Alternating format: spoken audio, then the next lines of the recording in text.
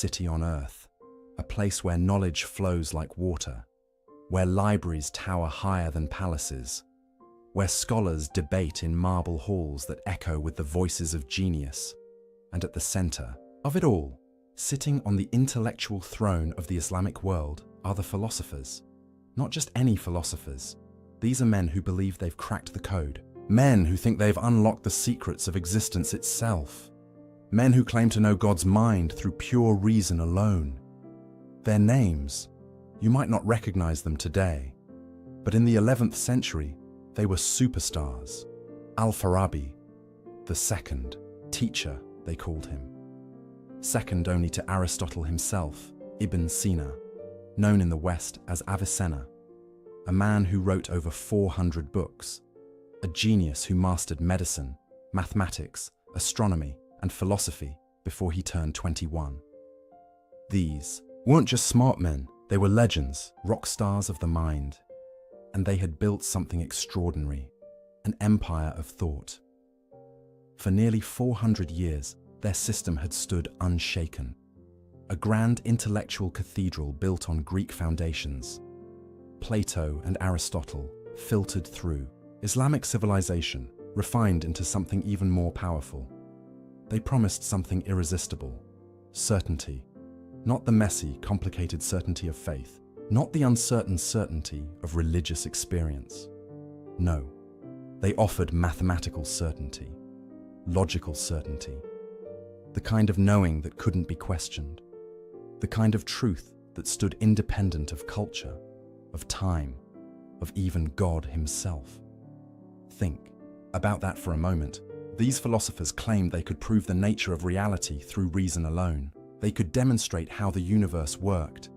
They could explain the divine. They could map the soul, all without revelation, all without prophets, all without scripture, just pure, cold, beautiful logic. And people believed them. The educated, elite of the Islamic world hung on their every word. Their books were copied and studied in every major city. Their ideas shaped how people understood everything: medicine, law, theology, politics. The philosophers had become the ultimate authority. But here's what made them truly dangerous. It wasn't just what they said, it was how certain they were when they said it.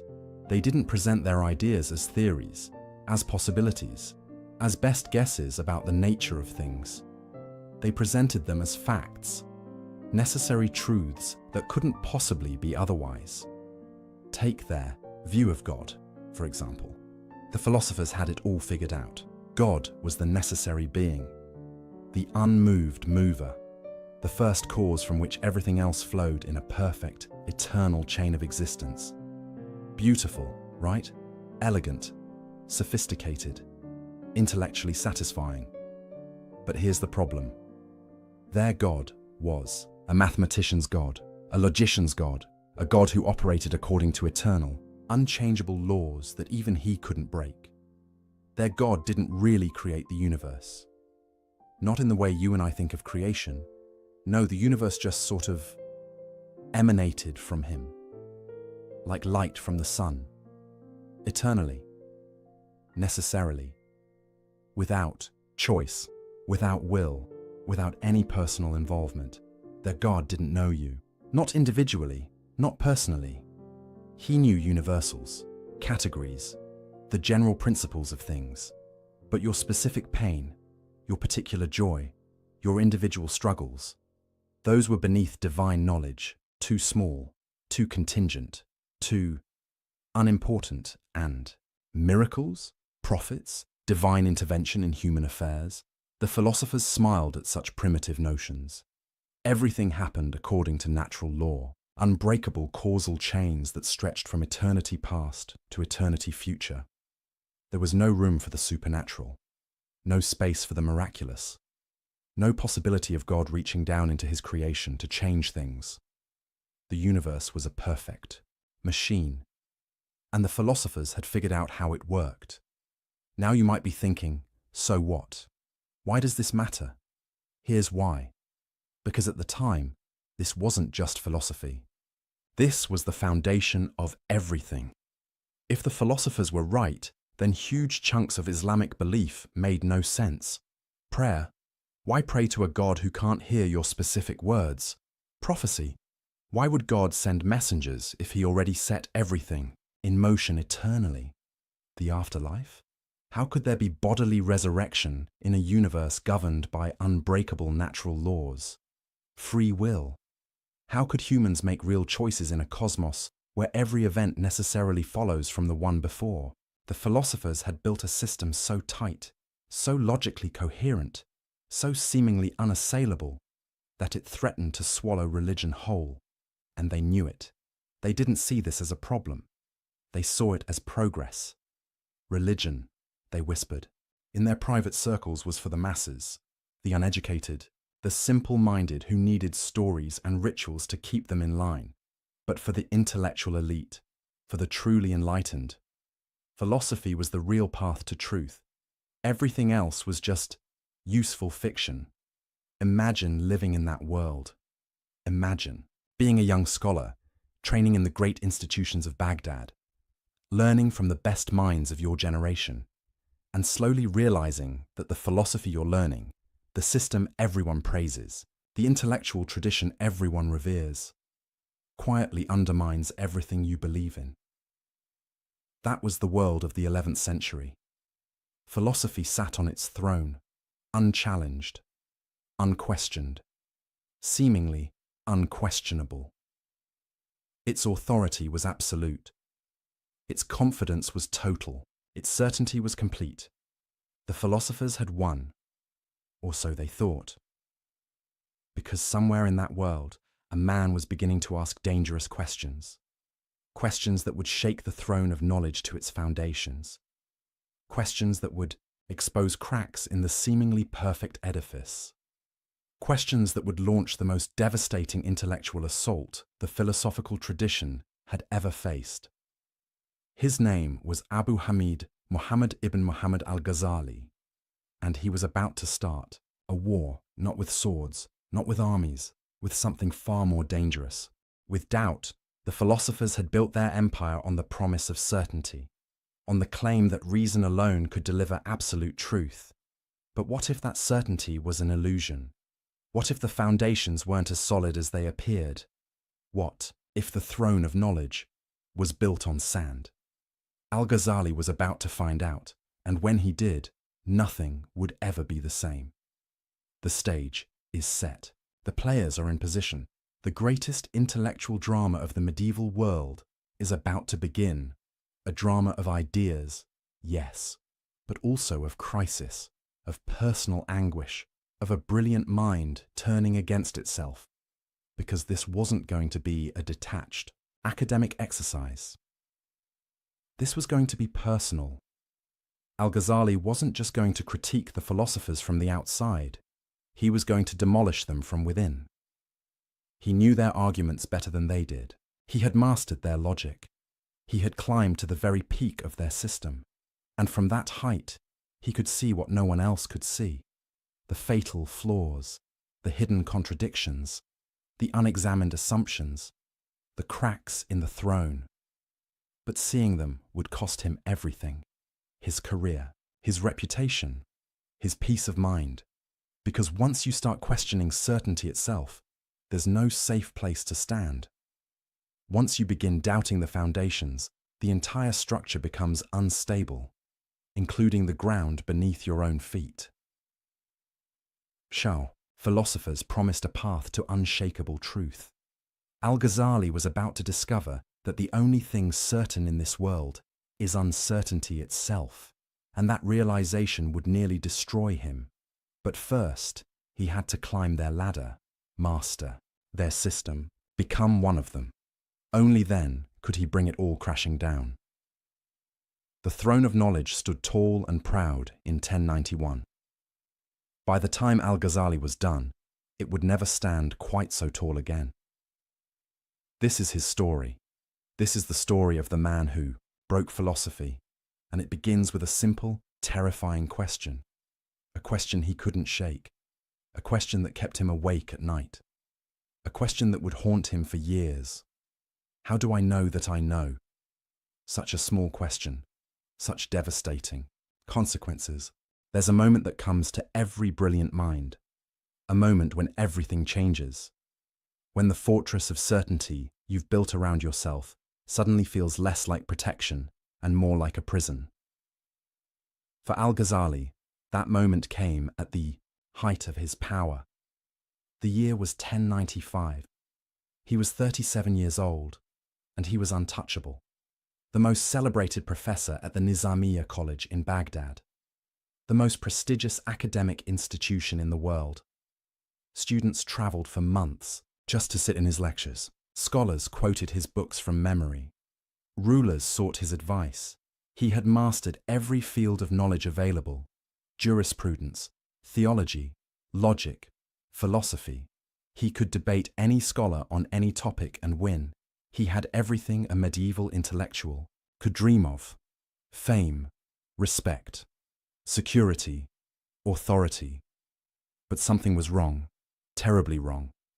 It started small, a whisper at the edge of his mind. A question that appeared during a lecture, uninvited.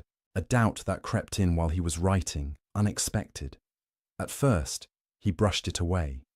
He was Al-Ghazali, the proof of Islam, the renewer of faith. Doubt was for lesser minds, for students still learning, for people who hadn't yet mastered the art of reasoning. Not for him, but the whisper wouldn't leave. It grew louder, more insistent, more impossible to ignore, and the question it kept asking was devastatingly simple. How do you know? Not how do you know this particular fact or that specific argument, but how do you know anything at all? How do you know that your senses are telling you the truth? How do you know that your reasoning is valid? How do you know that what you call knowledge isn't just elaborate self-deception? These weren't new questions, of course. Philosophers had played with skepticism before, as intellectual exercises, as thought experiments to sharpen their logical tools. But this was different. This wasn't a game. For Al-Ghazali, these questions became visceral, urgent, inescapable. He would stand before his students, delivering brilliant lectures on Islamic law, and in the back of his mind, a voice would whisper, "But how do you know any of this is true?" He would write treatises defending orthodox theology against philosophical attacks, and the voice would ask, "But what makes your theology any more certain than their philosophy?" He would cite authorities, hadith, Quranic verses, logical proofs, and the voice would push back. "But how do you know your interpretation is correct? How do you know your logic isn't flawed? How do you know anything?" This is what intellectual crisis actually feels like, not like a dramatic moment of revelation, not like suddenly seeing the truth, more like drowning in slow motion, like watching the ground beneath you turn to quicksand, like feeling the walls of your mind close in. Al-Ghazali later described it as a sickness, a disease of the soul that spread through every part of his being. He couldn't eat. He couldn't sleep. He couldn't teach without feeling like a fraud. Because, here's what he realized. All his life, he had been in the business of certainty. As a jurist, he issued legal rulings. This is permissible. That is forbidden. These are definitive judgments backed by divine law. As a theologian, he defended religious truth. God is like this. Reality works like that. These are facts about existence itself. As a professor, he transmitted knowledge. Learn this, master that, build your understanding on these foundations. His entire career was built on the assumption that certain knowledge was possible, that you could know things for sure, that truth was accessible, that the human mind could grasp reality. But now that assumption was crumbling, and it all started with sense perception, Al-Ghazali began asking himself, why do I trust my senses? Sure, they usually seem reliable. I see a table, I touch it, it's solid, it's there. But I also dream, and in dreams, I'm absolutely convinced that what I'm experiencing is real. I see dream tables, I touch dream walls, I have dream conversations, and in the dream, it all feels completely certain. It's only when I wake up that I realize None of that was real. So here's the terrifying question. How do I know I'm not dreaming right now? How do I know that everything I call waking life isn't just another dream, a longer dream, a more consistent dream, but still a dream? You might say, but when you wake up, you can distinguish dream from reality. Can you though? Or do you just have another experience, another set of sensations that you've learned to call waking up? Maybe there's another level of consciousness beyond this one, a higher waking state. And when you reach it, you'll look back on everything you called real life the way you now look back on dreams, as illusions, as phantoms, as experiences that felt certain but weren't. Al-Ghazali sat with this possibility, and it shook him. But it got worse. Because even if you accept your senses as basically reliable, there's still reason. Logic. Rational thought, the tool philosophers swore by. The instrument that supposedly gave absolute certainty. Al-Ghazali had spent decades mastering logic. He knew every rule, every form of valid inference, every technique of reasoning. He was a master logician, and now he was asking, but why should I trust logic? Think about it. When you make a logical argument, you're relying on certain principles. The law of non-contradiction, the law of excluded middle. You assume that if A equals B and B equals C, then A equals C. But why? Because it's self-evident, philosophers would say. Because to deny it leads to absurdity. But who decides what's self-evident? Your mind does, and how do you know your mind is reliable? You can't use logic to prove logic works. That's circular reasoning. You can't use your mind to verify your mind is trustworthy. That's like asking a liar if he's lying. So what's left? Al-Ghazali realized he was trapped. Every foundation he tried to stand on turned out to rest on another assumption, and that assumption rested on another, and another. It was assumptions all the way down. No bedrock, no solid ground, no ultimate certainty. This wasn't just an intellectual problem. This was an existential crisis. Because Al-Ghazali had built his entire life on the belief that knowledge was possible, that truth was real, that you could be certain about important things. And now that belief was collapsing. He describes lying in bed for months, paralyzed by doubt, unable to work, unable to teach, unable to function. His colleagues were confused. His students were worried. His reputation was at stake. But he couldn't explain what was happening to him. How do you tell people, I'm not sure anything I've ever taught you is actually true? How do you say, I've lost faith in the very possibility of knowledge? You can't. So he suffered in silence. But here's where it gets really interesting. In the midst of this crisis, Al-Ghazali made a crucial observation. The same doubt that was destroying him was also destroying the philosophers' claims. Because the philosophers claimed certainty. Absolute, unshakable certainty about the nature of reality. They said, through pure reason, we know that the universe is eternal. But how do they know? They said, through logical deduction, we know that God knows only universals. But how do they know? They said, through philosophical demonstration, we know that miracles are impossible. But how do they know? They were using the same tools Al-Ghazali now doubted. Sense perception, logical reasoning, rational inference. They were building their grand system on the same shaky foundations. But unlike Al-Ghazali, they hadn't questioned those foundations. They assumed reason was reliable. They assumed logic gave certainty. They assumed the human mind could grasp ultimate truths, without proof, without justification, without examining their own assumptions. And that was their fatal mistake. Because if you claim certainty, you better be able to prove you have it, and the philosophers couldn't. They just assumed they could know. They took it for granted. They built an empire of thought on an unexamined foundation. Al-Ghazali saw this now, saw it with a clarity born of personal suffering. He had been where they were, confident, certain, secure in his knowledge. and he had discovered that certainty was an illusion, a comforting lie we tell ourselves to avoid confronting the abyss of uncertainty beneath everything we think we know. This realization changed everything. Al-Ghazali wasn't going to critique the philosophers from a position of rival certainty. He wasn't going to say, "Your system is wrong and mine is right." He was going to do something far more devastating. He was going to show that their certainty was unjustified, that their claims to knowledge were baseless, that their entire edifice of thought rested on assumptions they couldn't defend.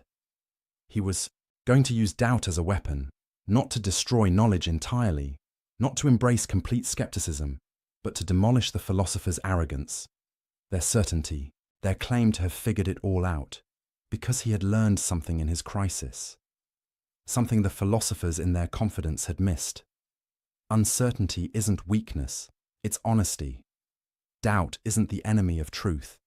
It's the beginning of wisdom, and the willingness to question everything, even your own mind, is the only real path to understanding. The philosophers had never done that. They had never truly doubted, never really questioned their foundations, never honestly asked, "How do I know that I know?" They had been too busy building their systems to examine the ground beneath them. Al-Ghazali had looked down, and he had seen the abyss. And from that abyss, he was going to launch his attack, not as a rival philosopher offering a competing system of certainty, but as someone who had been to the edge and back, someone who knew what the philosophers didn't. That certainty itself is the problem, that the claim to absolute knowledge is the original sin of philosophy, that you can't build a tower to heaven when you're standing on quicksand. He began to write. Slowly, at first, testing his thoughts, working through his arguments. The title came to him clearly. Tahafut al-Falasifa, the incoherence of the philosophers. Not the errors of the philosophers, not against the philosophers. The incoherence, the internal contradictions, the logical breakdowns, the places where their system fell apart under its own weight. He wasn't going to refute them with a rival system. He was going to show that their system refuted itself. This was going to be surgical, precise, devastating. He would take their own tools, their own logic, their own methods of reasoning, and turn them against the philosophers themselves. He would show that on their own terms, using their own standards, their conclusions didn't follow, that their certainty was unjustified, that their claims were incoherent, that the throne of knowledge they sat on was a house of cards. And when he was done, philosophy would never be the same. But this wasn't going to be easy, because to dismantle the philosophers, he first had to master them completely. He had to understand their system better than they did, see its weaknesses from the inside. He had to become one of them before he could destroy them, and that journey would take him to the darkest corners of thought, to questions that had no comfortable answers, to ideas that threatened everything he believed. He was about to catalogue 20 problems with philosophical thought, 20 cracks in the edifice, 20 reasons why certainty was impossible, 20 ways the philosophers had deceived themselves and everyone else. But we're going to focus on the big three. The three problems so devastating, so fundamental, so destructive to the philosophical worldview that Al-Ghazali declared them heresy, not just errors, not just mistakes, full-blown disbelief. Because these three ideas didn't just challenge philosophy, they challenged the very possibility of meaning, of purpose, of human dignity. They made the universe cold, mechanical, empty. And Al-Ghazali was going to show why they were wrong. The first problem, the eternity of the world. The second, God's knowledge of particulars. The third, the denial of bodily resurrection. Each one a battlefield, each one a crisis, each one a question that cuts to the heart of what it means to be human. And Al-Ghazali was ready for war. The whisper of doubt had become a battle cry. The personal crisis had become a philosophical weapon. The man who had lost, his certainty was about to take certainty away from everyone else. And in doing so, he would change the course of intellectual history. The throne of knowledge was about to be shaken, and Al-Ghazali was the one holding the hammer. Imagine you're an architect. You've been hired to inspect a magnificent building, a cathedral that stood for 400 years. Everyone says it's perfect, unshakable, a masterpiece of engineering. Your job: find the flaws, not cosmetic issues, not minor cracks in the paint, structural problems, fatal weaknesses, the kind of flaws that mean the whole thing could come down. That's what Al-Ghazali was about to do to philosophy, but he wasn't going to be random about it. He wasn't going to just throw criticisms at the wall and see what stuck. He was methodical, strategic, surgical.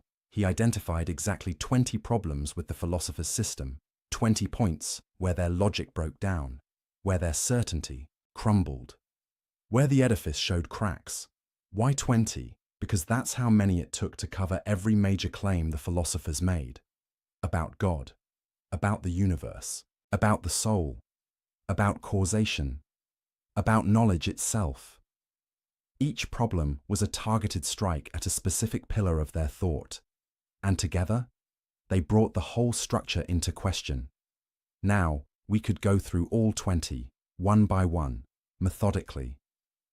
But that would take hours, and honestly, some of them are technical, philosophical inside baseball that only specialists care about.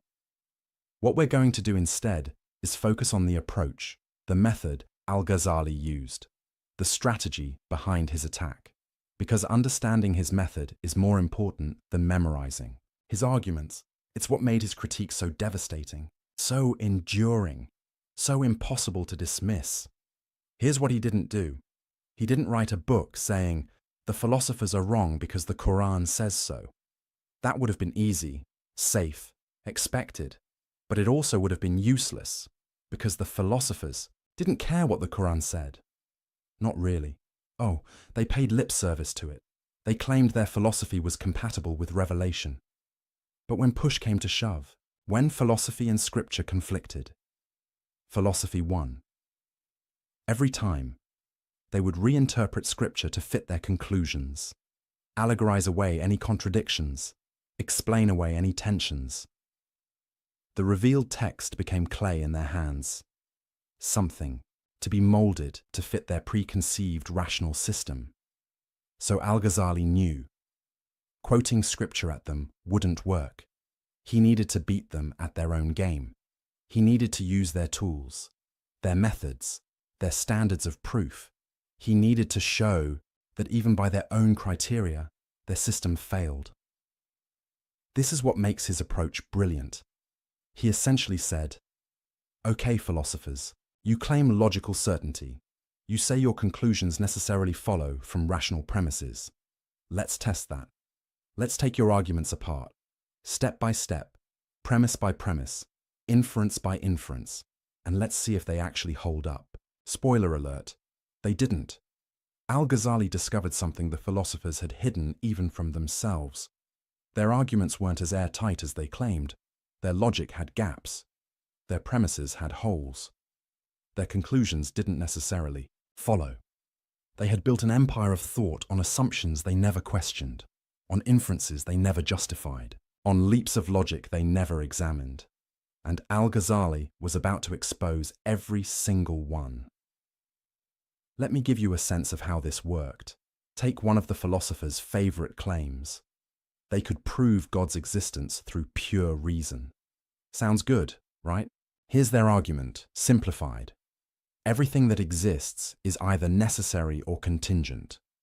Either it must exist, or it could possibly not exist. The universe is full of contingent things, things that might not have existed. You, me, this planet, this galaxy. Contingent things need a cause, something that brought them into existence. But you can't have an infinite chain of contingent causes. That's logically impossible. So there must be a necessary being at the start of the chain, something that exists by its own nature, something uncaused, and that necessary being is God. Boom. Logical proof of God's existence. The philosophers were proud of this argument. They thought it was bulletproof. Al-Ghazali looked at it and said, "Really, let's examine this more closely. First problem, why can't you have an infinite chain of causes?" The philosophers said, "Because that's absurd. You need a first cause." But why? Where's the logical proof that an infinite regress is impossible? They assumed it. They declared it. They found it intuitively obvious. But they never proved it. That's assumption number one. Second problem. Even if you need a first cause, why must it be God? Why not just an impersonal necessary being, a principle, a force, a quantum field? The philosophers jumped from "there must be something necessary" to "that something is God with all the attributes we claim." But that's a huge leap, and they never justified it. That's assumption number two. Third problem. This whole argument assumes causation works the way they think it does. But what if causation itself is questionable? What if cause and effect aren't as straightforward as they seem? We'll come back to this later, but for now, just note, the entire argument rests on an assumption about causation. That's assumption number three. See what Al-Ghazali was doing? He wasn't saying, "Your conclusion is wrong." He was saying, "Your proof doesn't work. You claim logical certainty, but you're actually making multiple unproven assumptions. You're not proving anything. You're just asserting things and calling it proof." This is devastating, because the philosopher's whole appeal was certainty, rational demonstration, logical necessity. If their proofs don't actually prove anything, if they're just sophisticated-sounding assertions, then their entire project collapses. They're not doing something fundamentally different from theologians or mystics or prophets. They're just dressing up their assumptions in logical clothing and pretending it's knowledge. Al-Ghazali did this 20 times. 20 major philosophical claims. 20 supposedly airtight arguments. And in each case, he showed, the proof doesn't hold. The logic has gaps. The certainty is illusory. But here's where it gets really interesting.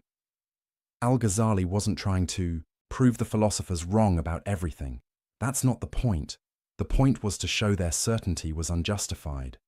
Maybe the universe is eternal. Maybe it's not. But you can't prove it through pure reason. Maybe God knows only universals. Maybe he knows particulars. But you can't demonstrate it logically. Maybe bodily resurrection is impossible. Maybe it's not. But you can't rule it out with philosophy. Al-Ghazali was attacking their epistemological arrogance, their claim to have certain knowledge about things that by their nature transcend human reason. He was saying, you don't know as much as you think you know.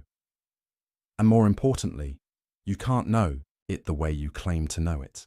The tools you're using, sense perception, logical inference, rational demonstration, they're not capable of giving you certainty about ultimate questions. You've overestimated what reason can do. This is a profound insight, because Al-Ghazali wasn't anti-reason. He wasn't saying logic is useless. He was saying, reason has limits. Logic has boundaries. There are questions the human mind simply can't answer with certainty, and the philosopher's mistake was thinking they could transcend those limits. They thought they could stand outside the universe and see it objectively, like God would see it. They thought they could grasp eternal truths with temporal minds, infinite realities with finite understanding. They thought they could know the unknowable, and Al-Ghazali was calling them out, not from religious prejudice, not from anti-intellectual bias, but from a deeper understanding of what knowledge actually is and what it isn't. Now here's what made this approach so powerful. Al-Ghazali wasn't just being negative. He wasn't just tearing things down.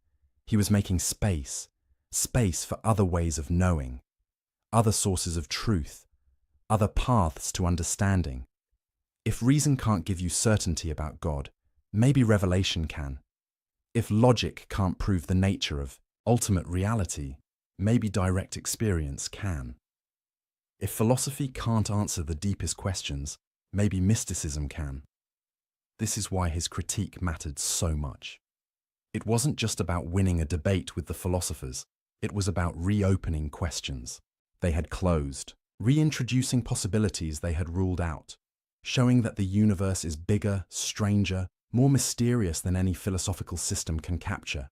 The philosophers had tried to fit reality into their logical categories. Al-Ghazali was showing that reality wouldn't fit, that there are aspects of existence that slip through the nets of rational analysis. That mystery isn't just what we haven't figured out yet, it's fundamental to what we are and where we are. But Al-Ghazali wasn't done, because among his 20 problems, 3 stood out. 3 issues so serious, so fundamental, so destructive to religious belief, that he couldn't just say, the proof is questionable. He had to go further. He had to say, if you believe these 3 things, you've crossed a line. You're not just philosophically mistaken, you're religiously deviant. You've abandoned beliefs so central to Islamic faith that you can't claim to be Muslim while holding them. This was serious. In Islamic intellectual history, calling someone's position heretical wasn't something you did lightly. It had legal consequences, social consequences. It could destroy careers and reputations. But Al-Ghazali felt he had no choice, because these 3 philosophical positions didn't just contradict scripture. They made religion meaningless. They made worship pointless. They made revelation unnecessary. If the philosophers were right about these 3 things, then Islam, as practiced by millions of believers, was built on a lie. Prayer became talking to yourself. Prophecy became delusion. The afterlife became fantasy. Al-Ghazali couldn't allow that to stand, so he drew a line in the sand. 20 problems with philosophy. Yes, the philosophers were wrong about many things, but 3 problems were in a different category. 3 positions were not just philosophical errors, they were religious disasters. The first, the eternity of the world. The philosophers claimed the universe has always existed. It didn't have a beginning. It won't have an end. It eternally emanates from God, the way light eternally emanates from the sun. Why did Al-Ghazali consider this heretical? Because if the world is eternal, then God didn't create it. Not in any meaningful sense. He didn't choose to bring it into being. He didn't will it to exist. He didn't make something from nothing. The universe just is, necessarily, eternally, without any real creative act on God's part. And if God didn't create, then what's his relationship to the universe? He becomes just another part of the cosmic machinery, not a creator, not a lord, not someone who acts, just the necessary being at the top of an eternal chain. This empties religion of meaning, because the whole point of worship is acknowledging that God made you, that you owe your existence to his choice, his will, his creative power. But if the universe is eternal, if God didn't really create, then what are you thanking him for? The second position, God's knowledge of particulars. The philosophers argued that God knows universals but not particulars. He knows humanity but not individual humans. He knows events but not specific events. He knows categories, principles, forms, but not you, not your choices, not your life. Why heretical? Because if God doesn't know particulars, then prayer is absurd. You're asking him for things he can't hear, confessing sins he can't perceive, seeking guidance he can't give. Your entire spiritual life becomes a conversation with yourself, and prophecy, revelation, divine guidance, all impossible. How can God send a specific message to a specific prophet at a specific time if he doesn't know specific things? How can there be divine law, divine judgment, divine mercy, if God doesn't know what you individually do? The philosopher's position made God distant, abstract, irrelevant to human life. And Al-Ghazali said, that's not just wrong, that's a denial of what God is. The third position, the impossibility of bodily resurrection. The philosophers argued that after death, only the soul survives. The body decays and is gone forever. There's no bodily resurrection, no physical afterlife, no gathering of bodies on Judgment Day. Why did Al-Ghazali consider this heretical? Because bodily resurrection is explicitly promised in the Quran, repeatedly, in clear language. And more than that, it's central to the concept of justice. If there's no bodily resurrection, then people who suffered physical torture get no physical restoration. People who committed physical crimes receive no physical punishment. The body becomes irrelevant to justice, to reward, to accountability. And that makes this life meaningless. Do what you want to your body, to others' bodies. It doesn't matter, because the body is just temporary housing, something you shed like clothing. The philosopher's position made ethics cheap, made suffering meaningless, made justice incomplete. And Al-Ghazali couldn't accept that.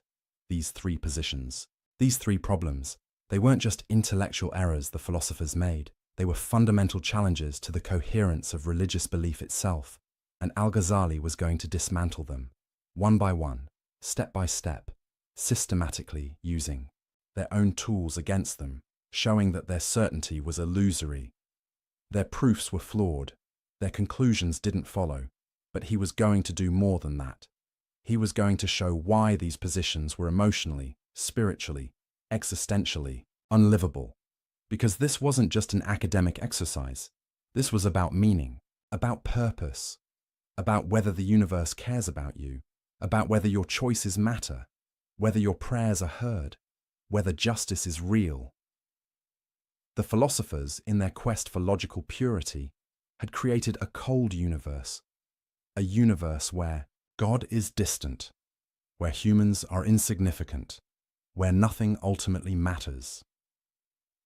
Al-Ghazali was about to warm it back up, not through sentiment, not through wishful thinking, but through rigorous philosophical argument, showing that the philosophers' cold universe wasn't logically necessary, that their conclusions didn't follow from their premises, that you could be just as rational, just as logical, just as philosophically rigorous, while believing in a God who acts, who knows, who cares. The 20 problems were the artillery barrage, softening up the philosophical defenses, showing weaknesses everywhere. But the 3 heretical positions, those were the main assault, the focused attack on the heart of the philosopher's system, and Al-Ghazali was ready. He had the arguments, he had the method, he had the motivation. He knew what was at stake, not just winning a debate, not just defending orthodoxy, but preserving the possibility of meaning in a universe that philosophy was threatening to make meaningless. The throne of knowledge was trembling, the cracks were showing, and Al-Ghazali was about to strike at the foundations. 3 devastating blows, 3 knockout punches, 3 final arguments, starting with the most fundamental question of all. Did the universe have a beginning, or has it always existed? The philosophers said, always existed, obviously. Necessarily, Al-Ghazali said, prove it, and when they couldn't, he was going to show them why their position wasn't just unproven, it was incoherent. The battle was joined, and nothing would be the same after. Let me ask you a question. How long have you been alive? 20 years? 40? 60? However long it is, you can count it. It's a finite number. Now imagine someone asks you, how long has the universe existed? And you answer, forever. What does that even mean? This is where Al-Ghazali's first major battle with the philosophers began.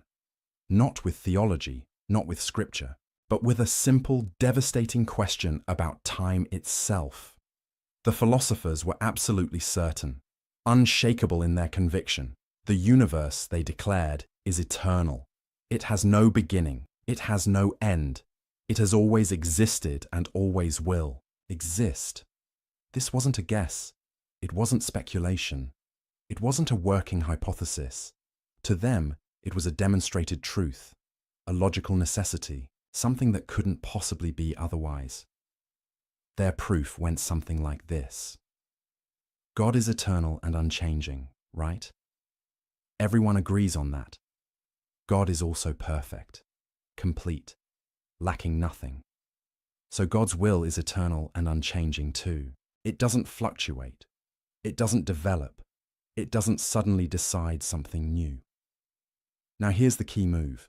If God eternally wills the universe to exist, then the universe must eternally exist. Because if the universe came into being at some point, in time, that would mean God's will changed.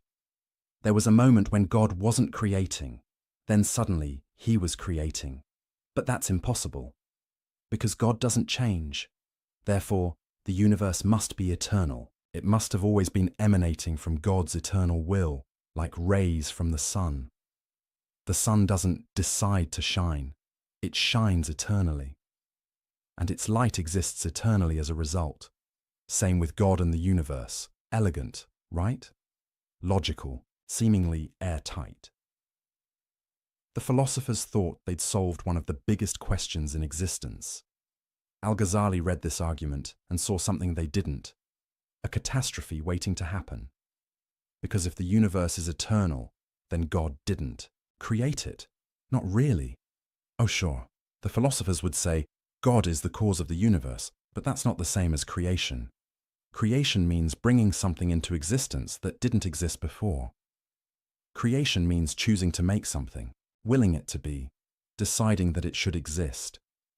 But if the universe has always existed, if it's eternal, then there was never a moment of creation, never a choice, never a divine decision. The universe just is, has always been, will always be, and God's relationship to it becomes mechanical, automatic, impersonal, like the relationship between the sun and its light. The sun doesn't love its light, doesn't know its light, doesn't care about its light. The light just necessarily flows from the sun's nature. Is that really what we mean by God? A cosmic mechanism that necessarily produces a universe the way a fire necessarily produces heat? Al-Ghazali saw where this led. If God didn't choose to create, then he doesn't choose anything.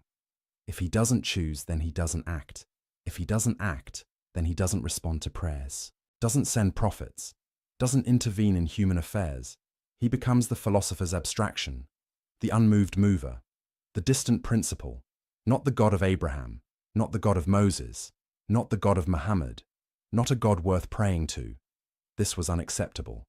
So, Al-Ghazali set out to demolish the philosopher's argument, and he started by asking the question they'd never properly considered. What does it actually mean for something to be eternal? The philosophers threw the word around like they understood it, eternal, infinite, without beginning or end. But Al-Ghazali pressed. Do you really know what you're talking about? Can you actually conceive of an infinite past? Think about it carefully. If the universe has existed forever, then an infinite amount of time has already passed. An infinite number of years, an infinite number of days, an infinite number of moments. But here's the problem. You can't traverse an infinite distance, by definition. If something is infinite, you can never reach the end of it. So how did we get to today? If an infinite amount of time had to pass before we arrived at this moment, we should never have arrived at this moment. Because you can't finish traveling through infinity, it's like saying, I started counting from negative infinity and I just reached zero. That's nonsense. You could never start from negative infinity.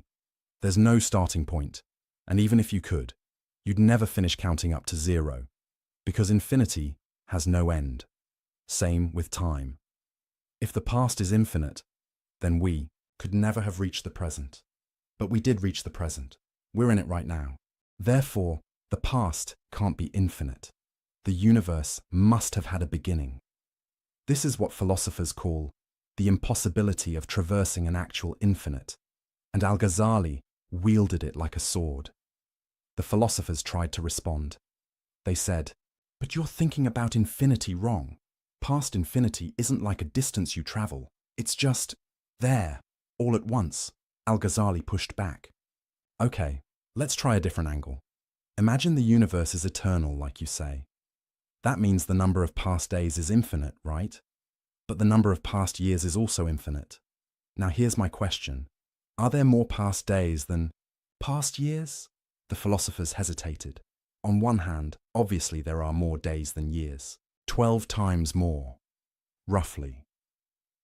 On the other hand, both numbers are infinite, and infinity equals infinity.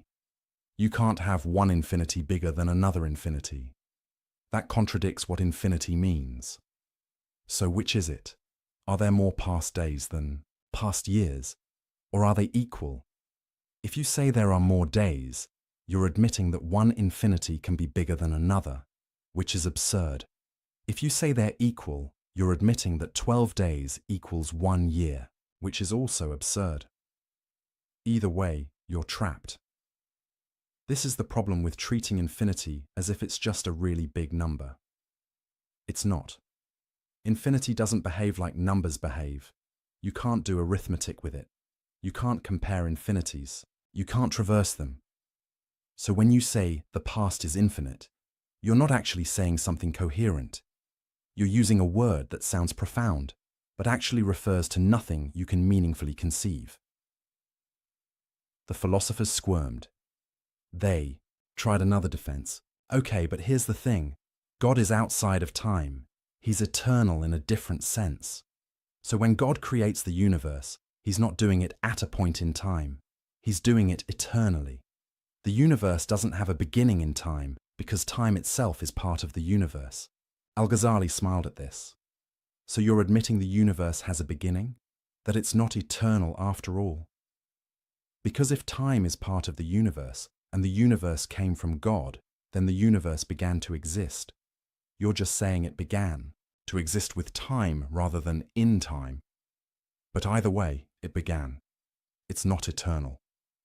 You've conceded my point while trying to argue against it. The philosophers realized they were in trouble. Every defense they mounted created new problems. But Al-Ghazali wasn't done. He had another angle of attack, an even more devastating one. He said, let's grant for a moment that the universe could be eternal, just for argument's sake. Let's imagine an infinite past actually makes sense. Even so, I can show you that it's not necessary, that God could have created the universe at any point in time, and if it's not necessary for the universe to be eternal, then your whole argument collapses. Here's how this worked. The philosophers claimed God's eternal will necessitates an eternal universe. But Al-Ghazali asked, why? Why couldn't God eternally will to create the universe at a specific moment? Think about it. You can decide today to do something tomorrow. Your decision is made today, but the action happens tomorrow. Your will exists at one time. The effect of your will exists at another time. So why couldn't God's eternal will produce a temporally originated universe? God could eternally intend, let the universe begin at moment X. That intention is eternal, unchanging, always part of God's will. But the universe itself still has a beginning, still comes into existence at a specific point. The philosophers said, but that means God's will has to wait, and God doesn't wait. Al-Ghazali countered, no, you're confusing God's will with God's action. God can will something eternally and actualize it temporally. Your problem is you've collapsed will and action into the same thing, but they're not the same, even for God. This was brilliant, because Al-Ghazali was using the philosophers' own distinction against them. They loved talking about God's essence versus God's attributes, God's knowledge versus God's action. Fine, apply that here. God's will can be eternal, but God's creative act can be temporal. No contradiction, no problem. No necessary eternal universe. The philosophers were backed into a corner, but they had one last card to play. They said, if the universe began, you have to explain why it began when it did and not earlier or later. If God could have created the universe at any point, why this point? What changed? Without a reason for the specific timing, creation becomes arbitrary, random, which is unworthy of God. This was their trump card, the principle of sufficient reason. Everything needs a reason, a cause, an explanation for why it is the way it is. If the universe began at moment X rather than moment Y, there must be a reason. But if God is eternal and unchanging, There can't be a reason for one moment over another. All moments are equal to God. So, either the universe is eternal, or creation is arbitrary. Pick your poison. Al-Ghazali looked at this argument and laughed, not because it was bad, but because it was so revealing. The philosophers were demanding that God conform to their philosophical principles. They were saying, God must have a reason for everything he does, and that reason must be accessible to human understanding. But why? Who says God needs to justify his choices to philosophers? Who says divine wisdom has to make sense according to human logic? The philosophers had forgotten something crucial. God is not like us. His knowledge is not like our knowledge. His will is not like our will. His reasons are not like our reasons. To demand that God provide a philosophical explanation for why he created when he did is to put philosophy above God. It's to say, God, you can only act in ways we can understand, ways that fit our logical frameworks, ways that satisfy our principle of sufficient reason. But that's backwards. God is the source of reason, not bound by it. God is the ground of logic, not subject to it. If God chooses to create at a particular moment for reasons known only to him, that's his prerogative. You don't get to say, that's arbitrary, therefore impossible. You're not in a position to judge. This was the deeper issue Al-Ghazali exposed. The philosophers had made reason into a god. They had elevated logical principles to the status of eternal, necessary truths that even God must obey. But that's idolatry. Not of statues or images, but of the human intellect. They had said, if we can't understand it, it can't be true. If our logic can't accommodate it, it can't be real. If our philosophy can't explain it, it can't exist. That's the ultimate arrogance. And Al-Ghazali was calling it out. The universe doesn't owe you an explanation. God doesn't owe you an explanation. Your inability to understand something doesn't make it false. Your inability to fit it into your system doesn't make it impossible. Reality is bigger than your categories. Mystery is deeper than your logic. And God is more than your philosophy can contain. This was the heart of Al-Ghazali's critique, not just of the eternal universe claim, but of the entire philosophical project. The philosophers thought they could master reality through reason. They thought they could deduce the nature of existence from first principles. They thought they could figure out God's mind by clever arguments. Al-Ghazali showed them they couldn't. Not because reason is useless. Not because logic doesn't matter, but because reason has limits. Logic has boundaries. Philosophy has a proper scope, and questions about God's creative will lie beyond that scope. You can't prove the universe is eternal. You can't prove it had a beginning, not through pure philosophy, not with certainty. The most you can say is, both are possible. Both are conceivable. Neither leads to logical contradiction. So if you're going to choose between them, you need something other than philosophy to decide. Revelation, maybe. Faith. Direct experience of the divine. But not philosophical demonstration. Because philosophical demonstration can't get you there.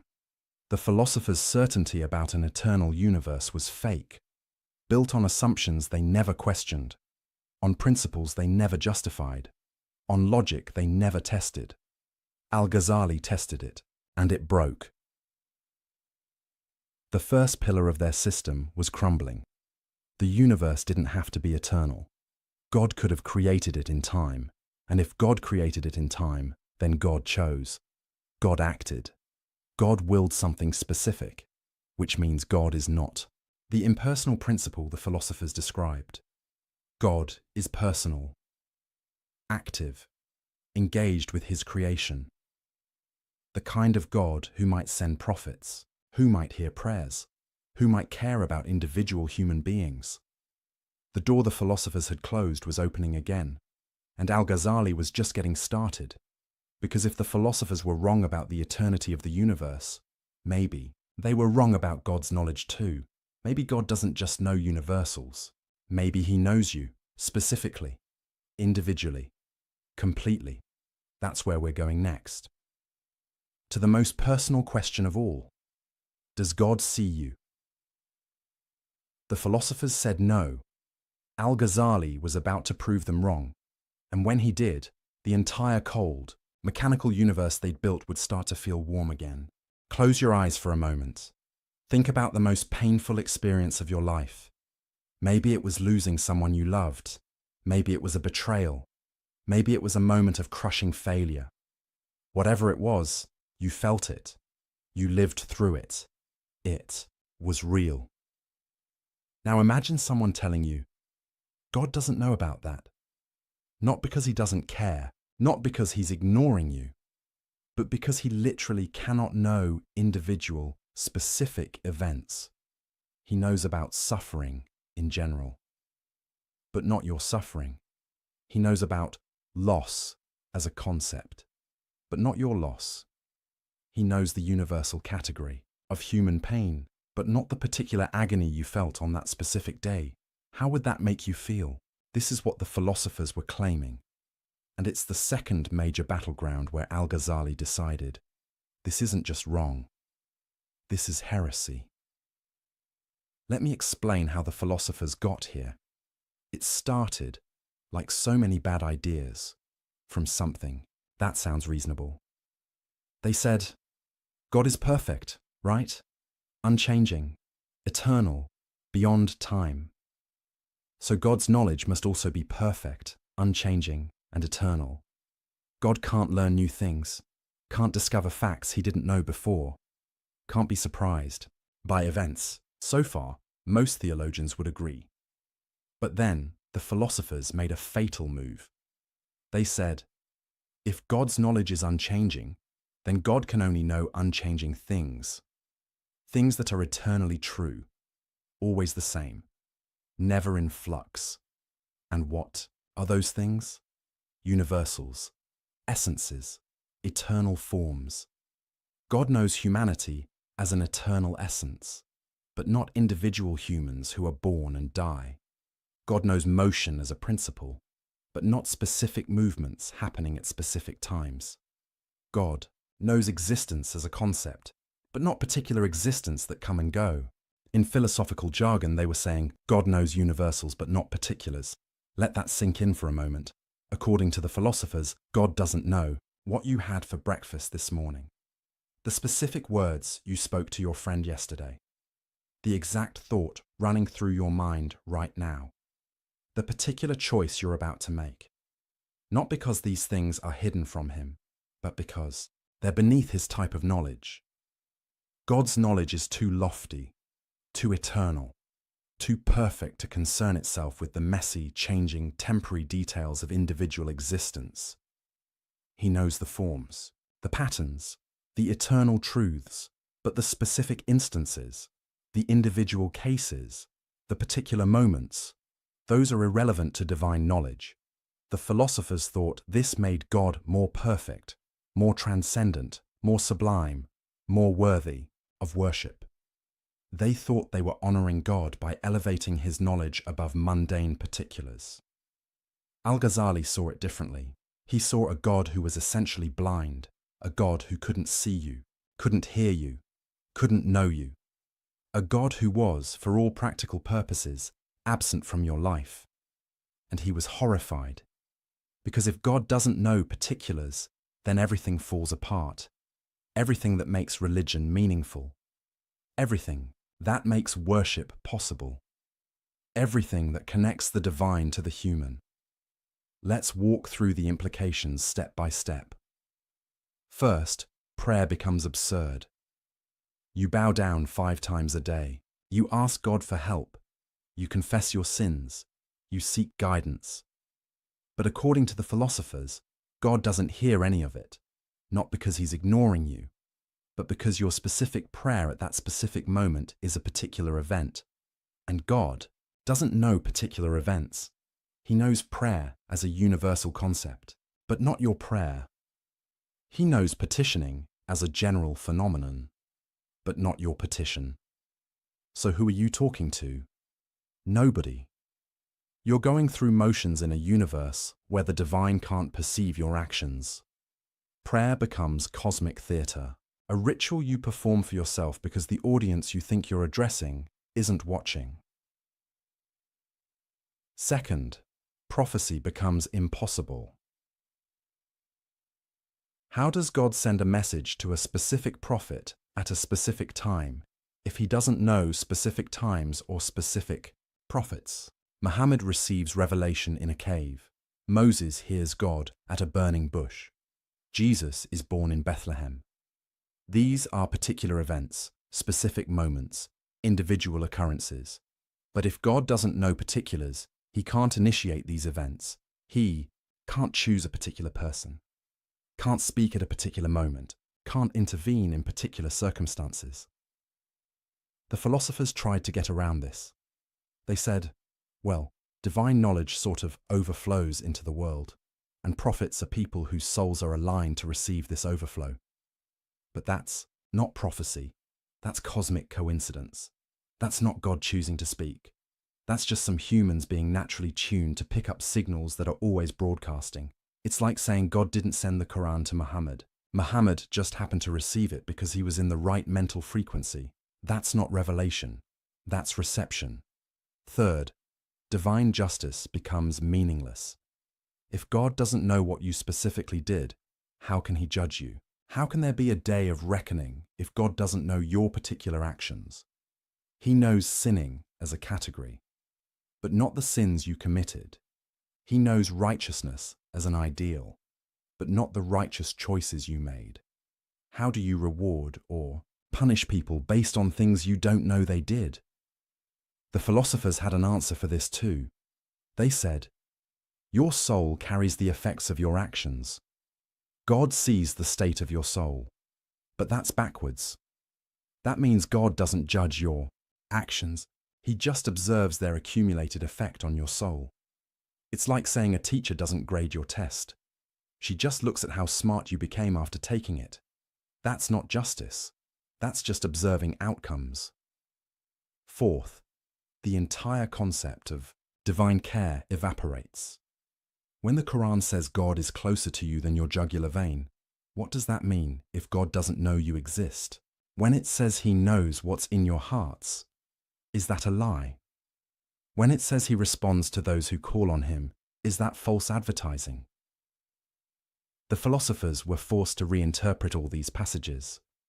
They said, these verses speak metaphorically for the common people, but the real truth is more abstract. In other words, Scripture lies to the masses because they can't handle the truth that God doesn't actually know you, doesn't actually care about you, doesn't actually engage with your life. He's just the eternal principle at the top of the cosmic hierarchy, majestic, perfect, sublime, and utterly, completely indifferent to your existence. This is what Al-Ghazali couldn't stomach. Not because it hurt his feelings, not because it was emotionally unsatisfying, but because it made religion incoherent.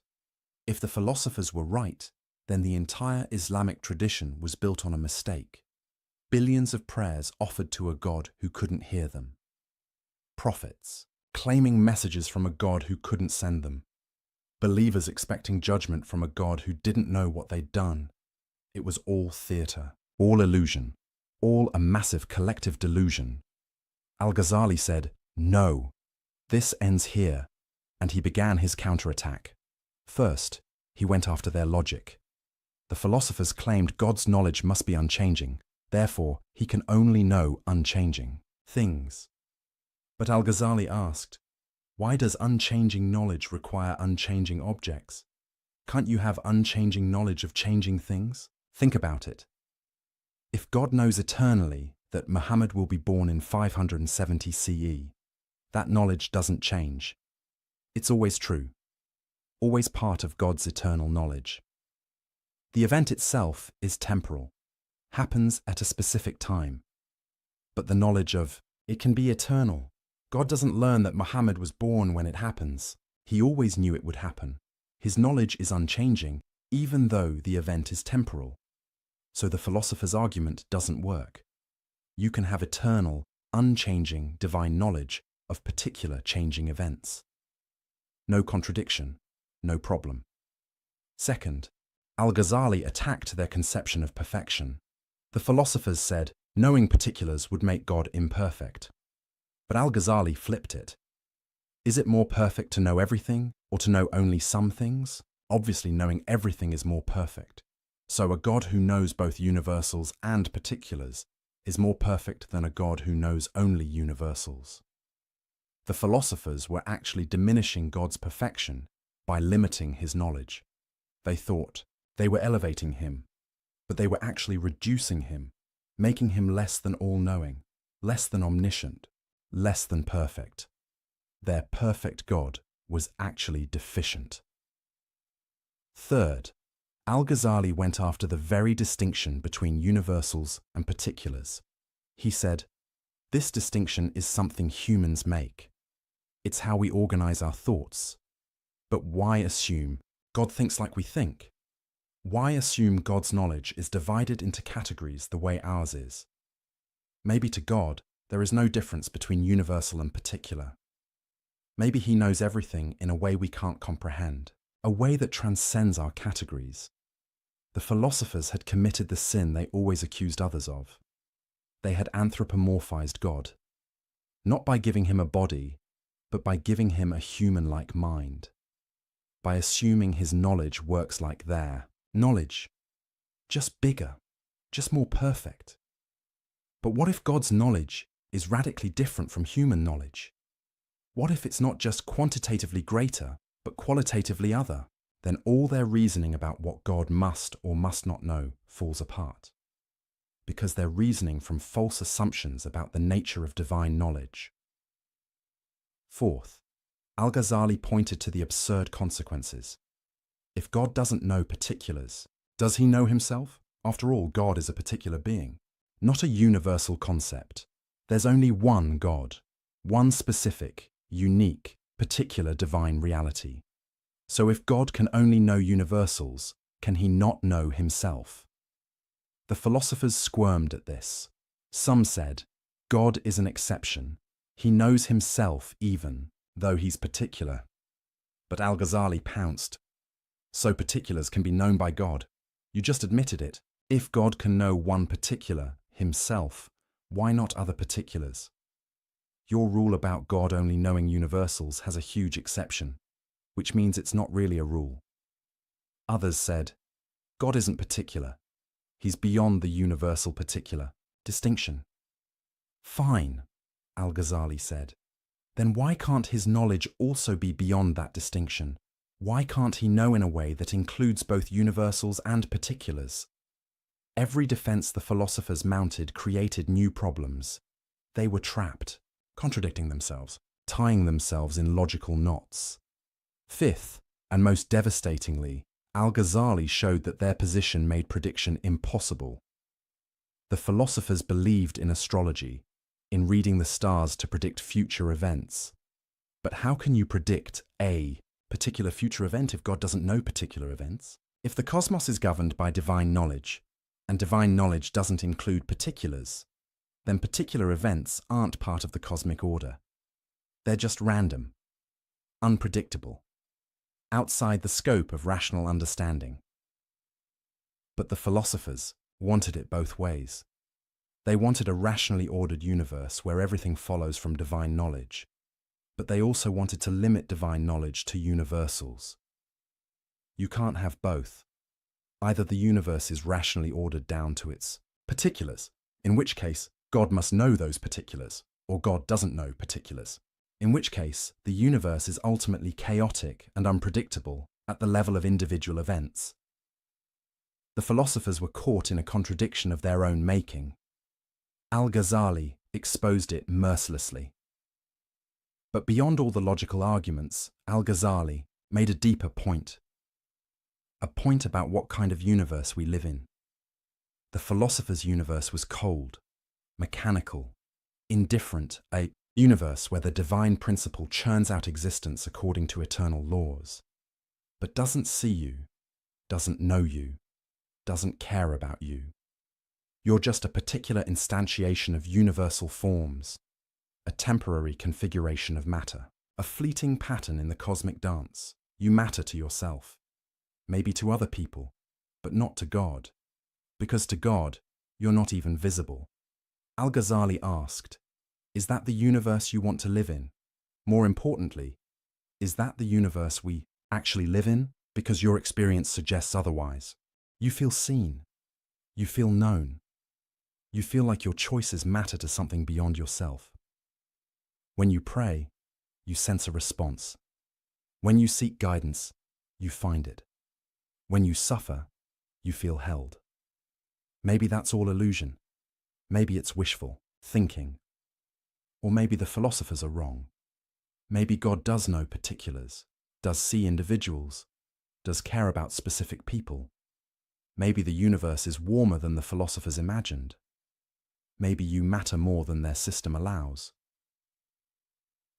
This was the choice Al-Ghazali presented, not as a logical proof, not as a philosophical demonstration, but as an existential question. Which universe do you actually live in? The cold universe of the philosophers, where God is distant and unknowing, or a universe where God sees you, where your prayers are heard, where your life matters? You can't prove it either way through philosophy, but you can look at your experience. You can examine your life. You can trust your intuition. And most people, when they're honest, know which universe feels real. The philosophers had built an impressive system, but they'd built it at the cost of making religion meaningless and human, life insignificant. Al-Ghazali tore it down, not with wishful thinking, not with sentimental appeals, but with rigorous philosophical argument that showed their position was logically flawed and existentially unlivable. God knows particulars. He must. He can. He does. Your prayers are heard. Your actions are seen. Your life is known, not because Scripture says so, though it does, but because any other conclusion makes a mockery of divine perfection and reduces God to less than all-knowing. The philosopher's God was too small, too limited, too bound by human categories. Al-Ghazali's God was bigger, greater, more truly divine. The second pillar of philosophy was crumbling. But Al-Ghazali wasn't done, because the philosophers had one more devastating claim to answer. The most personal one of all, the claim about what happens when you die. You strike a match. It lights. Why? You probably think, because striking creates friction. Friction creates heat. Heat ignites the chemicals on the match head. Cause and effect. Simple, obvious, undeniable. But what if I told you that's not what's actually happening? What if the match lighting has nothing to do with you striking it? What if every time you think you're seeing cause and effect, you're actually witnessing something far stranger? Welcome to the most radical, most controversial, most mind-bending argument Al-Ghazali ever made. This is where he didn't just challenge the philosophers, he challenged reality itself, or at least what you think reality is. Let's back up and understand what was at stake. The philosophers had built their entire system on causation.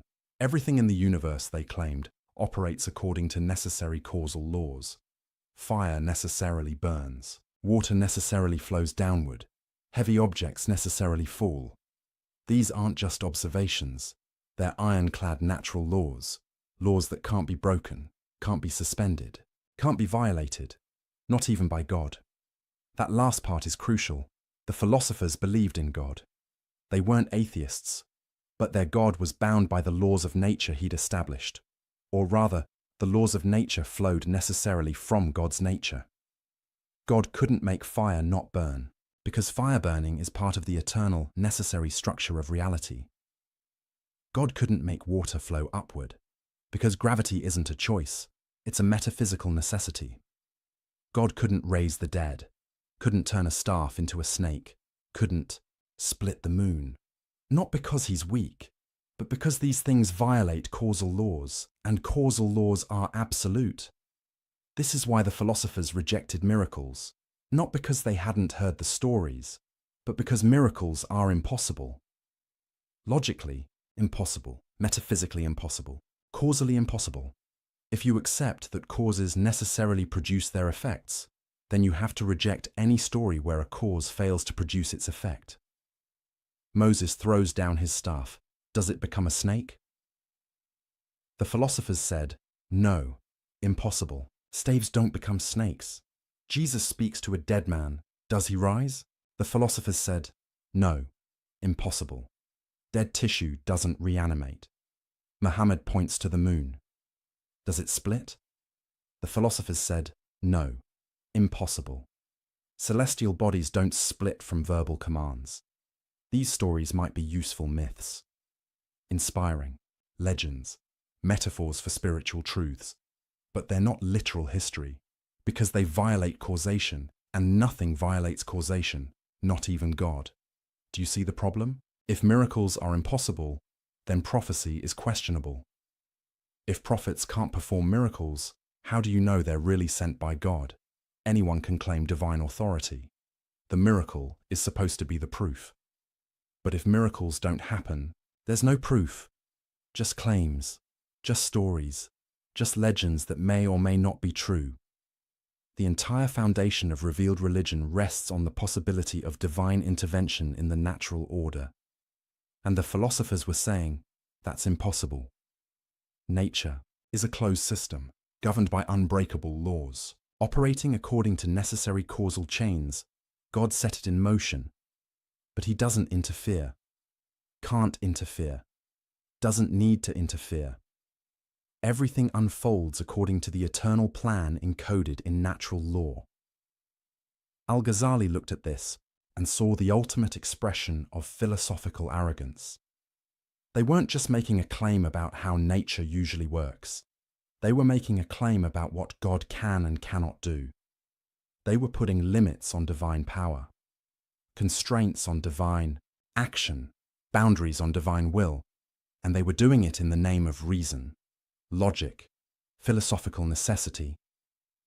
Al-Ghazali decided this has to be destroyed, not just criticized, not just questioned, utterly demolished.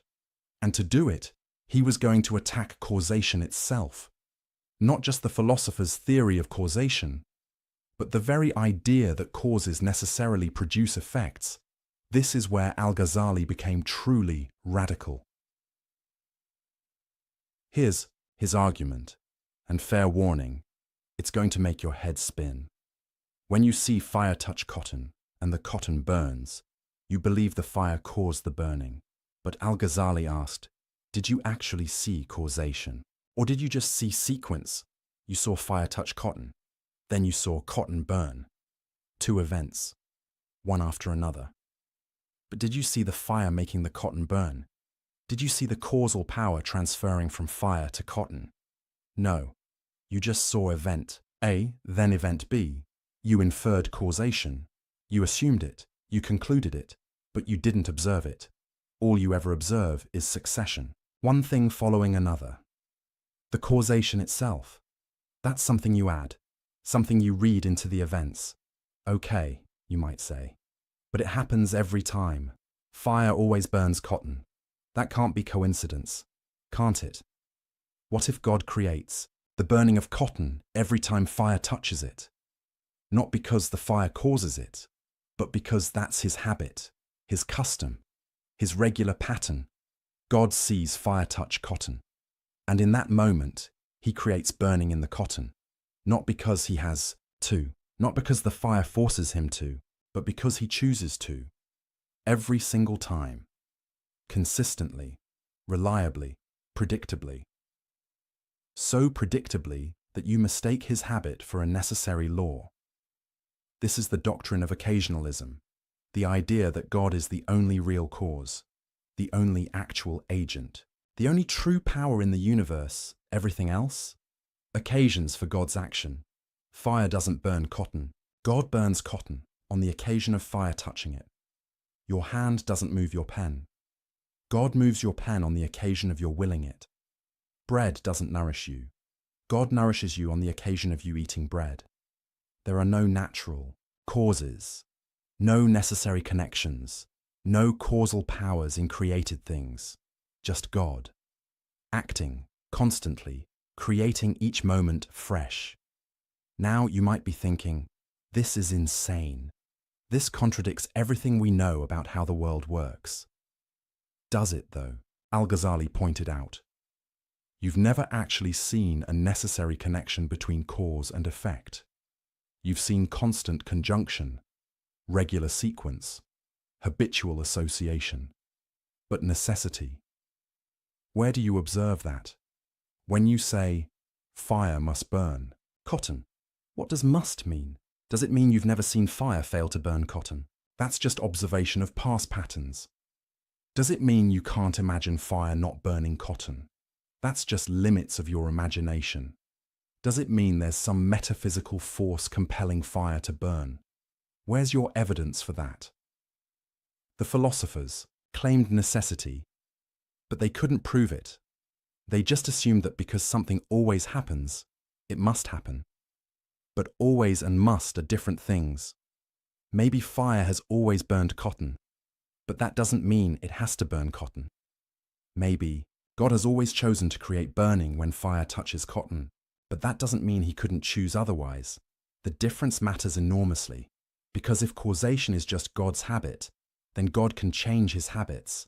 He can make fire not burn, water not wet, gravity not pull, not as violations of natural law, because there are no natural laws, only divine habits, and habits can be broken.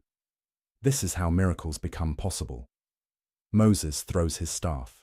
Normally God would keep it as wood, but this time he transforms it into a snake, not a violation of causation, because there is no causation to violate, just God doing something different than his usual habit. Jesus touches a dead man. Normally, God keeps dead tissue dead, but this time he restores life, not breaking natural law, because there is no natural law, only God's customary action. Muhammad points to the moon. Normally, God maintains the moon's unity, but this time he splits it. Same thing. God exercising his freedom to act differently than usual. No logical impossibility, no metaphysical violation, no problem. The philosophers hated this argument. They threw everything they had at it. First objection. If causation isn't real, then knowledge is impossible. Science is meaningless. You can't predict anything. Al-Ghazali's response. Why not? God acts consistently. His habits are reliable. You can study those habits, learn the patterns, make predictions based on God's customary behavior. The difference is, you recognize those patterns as descriptions, not prescriptions. They tell you what God usually does, not what he must do. Science still works. You just understand its limits. Second objection. If God creates everything directly, then humans have no causal power. We're not agents. We don't really act. Al-Ghazali bit the bullet. Correct. You don't have independent causal power. When you think you're moving your hand, God is moving your hand on the occasion of your willing it. Your will is also created by God. Every moment, every thought, every action. You're not an independent agent. You're a locus of divine action. Now this raises huge questions about free will and moral responsibility, and Al-Ghazali knew it. He wrestled with these questions deeply, but for now, his point was narrower. Humans don't have to have causal power for moral responsibility to make sense. God can still hold you accountable for actions he creates through you. That's his prerogative. Third, objection. This makes God the author of evil. If God creates everything, he creates sins, crimes, suffering. Al-Ghazali's response, God creates the acts, but he doesn't will them in the same way. There's a difference between God's creative will and his legislative will. He creates everything, but he commands only good. The fact that he creates an evil act doesn't mean he approves of it. Is this satisfying? That's debatable. Theologians have argued about this for centuries, but Al-Ghazali's point was, his theory doesn't create this problem. The problem exists regardless. If God is all-powerful, he could prevent evil. If he doesn't prevent it, He's somehow involved with it, existing. That's true, whether or not you believe in occasionalism. Fourth objection. This is just playing word games, whether you say fire causes burning, or God causes burning on the occasion. Of fire, the practical result is the same. Al-Ghazali disagreed. The practical result is similar. The metaphysical implications are completely different. In your view, God is constrained by natural law. In my view, God is absolutely free. In your view, miracles are impossible. In my view, they're possible. In your view, nature is autonomous. In my view, nature is sustained moment by divine will. These aren't just semantic differences. They're radically different visions of reality. And he was right. Think about what occasionalism means experientially. Every breath you take, God creates it. Every heartbeat, God wills it. Every moment of existence, God sustains it. You're not a self-sufficient entity operating according to your own power. You're utterly, completely, absolutely dependent on God. Every instant. If God stopped willing you to exist for even a nanosecond, you would cease to be. Not die. Not collapse. Just cease. Reality is less stable than you think, more contingent, more miraculous. The fact that the world seems orderly, that patterns repeat, that nature appears lawful. That's not because nature has its own power. It's because God is faithful. He chooses to act consistently, to maintain patterns, to sustain the world in a regular way, but he's under no obligation to do so. Every moment the universe doesn't dissolve into chaos is an act of divine mercy. Every moment fire burns cotton is an act of divine choice. Every moment you exist is a gift. This is a universe of radical dependence, radical contingency, radical divine involvement. Not the distant, mechanistic universe of the philosophers, but a universe where God is intimately involved in every event, every action, every moment. Some people find this comforting. God is never absent, never distant, always acting. Others find it terrifying. There's no stability, no natural law, no independence. Al-Ghazali found it liberating because it meant God was free, truly free, not bound by anything, not by logic, not by necessity, not by natural law, only by his own wisdom and mercy. And that meant miracles were possible, revelation was possible, divine intervention was possible. The prophets weren't liars, the Quran wasn't myth-making, the miracles weren't legends, they were moments when God's hidden freedom became visible. When his customary action shifted to reveal what was always true, he's in control, always has been, always will be. Now here's what's brilliant about Al-Ghazali's strategy. He didn't claim he could prove occasionalism was true. He just claimed he could show that the philosopher's theory of causation couldn't be proven. That necessary causal connections are assumptions, not observations. That you can't demonstrate through reason alone that causes must produce their effects. And if you can't demonstrate it, then you can't rule out miracles on philosophical grounds. The philosophers' certainty about causation was just another example of unwarranted confidence. They claimed to know something they couldn't possibly know. They elevated their observation of patterns into metaphysical necessity. They confused, "This is how things always happen," with, "This is how things must happen." And that confusion allowed them to reject miracles, prophecy, and divine intervention.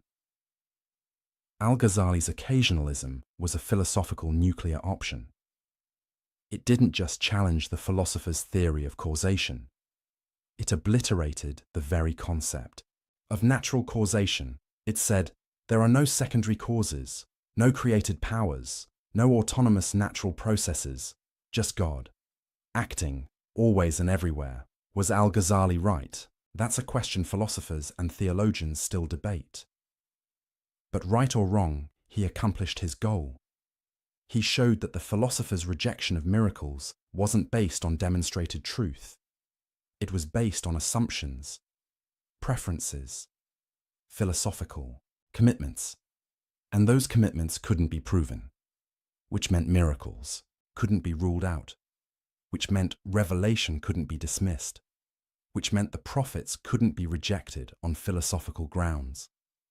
The third major pillar of the philosophers' system was demolished. They claimed the universe operated according to necessary causal laws that even God couldn't violate, Al-Ghazali showed. That's not knowledge. That's assumption. You don't know that fire must burn. You just know it always has. You don't know that causes must produce effects. You just observe regular sequences. You don't know that miracles are impossible.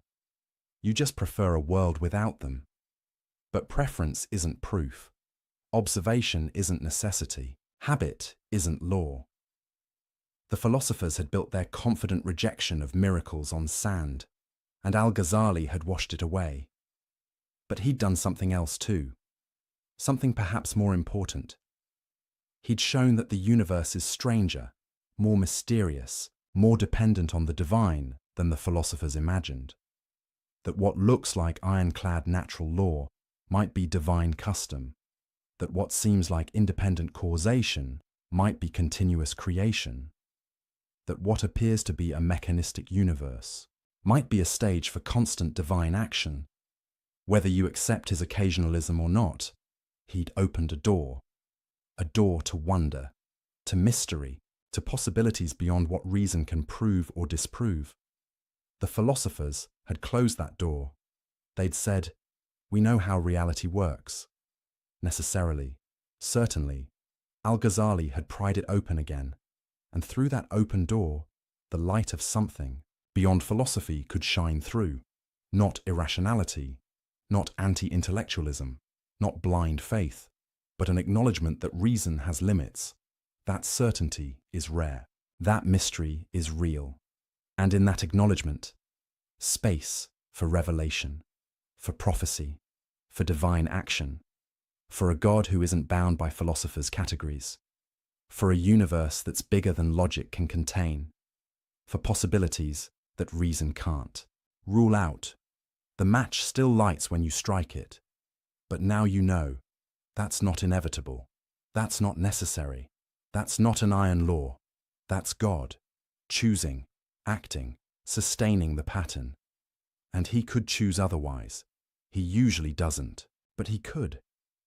And sometimes, for prophets, for signs, for miracles, he does. And there's nothing the philosophers can do about it, because their certainty was always an illusion. Their necessary connections were always assumptions.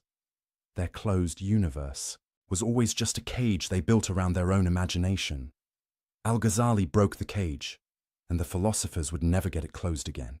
Let me tell you about a man who knew too much. Not in the sense that he'd discovered dangerous secrets, but in the sense that he'd pushed his mind to see contradictions everywhere, to question everything so thoroughly that certainty became impossible, to analyze so deeply that the ground beneath every thought turned to quicksand. That man was Al-Ghazali, and in the process of dismantling the philosophers, he was dismantling himself. Because here's what happens when you truly commit to radical doubt. When you question not just conclusions but methods, not just theories, but the tools used to build theories. When you push skepticism all the way to its logical conclusion, you don't end up with alternative certainty, you end up with intellectual paralysis.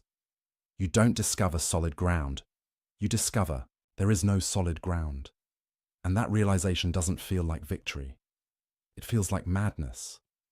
Al-Ghazali was winning his war against the philosophers. He'd shown their arguments didn't prove what they claimed. Their certainty wasn't justified. Their system rested on assumptions they couldn't defend. But in doing so, he'd also shown something more troubling, that all rational argument might rest on assumptions that can't be defended.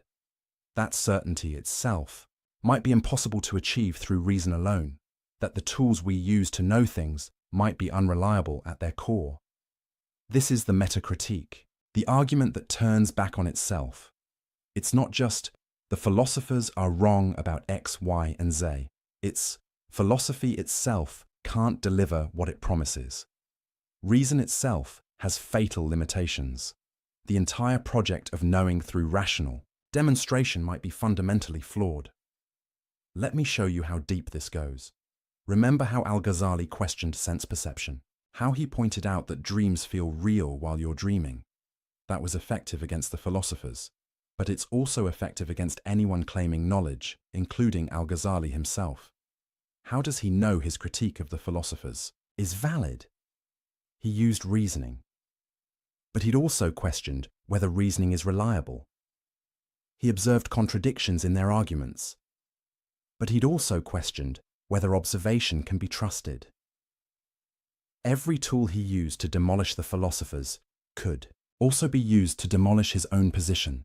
This is the problem with radical skepticism. It consumes everything, including itself. If you truly doubt the reliability of reason, then you must also doubt your reasons for doubting reason. If you truly question the validity of logic, then you must also question the logical arguments you use to question logic. You end up in a philosophical spiral, a vortex of doubt that has no bottom. And Al-Ghazali knew this, felt this, lived through this. He later wrote about a period of crisis so severe he couldn't function, couldn't teach, couldn't write, couldn't even speak with confidence about anything. Because every statement he wanted to make, his own mind would immediately question. God exists. But how do you know? What's your proof? How can you be certain? Reason can demonstrate certain truths, but can it? Haven't you just shown that reason is limited, that it rests on unproven assumptions? I need to live according to Islamic law. But why? How do you know Islamic law is true? How do you know your interpretation is correct?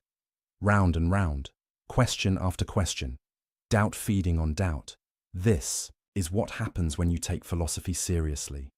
Not as a game, not as an intellectual exercise, not as a way to show how clever you are, but as a genuine search for truth, for certainty, for solid ground to stand on. You discover there might not be any solid ground, at least not ground you can reach through thinking alone. The philosophers never got here. They never pushed their skepticism this far. They doubted religion, questioned revelation, challenged tradition, but they never truly doubted their own tools, never questioned their own foundations, never looked into the abyss beneath their own certainty. They thought they'd escape the quicksand of uncertain opinion and reach the bedrock of demonstrated truth. Al-Ghazali discovered there is no bedrock, or if there is, reason can't reach it, because every foundation you propose can be questioned. Every axiom can be challenged. Every proof requires assumptions, even the principles of logic itself. Why should you accept the law of non-contradiction, the principle that something can't both be and not be at the same time? The philosophers said, because it's self-evident. To deny it is absurd. But self-evident to whom? Absurd by what standard? Your mind finds it self-evident. But how do you know your mind is reliable? You can't use logic to prove logic is valid. That's circular. You can't use reason to prove reason works. That assumes what you're trying to prove. At the foundation of every rational system are principles that can't be rationally justified. You have to start somewhere. And wherever you start, you're making a leap. A leap of faith, if you will, not religious faith necessarily, but intellectual faith. Trust. Commitment to unprovable starting points. This is what the philosophers never admitted. They claimed to build their system on reason alone, on logical necessity, on demonstrated truth, but they were actually building on faith. Faith in reason, faith in logic, faith that their minds could access truth. They just didn't call it faith. They called it self-evident principles, or rational, intuition, or necessary truths. But change the labels all you want. It's still trust in something you can't prove. Al-Ghazali saw this with devastating clarity, and it broke him.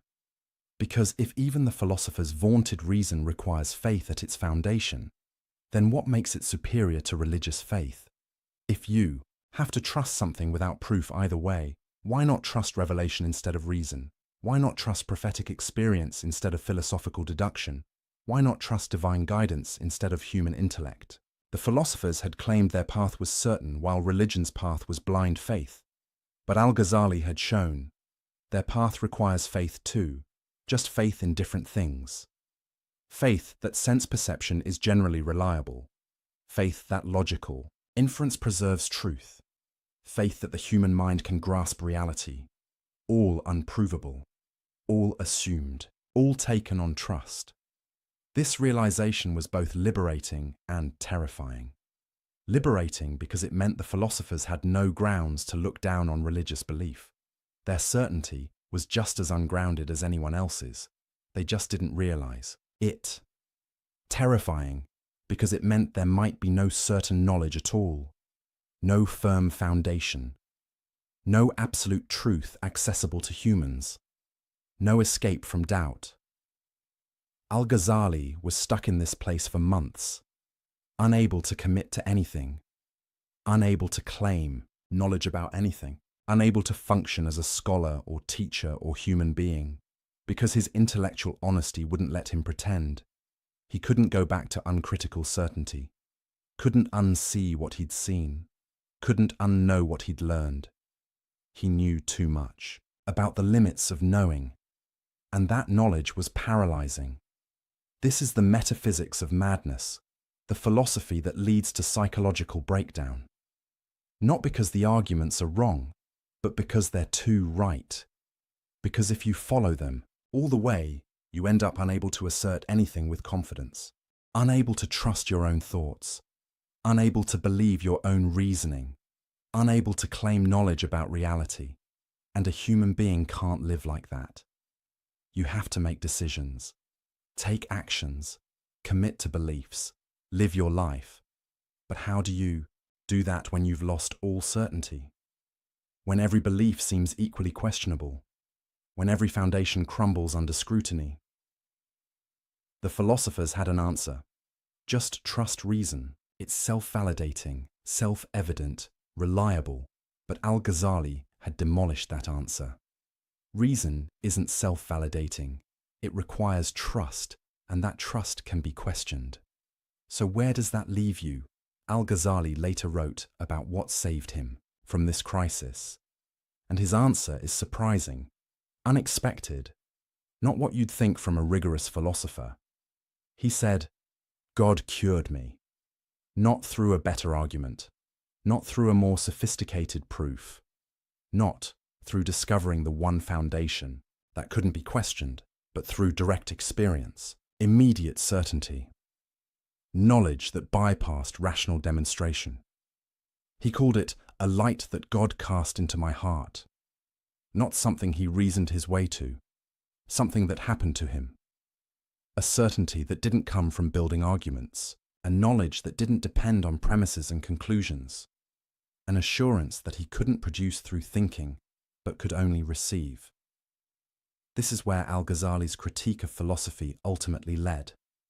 Not to another philosophical system, not to better arguments, not to more rigorous proofs, but to the acknowledgement that some knowledge transcends reason, that there are truths you can't think your way to, realities you can't deduce, certainties you can't construct. You can only encounter them, receive them, experience them directly. The philosophers would have scoffed at this. Mystical nonsense, they'd say. Emotional experiences aren't knowledge. Only rational demonstration gives real certainty. But Al-Ghazali could now ask, prove it. Prove that rational demonstration is the only path to knowledge. Prove that direct experience can't give certainty.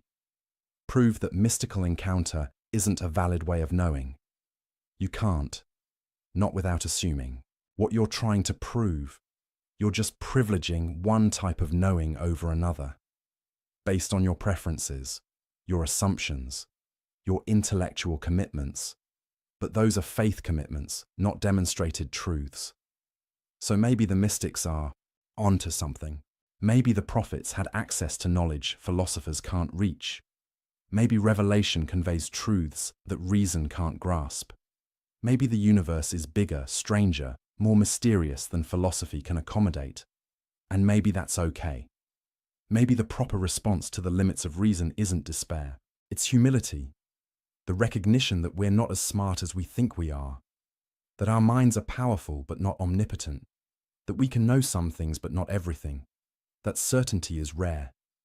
Mystery is common. And trust is unavoidable. You're going to trust something. The question is what? Will you trust reason, even though reason can't validate itself? Will you trust sense perception, even though perception can deceive? Will you trust revelation, even though revelation can't be proven to those who haven't experienced it?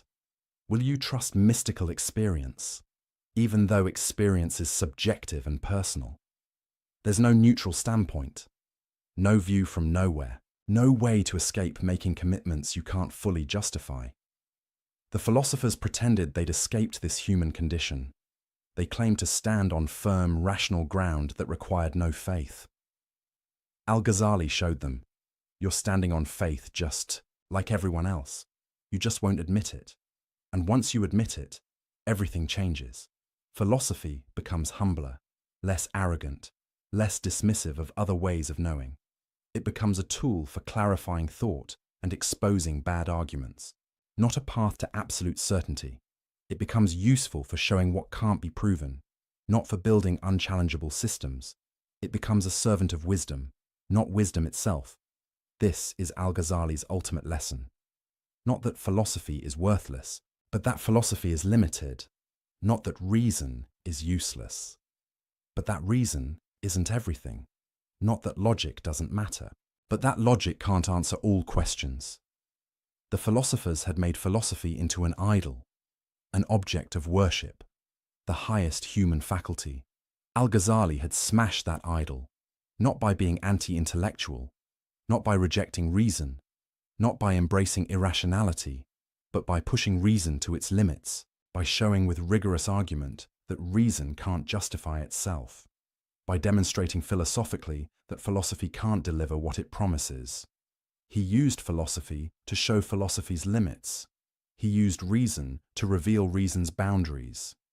He used logic to demonstrate that logic rests on unprovable foundations, and in doing so, he opened space for other ways of knowing, other sources of truth, other paths to certainty, not by discrediting reason, but by right-sizing it, putting it in its proper place, acknowledging its power while recognizing its limits.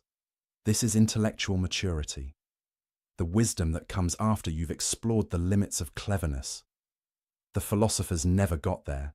They stayed trapped in the intoxication of their own intellect, drunk on the power of argument, addicted to the feeling of certainty, unable to acknowledge that they were building castles on clouds. Al-Ghazali got sober, and sobriety didn't mean giving up thinking. It meant thinking more carefully, more humbly, more honestly about what thought can and can't do. The metaphysics of madness was real. The abyss of doubt was real. The spiral of skepticism was real. Al-Ghazali had looked into it, had fallen into it, had nearly been consumed by it, but he'd emerged on the other side, not with a philosophical solution, but with a lived realization that you can't think your way out of radical doubt. You can only be pulled out, rescued, given a gift you can't earn. And that gift isn't an argument. It's an experience, a light, a certainty that comes from beyond yourself. The philosophers would reject this, call it irrational, dismiss it as mysticism. But Al-Ghazali could now say, I've been where you are. I've mastered what you've mastered. I've trusted what you've trusted. And I've found it insufficient. Not wrong, not useless, but insufficient. There's more to reality than reason can grasp, more to knowledge than philosophy can deliver, more to truth than logic can demonstrate, and acknowledging that isn't weakness, it's wisdom. The madness wasn't in doubting too much, it was in claiming to know too much. The philosophers were mad with certainty. Al-Ghazali became sane through doubt, and from that sanity he could finally speak with real authority. Not the authority of someone who claims to have all the answers, but the authority of someone who's seen the limits of answers, who's wrestled with uncertainty, who's found something beyond argument. The three great philosophical positions had fallen, the system had crumbled, the certainty had dissolved, but something more important had been revealed. Not a rival philosophical system, but a different way of approaching reality altogether, and that's where we're going next. To the final implications, the last confrontation, the ultimate question, what do you do after philosophy fails? There's a moment in every intellectual war when diplomacy ends, when critique becomes condemnation, when disagreement becomes denunciation, when you stop saying, "I think you're mistaken," and start saying what you believe is dangerous. For Al-Ghazali, that moment came when he looked at three specific philosophical positions, three ideas that weren't just wrong, weren't just unproven, weren't just questionable. They were heretical. They were kufr, disbelief. This wasn't a word he used lightly.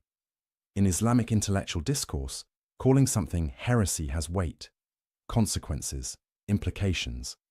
It means this belief is so incompatible with Islamic faith that you can't hold it and remain Muslim.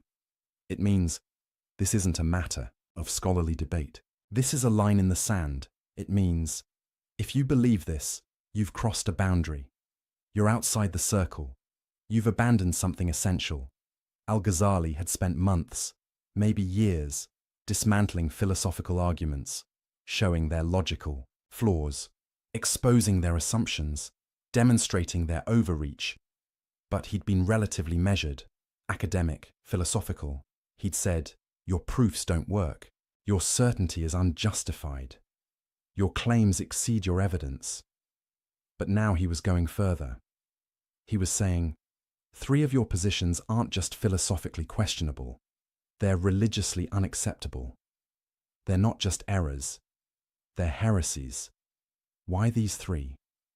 Why not others? Because these three didn't just challenge specific interpretations of Islamic doctrine. They challenged the very possibility of Islamic belief making sense. They didn't just contradict scripture. They made scripture meaningless. They didn't just disagree with theology. They made theology impossible. Let's revisit them. But this time, not as philosophical problems, as religious catastrophes. First, the eternity of the world. We already explored the logical issues with this claim, the impossibility of traversing an infinite past, the incoherence of actual infinities.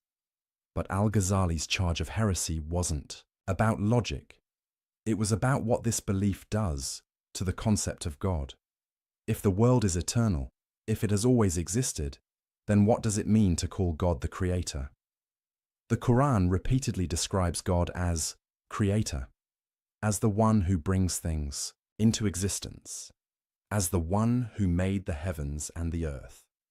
This isn't peripheral to Islamic belief. It's central, foundational, definitional. God's relationship to the universe is that of creator to creation, maker to made, originator to originated. But if the world is eternal, this relationship dissolves. God doesn't create. He doesn't originate. He doesn't bring into being. He just is the eternal source from which an eternal universe eternally flows. That's not creation. That's emanation, automatic, necessary, impersonal. Like heat from fire, light from sun, effect from cause. No choice, no will, no decision to create. The philosophers tried to maintain that God is still supreme in this arrangement, still the source of all being. But Al-Ghazali saw through this, saw that they'd hollowed out the meaning of divine lordship. Because a lord commands, chooses, acts according to will.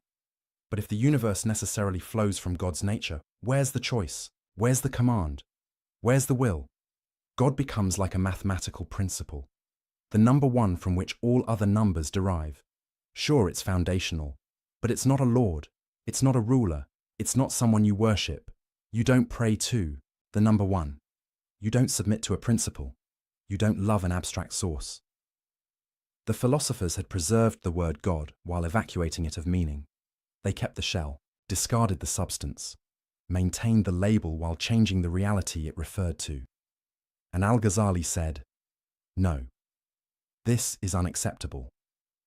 If you deny that God created the universe in time, you're denying something so fundamental to Islamic belief that you've left Islam, not because the Quran explicitly says the universe began in time, in those exact words, but because the entire Quranic narrative assumes a God who acts, who creates, who brings things into existence by choice and will. Take that away, and what's left isn't Islam. It's a philosophical abstraction wearing Islamic vocabulary." Second, God's knowledge of particulars. We explored this earlier too. The emotional devastation of believing God doesn't know you individually, but the charge of heresy goes deeper. If God doesn't know particulars, then the Quran itself becomes impossible. Think about it.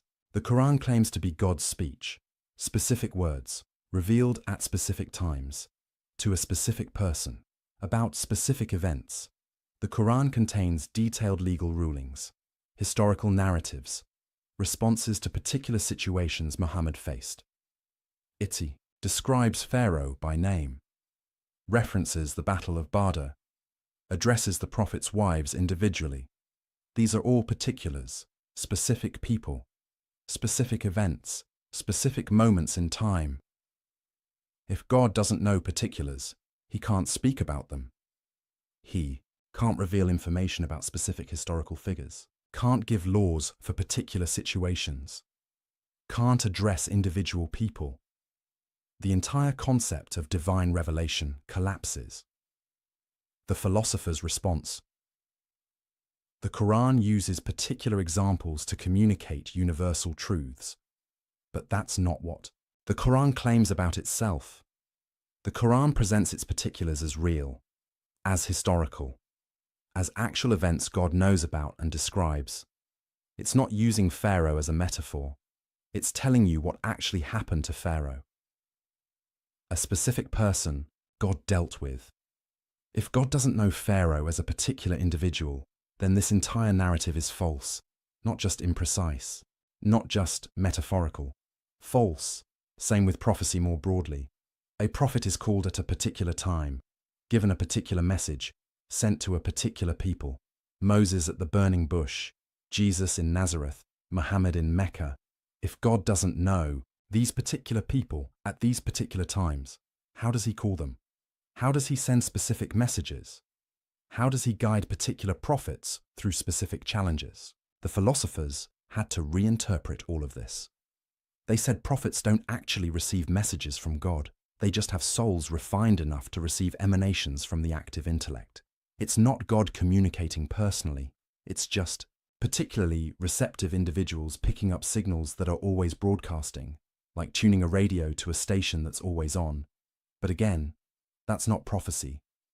That's just having a special talent, a psychological sensitivity. Muhammad didn't tune into a cosmic frequency. He received a message from someone who knew him personally. And Al-Ghazali said, if you deny that God can know particular people and send them particular messages, you've denied prophecy. And if you've denied prophecy, you've denied Islam.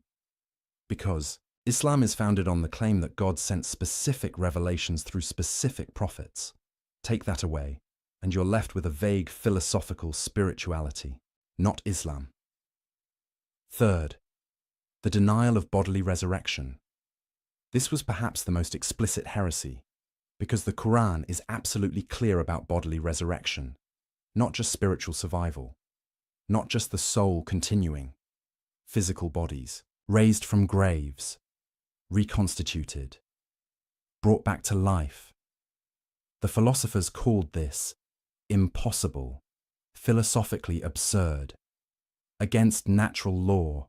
Bodies decay, atoms scatter.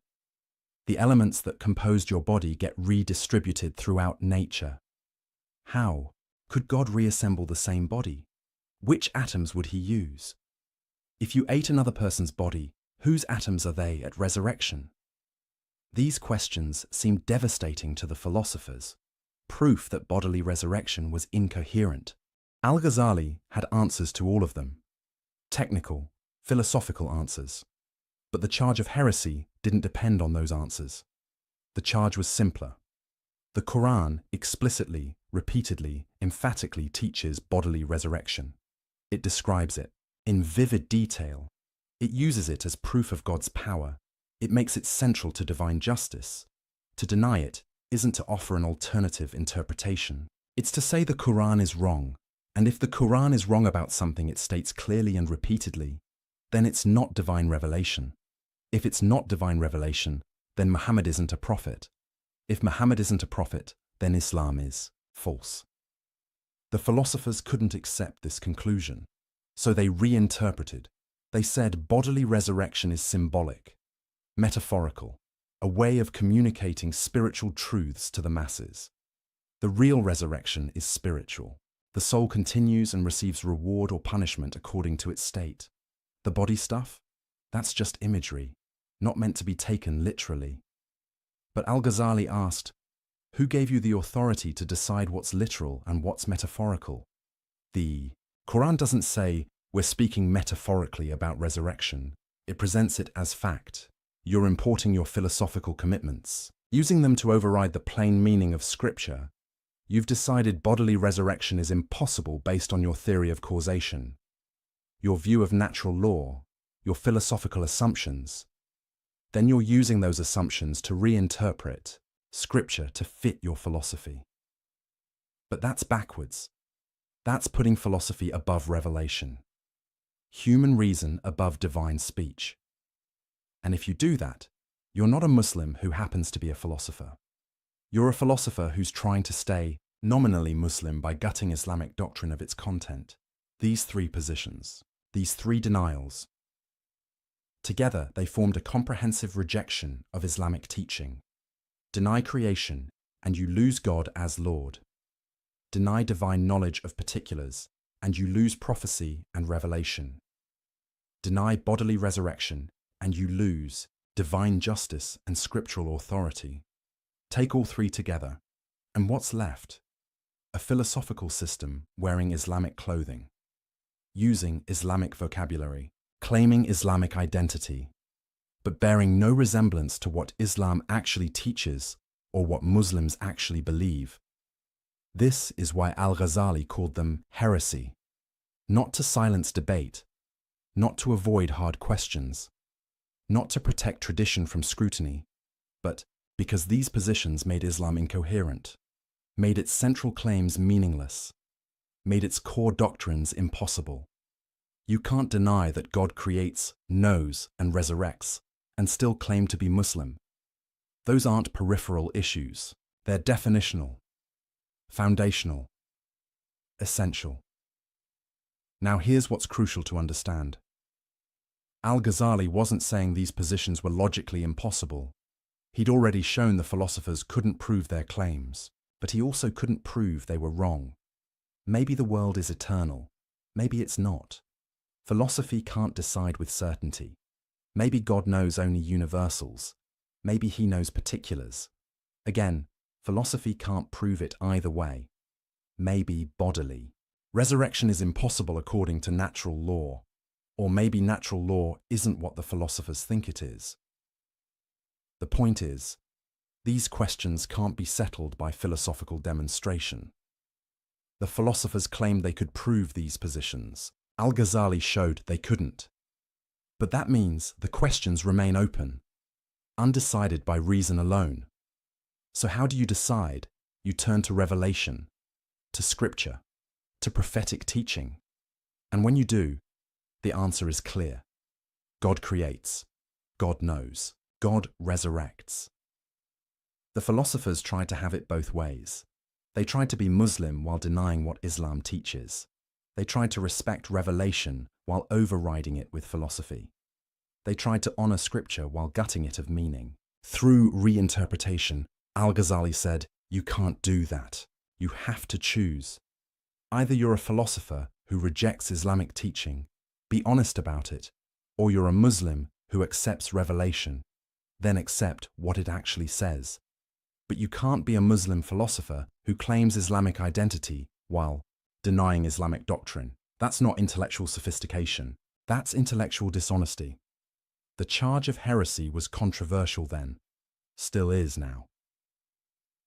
Some scholars thought Al-Ghazali went too far, that he was too harsh, too quick to exclude. Others thought he didn't go far enough. That philosophy itself was suspect. That reason itself was dangerous, but Al-Ghazali occupied a middle position.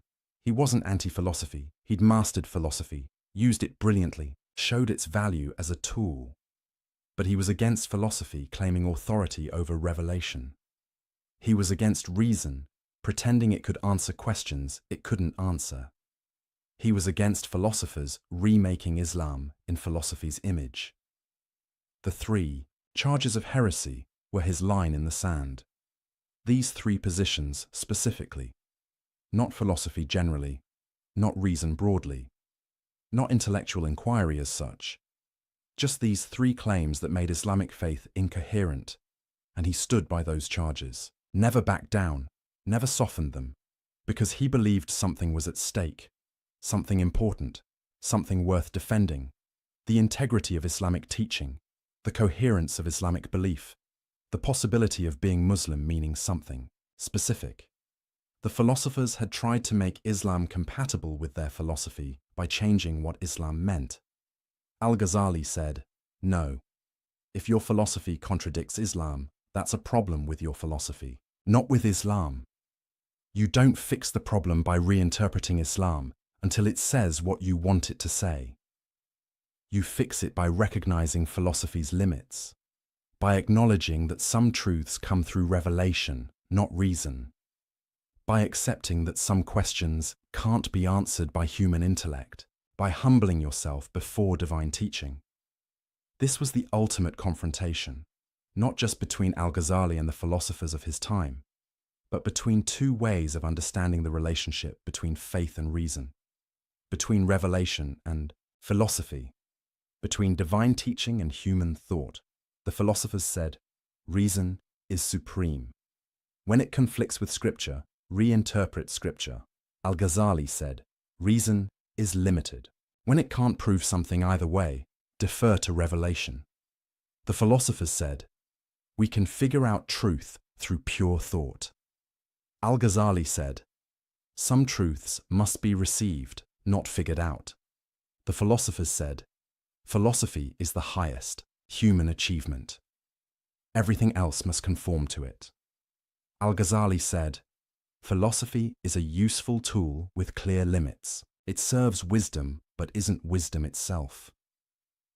Two fundamentally different visions, and Al-Ghazali drew the line at the three positions where the conflict was starkest, where the stakes were highest, where the implications were clearest: the eternity of the world, God's knowledge of particulars, bodily resurrection. On these three, he said, this is where philosophy overreaches, where it makes claims it can't support and contradicts revelation it should respect. This is where the philosophers stopped being philosophers and became missionaries for a different religion, a religion of reason, of philosophical speculation, of human intellectual achievement, dressed in Islamic language but fundamentally opposed to Islamic teaching. And Al-Ghazali wouldn't allow it, couldn't allow it, felt compelled to expose it, hence the charges of heresy. Harsh, perhaps, necessary. He thought so. Because sometimes tolerance becomes complicity. Sometimes open-mindedness becomes empty-headedness. Sometimes including everything means standing for nothing. And Al-Ghazali believed Islam stood for something, taught something, meant something, and that something was incompatible with these three philosophical positions. The war was won. The philosophers' certainty was demolished. Their overreach was exposed, but the cost was high. The battle was exhausting. The intellectual crisis was real. Al-Ghazali had taken the philosopher's system apart piece by piece, but in doing so, he'd also taken his own certainty apart. He'd shown the limits of reason, but he still needed to live, to act, to believe. He'd destroyed false confidence. But he still needed real confidence. He'd cleared the ground. But now something needed to be built on it, and that's where we're going next.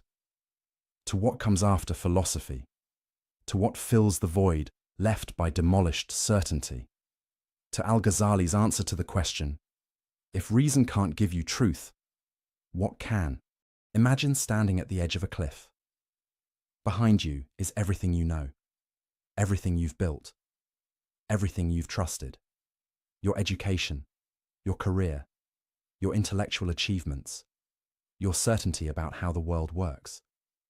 In front of you is nothing, empty air, a void you can't see across, and you have to jump, not because you want to, not because it makes sense, not because you've reasoned your way to the conclusion that jumping is the logical next step, but because standing still is no longer possible, because the ground beneath you is crumbling, because staying where you are means falling anyway.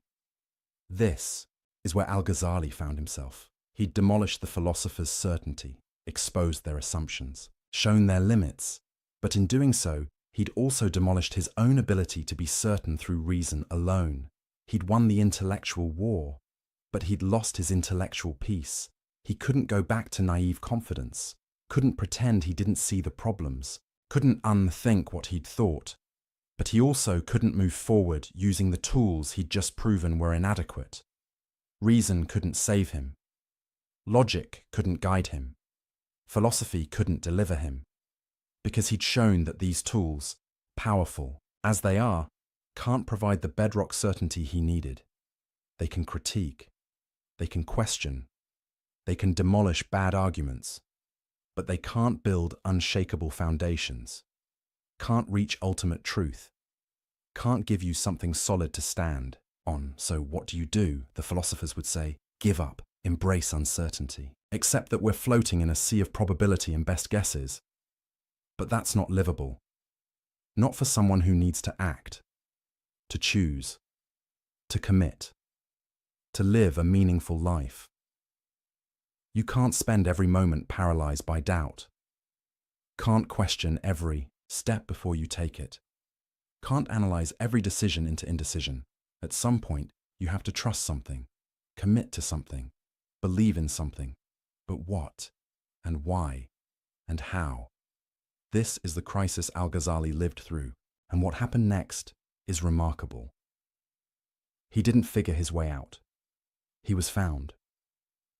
He describes it in his autobiography, Deliverance from Error.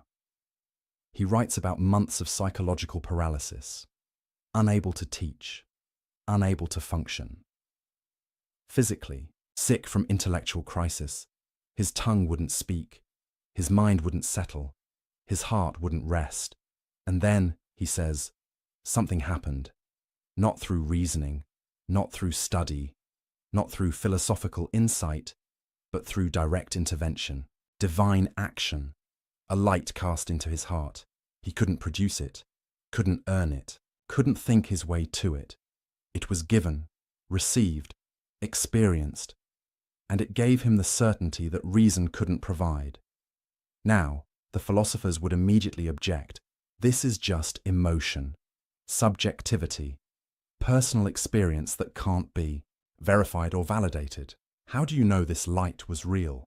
How do you know it wasn't self-deception? How do you distinguish divine experience from delusion? These are fair questions, important questions, and Al-Ghazali had an answer, but not the answer philosophers wanted. He said, you can't know from the outside, can't judge from a distance, can't verify through rational proof. You can only know by experiencing it yourself. It's like trying to explain color to someone blind from birth, or taste to someone without a tongue, or love to someone who's never felt it. You can describe it, analyze it, talk about it philosophically, but until they experience it directly, they don't really know what you're talking about. Mystical experience is like that. Direct knowledge of the divine is like that. Certainty through encounter is like that. It's not less real because it's experiential. It's not less valid because it's personal. It's not less true because it can't be proven to skeptics. Some knowledge comes through experience. not through argument. Some truths are known by acquaintance, not by description. Some certainties arise from encounter, not from demonstration. And this, Al-Ghazali realized, is what the prophets had, what the mystics discovered, what the Sufis cultivated. A way of knowing that doesn't go through rational demonstration, a path to truth that doesn't depend on philosophical proof, a source of certainty that transcends logical inference. This was revolutionary. Not because mystical experience was new to Islam, it wasn't, but because Al-Ghazali was saying it as the greatest philosopher and theologian of his age. He wasn't a naive believer who'd never engaged with philosophy. He was a master philosopher who'd gone beyond philosophy. He wasn't rejecting reason from ignorance. He was transcending reason from experience. He'd climbed the ladder of philosophical achievement to the very top.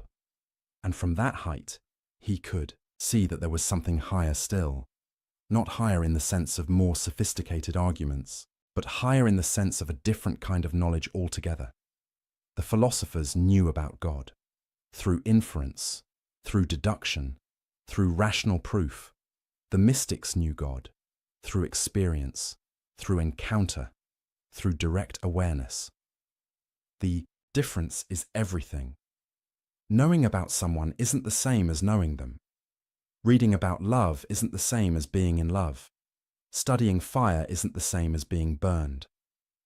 The philosophers had built elaborate theories about God, complex arguments for his existence, sophisticated descriptions of his attributes.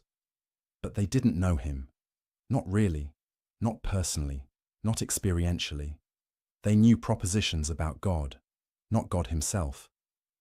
And Al-Ghazali had discovered propositions aren't enough. Arguments aren't enough. Theories aren't enough. At some point, you need encounter, relationship, direct knowing. This is what pushed him towards Sufism, the mystical tradition within Islam, the path of those who seek direct experience of the divine, who cultivate spiritual states, who practice disciplines that open the heart to God's presence. The philosophers had dismissed these people as irrational, emotional, unsophisticated, people who couldn't handle the rigors of philosophical thought, who needed comforting experiences because they couldn't accept hard truths. Al-Ghazali now saw this was backwards. The Sufis weren't intellectually inferior to philosophers. They were epistemologically superior. They'd found a way to know that the philosophers hadn't found. They'd accessed truths the philosophers couldn't access.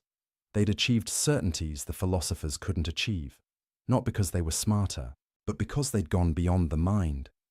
They'd discovered that some knowledge requires more than thinking. It requires preparation, purification, practice. It requires what the Sufis call the cleansing of the heart. Because the heart, in Islamic psychology, is the organ of spiritual perception, the faculty that can directly apprehend divine realities. But most people's hearts are clouded, covered, veiled by attachments, desires, distractions, like a mirror covered in dust. The mirror is still there, still has the capacity to reflect, but it can't reflect clearly until it's cleaned. The Sufi path is about cleaning that mirror, polishing the heart, removing the veils. Through specific practices, ethical disciplines, spiritual exercises, remembrance of God, detachment from worldly concerns, not as arbitrary rituals, but as a technology of transformation, a method for developing the capacity to perceive what's always there, but usually hidden. Al-Ghazali began walking this path, practicing these disciplines, engaging in these exercises, and he describes what happened, experiences of certainty that didn't come through reasoning, knowledge that arose without inference, truth that appeared without argument. The philosophers would call this delusion, self-hypnosis, wish fulfillment. But Al-Ghazali could now ask, how would you know? Have you practiced these disciplines? Have you purified your heart? Have you cultivated these capacities? If not, you're like someone who's never tasted honey declaring that honey isn't sweet. You're not making an informed judgment. You're just expressing your ignorance. The philosophers claimed rational proof was the only valid path to knowledge, but they couldn't prove that claim. It was an assumption, a philosophical prejudice, a limitation of imagination. Why should reason be the only faculty capable of grasping truth? Why couldn't there be other ways of knowing, other modes of perception, other paths to certainty? The philosophers assumed there weren't, but they never proved it. They just took it for granted. Al-Ghazali had broken free of that assumption. He'd discovered through experience that there are ways of knowing beyond rational demonstration, that direct experience can give certainty, that spiritual perception can grasp truths. That mystical encounter can provide knowledge. This didn't mean abandoning reason, or rejecting philosophy, or embracing irrationality. It meant recognizing that reason is one tool among many. Philosophy is one path among several. Rational demonstration is one way of knowing, not the only way. Reason is excellent for certain things. Analyzing arguments, exposing contradictions, clarifying concepts, showing what can't be proven. But reason can't give you everything you need, can't answer every question, can't provide every kind of knowledge. For some truths, you need revelation, the words of prophets who've received direct communication from God. For some truths, you need experience, the direct encounter with realities that can't be fully captured in propositions. For some truths, you need practice, the cultivation of faculties that most people leave undeveloped. This is Al-Ghazali's mature epistemology, his theory of knowledge after philosophy, not anti-intellectual, but trans-rational, beyond reason, not beneath it. Recognizing multiple sources of knowledge, multiple paths to truth, multiple ways of being certain, and understanding that different sources are appropriate for different kinds of questions. Want to know whether an argument is logically valid? Use reason. Want to know what God commands? Consult revelation. Want to know God himself? Seek direct experience. Each source has its proper domain. Each method has its appropriate use. Each path has its valid applications. The mistake is trying to use one source for everything, one method for all questions, one path as the only path. That's what the philosophers did. They tried to make reason answer questions it couldn't answer. They tried to use philosophical demonstration to grasp realities that transcend demonstration. They tried to think their way to truths that can only be experienced, and they failed. Necessarily. Because they were using the wrong tool for the job. It's like trying to see music or hear colors. You're using the wrong faculty. It won't work no matter how hard you try. Al-Ghazali had learned this the hard way, through crisis, through breakdown, through the collapse of intellectual certainty. But on the other side of that collapse, he found something better. Not new arguments, but new capacities. Not better proofs, but direct knowing. He describes states of awareness where truths became self-evident, not through reasoning to them, but through perceiving them directly. States where God's reality wasn't an inference from premises, but a presence impossible to deny. States where certainty wasn't the conclusion of an argument, but the content of immediate experience. This is what saved him from the abyss of doubt. Not a better philosophical system, but a different way of knowing, altogether. And it's what he began teaching, not just the criticism of philosophy, but the path beyond philosophy.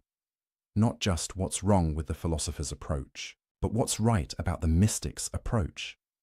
He wrote extensively about both. His critique of philosophy in The Incoherence of the Philosophers, his exposition of the mystical path in works like The Revival of the Religious Sciences.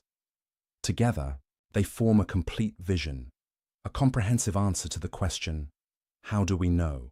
The answer, through multiple paths. Reason, revelation, and experience. Philosophy, prophecy, and mysticism. Thought, transmission, and transformation. Each has its place. Each has its value. Each provides something the others can't provide. This was Al-Ghazali's synthesis, his contribution, his legacy.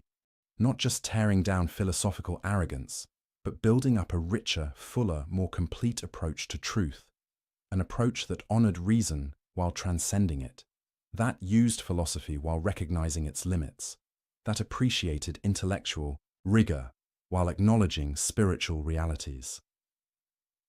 The philosophers had tried to fit everything into the narrow box of rational demonstration. Al-Ghazali showed the box was too small. Reality was bigger, truth was richer, knowledge was more varied, and the path to wisdom required more than just thinking clearly. It required living rightly, practicing disciplines, cultivating character, purifying the heart. It required becoming a certain kind of person, not just learning certain kinds of arguments, because some knowledge is transformative. It doesn't just inform you, it changes you, makes you different, makes you capable of perceiving what you couldn't perceive before. This is why the mystical path involves ethical discipline, not as arbitrary rules, but as preparation. You can't see clearly if your desires cloud your vision, can't think straight if your attachments distort your perception, can't perceive divine realities if your heart is occupied with worldly concerns. The purification isn't punishment, it's preparation, training, developing the faculties needed for higher knowledge, like an athlete training their body, or a musician training their ear, or a mathematician training their mind. You're developing capacities, building abilities, becoming capable of something you weren't capable of before. The philosophers thought everyone already had all the capacities needed for truth. Just use your reason and you'll get there. Al-Ghazali showed some capacities need to be developed, some faculties need to be cultivated, some abilities need to be practiced, and that development, that cultivation, that practice requires more than reading books and constructing arguments. It requires a whole way of life, a path, a discipline, a transformation. This is what he found beyond reason's edge, not an abyss, but a new landscape, not emptiness, but fullness, not less knowledge, but more, not inferior certainty, but superior, the certainty of direct experience, the knowledge of personal encounter, the truth of transformation. The philosophers never got there, because they never jumped. They stood at the edge of reason's capacity and declared, "This is as far as truth goes." Al-Ghazali stood at the same edge and declared, "This is where the real journey begins, beyond argument, beyond proof, beyond rational demonstration, into the realm of immediate knowing, of direct perception, of transformative encounter." This didn't make him anti-philosophical. He continued using philosophy, continued teaching logic, continued analyzing arguments. But he did it from a different place, with a different understanding, with a different foundation. Not philosophy as the source of certainty, but philosophy as a tool in service of wisdom. Not reason as the ultimate authority, but reason as a valuable servant. Not logic as the path to God, but logic as a skill useful for many things, while insufficient for the most important thing. The most important thing being actually knowing God, not just knowing about Him, actually experiencing certainty, not just constructing arguments for belief, actually being transformed, not just accumulating information. This is Al-Ghazali's gift to intellectual history. Not just the critique of philosophy, but the vision of what lies beyond it. Not just showing what reason can't do, but pointing toward what other faculties can do. Not just demolishing false certainty, but indicating where real certainty might be found. He jumped, and he found solid ground on the other side. Not the ground of logical proof, but the ground of lived experience. Not the foundation of philosophical demonstration, but the foundation of direct knowing. Not the bedrock of rational argument, but the bedrock of spiritual encounter. And from that ground he could finally speak with real authority, not borrowed, not constructed, not argued into existence, but earned, experienced, known. The philosophers claimed authority they didn't have, certainty they couldn't justify, knowledge they couldn't possess. Al-Ghazali found authority they couldn't claim, certainty they couldn't understand, knowledge they couldn't access, because he'd gone where they refused to go, beyond reason's edge, into the territory of transformed consciousness and direct divine encounter. And that journey changed everything, for him and for everyone who came after. Every intellectual earthquake has aftershocks, tremors that continue long after the main event, ripples that spread across centuries, cracks that keep widening in unexpected directions. Al-Ghazali's critique of philosophy was that kind of earthquake, and we're still feeling the aftershocks today, nearly 1,000 years later. The question is, what kind of aftershocks? What did his critique actually accomplish? What world did it create? The answers depend on who you ask, and when you ask them. Because Al-Ghazali's legacy is complicated, contested, contradictory. Some see him as a hero, the man who saved Islamic faith from philosophical corruption, who exposed intellectual arrogance, who redirected Islamic civilization towards spiritual authenticity. Others see him as a villain, the man who killed Islamic philosophy, who ended the golden age of Islamic science, who closed the door on rational inquiry. Both narratives exist, both have evidence, both can't be entirely right. So let's look at what actually happened, starting with the immediate aftermath. Al-Ghazali's incoherence of the philosophers hit like a bomb. It couldn't be ignored. It was too sophisticated, too rigorous, too devastating in its arguments. The philosophers had to respond, and they tried. The most famous response came from Ibn Rushd, known in the West as Averroes. He was born in Muslim Spain, decades after Al-Ghazali's death, and he considered it his mission to defend philosophy against Al-Ghazali's assault. He wrote, "The Incoherence of the Incoherence," a point-by-point refutation of Al-Ghazali's critiques. The title itself was provocative, a declaration that Al-Ghazali's arguments were themselves incoherent. Ibn Rushd argued that Al-Ghazali had misunderstood the philosophers, misrepresented their positions, made straw-man arguments. He tried to show that philosophy and revelation were compatible, that reason and faith addressed different domains, that you didn't have to choose between them. He was brilliant, sophisticated, intellectually formidable, and he lost, not because his arguments were bad, they weren't, not because he wasn't smart enough, he was, but because the cultural moment had shifted. The appetite for bold philosophical speculation had waned. Al-Ghazali had planted doubt, made people suspicious of philosophers' claims, raised questions about whether reason could really deliver what it promised, and that doubt spread, took root, changed the conversation. In the Islamic world, philosophy never fully recovered the prestige it had before Al-Ghazali. It continued, scholars still studied it, still wrote about it, still engaged with it, but it was different, more defensive, less confident, less central to Islamic intellectual life. The momentum shifted toward theology, law, and mysticism, toward disciplines that acknowledged revelation's authority, that accepted reason's limits. Was this Al-Ghazali's fault? Did he kill Islamic philosophy? That's the accusation, and it's been repeated for centuries, especially by Western scholars. Looking at Islamic intellectual history, they see a golden age of Islamic science and philosophy in the 9th through 11th centuries. Brilliant minds, groundbreaking discoveries, sophisticated arguments. Then Al-Ghazali appears, and afterward, decline, stagnation, the end of that golden age.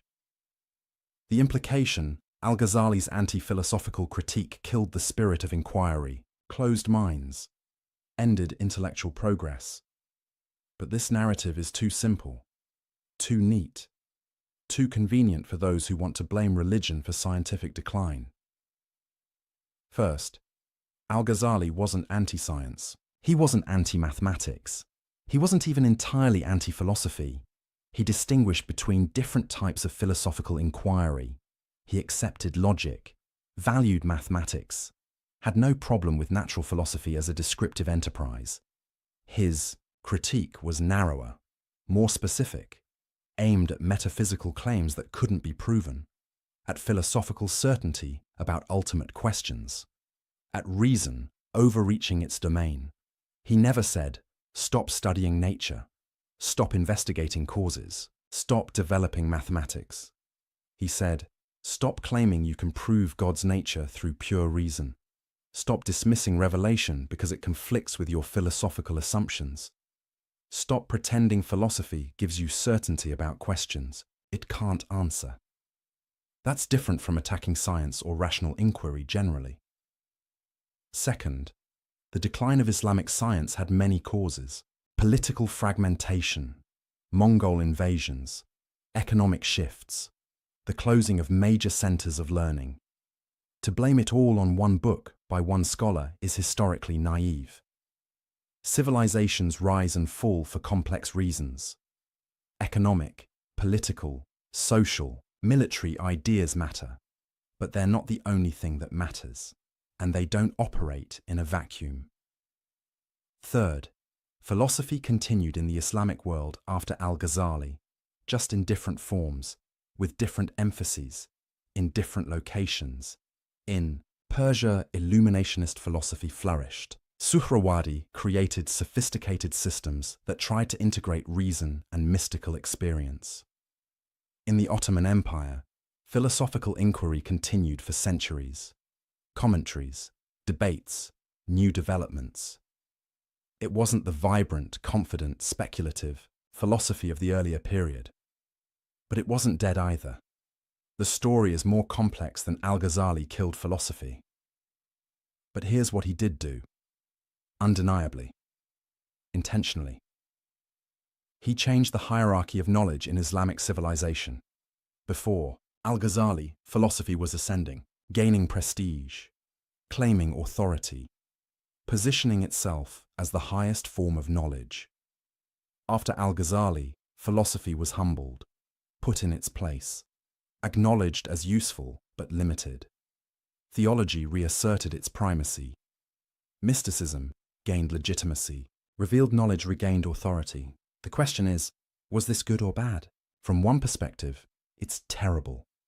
A tragedy. The closing of the Islamic mind. Philosophy represents open inquiry, rational investigation, the courage to question everything, the refusal to accept authority without proof. When you subordinate philosophy to theology, you're saying, some questions are off limits, some conclusions are predetermined, some truths can't be questioned. That's the death of free inquiry, the end of intellectual courage, the victory of dogma over reason. From this view, Al-Ghazali's legacy is disaster. He gave religious authorities a weapon against philosophical inquiry. He made it respectable to reject reason in favor of revelation. He closed doors that should have stayed open. But from another perspective, it's exactly right. A necessary correction. The restoration of proper hierarchy. Philosophy had become arrogant, overconfident, dismissive of revelation and tradition. Philosophers were using unproven assumptions to override clear religious teachings. They were claiming certainty about things they couldn't know. They were making religion conform to philosophy rather than the reverse. Someone needed to expose this, needed to show that the emperor had no clothes, needed to demonstrate that philosophical certainty was often philosophical arrogance. From this view, Al-Ghazali's legacy is heroic. He defended faith against intellectual corruption. He preserved Islamic teaching from philosophical distortion. He maintained the integrity of revealed religion. So which is it? Hero or villain? Savior or destroyer? Maybe the question is wrong. Maybe the legacy is mixed. Maybe he was both right and dangerous. Right about philosophy's limits. Right that reason can't prove everything. Right that some knowledge comes through experience rather than argument. But dangerous in how his critique could be weaponized, how it could be used to shut down legitimate inquiry, how it could justify intellectual laziness masquerading as piety. Al-Ghazali himself would probably reject both extremes. He valued reason, used it brilliantly, never advocated abandoning intellectual rigor. But he also saw its limits, recognized its boundaries, understood that some truths lie beyond its reach. His goal wasn't to kill philosophy.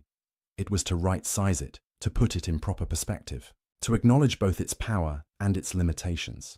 The problem is, ideas have consequences you can't always control. Al-Ghazali wrote sophisticated, nuanced arguments, but not everyone who read them understood the nuance. Some people took his critique as permission to reject all philosophy, to distrust all rational inquiry, to retreat into pure traditionalism. That wasn't his intention, but it was one result. Similarly, his embrace of mysticism opened important doors, made space for experiential knowledge, legitimized spiritual practice as a path to truth. But it also created problems, because mystical experience is subjective, hard to verify, easy to fake, prone to excess and delusion. Al-Ghazali knew this, warned about it, tried to provide guidelines for distinguishing authentic spiritual experience from self-deception. But again, not everyone paid attention to the nuances. Some used mysticism as an excuse for anti-intellectualism, for rejecting any attempt at rational analysis. The legacy is messy, as legacies usually are. But here's what's undeniable. Al-Ghazali changed the conversation, permanently. After him, no serious Islamic thinker could ignore the questions he raised. Can philosophy prove what it claims to prove? What are reason's limits? How do you balance revelation and rational inquiry? What role should mystical experience play in religious knowledge? These became unavoidable questions, central debates, issues every sophisticated thinker had to address. In that sense, Al-Ghazali's critique was generative. It created new lines of inquiry, sparked new debates, forced new sophistication. Even Ibn Rushd's response, his attempt to refute Al-Ghazali, shows this. It's a more careful, more nuanced defense of philosophy than what came before. Because Ibn Rushd had to take Al-Ghazali's objections seriously, had to address them carefully, had to develop more sophisticated arguments. That's the paradox. Al-Ghazali's critique of philosophy made philosophy better, more rigorous, more aware of its assumptions, more careful about its claims. The lazy, overconfident philosophy that claimed to prove everything. That died. And maybe it needed to. But careful, humble, sophisticated philosophy, that could still flourish. And in some places, it did. Now, let's zoom out. Because Al-Ghazali's impact wasn't limited to Islamic civilization. His ideas reached medieval Europe through translations, influenced Christian scholastic theology, shaped how Europeans thought about the relationship between faith and reason.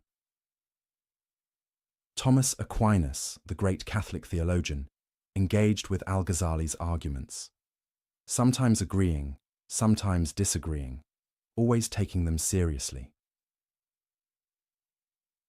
The questions Al-Ghazali raised about causation influenced later European philosophers. David Hume's skepticism about causation echoes Al-Ghazali's occasionalism, though Hume probably didn't read him directly. The debate about faith and reason that Al-Ghazali helped shape in Islam became central to European intellectual history too. So, his influence spread, transformed, took on new forms in new contexts. Today, nearly 1,000 years later, what's his relevance? In the Islamic world, he remains towering, one of the most important figures in Islamic intellectual history. Studied, debated, revered, criticized. In the broader world, he's less known, but the questions he raised remain urgent. In an age of scientific confidence, where many believe science can answer all meaningful questions, Al-Ghazali's skepticism about reason's reach is worth reconsidering, not as anti-science, but as a reminder that science has limits, that not all questions are scientific questions, that not all knowledge is empirical knowledge. In an age of religious fundamentalism, Where some want simple certainty and reject intellectual inquiry, Al-Ghazali's sophisticated engagement with philosophy is instructive. He didn't reject reason. He used it, mastered it, showed its power while acknowledging its limits. That's different from anti-intellectualism. It's sophisticated intellectualism that knows its boundaries. In an age of spiritual seeking, where many look for meaning beyond materialism, Al-Ghazali's mystical turn offers a path, not away from reason, but beyond it, to direct experience, to transformation, to knowledge that changes you.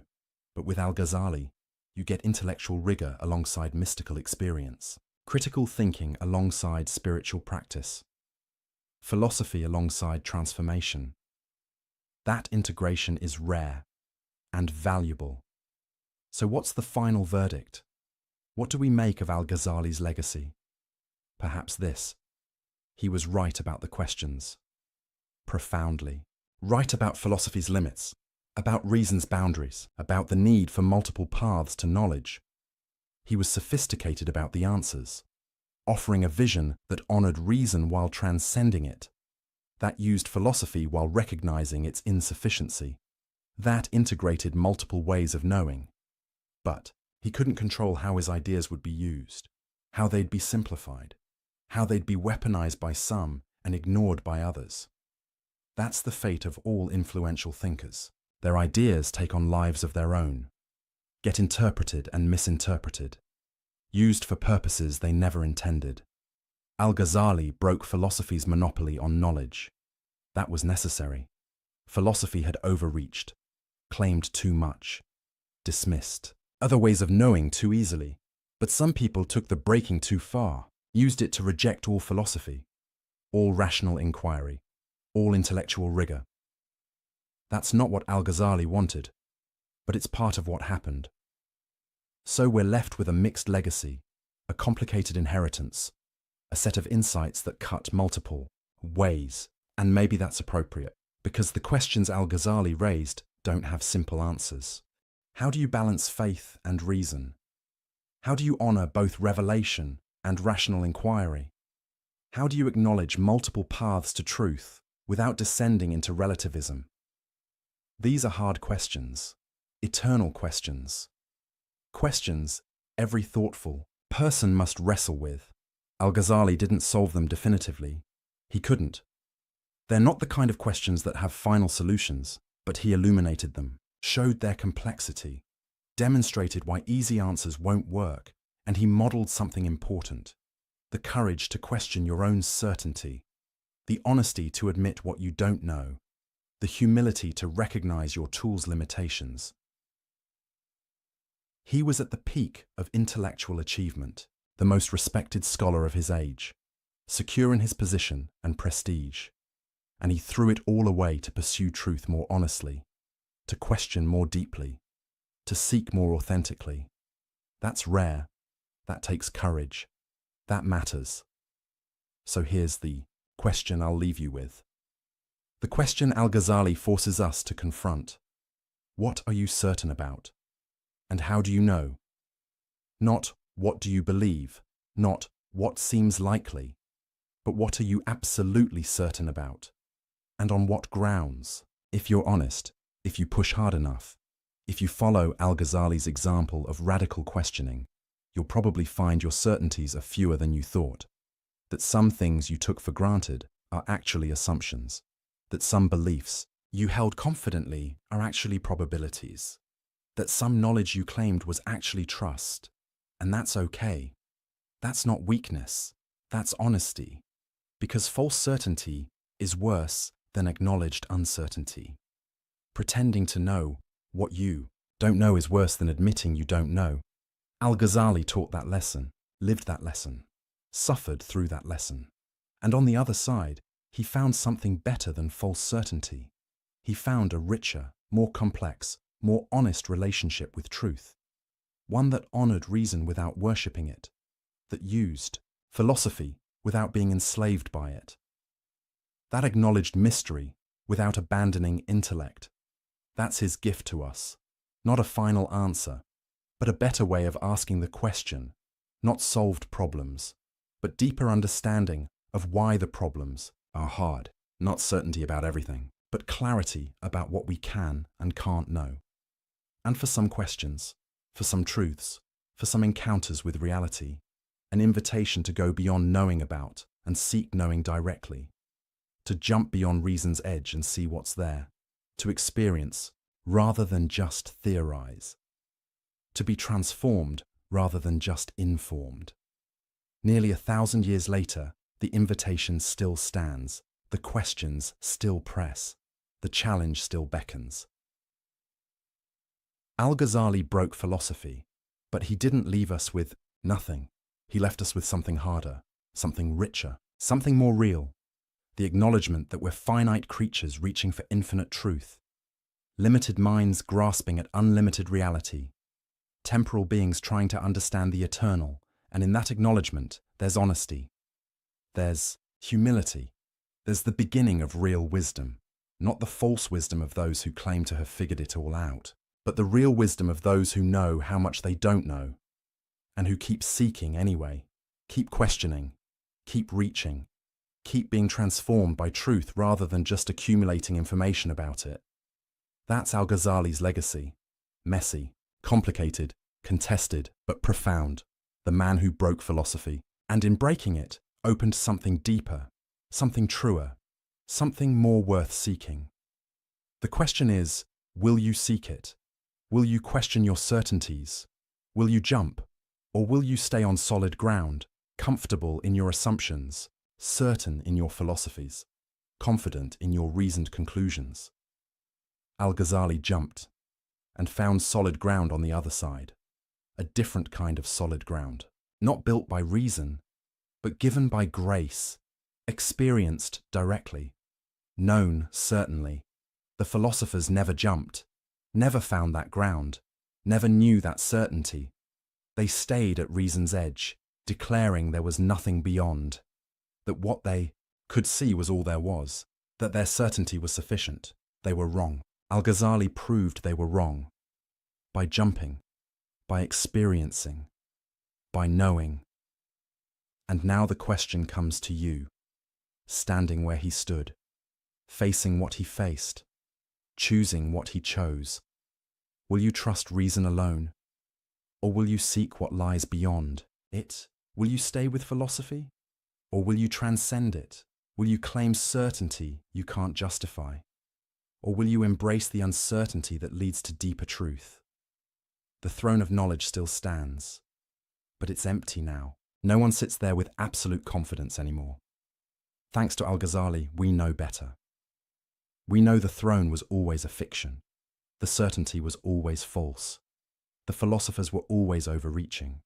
And in knowing that, in accepting that, in living with that, we become more human, more honest, more real. That's the final legacy. Not answers, but better questions. Not certainty, but authentic seeking. Not knowledge about everything, but wisdom about ourselves. The man who broke philosophy and showed us what comes after. So here we are. You've followed Al-Ghazali through his intellectual war, his personal crisis, his devastating critiques, his mystical transformation. You've seen him dismantle the philosopher's certainty, question the foundations of knowledge, challenge the limits of reason itself. You've watched him break philosophy and discover what lies beyond it. But now comes the real question. The question he asked himself. The question he forces us to ask. The question that matters more than any philosophical argument or theological debate. What are you certain about? Not what do you believe, not what seems reasonable, not what you've been taught or what makes sense, but what are you absolutely, unshakably, undoubtedly certain about? Take a moment. Really think about it. Is it your senses? That what you see and hear and touch is real? Al-Ghazali showed that dreams feel just as real. That perception can deceive. That you can't prove you're not dreaming right now.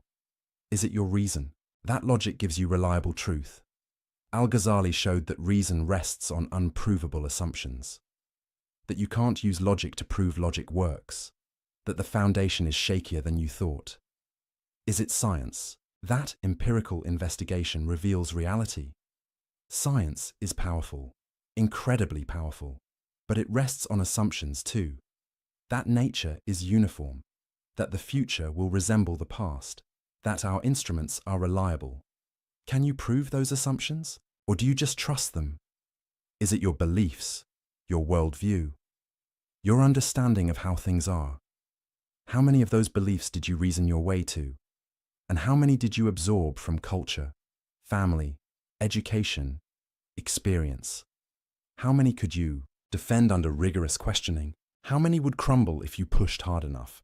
This isn't meant to make you despair. It's meant to make you honest. Because Al-Ghazali's lesson isn't that you can't know anything. It's that you know less than you think you know.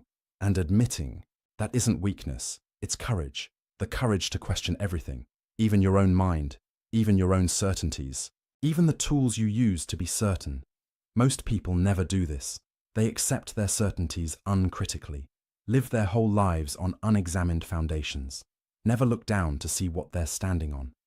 Al-Ghazali looked down and saw the abyss and nearly fell in. But he emerged with something more valuable than false certainty. He emerged with wisdom. The wisdom to know the difference between what you know and what you believe, between what you've proven and what you've assumed, between certainty and faith. Because here's what he discovered. Everyone has faith in something. The religious person has faith in revelation. The philosopher has faith in reason. The scientist has faith in empirical method. The question isn't whether you have faith, it's what you have faith in, and why, and whether you're honest enough to admit it's faith. The philosophers weren't. They called their faith rational demonstration, called their assumptions self-evident truths, called their beliefs necessary conclusions. But it was faith all along. They just didn't have the courage to admit it. Al-Ghazali had that courage. And that's what makes him worth studying nearly 1,000 years later. Not because he had all the answers. He didn't. Nobody does. But because he asked the right questions, questioned honestly, followed the truth wherever it led, even when it cost him everything. He was at the peak of success, the most respected scholar of his age, secure, comfortable, certain, and he threw it all away to pursue truth more honestly. He walked away from his position, his prestige, his intellectual certainty, because staying where he was meant living a lie, pretending to know what he didn't know, teaching with confidence he no longer felt and he couldn't do it. His integrity wouldn't let him. That's rare. That's admirable. That's worth emulating. Not the specific conclusions he reached. You might agree with them or not. That's between you and your own search for truth. But the method, the honesty, the courage, the willingness to question everything and follow where the questions lead, that's what matters. That's what endures. That's what we need more of today, because we live in an age of false certainties on all sides, from all perspectives. People who claim to know things they can't possibly know, who speak with confidence about questions that should inspire humility, who dismiss other viewpoints without really understanding them. Al-Ghazali offers a different path, a harder path, but a more honest one. The path of rigorous questioning, of acknowledged uncertainty, of seeking truth rather than defending positions. He didn't destroy philosophy. That's the wrong way to understand his legacy. He showed us what philosophy can and cannot do. What it can do: clarify thinking, expose bad arguments, analyze concepts, show what can't be proven, demonstrate contradictions, sharpen the mind. What it cannot do: give absolute certainty, answer every question, reach ultimate truth through reason alone, replace experience with argument, substitute thinking for transformation. That's a profound insight, one that remains relevant today, because we still make philosophy's mistake.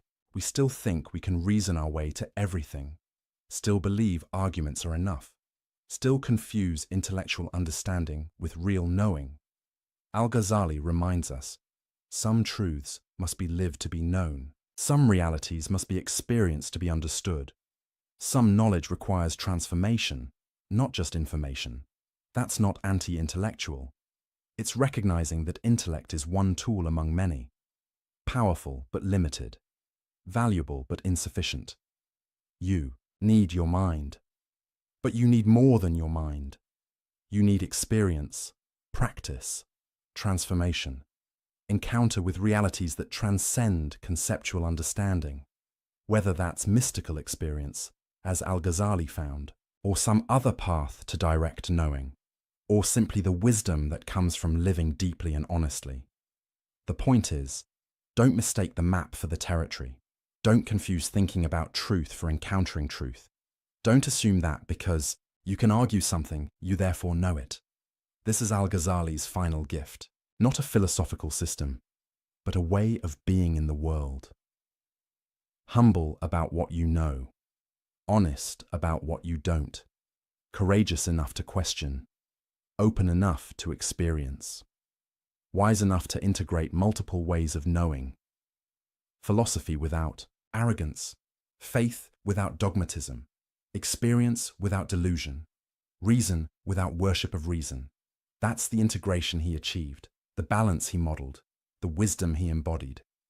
And it's still possible today, still necessary today, still worth pursuing today. So what now? Where do you go from here? That's up to you. That's always up to you. But maybe start with the question, the haunting question, the honest question. What are you certain about, and how do you know? Sit with that question. Don't rush to answer it. Let it disturb you. Let it shake your assumptions. Let it reveal the foundations you've been standing on. And if you find those foundations shakier than you thought, good. That's the beginning of wisdom. If you discover you've been claiming certainty you don't have, good. That's the beginning of honesty. If you realize you need to question more, seek more, go deeper, good. That's the beginning of real knowing. Al-Ghazali's journey isn't over, because the questions he raised never go away. The challenges he faced are eternal human challenges. The need to balance faith and reason, to honor both intellect and experience, to seek truth honestly rather than defend positions comfortably. These are your challenges now, your questions, your journey. And maybe, like Al-Ghazali, you'll discover that the journey leads beyond where you expected. That truth is stranger and richer than your categories can contain. That reality resists being reduced to any single system. Maybe you'll find, as he did, that losing false certainty opens you to real knowing. That admitting you don't know is the first step to actually knowing. That jumping beyond reason's edge reveals solid ground you couldn't see from where you were standing. Or maybe you'll find something different, your own path, your own truths, your own way of integrating what can be thought and what must be experienced. That's fine. That's as it should be. Because Al-Ghazali's lesson isn't do exactly what I did. It's have the courage to seek honestly, question deeply, live authentically, know the difference between what you know and what you believe, and never, ever confuse confidence with certainty, or arguments with truth, or intellectual understanding with wisdom. The philosophers made that mistake. And it took a man who'd mastered their entire system to show them where they'd gone wrong. Don't make the same mistake. Don't let 4 hours of watching a documentary make you feel like you've understood everything. You've been introduced to questions, not given final answers. You've seen one man's journey, not been shown the only path. You've encountered ideas, not acquired certainty. What you do with those questions, that journey, those ideas, that's your work now. Your responsibility, your adventure. Al-Ghazali can't take that journey for you. I can't take it for you. No one. You have to walk it yourself, question it yourself, discover it yourself, live it yourself. But now you know the questions are worth asking. The journey is worth taking. The truth is worth seeking. Even when it costs you. Even when it disturbs you. even when it requires you to let go of certainties you cherished. Because false certainty is a prison, and Al-Ghazali offers the key, not a key to new certainties, but a key to honest uncertainty, to real seeking, to authentic knowing. Will you use it? Will you question? Will you seek? Will you jump? Or will you stay comfortable in your assumptions, safe in your beliefs, certain in your philosophies? The choice is yours. It always has been. It always will. Al-Ghazali made his choice. The philosophers made theirs. And the difference between them echoes across 1,000 years. Now it's your turn. Your choice. Your journey. Make it honestly. Make it courageously. Make it wisely.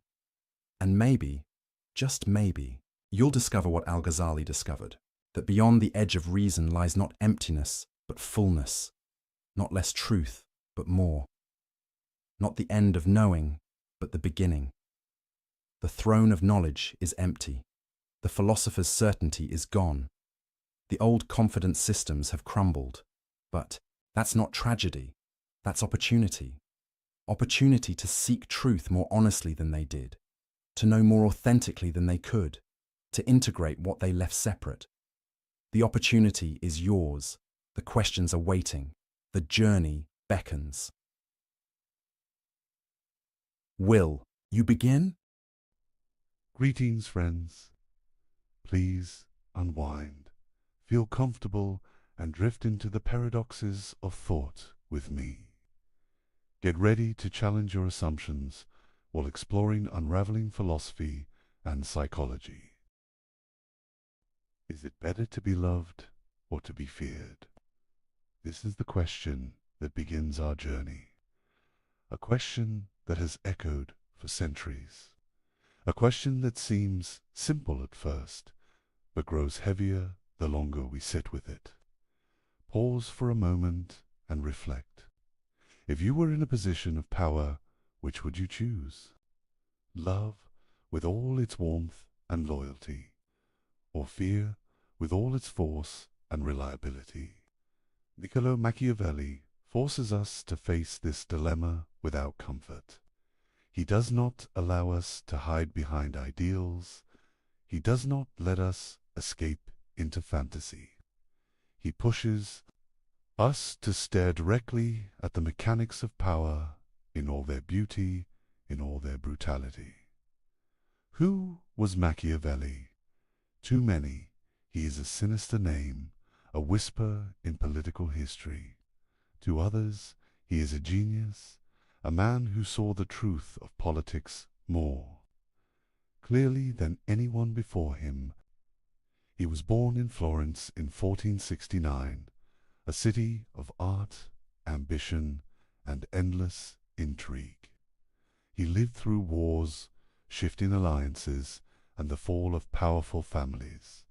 For a time, he served as a diplomat, moving between the courts of kings and popes. He saw power up close. He studied how men rose and how they fell. But Machiavelli's life was not one of endless triumph. When the Medici family returned to power in Florence, he was cast out. He was accused of conspiracy, imprisoned, even tortured. When he was finally released, he was forced into exile. His career seemed broken, his influence gone. Yet it was in that exile, stripped of privilege and honor, that he wrote his most famous work, The Prince. Many read The Prince as a manual for tyranny, a book that teaches rulers how to deceive, manipulate, and control. Others see it as satire, perhaps a veiled attack on the very leaders it appears to praise. Some read it as a desperate plea from a man trying to win back his position. Whatever the case, it remains one of the most controversial books ever written. It is both admired and despised. It is quoted and condemned. And it is still alive in political thought today. But tonight, We are not here to simply read The Prince as a historical artifact. We are here to open Machiavelli's entire playbook, to move through his writings, his ideas, his warnings, to understand not only what he wrote, but why his words still matter. Machiavelli does not give us a clean theory of government. He does not build grand systems like Plato. He does not argue for natural law like Aristotle.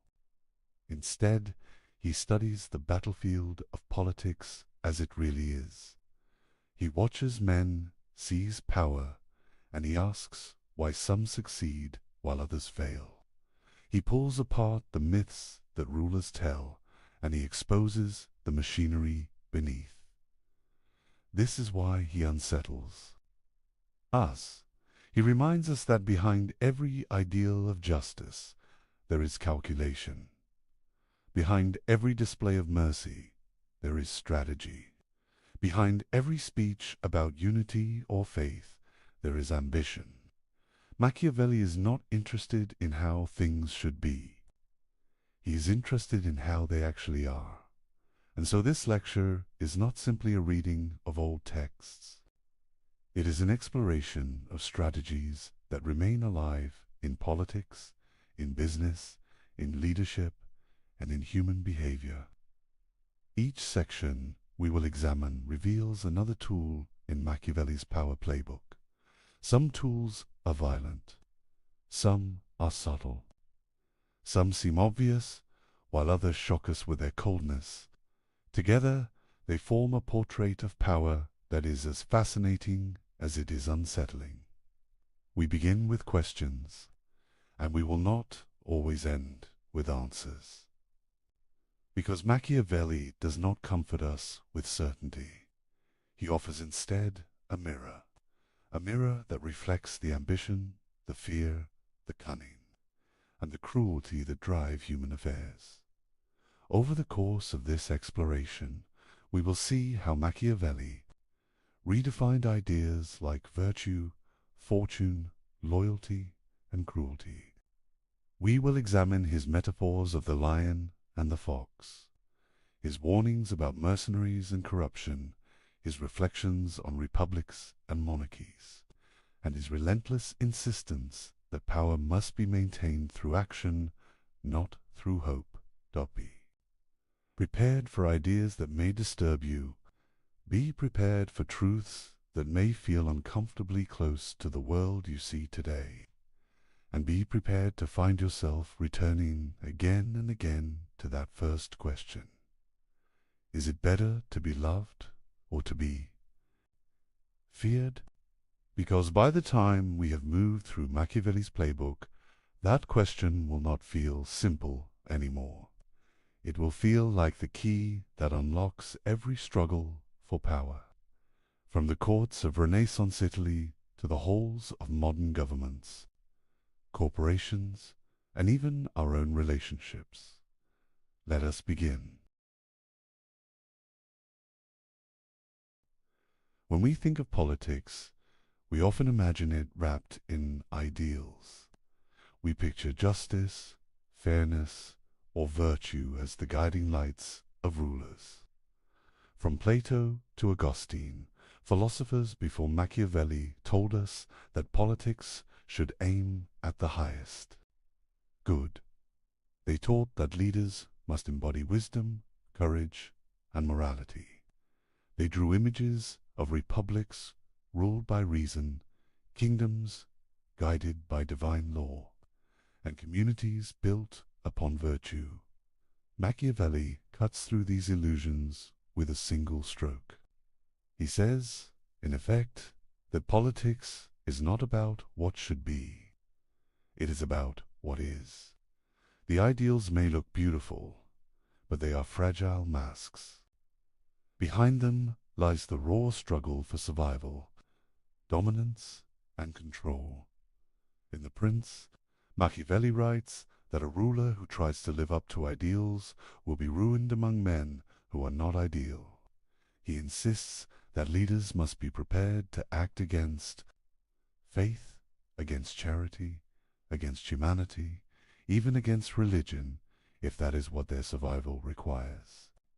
This is not because he rejects morality outright. It is because he believes that morality alone cannot withstand the forces of fortune, ambition, and conflict. This view shocked his contemporaries. They had been taught that rulers must serve God and justice first. Yet Machiavelli observed rulers who acted in pious ways often lost their states. Meanwhile, those who betrayed promises, deceived rivals, and used cruelty effectively survived and thrived. He concluded that power abates its own laws. To ignore those laws is to invite collapse. We must understand the context of his time to appreciate the force of his argument. Florence and the Italian peninsula were not peaceful lands. They were fractured into city-states, each with its own ambitions. The French invaded, the Spanish interfered, and the papacy itself played politics like a prince. Alliances shifted weekly, armies burned towns, families rose and fell in sudden turns of fortune. In this setting, a ruler who clung to ideals without flexibility was not admired. He was destroyed.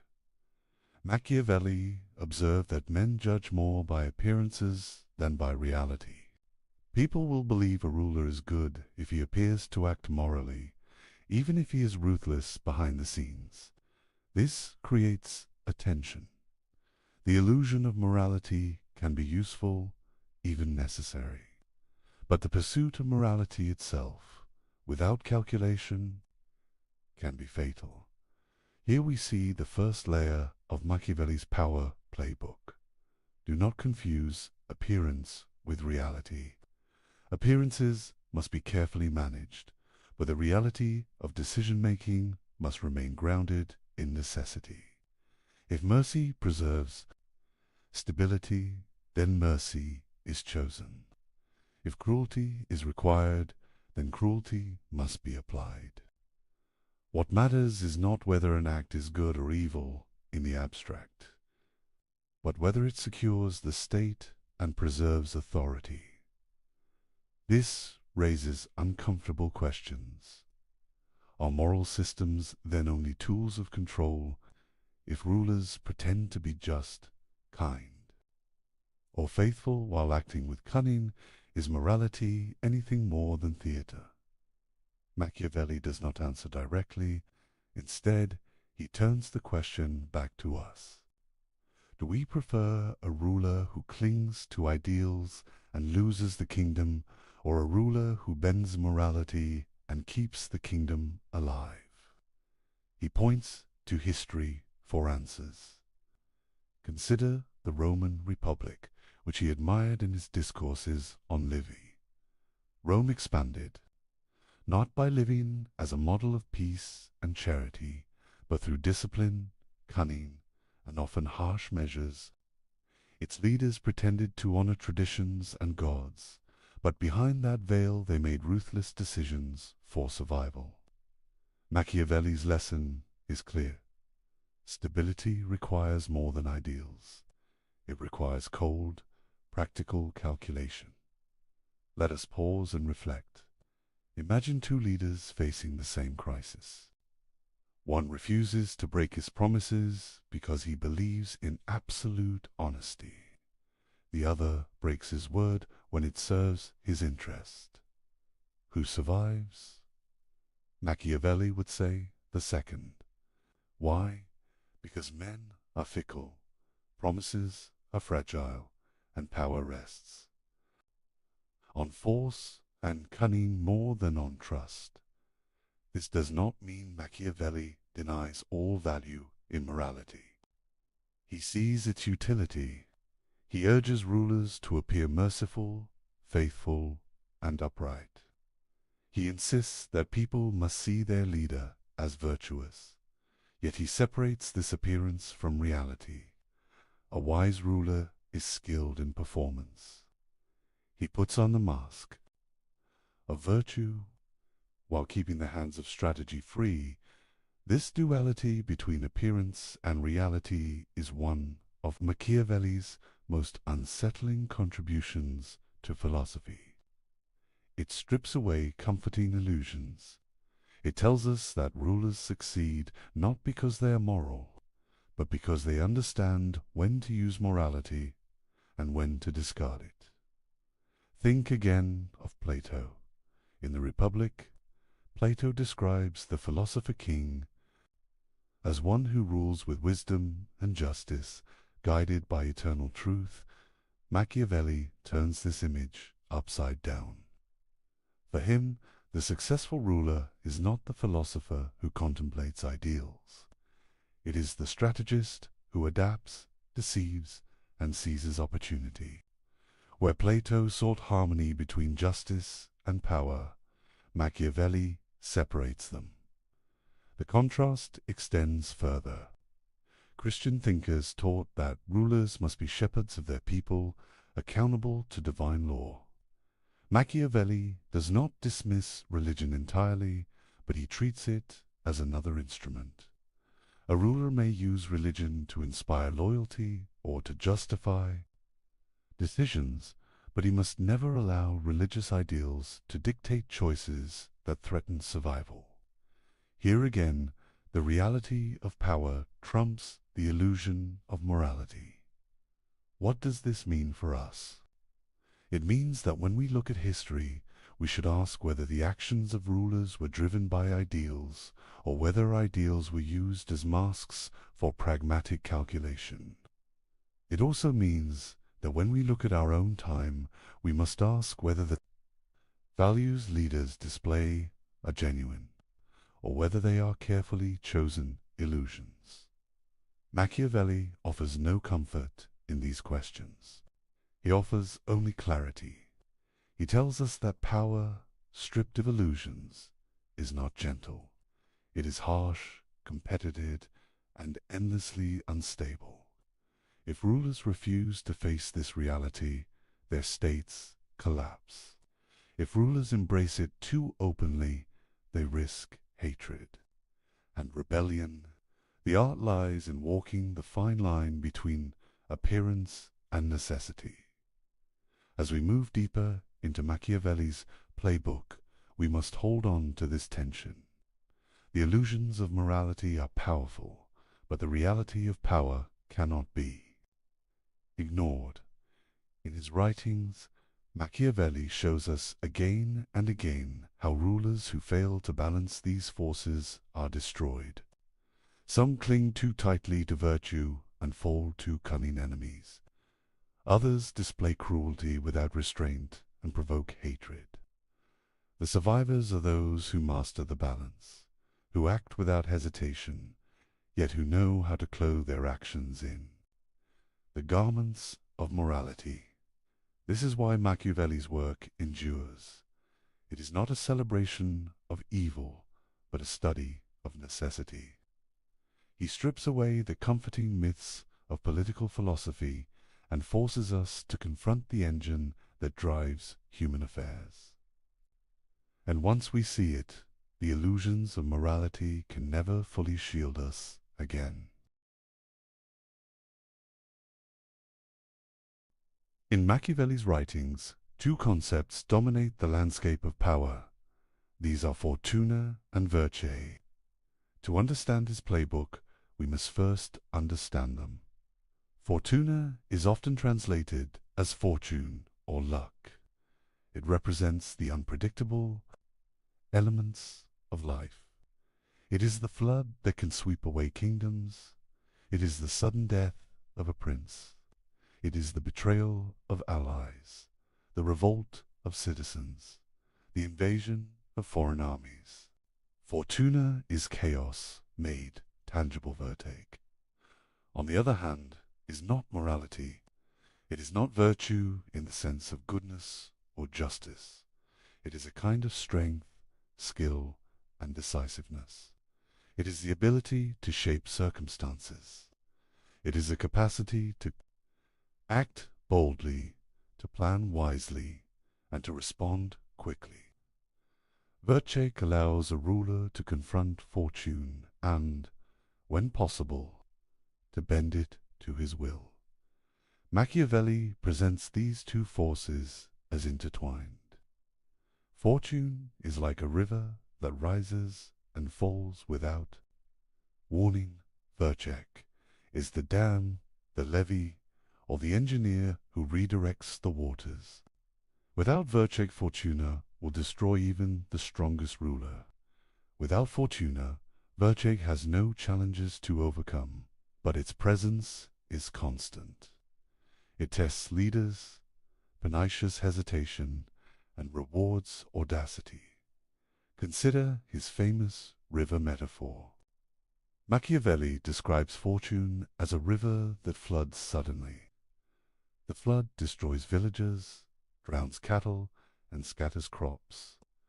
Those who prepare levees, who build channels, who anticipate the rising waters, survive. Those who do not are swept away. In human affairs, fortune functions in the same way. Wars, betrayals, deaths, and revolutions can overwhelm a state in an instant. Virtue is the preparation, the adaptability, and the courage to confront these forces. This does not mean that fortune can be fully controlled. Machiavelli is clear. Fortune is unpredictable and often cruel, but it can be mitigated. A prince who acts boldly, decisively, and with cunning can reduce the power of fortune. He can turn its unpredictability into opportunity. History is full of examples. Leaders who hesitated in crises perished. Leaders who seized the moment thrived. Machiavelli observes that fortune favors the bold. Virtue also requires knowledge and action. It is not enough to be courageous. A ruler must understand the world in which he lives.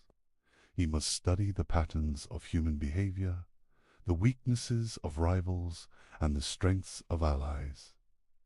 Virtue is intelligence applied to power. It is flexibility combined with decisiveness. It is the ability to act swiftly when opportunity appears and to recover quickly when disaster strikes. Machiavelli repeatedly emphasizes that virtue must be practicable.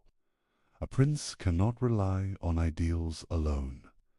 He must take risks, sometimes calculated, sometimes bold, to secure his position. He must not wait for luck or hope for fortune to protect him. Fortune may knock on the door, but only virtue can open it. The interplay of fortune and virtue appears in Machiavelli's historical examples. Consider Cesare Borgia. He inherited a position of power and expanded it through audacity and strategy.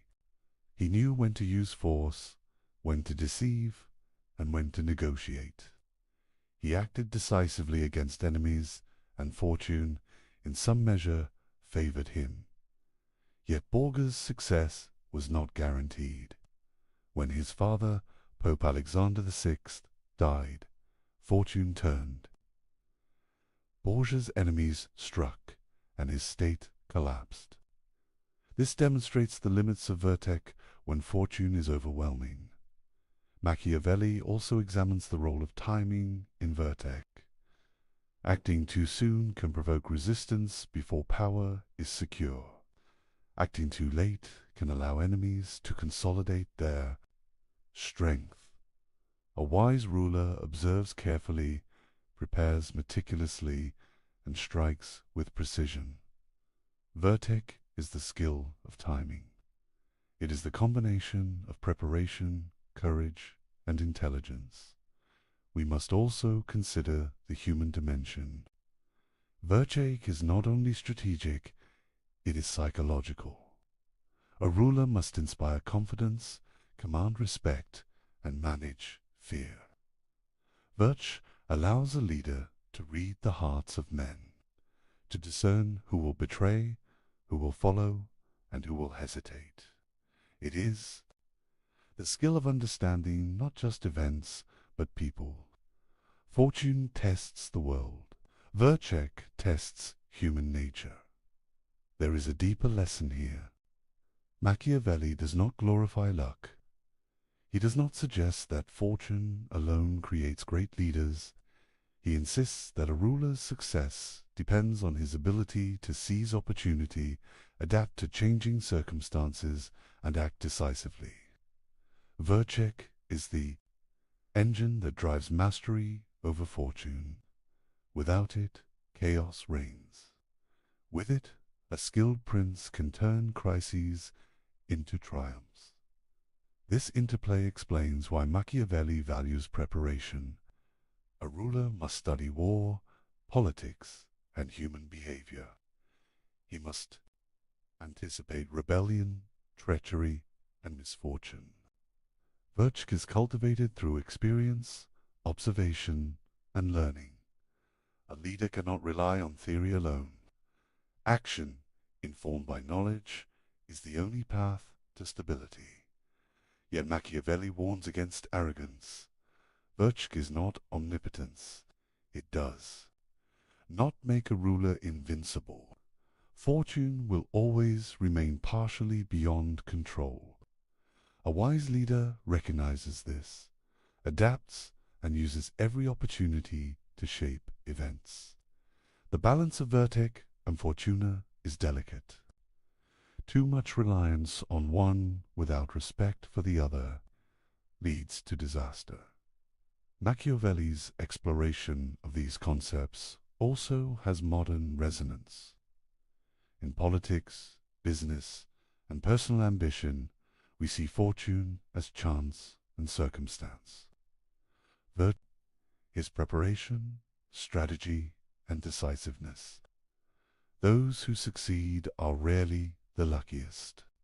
They are the most capable of turning opportunity into advantage and disaster into survival.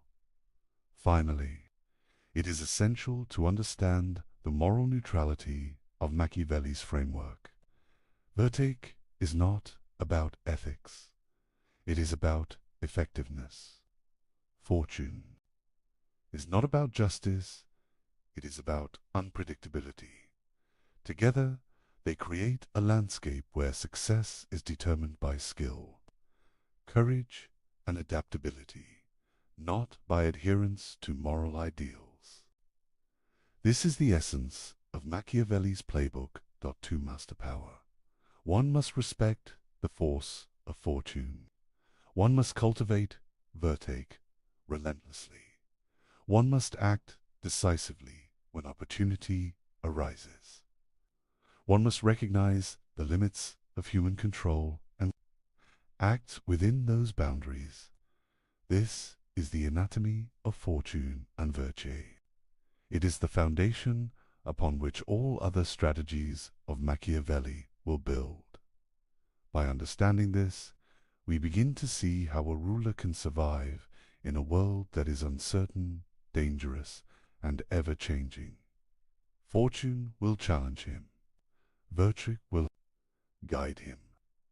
The wise prince knows when to bend, when to strike, and when to appear steady. This is the essence of the strategy that underlies every decision in Machiavelli's writings. Machiavelli confronts one of the most enduring questions of power. Is it better for a ruler to be loved or to be feared? This is not a question of morality. It is a question of survival. Leaders throughout history have struggled with it. The answer, according to Machiavelli, is complex, but it carries a clear warning. He begins by observing human nature. Men are generally self-interested. They will break promises, betray allies, and abandon leaders if it suits their advantage. They are fickle and changeable. Their loyalty is often dependent on circumstances rather than conviction. A ruler who relies solely on love risks being abandoned when it is inconvenient. Fear, in contrast, is more reliable. When men fear the consequences of disloyalty, they are less likely to act against a ruler. Fear can be controlled, punishments can be applied consistently. Laws and consequences create order. In Machiavelli's view, fear provides stability in a way that love cannot always guarantee. Yet Machiavelli does not advocate cruelty for its own sake. He warns against excessive cruelty that provokes hatred. Hatred is dangerous. It can unite enemies, inspire rebellion, and destroy a ruler. The wise leader uses fear strategically. He applies it decisively and at the right time. Fear must be measured and directed at threats, not at loyal subjects. Love, however, cannot be ignored entirely. People prefer to follow a leader who is respected and admired. Popular support reduces the need for harsh enforcement. A ruler who is loved can govern with less constant pressure. The ideal balance, according to Machiavelli, is to be feared without being hated. This requires skill, judgment, and careful management of perception. He illustrates this with historical examples. Consider Cesare Borgia. He was feared by his enemies and respected by his allies. He applied cruelty swiftly and decisively, eliminating threats before they could grow. Yet he avoided widespread hatred among the populace by controlling his image and demonstrating fairness to those who served him faithfully. Borgia's ability to combine fear with calculated generosity allowed him to maintain power effectively. Machiavelli also emphasizes the role of appearance in managing loyalty. A ruler must cultivate the perception of virtue, kindness, and justice. People must believe in his good intentions even if they know he acts with calculation. This combination of fear and the appearance of love creates a form of control that is both effective and sustainable. He cautions against relying solely on love. History is full of rulers who were adored but who fell because their followers placed personal interest above loyalty. Affection alone cannot ensure obedience. Love is fragile, easily broken by greed, ambition, or external pressure. Fear, however, can endure because it is grounded in consequences. The management of fear and love also requires understanding of human psychology. Machiavelli notes that men forgive injury quickly if they benefit from the ruler. They remember cruelty longer if it threatens them personally. A wise leader uses this knowledge to act decisively against enemies while reassuring allies. This creates a hierarchy of loyalty based on both respect and self-interest. Timing is essential. Fear applied too early can provoke resistance. Fear applied too late may allow threats to grow unchecked. Love applied indiscriminately may encourage complacency. Machiavelli teaches that the ruler must act like a conductor, orchestrating both fear and affection to maintain harmony in the state. He also addresses the relationship between fear, love, and reputation. A ruler's name is powerful.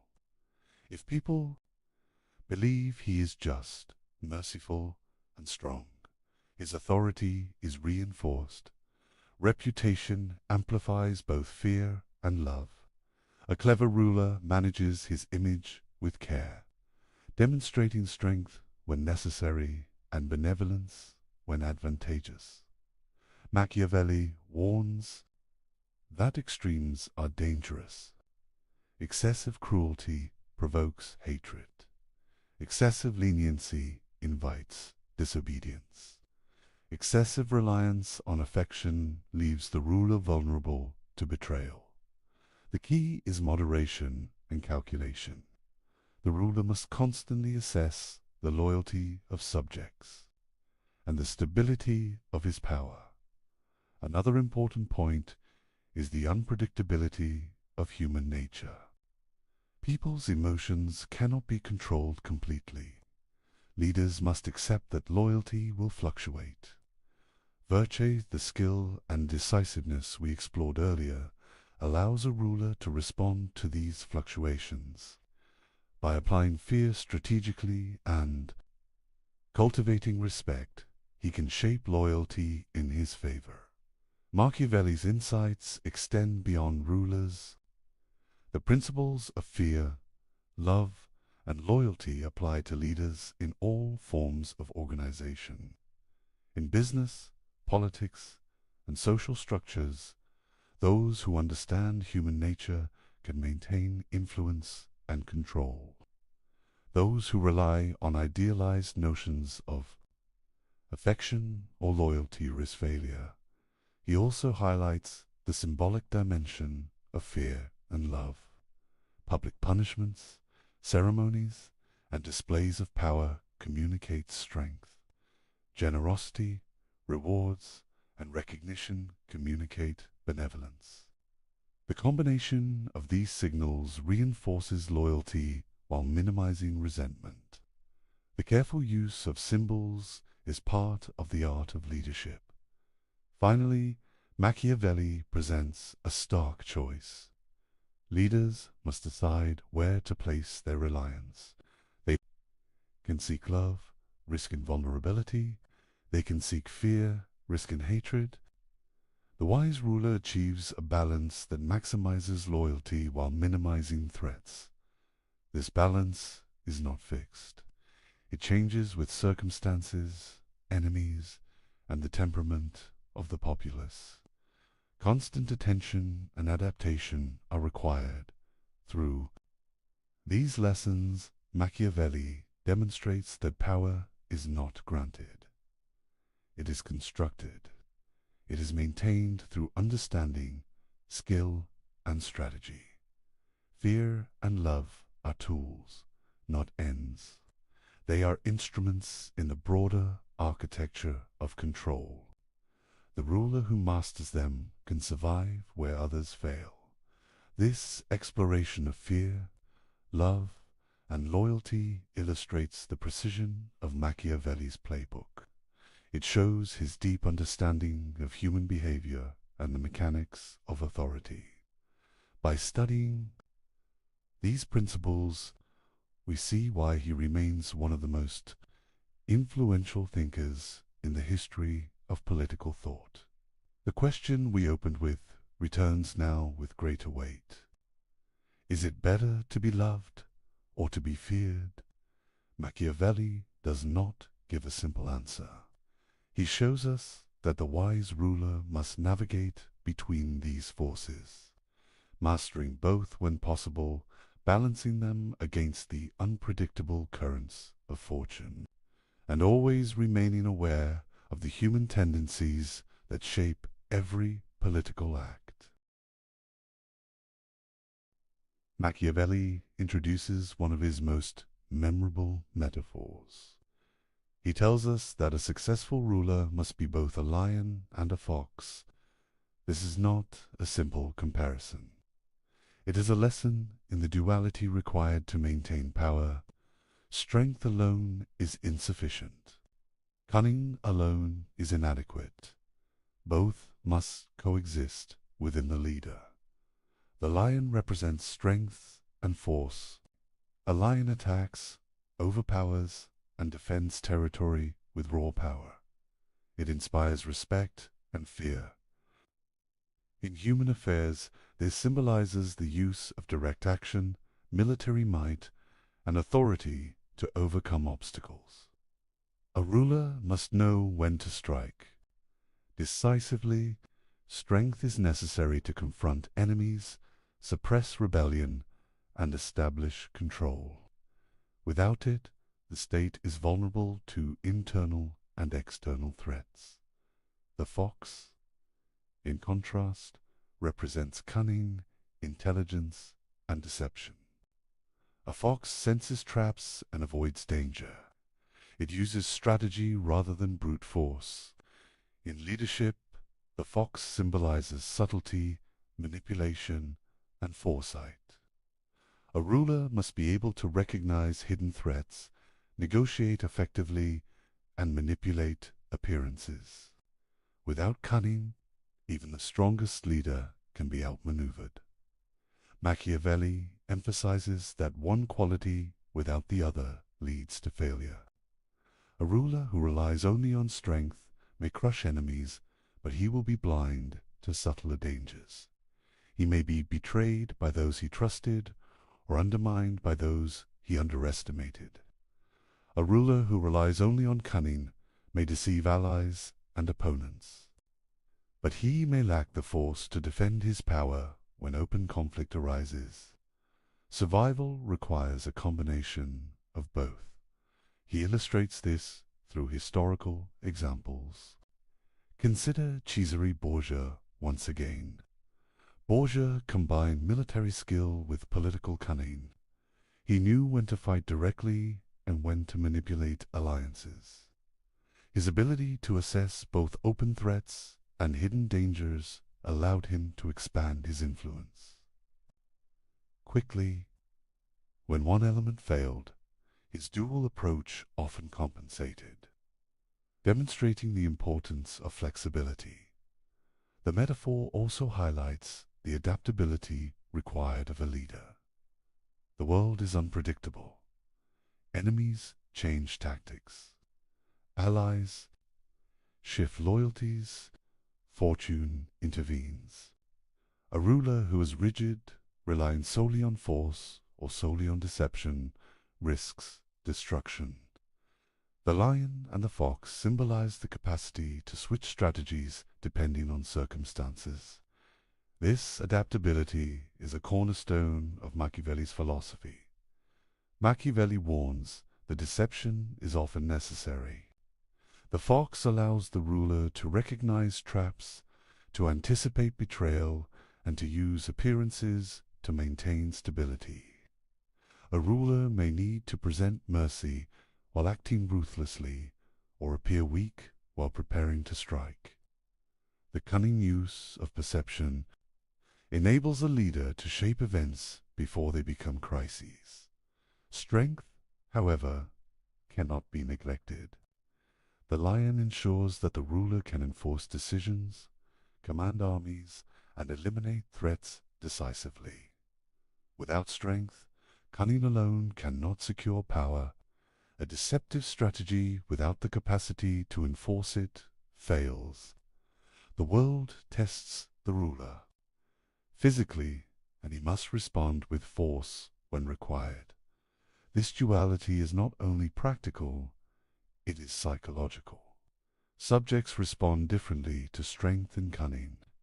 Fear of force demands respect. Awareness of cunning generates uncertainty in opponents, preventing them from acting impulsively. Loyalty, obedience, and alliance are shaped by both elements. The ruler who embodies both is unpredictable and therefore secure. Machiavelli also considers timing. The lion and the fox must be deployed according to circumstances. A time of rebellion may demand the strength of the lion.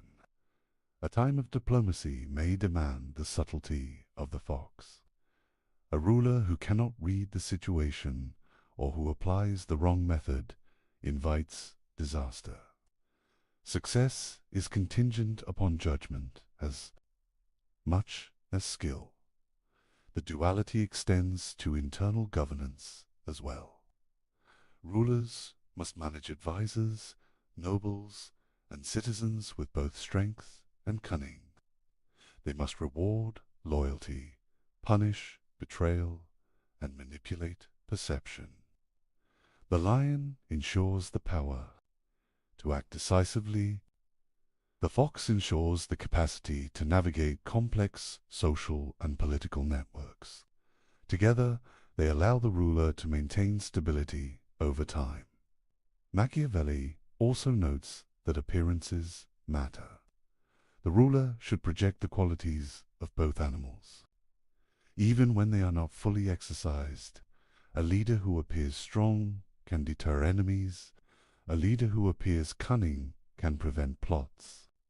Perception is an instrument of power, reinforcing both force and strategy.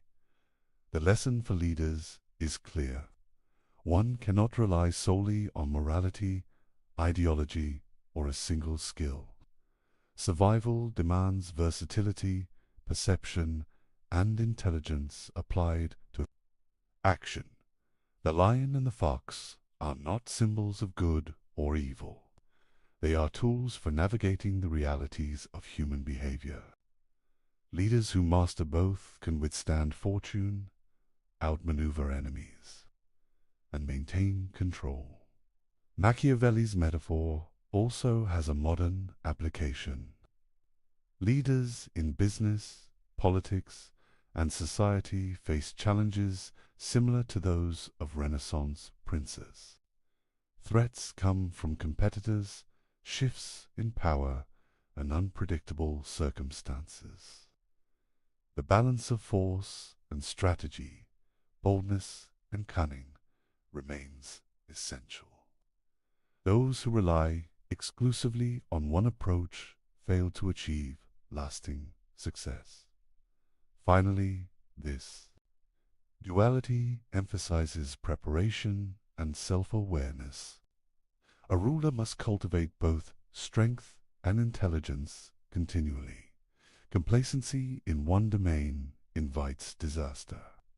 The combination of lion and fox requires constant vigilance, learning, and adjustment.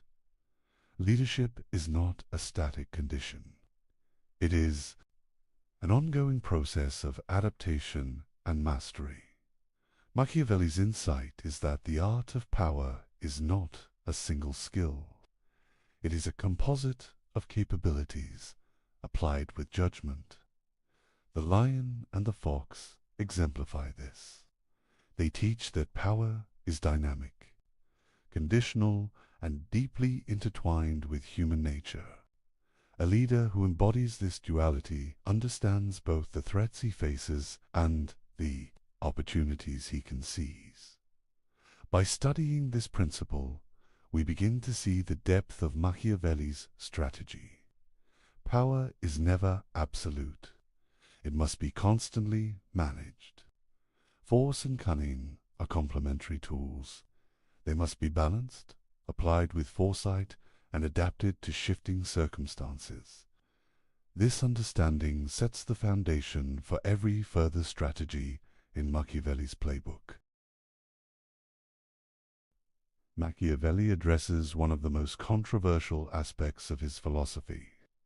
He argues that cruelty, when applied correctly, can be necessary for the stability of a state. This idea challenges conventional morality. It is not intended to shock. For its own sake, it is practical. It is rooted in the realities of human behavior and political survival. He begins by distinguishing between types of cruelty. There is cruelty that is well used. There is cruelty that is excessive or poorly timed. Well-used cruelty is decisive. It is applied quickly and with purpose. It eliminates threats, prevents rebellion, and secures authority. Poorly used cruelty is endless and arbitrary. It breeds hatred, fear without respect, and eventual collapse. Machiavelli explains that cruelty is most effective when it is limited and targeted. A ruler may need to eliminate rivals or punish conspirators.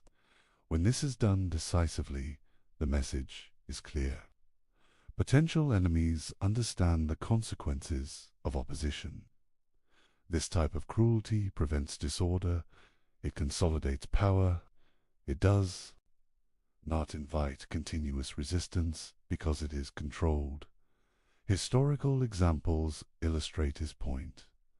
Consider Cesare Borgia. Borgia faced a fragmented state and rebellious subjects.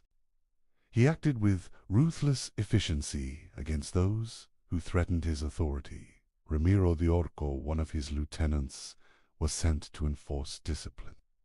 The people initially resented the actions, but Borgia quickly executed de Orco, presenting himself as just. The cruelty served a purpose, and then it ended. This calculated approach stabilized the region. Machiavelli emphasizes that cruelty must be applied at the beginning of a ruler's tenure. Early decisive actions prevent prolonged unrest. Hesitation allows enemies to grow stronger and emboldens conspirators. Once a ruler establishes control through measured force, ongoing cruelty becomes less necessary. The goal is to secure loyalty, not to perpetuate fear indefinitely. He also warns against arbitrary cruelty. Violence without purpose undermines authority. It creates resentment. It destabilizes rather than strengthens. The wise leader uses cruelty as a tool, not as an expression of personal anger. Decisions must be calculated and disciplined. Emotion alone is insufficient and dangerous. Machiavelli extends his analysis to the broader principle of necessity. Rulers exist in a world of danger.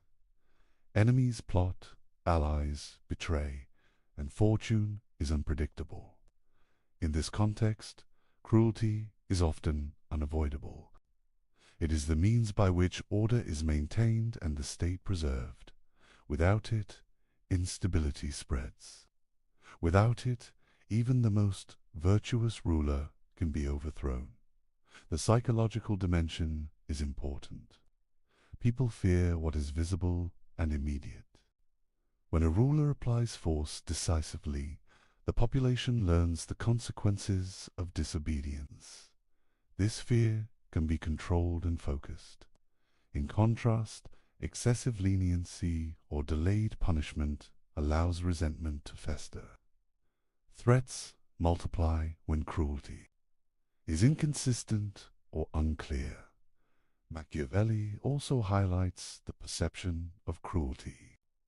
A ruler should not appear cruel for its own sake. Actions should be framed as necessary for the common good or for the security of the state. Public perception shapes loyalty. People tolerate force if it is justified and purposeful. They rebel when cruelty seems arbitrary or self-serving. Timing, again, is essential. Initial acts of cruelty secure authority. After stability is established, further violence can be reduced. The ruler can shift focus to appearances of mercy, justice, and virtue. This balance between force and benevolence creates a stable environment where loyalty is earned and rebellion is minimized. He contrasts this approach with inaction. Leaders who hesitate to apply necessary force often face prolonged conflict. Revolts persist, enemies grow bolder, and alliances shift unpredictably. The failure to act decisively in critical moments leads to greater suffering and eventual downfall. Cruelty, when properly applied, prevents this escalation. Machiavelli also warns against cruelty motivated by personal desire. A ruler must never act purely out of vengeance. The goal is not to indulge anger or assert ego. The goal is the preservation of the state. This disciplined use of force distinguishes effective rulers from tyrants who provoke hatred and rebellion. He explores the relationship between cruelty and fear. Cruelty generates fear, but fear must be carefully controlled.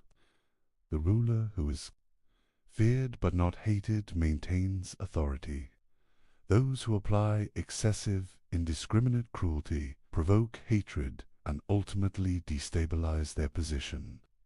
Fear must be directed strategically, not indiscriminately. Machiavelli's insights extend beyond the battlefield. Internal governance, management of nobles, and handling of conspiracies all require careful application of force. The principles of decisive action, targeted punishment, and public perception apply in political, social, and administrative contexts. Modern examples illustrate these principles. Leaders who act decisively to confront threats often maintain stability, while leaders who hesitate or act inconsistently invite chaos. Strategic force, applied with purpose, is not cruelty for cruelties. Sake, it is a calculated method of maintaining order. Finally, Machiavelli emphasizes the moral neutrality of these actions. Cruelty is neither inherently good nor evil. Its value is measured by results. The wise ruler considers the long-term stability of the state. He acts decisively when necessary, restrains force when possible, and manages perception carefully. Through this lens, cruelty becomes a tool, a necessary instrument for survival. It is not arbitrary, it is not personal, it is part of the disciplined exercise of power. To ignore this principle is to misunderstand the realities of governance. To apply it without judgment is to invite destruction. The balance, timing, and purpose of cruelty determine the ruler's success. By understanding the necessity of cruelty, we begin to see how Machiavelli redefines power. He strips away comforting illusions. He shows that stability requires action, decisiveness, and control. Leaders must confront danger, manage perception, and use force strategically. This principle underpins much of the remaining strategies in his playbook. Machiavelli understood that power is not only about force or cunning, it is also about perception. How a ruler is seen can determine whether he succeeds or falls. Reputation is a currency of authority. Image shapes loyalty. The theater of power is the stage on which a ruler performs to maintain control. He begins by emphasizing that appearances matter more than reality in the eyes of the public. People judge leaders based on what they see, not always on what they know. A ruler may act with calculation, manipulation, or even deception, but the perception of virtue, justice, and courage solidifies authority. Maintaining this perception is essential to survival. Machiavelli notes that a ruler must project qualities that inspire both respect and admiration. He should appear merciful, faithful, humane, and religious. Yet he should also demonstrate strength, decisiveness, and strategic intelligence. These qualities may not always exist fully in practice, but their display maintains confidence among subjects and allies. He illustrates this through historical examples. Consider the Medici family in Florence. Their authority relied heavily on appearances. They cultivated images of piety, patronage, and civic responsibility, even while engaging in ruthless political maneuvers. The perception of virtue protected their power and allowed them to govern effectively.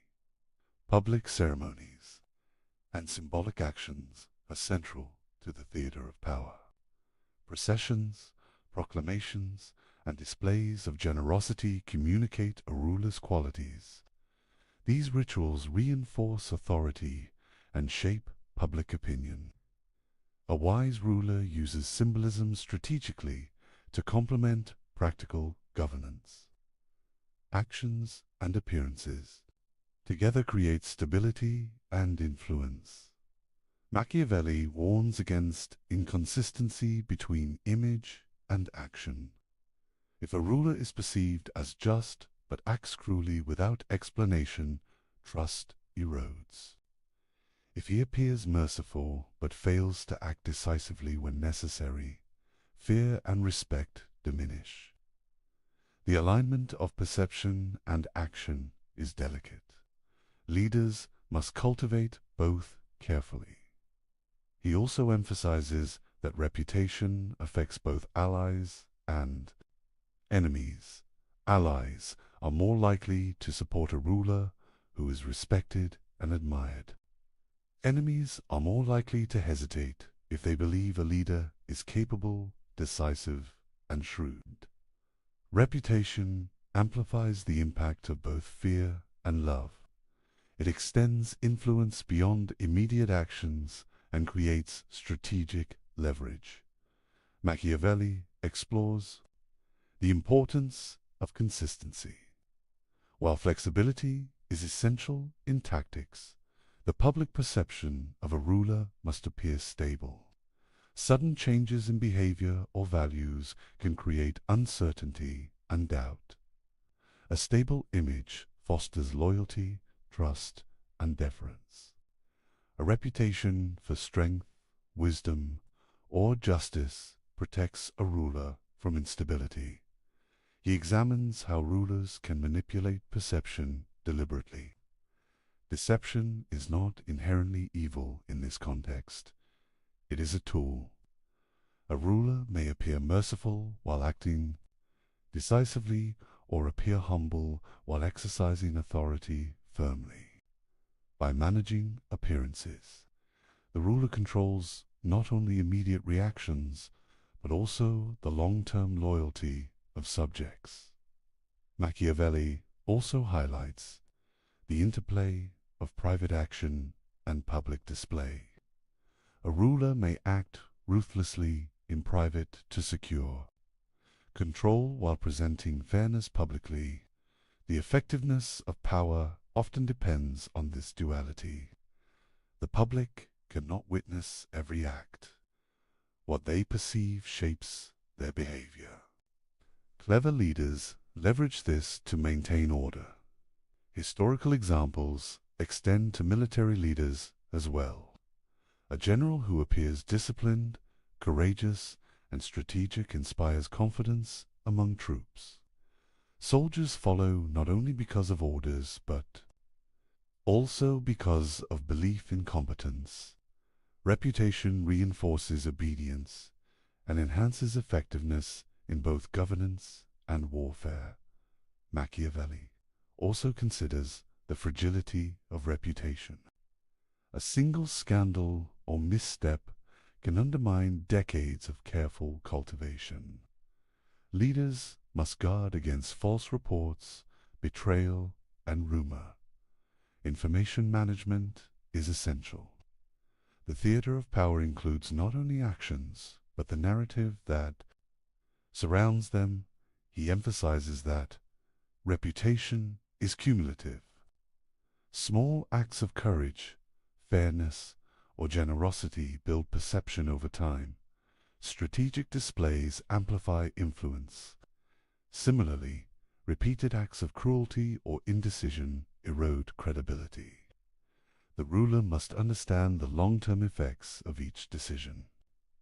On public perception, Machiavelli also examines the use of storytelling and legacy. Leaders often shape their image through narratives that highlight successes and obscure failures. Propaganda, public records, and controlled accounts of events all contribute to the theater of power. The ruler who controls the story controls the memory of his rule, he warns that relying solely on appearances without substance is dangerous. A ruler may deceive temporarily, but if underlying weaknesses exist, fortune will expose them. Strength, cunning, and decisiveness must underpin image. Reputation amplifies power, but cannot replace competence. Modern parallels are clear. In politics, business, and society, leaders manage public perception constantly. Media, communication, and symbolic actions influence loyalty, respect, and obedience. The principles Machiavelli outlined centuries ago remain relevant. Reputation shapes decisions, alliances, and opportunities. Finally, Machiavelli emphasizes the integration of all elements of power: reputation, force, cunning, cruelty, and appearance are not separate. They interact. A wise ruler balances them to maintain authority. Perception enhances action. Action reinforces perception. Together, they create a resilient, adaptive, and effective system of governance. Through understanding the theater of power, we see that leadership is both practical and performative. A ruler must master not only the mechanics of control, but also the art of influence. Every gesture, decision, and public appearance contributes to the stability of the state. Reputation is the stage upon which all other strategies unfold. By studying these lessons, we begin to see Machiavelli not as a promoter of immorality, but as an analyst of survival and influence. Leaders who understand perception and cultivate their image can navigate challenges, inspire loyalty, and maintain power in ways that are both strategic and enduring. Machiavelli understood that power does not exist in isolation. A ruler is surrounded by allies, adversaries, and opportunists. Success depends on the careful management of relationships. Friendships, loyalties, and enmities are tools to be understood and used wisely. He begins by emphasizing the impermanence of alliances. People are motivated by self-interest. Allies today may become enemies tomorrow. Shared goals are often temporary. The wise ruler anticipates these shifts. He maintains awareness of the intentions and ambitions of those around him. Trust, Machiavelli argues, must be strategic. Blind faith in allies is dangerous. A ruler cannot assume loyalty based solely on past favors or friendship. Those who seem most devoted may betray at the moment of greatest opportunity. Conversely, apparent rivals may be managed or even converted into useful allies if their ambitions align temporarily with the ruler's objectives. He provides historical examples to illustrate these points. Florence, Venice, and other Italian city-states were constantly shifting in alliances. Leaders who relied too heavily on external support often found themselves abandoned when foreign powers pursued their own interests. Survival required vigilance and flexibility. Alliances must be nurtured, tested, and sometimes replaced.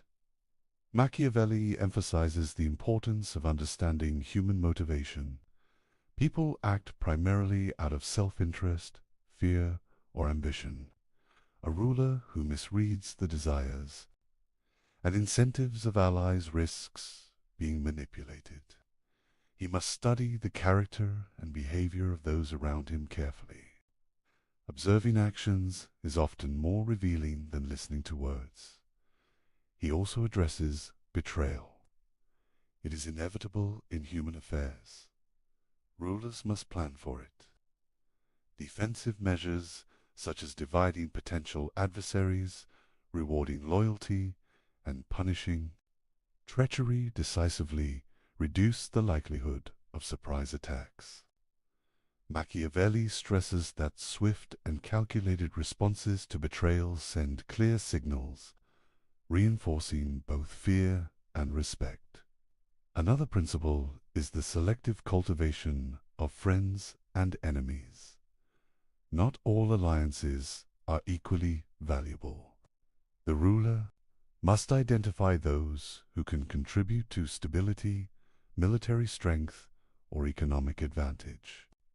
Some rivals can be left unchecked if their ambitions are contained. Others must be neutralized through diplomacy, coercion, or strategic force.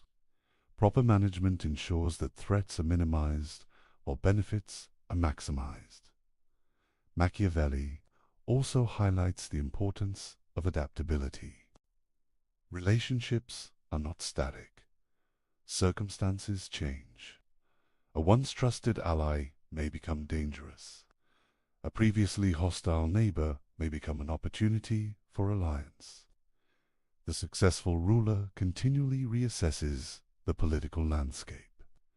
Decisions must be based on the current balance of power, not past assumptions or sentiments. He examines the role of deception in managing allies and enemies. Transparency can be exploited. The ruler must sometimes conceal intentions, provide misleading signals, or present false security to maintain advantage. Deception is a tool, not a moral failing. When used to preserve the state and protect power, historical examples reinforce these lessons. The Papal States frequently negotiated alliances with city-states and foreign powers. Those who overestimated loyalty or underestimated ambition often lost territory or influence. Leaders who balanced diplomacy with readiness for conflict maintained authority more effectively. Machiavelli's observations emphasized pragmatism over idealism. He also considers the psychological impact of power. Allies observe how a ruler handles threats, betrayal, and opportunity. Swift action and decisive judgment inspire confidence. Hesitation and indecision undermine trust. Reputation, decisively linked to behavior, shapes future relationships. Allies and enemies alike adjust their strategies based on perceived strength and intelligence. Machiavelli warns against over-reliance on any single ally. Dependence creates vulnerability. The ruler must cultivate multiple connections, balancing relationships to prevent any one party from gaining excessive influence. This approach reduces the risk of betrayal and maintains freedom of action. Conversely, the management of enemies requires both caution and initiative. Enemies left unchecked grow stronger. They form alliances, exploit weaknesses, and may strike unexpectedly. A prudent ruler observes potential adversaries, predicts their moves, and acts preemptively when necessary. Timing and decisiveness are essential. He further distinguishes between permanent and temporary alliances. Temporary alliances serve immediate goals. Permanent alliances require trust, compatibility, and ongoing management. A ruler must recognize the difference and treat each relationship accordingly. Mismanaging this distinction can lead to catastrophic failures. Machiavelli also emphasizes the value of balance. The ruler must reward loyalty, punish betrayal, and maintain the perception of fairness. Allies who feel secure are more likely to support the ruler. Enemies who see strength may hesitate or retreat. The art of maintaining equilibrium between friends and foes is central to stability. The chapter also explores contingency planning. The ruler must anticipate shifts in loyalty and the emergence of new threats. By preparing for multiple scenarios, he ensures that betrayal or unexpected opposition does not lead to collapse. Flexibility and foresight are the hallmarks of skillful leadership. Machiavelli concludes that the management of relationships is an ongoing task. Power is dynamic, and human behavior is unpredictable. The ruler's survival depends on vigilance, judgment, and adaptability. Understanding human ambition, fear, and self-interest allows the ruler to navigate complex networks of friends and enemies. Finally, these lessons have modern relevance. Corporate leaders, politicians, and social strategists face analogous challenges. Alliances form and dissolve. Rivals emerge unpredictably. Understanding motivations, maintaining reputation, and managing perception remain critical. Machiavelli's analysis of friends and enemies provides insight into human behavior and the dynamics of influence. By mastering alliances, anticipating betrayal, and managing relationships with skill and judgment, the ruler secures stability and extends authority. This is the essence of Machiavelli's guidance.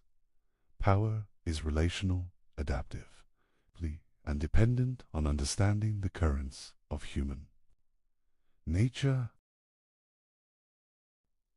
Machiavelli presents a paradoxical view of religion. He does not dismiss faith entirely, yet he emphasizes its utility as a tool for rulers. Religion, in his eyes, is a mechanism for shaping human behavior. It unifies, motivates, and controls populations. He admires its practical effects rather than its spiritual truths. He begins by examining the role of religion in society.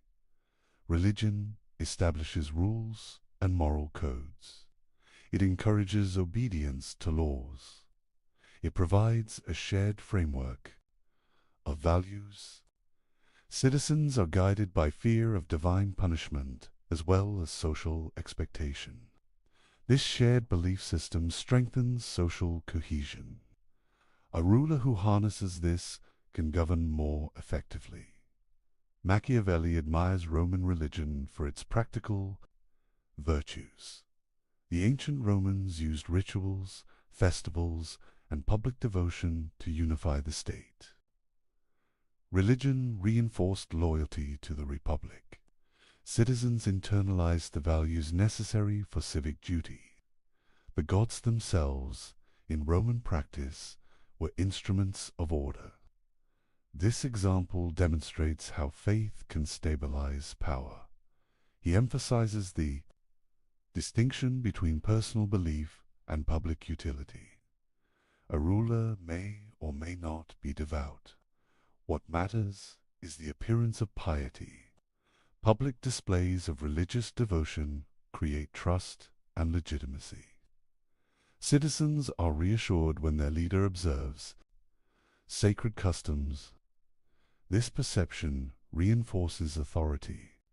Faith becomes a political instrument, independent of private conviction. Machiavelli warns against neglecting religion entirely. A state that appears irreligious or dismissive of sacred traditions risks alienating its people. Citizens may interpret this as moral weakness or disrespect for communal norms. Revolts, disobedience, and factionalism become more likely. Leaders must manage perception as carefully as they manage armies. He explores the paradox of morality in leadership. Ethical behavior is valuable when it supports stability.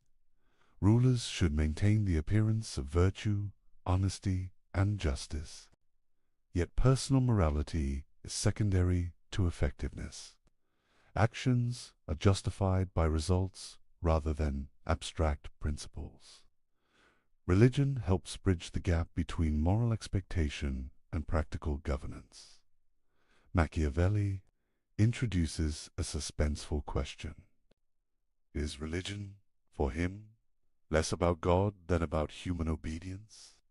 He implies that the sacred functions primarily to regulate behavior. The threat of divine punishment or social censure encourages loyalty. Citizens are motivated to act in ways that sustain the state. Faith becomes an instrument of political control. He analyzes how rulers can utilize religious structures. Priests, temples, rituals, and laws reinforce obedience. Leaders who control religious messaging can direct attention, unify populations, and suppress dissent. Religion becomes a stabilizing force, reducing reliance on coercion and military enforcement alone. Historical examples illustrate this principle. The Roman Republic, as Machiavelli admired, integrated religion into public life. Festivals, sacrifices, and civic rituals reinforced collective identity. Leaders who neglected religious appearances often faced instability. The power of perception, supported by shared belief, reinforced authority more effectively than force. Alone, Machiavelli also highlights the psychological dimension. People are more likely to follow laws and respect authority when they believe the ruler shares their values. Ritual, symbolism, and demonstration of piety cultivate trust. Even if a ruler privately doubts or manipulates faith, the public perception is what matters. Religion becomes a form of social technology. He contrasts genuine devotion with performative faith. Personal belief is not required for effective governance. What matters is consistent display.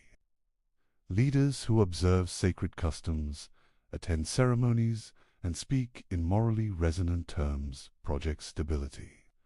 Citizens respond to visible piety. The mask of religion is a tool to maintain social order. Machiavelli further explores the consequences of neglecting this tool. A ruler who appears impious risks alienating both the people and the elite. Disrespect for religious norms can be interpreted as moral corruption, inviting rebellion and resistance. Maintaining the appearance of faith is therefore both pragmatic and necessary. He examines the interplay between religion and law. Laws gain additional authority when reinforced by moral and sacred frameworks. Citizens perceive obedience as both a civic duty and a spiritual obligation. This dual motivation enhances compliance and reduces the need for constant enforcement. Religion becomes intertwined with governance. Machiavelli also considers the long-term effects of religious manipulation. Stability achieved through shared belief can endure beyond a ruler's lifetime. Citizens internalize norms and expectations. Institutions anchored in religious or moral frameworks continue to function. Religion, in this sense, is both a stabilizing force and a legacy of authority. He warns that superficiality alone is insufficient. Religious appearances must be credible and consistent. Contradictions between words and actions weaken influence. Rituals, observance, and public demonstration reinforce credibility. The ruler who carefully manages both perception and action maintains legitimacy. Finally, Machiavelli emphasizes that religion is inseparable from the exercise of power. It is not simply a private matter. It functions as a tool, a mechanism for obedience, and a means of reinforcing social cohesion. The prudent ruler integrates faith into the architecture of authority, using it to stabilize the state while pursuing pragmatic objectives. By studying Machiavelli's approach, we see a ruler who understands human behavior deeply. Religion is valued not for spiritual enlightenment, but for its capacity to unify, motivate, and control. This principle demonstrates the sophisticated pragmatism at the core of Machiavelli's philosophy of power. Machiavelli places audacity at the center of political success. He asserts that fortune favors the bold. Leaders who act decisively seize opportunities, shape events, and maintain control. Hesitation, by contrast, invites misfortune and collapse. Boldness is not reckless. It is calculated, informed, and timely. He introduces the concept of fortune as a force that can be influenced. Fortune is unpredictable. It presents opportunities and challenges. Machiavelli famously writes that fortune must be beaten down like a woman. This brutal metaphor reflects his view that fortune yields to strength, courage, and action. It does not act on its own. Leaders must impose their will upon it. Bold action is closely linked to ambition. Leaders must pursue goals with energy and determination. Passive rulers wait for events to unfold. They react rather than shape outcome. Machiavelli argues that ambition combined with audacity allows a ruler to convert opportunity into lasting power. Hesitation, even in favorable circumstances, often leads to failure. He contrasts decisive leaders with hesitant ones. Hesitant rulers analyze endlessly, delay action, and overvalue caution. They often miss fleeting opportunities. Bold leaders, by contrast, take calculated risks. They act swiftly, exploit weaknesses in rivals, and adapt as circumstances change. History demonstrates that fortune rewards initiative.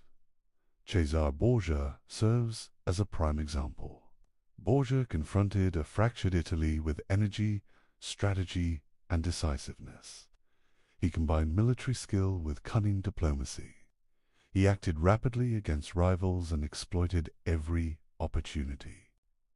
His boldness allowed him to consolidate power and extend influence where more cautious leaders might have failed. In contrast, Florentine republicans struggled to respond effectually to crises.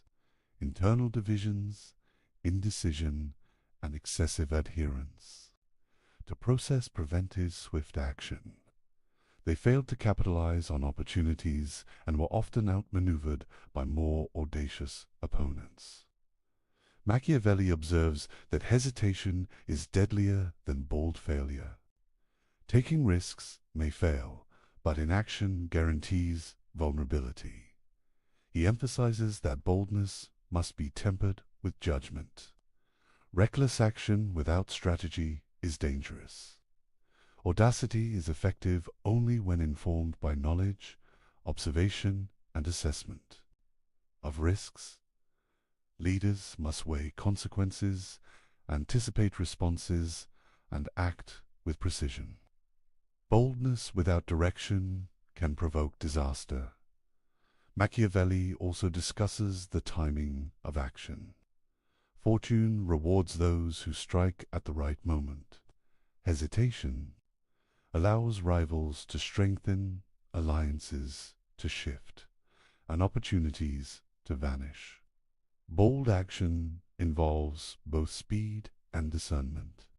The capacity to recognize the decisive moment separates effective leaders from indecisive ones. He explores the psychological dimension of audacity. Bold leaders inspire confidence and fear. Subjects respect decisiveness. Rivals hesitate in the face of initiative. Ambition, when demonstrated through action, conveys authority. In contrast, hesitation signals weakness and invites challenges. Boldness is both practical and symbolic. Historical examples reinforce these principles. Leaders who seize power during crises often achieve lasting authority. Those who delay, even with superior resources, risk being overtaken by rivals. Machiavelli repeatedly emphasizes that fortune favors those willing to act decisively and courageously. He also examines the interplay of risk and reward. Bold decisions carry potential for failure, but the consequences of hesitation are often greater. Leaders who fail while acting decisively can recover. Leaders who hesitate frequently lose control entirely. Risk, when calculated and embraced, becomes a tool for power. Machiavelli stresses that audacity affects both internal and external politics. Domestically, decisive action quells dissent and inspires loyalty. Externally, it deters aggression and exploits weaknesses in rivals. Boldness establishes initiative. Hesitation surrenders it. Maintaining momentum is central to sustaining authority. The metaphor of fortune as a woman underscores the active role leaders must play. Fortune does not yield passively. It responds to courage, energy, and assertive effort. Leaders shape their destiny by imposing their will upon circumstances. This principle highlights the dynamic relationship between human action and unpredictable events. He further explores the cumulative effect of boldness. A leader who consistently acts decisively builds reputation and credibility. Subjects and allies observe audacity as competence. Rivals perceive a pattern of strength and initiative. Over time, bold action creates a self-reinforcing cycle of authority and influence. Machiavelli also examines failures of audacity. Leaders who act boldly without preparation, intelligence, or strategy invite disaster. Success requires both courage and competence. Boldness is a necessary condition for power, but it is not sufficient alone. Knowledge, skill, and foresight are equally essential. He concludes with the central lesson: hesitation is deadlier than bold failure.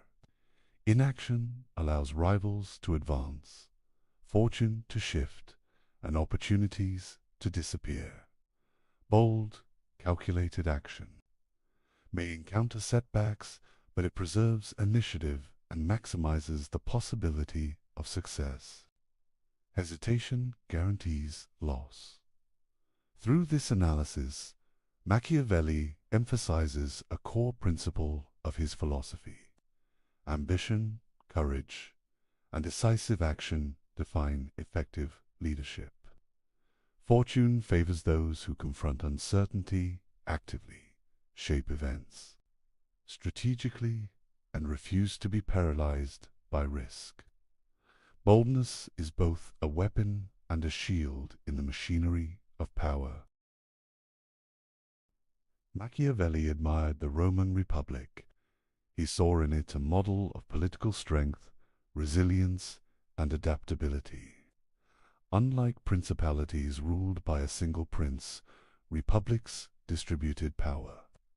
Authority was shared among institutions, citizens, and elites. This structure created stability, accountability, and long-term endurance. He begins by contrasting republics with monarchies. Principalities concentrate power in one individual. Decision-making is rapid but highly dependent on the ruler's abilities. The state is vulnerable if the prince is weak, indecisive, or corrupt. Republics, by contrast, distribute authority across councils, assemblies, and magistrates. This diffusion limits the impact of individual failings and strengthens institutions. Machiavelli praises the capacity of republics to harness civic virtue. Citizens are motivated to participate in governance because they have a stake in the states. Survival, engagement fosters loyalty, accountability, and shared responsibility. By contrast, subjects of principalities often lack initiative or investment in the welfare of the state. Civic participation strengthens resilience. He emphasizes that republics are not without challenges. Managing factions, competing interests, and popular ambitions requires skill. Balancing the influence of elites and the broader population is essential. The state must allow freedom while maintaining order. Too much liberty invites chaos. Too much control breeds resentment. The art of governance is in finding this balance. Machiavelli presents suspenseful insight. He is not simply a cynic focused on manipulation. He also values liberty when it is managed wisely. Freedom, in his philosophy, is not chaotic license. It is structured participation. Laws, institutions, and disciplined civic engagement enable citizens to exercise influence without undermining stability. Liberty, when harnessed, strengthens power. He analyzes Rome's example. The Roman Republic maintained equilibrium between the Senate, magistrates, and the people. Elites provided experience and strategic oversight. Citizens offered legitimacy, manpower, and engagement. This balance preserved stability, allowed flexibility, and mitigated risks posed by individual weaknesses. Machiavelli admires the synergy of collective governance. By contrast, principalities often rely on fear, coercion, or personal charisma to maintain authority. Stability is contingent on the ruler's competence and the loyalty of a few elites. This makes principalities more vulnerable to fortune, internal conspiracy, and rebellion. Republics, by dispersing power and fostering civic responsibility, are better equipped to endure crises. Machiavelli also examines the role of laws in republics. Legal frameworks create predictable rules, reducing the influence of arbitrary decisions. Institutions enforce laws consistently, maintaining fairness and legitimacy. In principalities, law often depends on the ruler's whims. In republics, law is institutionalized, creating stability and long-term resilience. He highlights the importance of civic virtue. Citizens must be invested in the common good. Participation is not merely symbolic, it is functional. Civic education, military service, and public engagement cultivate loyalty and responsibility. A republic thrives when citizens act both freely and prudently. Liberty must be disciplined to be effective. Machiavelli also explores the dangers of imbalance. If elites dominate excessively, the population may rebel. If the people wield unchecked influence, disorder can follow. Successful republics manage tensions through structured participation, checks and balances, and the cultivation of respect for institutions. The equilibrium between freedom and control is delicate but achievable. He emphasizes that republics are dynamic. They adapt to changing circumstances, harness collective strength, and endure when well governed. Principalities, in contrast, often falter under poor leadership. When the ruler is incapacitated, the state's survival is threatened. Machiavelli's analysis suggests that republics are more resilient by design. Historical examples reinforce these lessons. Florence, Venice, and Rome illustrate the strengths and weaknesses of republics. Rome's system, in particular, demonstrates the power of structured liberty, balanced authority, and active citizenship. Machiavelli draws enduring lessons from these examples for both rulers and citizens. Machiavelli also notes that principalities and republics share common vulnerabilities. Corruption, factionalism, and complacency can destabilize any government. The difference lies in the mechanisms for managing these risks. Republics possess institutions and participation that absorb shocks. Principalities rely largely on the ruler's ability to respond effectively. He examines the tension between freedom and security. Citizens must feel free enough to engage, innovate, and participate, but constrained enough to prevent chaos. Machiavelli stresses that liberty is valuable when it serves the state's stability and long-term strength. Unmanaged freedom threatens survival. Carefully balanced liberty sustains power. Finally, Machiavelli concludes that the choice between republic and principality depends on context, skill, and circumstance. Principalities offer speed and centralized decision-making, but are fragile. Republics require management of complex relationships and institutions, but endure when cultivated wisely. Leaders must understand the dynamics of power and human behavior. To maintain authority in either system, by studying Machiavelli's analysis, we see that he values liberty, not abstractly, but as a practical instrument. Freedom strengthens the state when structured, disciplined, and balanced against control. The study of republics reveals how power can be distributed without sacrificing stability, and how leadership can harness collective strength to withstand both internal and external threats.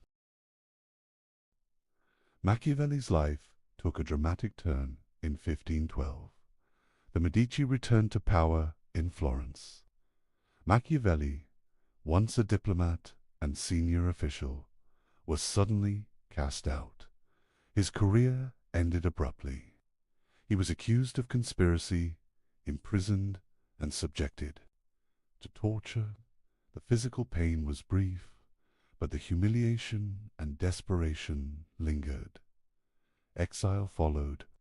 He retreated to his family estate in the countryside.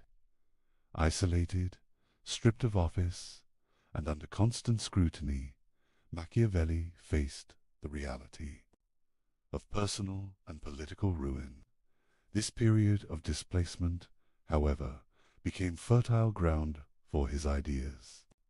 In solitude, he turned experience, observation, and reflection into a framework for understanding power. It is in this context that he began writing The Prince. The text is more than a treatise. It is a calculated communication. Machiavelli presents his most daring insights on leadership, manipulation, and survival. Yet there is an underlying tension. Is this guidance sincere, ironic, or a survival strategy?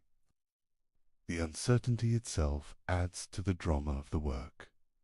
The Prince can also be seen as a job application to the Medici. Machiavelli presents himself as a thinker capable of advising rulers, particularly Lorenzo de' Medici. Every paragraph balances demonstration of knowledge with subtle flattery. It is strategic, persuasive, and highly personal. He seeks to regain influence and relevance through the written word. Suspense is central to understanding this moment.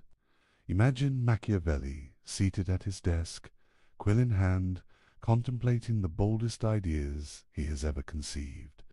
He writes of cruelty, deception, and manipulation, fully aware of the dangers these thoughts carry if misinterpreted.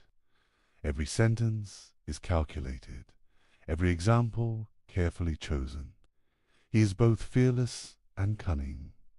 Machiavelli's writing reflects a mind sharpened by adversity.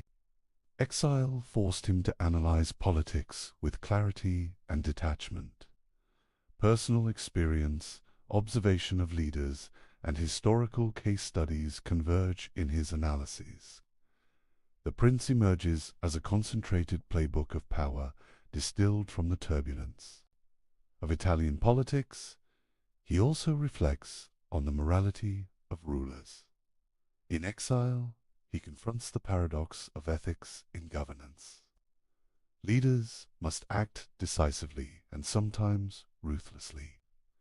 Yet the survival of the state often demands choices that defy conventional morality. Machiavelli writes not as a moralist, but as a realist. The Prince is a mirror reflecting the world as it is, not as it should be. Historical examples animate the text. Cesare Borgia, notorious for cunning and decisiveness, embodies the lessons.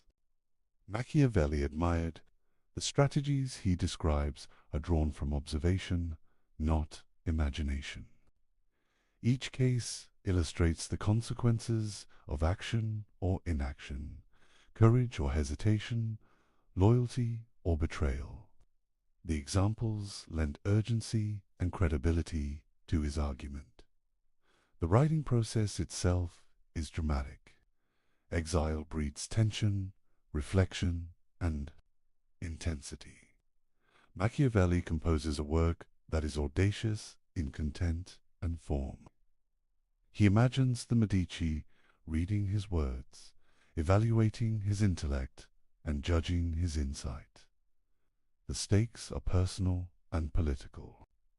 The Prince is a performance as much as a treatise. Suspense continues in the interpretation of the Prince. Scholars debate its intent. Was it sincere advice intended to guide rulers toward effective governance? Was it satire exposing the brutality of politics through exaggeration? Or was it itself a mask, concealing Machiavelli's personal vulnerabilities and ambitions? The ambiguity enhances the text's power and intrigue. He also reflects on exile as a catalyst for intellectual creation. Removed from office, Machiavelli gains the freedom to think without constraint. Observations of power, human ambition, and political dynamics crystallize into concise, radical insights. Exile transforms adversity into opportunity, misfortune. Into intellectual productivity, the text combines theory and practice. Machiavelli does not write abstractly. He examines practical methods to acquire, consolidate, and maintain power. Each chapter addresses real threats, human weaknesses, and strategic possibilities. The Prince is simultaneously a manual, a demonstration of expertise, and a calculated appeal to potential patrons. He illustrates the tension between fear and love, fortune and audacity, cruelty and mercy. Each paradox is heightened by his own precarious situation. Writing from exile, Machiavelli confronts the realities he himself has endured, the dangers of fortune, the fragility of position, and the necessity of decisive action. Finally, he confronts his own legacy within the prince. By distilling his observations into a coherent guide, Machiavelli ensures that his ideas endure beyond personal misfortune. Exile, pain, and political ruin become a backdrop for intellectual immortality. His analysis of power, paradoxical as it may be, survives as a testament to the synthesis of experience, reflection, and daring thought. Through this chapter, we understand The Prince not merely as a book, but as a dramatic act of survival, strategy, and insight. Machiavelli transforms personal catastrophe into a timeless exploration of power, human nature, and the enduring dynamics of politics. Machiavelli's influence extends far beyond his lifetime. His observations on power, human nature, and governance shaped political philosophy for centuries. From the Renaissance to the Enlightenment and into modern politics, his ideas continue to resonate. His work challenges leaders, theorists, and citizens to confront the realities of power without illusions. He begins by examining Machiavelli's immediate impact. During the Renaissance, rulers and thinkers studied his writings with keen interest. The Prince became a reference point for understanding strategy, diplomacy, and authority. Machiavelli's clarity in analyzing human behavior and political dynamics set him apart from moralistic or idealistic treatises of his time. Enlightenment thinkers engaged deeply with his ideas. Figures like Rousseau and Montesquieu read Machiavelli as both a caution and a guide.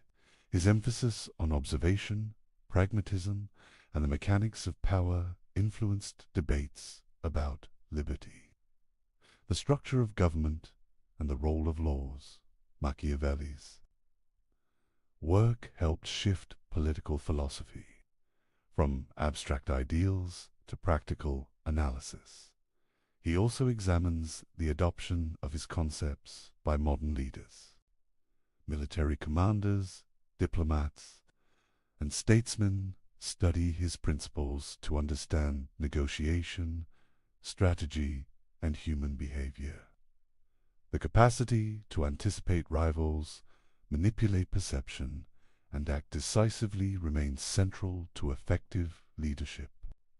Machiavelli's insights are applied not as prescriptions of morality, but as tools for practical advantage.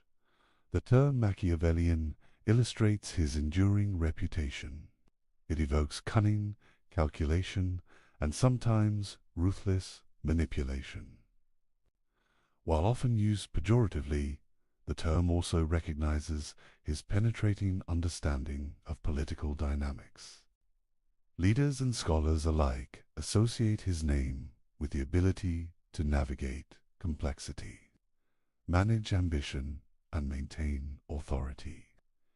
His ideas remain a benchmark for evaluating power. Machiavelli's writings challenge assumptions about morality in politics. He separates ethics from efficacy. Leaders cannot rely solely on virtue or sentiment. Success depends on understanding human nature, anticipating behavior, and taking decisive action. This stark realism transformed political thought and remains relevant in contemporary analyses. He traces the influence on Republican theory. Discourses on Livy inspired debates about civic virtue, balance of power, and the role of citizens. His analysis of Rome shaped modern conceptions of liberty, checks and balances, and institutional resilience. Machiavelli demonstrated how historical examples inform the design of governance. Machiavelli's influence extends to strategy and military theory. His insistence on preparedness, citizen militias, and decisive action informs modern military doctrine. The principle that fortune favors the bold continues to guide leaders in contexts ranging from warfare to diplomacy. Action, timing, and audacity remain critical. He also explores the cultural and intellectual dimension. Machiavelli's work provoked controversy precisely because it forced readers to confront uncomfortable truths. He challenged idealistic notions of leadership, morality, and human nature. By framing power as a dynamic, often ruthless interaction, he encouraged critical thinking and realistic assessment of political life. Suspense builds as he considers the duality of his legacy. Some interpret Machiavelli as a teacher of cynicism, revealing the darker side of politics. Others see him as a realist, exposing truths that leaders must understand to govern effectively. His writings provoke reflection on whether morality is subordinate to survival, strategy, and practical wisdom. He examines how his ideas endure in modern political analysis. Political scientists, historians, and strategists draw on Machiavelli to understand negotiation, influence, and institutional dynamics. Concepts such as manipulation of perception, the balance of fear and love, and the management of alliances remain central in the study of governance. Machiavelli also shaped debates about liberty and authority. His distinction between republics and principalities informs discussions about democracy, centralized power, and citizen participation. Leaders and theorists continue to grapple with questions of freedom, control, and institutional balance, echoing his analyses from centuries ago. He highlights that his enduring influence is not merely theoretical. The real-world application of his principles demonstrates their practical value. Leaders who understand human ambition, fortune, and the dynamics of power are better equipped to maintain authority, anticipate threats, and shape events. Machiavelli provides tools for navigating the complexities of political life. Finally, Machiavelli leaves us with a profound question. Did he reveal the truth of politics, stripped of illusion and idealism? Or did he invent a darker lens, teaching leaders to view human nature through suspicion, fear, and manipulation? The tension persists. His legacy forces reflection, debate, an examination of power in every age. Through this chapter, we see that Machiavelli's influence endures because he confronts the realities of human behavior and political life with unflinching clarity. His work continues to challenge, provoke, and inform leaders, scholars, and citizens alike. The playbook he left behind remains relevant, controversial, and profoundly instructive. We return to the opening question. Is it better to be loved or feared? Machiavelli does not give a simple answer. He suggests that leaders must navigate a complex interplay of both. Love can inspire loyalty, but it can also breed weakness. Fear can enforce obedience, but excessive cruelty can provoke rebellion. The tension between these forces defines the challenge of leadership. Machiavelli's playbook forces us to confront uncomfortable truths about human nature. People are ambitious, self-interested, and unpredictable. Institutions and laws can guide behavior, but they cannot erase the realities of desire, fear, or ambition. Leaders must act with awareness of these truths if they hope to maintain power. Throughout his writings, we see that power is not abstract. It is practical, dynamic, and often unforgiving. Leadership requires courage, decisiveness, and sometimes ruthlessness. Machiavelli reminds us that morality, perception, and strategy are intertwined. Effective governance demands understanding, adaptation, and foresight. The reflection extends beyond rulers. Machiavelli challenges us to examine our own responses to authority, ambition, and ethical dilemmas. How do we balance ideals with practical needs?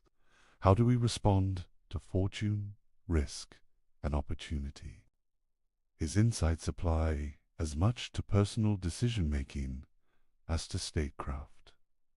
Finally, the lecture closes not with definitive answers, but with an invitation.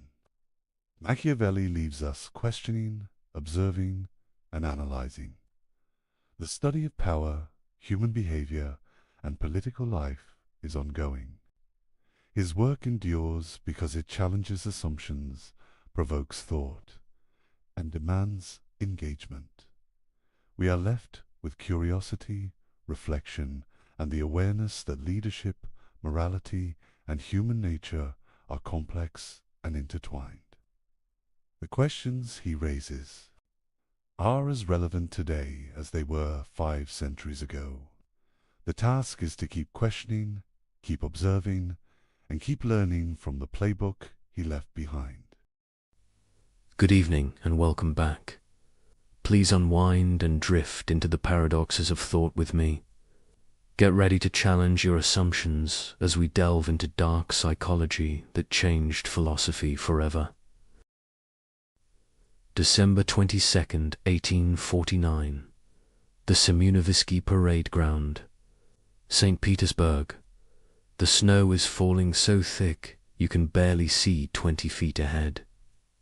8 men stand in white burial shrouds, their breath forming clouds in the frozen air. The temperature is 15 below zero, but Fyodor Dostoevsky isn't shivering from the cold. In exactly 60 seconds, he's going to be shot through the heart. The firing squad raises their rifles. That metallic click of hammers being pulled back echoes across the square. And here's the thing that nobody talks about when they tell this story. Dostoevsky isn't praying. He isn't crying. He isn't even thinking about God, or his mother, or the novel he'll never finish. He's staring at the man next to him, studying his face with the intensity of a scientist observing a specimen under a microscope. He's watching, really watching what happens when a human being dissolves, when everything that makes a person who they are just evaporates. The man's eyes are still open, but there's nothing behind them anymore. He's still breathing, still standing, but he's already gone. And in that moment, Dostoevsky sees something that will haunt him for the next 30 years. The drums suddenly thunder across the square, the rifles lower. It's a mock execution.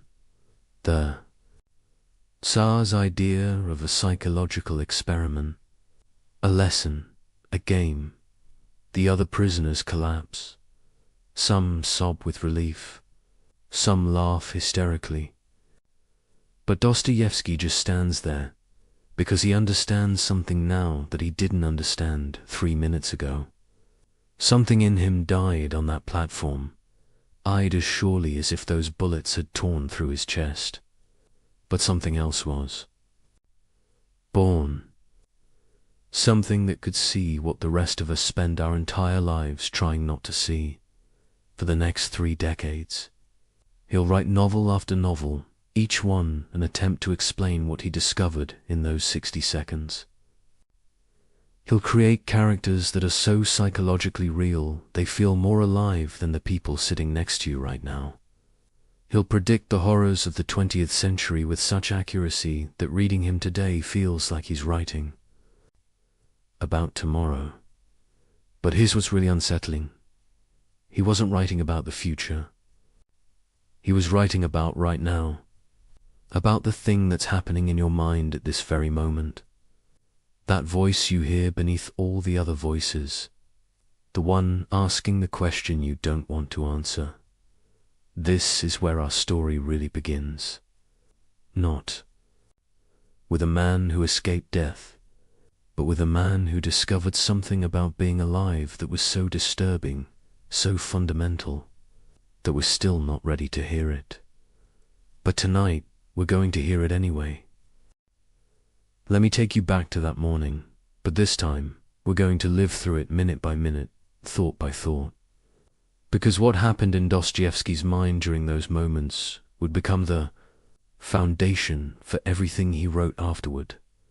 The condemned men had been waiting in the Petropavelskaya fortress since April, 8 months in solitary confinement. And now, December 22nd, they're told nothing except to put on their white execution shrouds. These aren't clothes, they're theater costumes, designed to make the men look like ghosts before they become ghosts. The Tsar, you see, was an artist of punishment. He understood that death was simple, but the anticipation of death, that was complex. That was interesting. Dostoevsky is led out with the others into the square. The snow is falling, and here's a detail he would obsess over for years. The way the snowflakes landed on his eyelashes and melted, how that felt like the world crying for him, but also how absurd it was to notice something so small when you're about to stop existing. The human mind doesn't become profound in its final moments, becomes chaotic, noticing everything and nothing simultaneously. They're arranged in groups of 3. Dostoevsky is in the second group, which means he has approximately 4 minutes to live while watching the first group die. And this is where the real torture begins, not in watching death approach like a mathematical certainty. 3 men, then 3 more, then you. It's death as an equation, and Dostoevsky, who loved to gamble, who understood probability, suddenly realizes that for the first time in his life, there's a game with absolutely no variables, no chance, no hope, just arithmetic, the first 3. Men are tied to the posts, and now something happens that Dostoevsky will write about in 4 different novels, each time trying to capture it more precisely. He becomes hyperfocused on the church dome in the distance, the way the morning sun is hitting its gold surface. He can't stop staring at it. In his mind, this dome becomes everything. God, Russia, his mother's face, every book he's ever read, every woman he's ever loved, but also nothing, just metal and light, he thinks, and these are his exact words that he later wrote to his brother. In 5 minutes, I will either be that light, dissolved into the universe, or I will be nowhere at all. Think about that for a moment. Not I will be in heaven or I will be with God, but I will be that light or nothing. This is Dostoevsky's mind at the edge, not religious, not atheistic, but something more terrifying. Complete uncertainty at the exact moment when you most need certainty. The squad raises their rifles at the first group.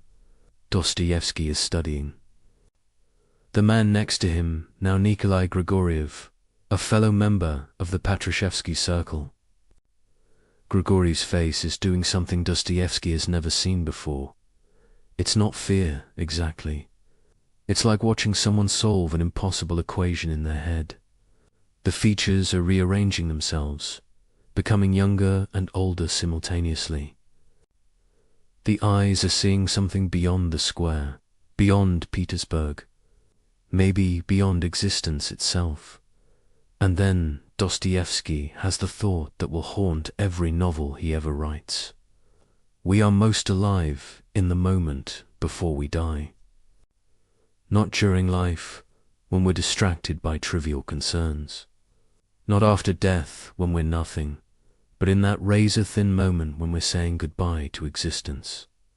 Every character he creates, Raskolnikov, Prince Mishkin, Ivan Karamazov, they're all trying to get back to this moment.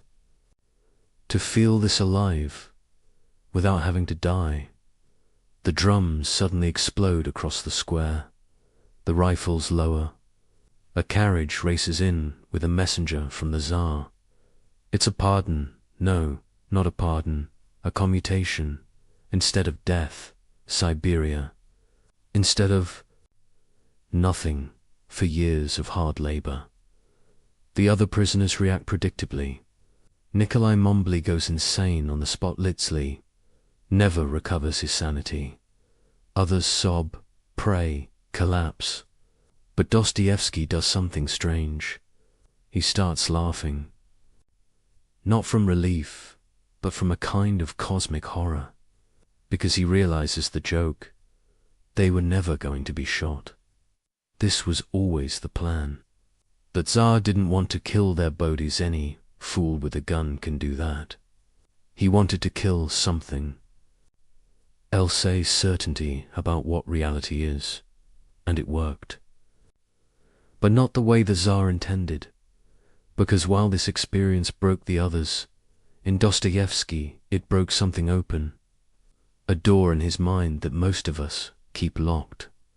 The door that separates our daily consciousness from the awareness of what we really are: biological machines pretending to have souls, or souls pretending to be biological machines, and no way to know which dot in the idiot. Prince Mishkin describes an execution he witnessed, but listen to the language carefully. He says the worst part isn't the pain or the fear, it's the certainty. In an hour, in 10 minutes, in half a minute, now, this very instant, your soul will leave your body, and you will be a human being no longer. That word certainty appears 17 times in that passage, because uncertainty, Dostoevsky realized, is what keeps us sane. The moment we become certain about death, we go mad. But the moment we become certain about life, we also go mad. This is why he would later write that consciousness is a disease, not metaphorically, literally a disease. A malfunction in the animal that makes it aware of its own existence and therefore its own known existence. Every animal dies, but only humans know they're going to die, and that knowledge poised everything. But here's where Dostoevsky's insight becomes almost unbearable. This isn't a bug in human consciousness, it's a feature. We need this disease. Without it, we're just clever apes. With it, we're something unprecedented in nature, creatures who can imagine our own non-existence and keep living anyway. The guards unchained them and lead them back to the fortress. But Dostoevsky knows something now that he didn't know an hour ago. Everyone, the guards, the officials, the crowd that gathered to watch, they're all dead people who don't know they're dead. They're walking through life in a kind of sleep, thinking about dinner or money or sex, never realizing they're on the scaffold every moment. The only difference between him and them is that he can't forget anymore. He's been kicked out of the dream. Years later, when he's famous, people will ask him if he forgives the Tsar for this cruelty. And he'll say something that nobody understands. It wasn't cruel. It was a gift. He showed me what we really are. But what are we, exactly? That's what the next 30 years of novels would try to answer.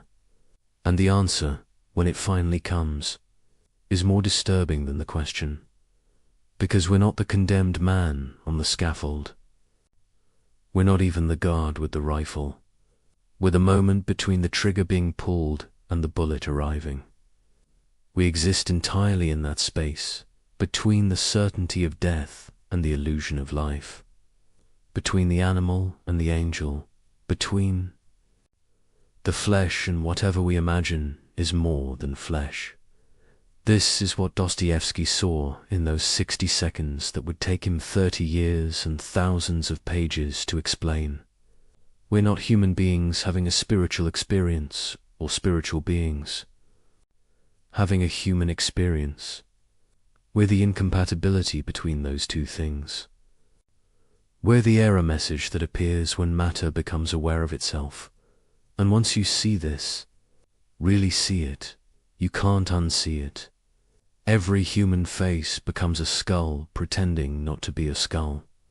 Every conversation becomes noise we make to avoid silence. Every love story becomes two people agreeing to forget. They're going to die.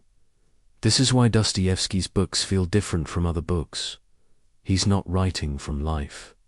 He's writing from death, looking back at life and seeing it for the cosmic. Joke it really is. But also, and this is crucial, seeing that the joke is the only thing that makes us magnificent. Because we're the only creatures in the universe who get the joke and keep going anyway. The execution that never happened. It happens every morning when you wake up. You just don't notice the rifles. The journey from St. Petersburg to the Omsk prison fortress took 3 months. 3 months in chains, through the Russian winter, in a convoy of the condemned. But Dostoevsky isn't suffering. He's taking notes. Mental notes that would later become the most psychologically accurate portrait of criminal consciousness ever written. See, everyone else who wrote about crime did it from the outside looking in. They studied criminals like specimens. Dostoevsky would live as one, eat with them, sleep beside them, share their punishments, their fever dreams, their moments of unexpected grace. For 4 years, he would disappear into what he called the House of the Dead. But the dead, he discovered, were more alive than the living. The first thing that hits you about the Omsk fortress isn't the walls or the guards. It's the sound. 200 men in a space built for 50, and they're all talking at once, but not to each other. They're talking to themselves, to God, to people who aren't there. It's like being inside a brain having a nightmare. Dostoevsky describes it as a particular kind of noise that exists nowhere else on earth. Not exactly human, not exactly animal, but something in between. His fellow prisoners are a catalogue of human extremes. There's Aristeph, who sold other prisoners clothes while they slept. Sometimes, while they were dying of fever, pulling the shirts off their backs as they shivered. There's Petrov, who killed 6 people with such technical precision that other murderers came to him for advice. There's Sirotkin, barely 18, who murdered his entire family and couldn't remember why. Just remembered that the blood looked beautiful in the lamplight. But here's what fascinated Dostoevsky. These men weren't monsters. Or rather, they were. Monsters in the same way we're all monsters, they just didn't hide it anymore. When you strip away society, morality, hope for the future, what's left? Not barbarism, as everyone assumed. Something much more disturbing. Pure logic. Take Orlov, a prisoner Dostoevsky becomes obsessed with studying. Orlov murdered an officer in cold blood, but when Dostoevsky asks him about guilt, Orlov looks at him like he's speaking a foreign language. Guilt, he says. For what? For being stronger. Does the wolf feel guilty for eating the sheep? And Dostoevsky realizes Orlov isn't insane. He's the sanest person in the prison. He simply accepted what the rest of us deny that morality is a collective fiction we agree to believe. This becomes the seed for Raskolnikov's theory in Crime and Punishment. The idea that there are two types of humans, the ordinary, who need moral law because they're weak, and the extraordinary, who create their own law because they're strong. Napoleon, Caesar, all the men we call great, they were all Orlovs who happened to win. History is written by successful murderers, but then something happens that shatters this neat philosophical framework. It's Easter, 1851. The prisoners are allowed to attend church. And Dostoevsky watches these same men, these killers, thieves, rapists suddenly weeping at the story of Christ's resurrection. Not some of them, all of them. Even Orlov has tears running down his face. At first, Dostoevsky thinks it's performance, but it's too genuine, too spontaneous. These men who 5 minutes ago were describing their murders with technical pride are now sobbing like children at a 2,000-year-old story about divine forgiveness. How is this possible? How can the same mind hold such complete evil and such desperate hunger for good?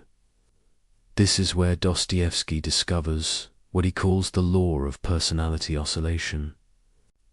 Humans don't exist at a fixed moral point. We oscillate moment to moment, thought to thought, between saint and demon.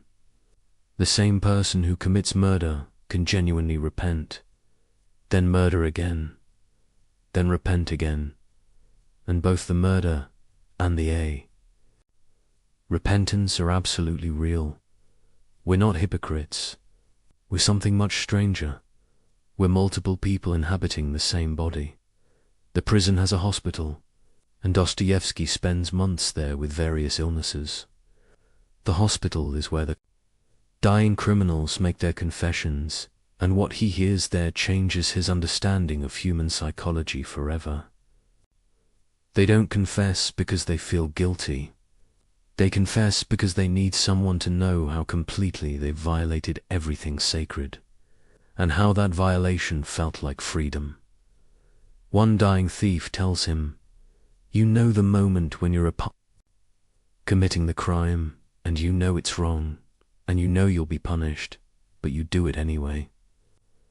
That moment is the only time I've ever felt like I really existed. The rest of my life was just waiting." This becomes the foundation for Dostoevsky's most disturbing insight. We don't commit crimes despite knowing they're wrong. We commit them because they're wrong. The wrongness is the point.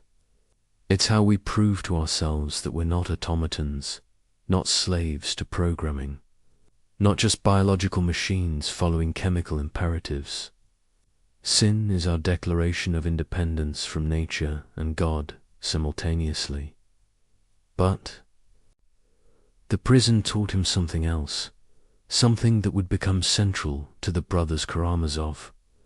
Among these criminals were moments of inexplicable beauty. A prisoner named Ilya Zhestany, Muslim who'd killed a Russian officer, spends his free time teaching other prisoners to read. Why? Because, he tells Dostoevsky, suffering without understanding is just pain. Suffering with understanding is something else. What is that something else? Dostoevsky watches a group of prisoners risk brutal punishment to share their bread rations with a sick inmate. He sees a hardened killer spend 3 days nursing a dying bird back to health. He witnesses men who've abandoned all hope still creating art on the walls with charcoal, still composing songs, still telling stories. This is where the idea of voluntary suffering crystallizes. These men didn't just endure suffering, they sought it out. Some committed crimes specifically to be sent to prison. Not because they were insane, but because extreme suffering was the only thing that made them feel real in a world that increasingly felt like an illusion. Dostoevsky starts to understand modern life, with its comfort and predictability, is actually a kind of prison. We're all inmates, but our walls are invisible social conventions, moral rules, the tyranny of other people's opinions. The criminals in Omsk at least know they're in prison. We're in denial about our own imprisonment. There's a scene he witnesses that haunts him forever. A young prisoner, maybe 20, is about to receive a brutal flogging. The night before, he's completely calm. Dostoevsky asks him how he can be so peaceful. The young man says, "Tomorrow, for 10 minutes, I'll be completely honest. No pretending. No lies, no performance, just pure pain." Do you know how rare that is? To be completely honest for even 10 minutes. This becomes the underground man's philosophy. I am a sick man. I am a wicked man. But the sickness isn't what we think. It's the disease of consciousness itself, the curse of being aware that we're aware. The prisoners in Omsk have found a cure for this disease crime punishment. Suffering anything that breaks through the numbness of normal existence. As his sentence ends, Dostoevsky realizes he's learned something in prison that no university could teach. He's seen the basement of human consciousness, the foundation everything else is built on. And that foundation isn't reason or morality or love. It's something much more primitive and much more sophisticated. The need to feel that we exist, even if that feeling comes through pain. The other prisoners are released and disappear back into their lives. But Dostoevsky can't leave, not really. He carries the prison with him. Every character he creates will be, in some sense, a prisoner. Every novel will be an escape attempt, and every reader will become, without realizing it, an inmate in Dostoevsky's psychological laboratory, because here's what those 4 years taught him. We're all in prison. The only difference is that some of us know it and some don't. And the ones who know it, the criminals, the underground men, the addicts, the madmen, they're not the sick ones. They're the diagnoses, the house of the dead. It's not a prison. In Siberia, it's the world we wake up to every morning, pretending we're alive while secretly knowing we're just rehearsing for our own funerals. The criminals Dostoevsky lived with for 4 years weren't different from us. They were us with the mask off. Picture this scene. It's 1867 in the German spa town of Wiesbaden. A man sits at a roulette table at 4 in the morning, his hands shaking not from fear, but from something closer to religious ecstasy. He's just lost everything again. His wife's wedding ring is in the pawn shop. The advance from his publisher, meant to last 3 months, survived exactly 3 days.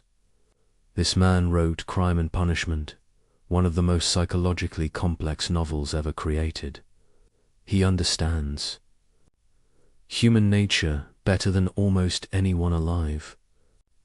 And yet here he is, destroyed by a spinning wheel and a rolling ball. But wait before you judge him. Before you dismiss this as simple addiction, let me tell you what Dostoevsky discovered at that roulette table. He wasn't losing his money. He was conducting an experiment. The same experiment we all conduct every day, just without the honesty to admit it. See? Everyone who knew Dostoevsky tried to cure him of his gambling. His wife Anna, God bless her, she tried everything. She controlled his money, she reasoned with him, she cried, she threatened to leave. His friends staged interventions. His publishers refused to give him advances, but they all misunderstood what was happening. They thought he was trying to win money. He wasn't. He was trying to prove something much more important, that he existed. Let me explain through his own words.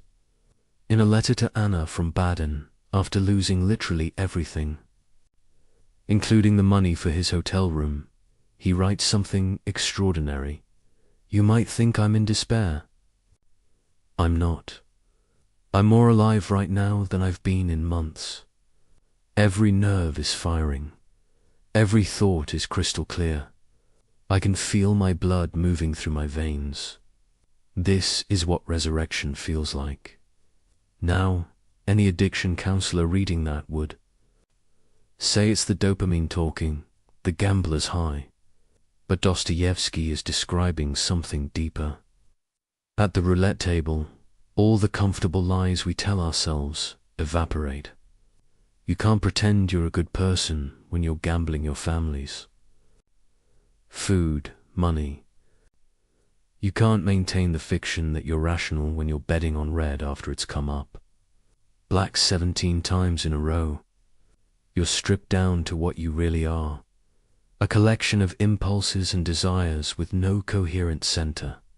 And here's the terrifying part. Dostoevsky found this state liberating. Finally, for once, he didn't have to pretend to be Fyodor Dostoevsky, the great writer, the Orthodox Christian, the husband, the father. He could just be a body in space, making insane decisions for no reason. You know that voice in your head that constantly judges everything you do. At the roulette table, it finally shuts up. This becomes the core of his novel, The Gambler. But the character Alexei isn't really addicted to gambling. He's addicted to the moment right before the ball drops into a slot. That suspended second, where anything is possible, where he might win everything or lose everything, where he exists in pure potential. The actual result, win or lose, is always disappointing because it collapses possibility into actuality. Think about your own life for a moment. When do you feel most alive? It's not during the comfortable, predictable moments. It's during the risks, the uncertainties, the moments when everything could go wrong. That first kiss, that job interview, that moment when you say what you really think despite the consequences. We're all gambling all the time, we just use different tables. But Dostoevsky discovered something even more disturbing at the casino. He watched other gamblers, studied them with the same intensity he'd studied criminals in prison, and he noticed a pattern that nobody else had identified. The winners were miserable, not just unhappy, existentially disturbed, because winning meant the game was over. It meant returning to regular life. It meant becoming themselves again. There was one woman he observed for weeks, a Russian countess who'd won a fortune. She kept playing, but joylessly, mechanically. She told him, "I'm trying to lose it all so I can feel something again." This becomes Granny in The Gambler, who destroys her entire fortune, not from stupidity, but from a kind of wisdom. She understands that having money is a prison, but losing money is freedom. Now here's where Dostoevsky's insight becomes almost unbearable. He realizes that his gambling addiction is the same impulse that makes him write. Both are attempts to escape the prison of the self. When he's writing, he becomes Raskolnikov, Prince Mishkin, Ivan Karamazov. When he's gambling, he becomes nobody pure. Consciousness without identity. Both states are ecstatic, Both are unsustainable. Both are more real than normal life. Consider this letter to his friend Strakov. They say, "I'm destroying myself at the tables." But where is this self they speak of? Show it to me. Is it my body that changes every 7 years? Is it my thoughts? They contradict each other hourly. Is it my soul? I don't even know if I have one. At the roulette table, at least, I know exactly what I am. A fool making foolish choices. There's something honest in that. This is the gambler's paradox. We destroy ourselves to prove we exist. It's not masochistic. It's the opposite. It's the most life-affirming thing possible. Every loss is proof that we're free. Every stupid bet is a declaration of independence.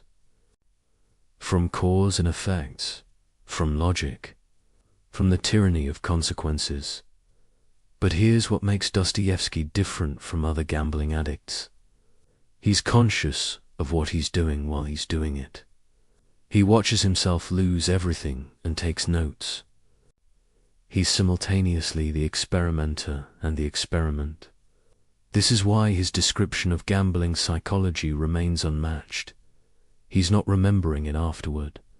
He's documenting it in real time. One night in Wiesbaden, he wins 10,000 francs enough to pay all debts, secure his family's future for years.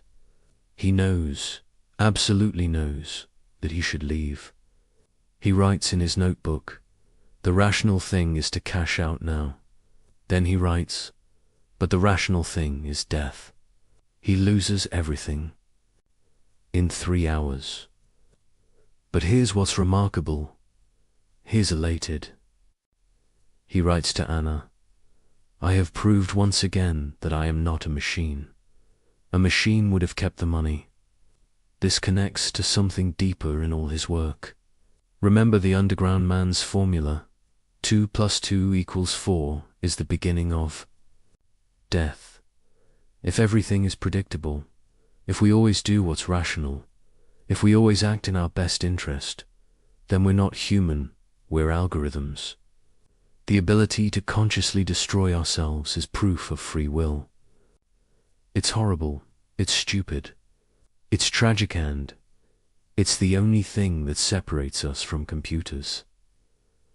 Modern neuroscience has actually confirmed something Dostoevsky intuited. The brain's reward system responds more strongly to uncertain rewards than certain ones. A guaranteed win releases less dopamine than a possible win. We're literally wired to prefer gambling to guarantee. This isn't a bug in human consciousness, it's the feature that drove us to explore, to innovate, to evolve. The same instinct that puts us at the roulette table put us on the moon. But Dostoevsky saw the dark side of this wiring. In modern, comfortable society, where real risks are minimized, where everything is insured and predicted and controlled, the gambling instinct doesn't disappear. It finds new outlets. We gamble with relationships, with our health, with our sanity. We create drama because peace is unbearable. We sabotage success because success is a kind of death. It means the game is over. Listen to how he describes the moment of placing a bet. Time stops. The past ceases to exist, all those mistakes, all that guilt, gone. The future hasn't arrived yet. All those consequences, all those responsibilities, suspended. There is only this moment, this choice, this spin of the wheel. It's the closest thing to eternity we ever experience. This is why he couldn't stop, even when he wanted to. It wasn't weakness of will. It was strength of will directed towards something other than self-preservation. He was choosing transcendence over survival. He was choosing one moment of genuine existence over a lifetime of comfortable sleepwalking. The tragedy isn't that he gambled. The tragedy is that he needed to gamble to feel alive.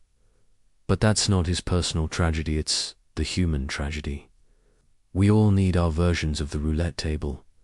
Some people use extreme sports, some use love affairs, some use creative work, some use actual roulette tables. But we all need something that makes us forget we're going to die, while simultaneously reminding us we're going to die. When Dostoevsky finally stopped gambling, and he did stop, suddenly, completely, in 1871, it wasn't because he found willpower or God or therapy.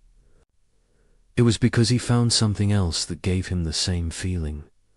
Writing the brothers Karamazov, a bigger gamble, a higher stakes table, betting not money but his soul on every page. The gambler's paradox isn't really a paradox at all. It's the human condition stripped of its disguises. We destroy what we love because destruction is the only creative act available to creatures who know they're temporary. Every loss is a little death, and every little death is practice for the big one. But also, and this is what Dostoevsky understood, every loss is a little birth. The person who walks away from the table with empty pockets is never the same. Person who sat down, that's why he thanked God for his gambling addiction the same way he thanked God for his mock execution. Both showed him what we really are, not rational animals or spiritual beings, but something suspended between the two. Forever gambling on which one will become. Let me tell you something that will disturb you. In 1966, a 25-year-old engineering student named Charles Whitman climbed to the top of a clock tower at the University of Texas and opened fire, killing 14 people in his suicide. Note, he wrote, I do not quite understand what it is that compels me to type this letter. Perhaps it is to leave some vague reason for the actions I have recently performed. Those words could have been written by Raskolnikov. The same hyper-rational tone analyzing its own irrationality, the same distance from his own actions, the same bewilderment at his own choices. In 2011, Anders Breivik massacred 77 people in Norway. His manifesto quoted crime and punishment extensively. He identified completely with Raskolnikov's theory of the extraordinary man who stands above conventional morality. These aren't coincidences or misreadings. These killers recognized something in Dostoevsky's character that most readers prefer to ignore. Raskolnikov isn't a warning. He's a diagnosis. And the disease he represents isn't rare, it's epidemic. But here's what everyone gets wrong about crime and punishment. They think it's about a man who commits murder and then feels guilty. That's not what happens at all. Raskolnikov feels guilty before the murder, indifferent during it, and confused after it. The guilt isn't about what he did, it's about what he is. And what he is, Dostoevsky suggests, is what we all are when we're honest with ourselves. Let's trace the actual psychology, not the simplified version they teach in literature class. Raskolnikov doesn't wake up one day and decide to kill someone. The murder grows in his mind like a tumor, starting with an abstract thought experiment. If Napoleon had needed to kill an old pawnbroker to fund his rise to power, would that have been wrong? History says no, we celebrate Napoleon despite the millions who died in his wars. So why is killing one useless old woman worse than killing millions of useful young men? This isn't sociopathic thinking. It's actually rigorously logical. Every society honors its successful killers. We call them heroes, generals, founding fathers. We build statues to men who killed thousands, but kill one person for personal gain, and you're a monster. Raskolnikov sees this hypocrisy and can't unsee it. The crime isn't killing, the crime is killing without historical justification. Now watch how Dostoevsky constructs the psychology. Raskolnikov doesn't proceed from theory to action. He oscillates. One moment he's convinced he's Napoleon, the next he's disgusted with himself. He plans the murder meticulously, then tries to forget about it. He's not a cold killer, he's a fever dream of contradiction. And this is exactly right, psychologically. Real killers aren't emotionless. They're experiencing all emotions simultaneously, which looks like no emotion from the outside. The actual murder scene is the most psychologically accurate depiction of violence ever written. Raskolnikov doesn't feel powerful or evil or righteous. He feels nothing. His body commits the murder while his consciousness floats somewhere near the ceiling, watching. He notes irrelevant details, the pattern on the wallpaper, a fly buzzing, the way the blood pools in a perfect circle. This dissociation isn't dramatic invention. Every soldier, every police officer who's killed someone describes the same phenomenon. The mind can't process the enormity of ending another consciousness, so it focuses on trivia. But here's where Dostoevsky's genius reveals itself. After the murder, Raskolnikov doesn't run or celebrate or collapse. He becomes obsessed with weather. He remembered to close the door. That's it. The most important question in the universe becomes, did I close the door? Because the human mind, faced with the infinite implications of murder, retreats to the finite, manageable question of a door, the cat and mouse. Game with the investigator Porfiry isn't really about solving the crime. Porfiry knows Raskolnikov is guilty almost immediately. What he's doing is far more sophisticated. He's trying to make Raskolnikov understand what he's actually done. Not killed an old woman. That's just the physical fact. What he's done is attempt to step outside the human community, to become a pure individual, responsible to no one but himself. And that, Dostoevsky shows, is impossible. Not immoral-impossible. Asterisk, asterisk. Watch Raskolnikov's disintegration. He doesn't feel guilty about the murder. He feels guilty about not feeling guilty. He's broken the ultimate taboo and discovered that nothing happened. No lightning bolt from God, no transformation into a Superman, no fundamental change in his being. He's exactly the same person, except now he knows what he's capable of. And that knowledge is unbearable. This is the murder we all commit, metaphorically, every day. Every time we treat another person as an object, as a means to an end, as less than fully human, we're following Raskolnikov's logic. The businessman who destroys competitors, the politician, who sacrifices constituents for power, the lover who uses another's feelings for their own satisfaction. They're all committing little murders, killing the humanity of others to elevate themselves. But Dostoevsky goes deeper. The real crime isn't treating others as objects, it's treating yourself as a subject while everyone else is an object. This is the fundamental narcissism of consciousness. I know I have an inner life, thoughts, feelings, dreams, but you, I can only assume you do. I can never really know. So at some level, everyone else is theoretical while I'm real. This is why we can scroll past news of thousands dying while crying over a fictional character in a movie. The fictional character feels more real because we have access to their inner life. The thousands of real dead people are just statistics. Raskolnikov's theory about ordinary and extraordinary people isn't wrong, it's incomplete. He thinks extraordinary people are rare, but Dostoevsky shows they're everywhere.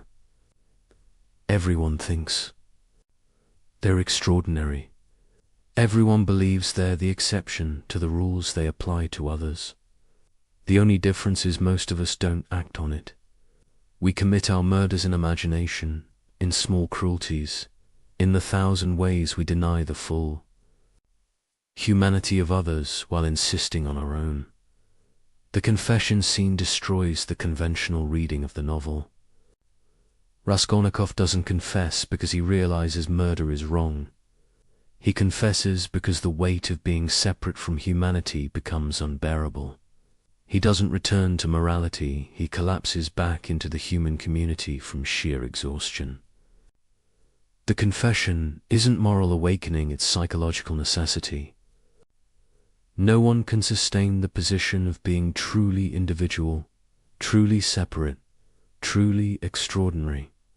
We need others to confirm we exist, even if that confirmation comes in the form of punishment. Look at the online communities that worship Raskolnikov. Today, young men, usually isolated, usually intelligent, who read the novel and think, he's literally me. They missed the point catastrophically. Raskolnikov isn't a hero or an anti-hero. He's a warning about what happens when intelligence curves back on itself, when thinking replaces feeling, when theory replaces reality. He's what happens when you mistake understanding life for living it. But here's the truly disturbing part. These young men aren't wrong to identify with him. They're recognizing something real. The conditions that created Raskolnikov, alienation, intellectual isolation, the collapse of traditional meaning systems, the reduction of everything to economic transaction, these aren't 19th century Russian problems. They're the default state of modern existence. We're all living in Raskolnikov's shabby apartment, lying on his sofa, thinking his thoughts. The difference is, we've normalized it. We've made alienation comfortable. We've gamified isolation. We've made thinking ourselves special into a consumer product.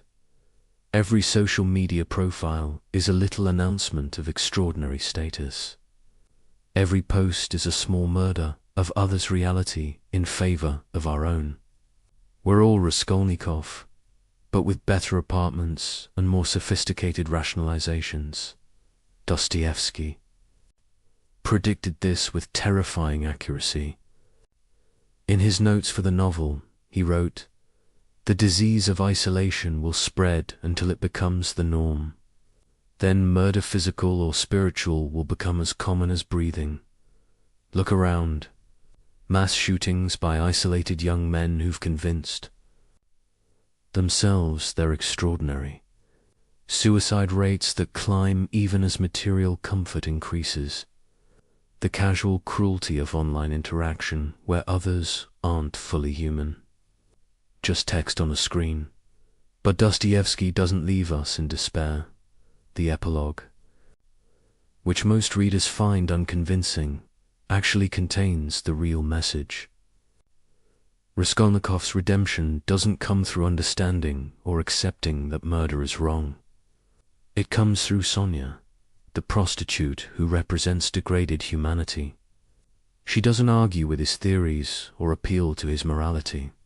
She simply insists on his humanity despite everything. She treats him as human when he can't treat himself as human.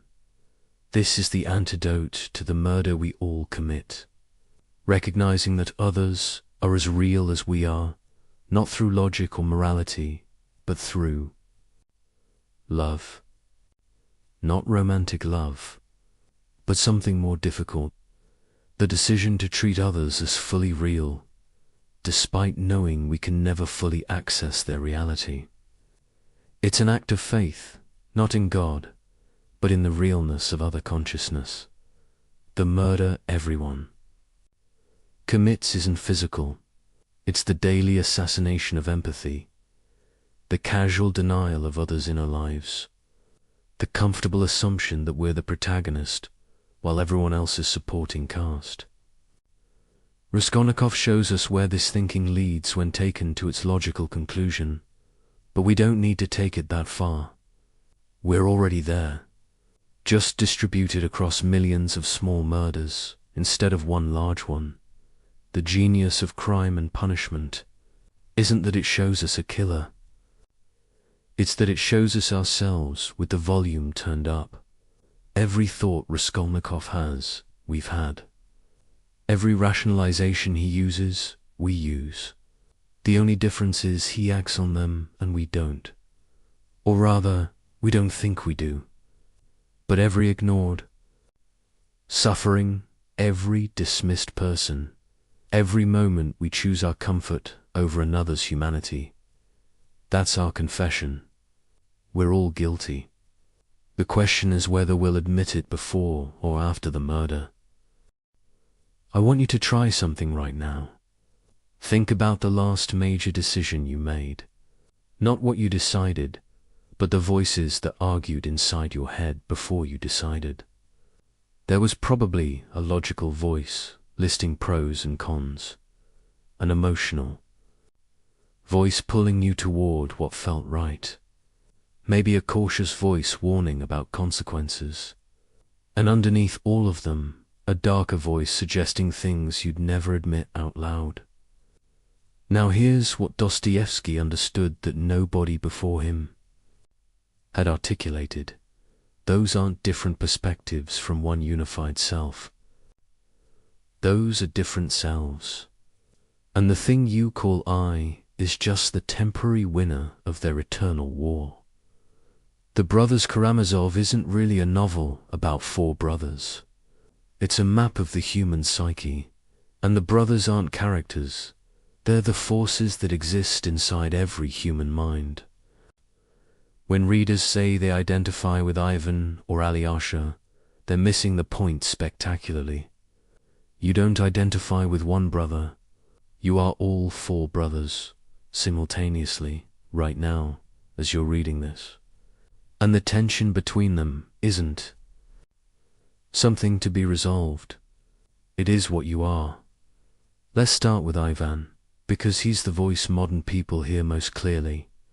Ivan isn't just an intellectual, he's the part of every human consciousness that demands the world make sense.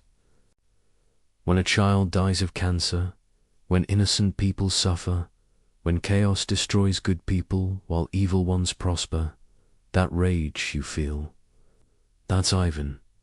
He's not wrong to be angry.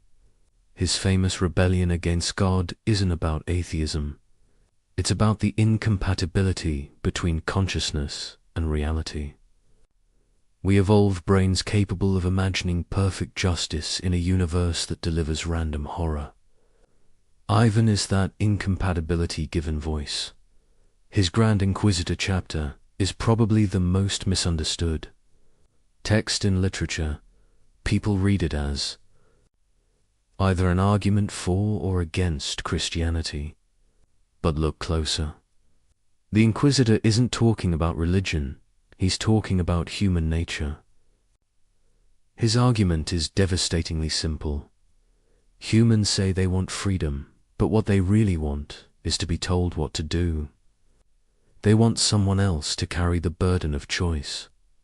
Every time you follow a trend, obey an authority, accept conventional wisdom without thinking, you're proving the Inquisitor right. We crucified Christ for offering freedom and would do it again, because freedom is terrifying. But here's what's brilliant about Dostoevsky's construction. Ivan creates the Grand Inquisitor. It's his story, his projection. The Inquisitor is Ivan's.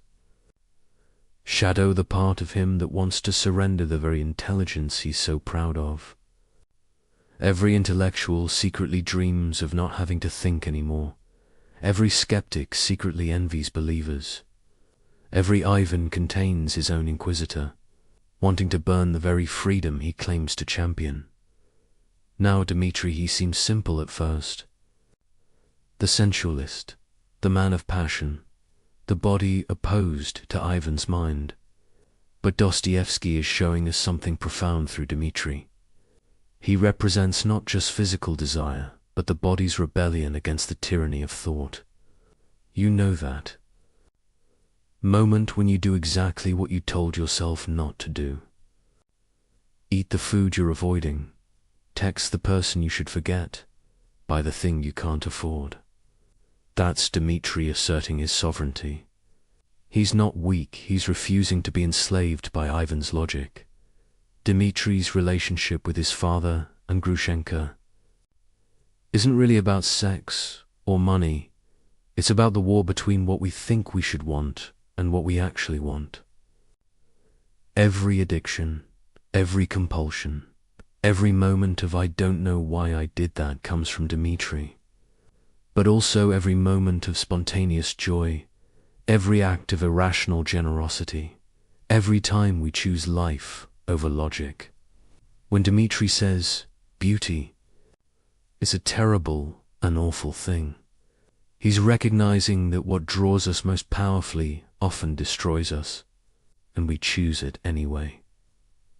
The trial of Dmitri is really the trial of the human body itself. Is he guilty of patricide?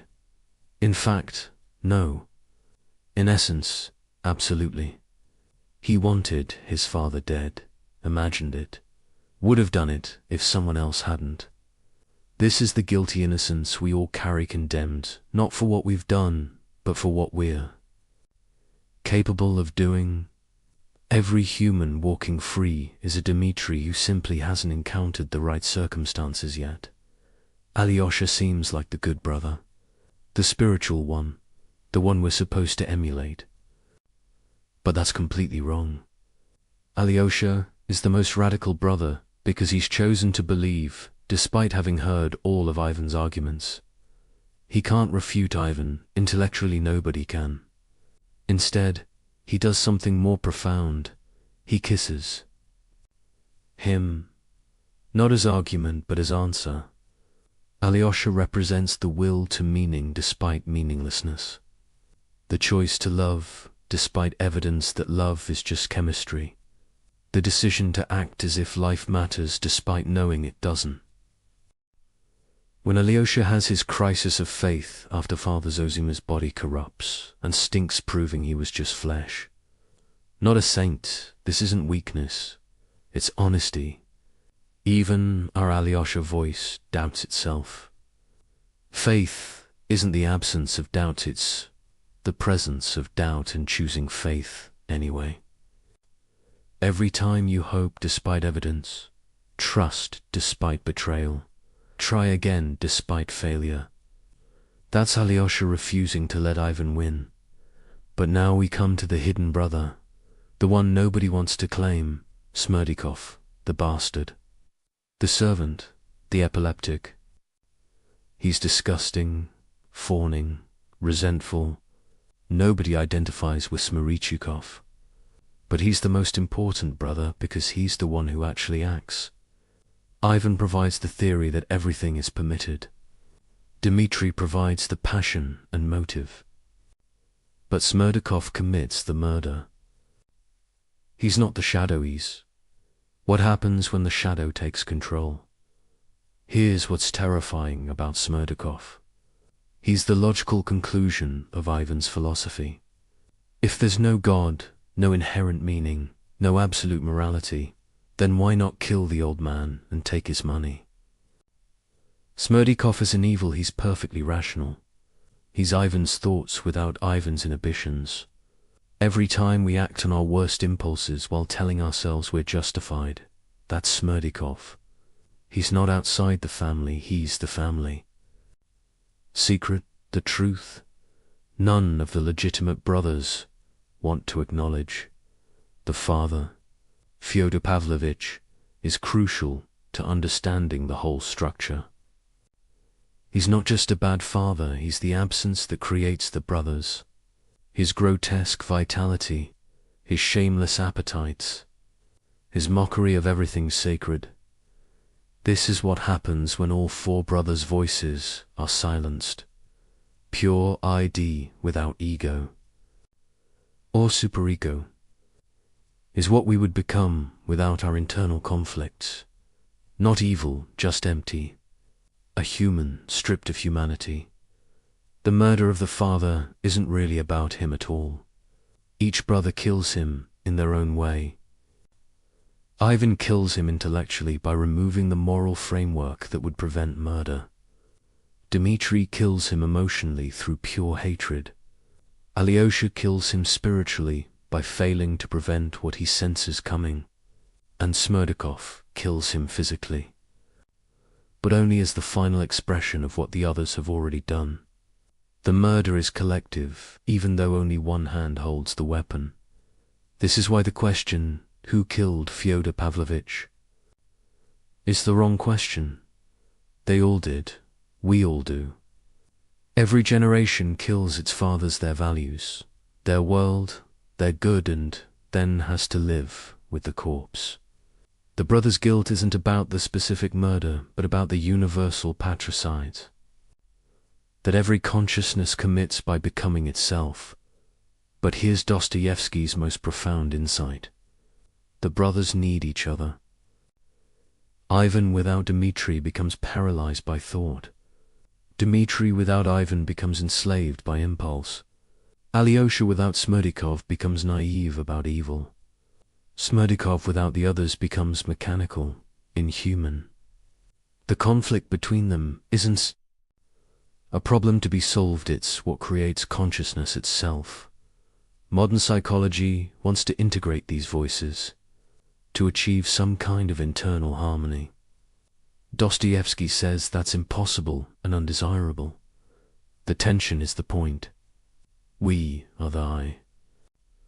Argument between Ivan and Alyosha. The fight between Dmitri and Smerdakov. Mental health isn't choosing one voice, it's accepting the permanent civil war and learning to live productively within it. When you next face a major decision, listen to the argument in your head. You'll hear Ivan analyzing, Dmitri wanting, Alyosha hoping, and yes, Smerdakov calculating what you could get away with. They're all you. The decision isn't really about what to do, it's about which brother wins this round. But remember, even the winner is still you.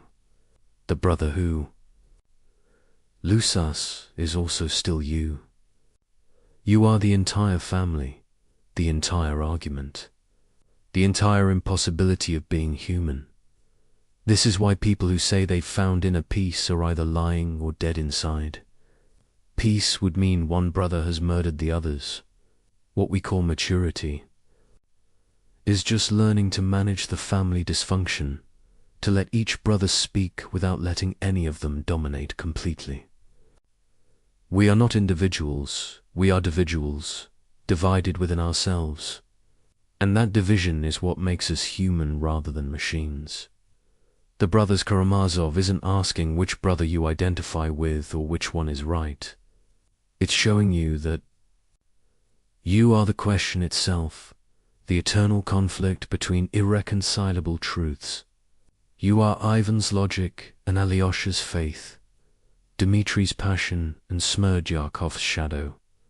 You are the murder and the investigation, the guilt and the innocence, the family and its destruction. We are all for Karamazovs, and we always will be. The only choice is whether we acknowledge it or spend our lives pretending we're only one. But the pretense is exhausting, and eventually, usually at 3 a.m, when all the masks are off, we hear all four voices clearly, and in that moment of terrible clarity, we understand what Dostoevsky understood. We are not troubled because we're divided. We're human because we're divided. In 1878, Dostoevsky stood before a crowd in St. Petersburg and said something that made people think he'd gone mad. He said that within 50 years, Russia would be consumed by a revolution that would kill millions. That ideology would replace religion, that children would turn in their parents for wrong thinking, that the state would become God. The audience laughed. 50 years seemed impossibly far away, and besides, progress was inevitable. Humanity was getting better, more rational, more civilized. Everyone knew this. 39 years later, the Bolsheviks took power. Everything Dostoevsky predicted came true with such specific accuracy that Soviet scholars spent decades trying to explain it away. But here's what's really unsettling. That wasn't his final prophecy. He saw something bigger coming. He saw the 21st century. He saw us. Let me show you something extraordinary. In The Devil, sometimes translated as the possessed or demons, written in 1872, Dostoevsky describes a character named Stavrogin. Stavrogin is handsome, charismatic, influential. Everyone is obsessed with him. But here's the thing, he feels nothing. He's completely empty inside. He commits horrible acts, not from evil, but from boredom. He influences thousands while believing in nothing. Sound familiar? He's not a 19th century Russian nobleman. He's a 21st century influencer. He is the beautiful void at the center of social media culture, performing authenticity while being absolutely hollow. But it goes deeper. The demons in the novel aren't supernatural entities. They're ideas that possess people, spread from person to person, creating movements that destroy everything they touch. Dostoevsky is describing viral ideology, how a tweet becomes a movement, becomes a mob, becomes a massacre. He's showing how ideas don't need to be true or even coherent to possess millions. They just need to fill the void where meaning used to be. The character Pyotr Vensky is even more prophetic. He's not a traditional revolutionary. He doesn't believe in the cause he promotes. He's a chaos agent, someone who destroys for the pleasure of watching things burn. He understands that in a meaningless world, destruction feels like creation. Every internet troll, every mass shooter manifesto, every person who spreads conspiracy theories they don't even believe there, all were Vensky's children. He predicted the weaponization of nihilism, but here's what Dostoevsky saw that we're only beginning to understand.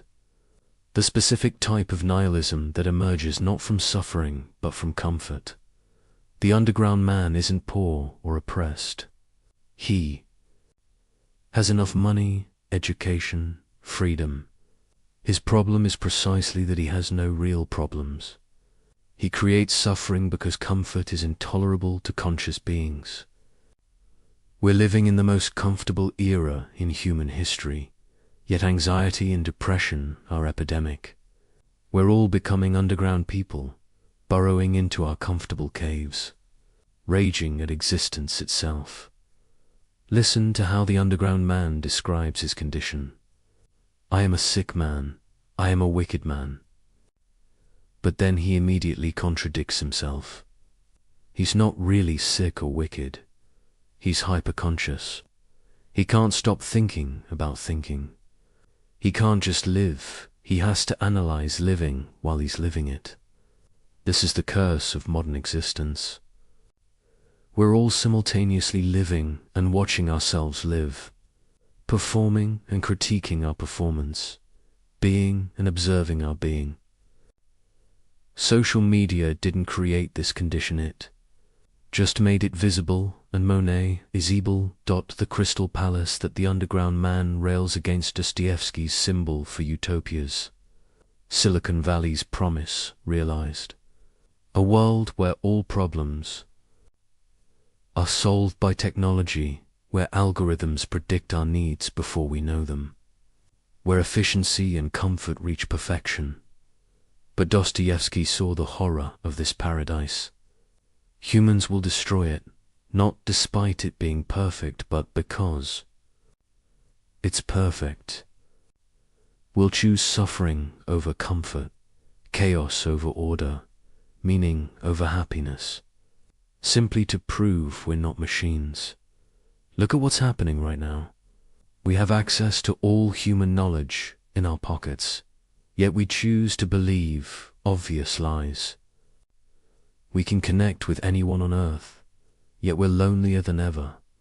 We've eliminated most physical dangers, yet we're paralyzed by anxiety about theoretical threats. We've created the Crystal Palace, and we're smashing it from the inside, just like Dostoevsky predicted we would. But the most terrifying prophecy is in his notes about the coming ant heap, a society where everyone's needs are met. Everything is organized rationally, all problems are solved, but nobody knows why they're alive. He writes, they will have everything except the one thing necessary reason to exist. And in their desperation, they will create artificial problems, imaginary enemies, fictional catastrophes, anything to feel that life has stakes, that choices matter, that existence has weight. Isn't this exactly what we're doing? We've largely solved the problems of survival, so we've created new problems. We're outraged about things that would have seemed absurd to previous generations. We've turned politics into entertainment, identity into brand, trauma into currency. We're so desperate for meaning that we'll accept any narrative, however absurd. That makes us feel like protagonists in a story rather than extras in a simulation. Dostoevsky's solution isn't what anyone wants to hear. He doesn't say we should return to tradition or embrace progress or find balance. He says something much more difficult. Accept suffering as intrinsic to consciousness. Stop trying to eliminate it. Stop seeing it as a problem to solve. The attempt to create heaven on earth inevitably creates hell, because heaven would be a place where nothing matters. And humans can't tolerate a world where nothing matters. This is why every utopian project becomes dystopian. The Soviet Union tried to create the perfect society and created the Gulag. Silicon Valley tried to connect humanity and created the attention economy. Every attempt to eliminate suffering multiplies it, because suffering isn't a bug in human consciousness, it's a feature. It's what makes us human rather than algorithms.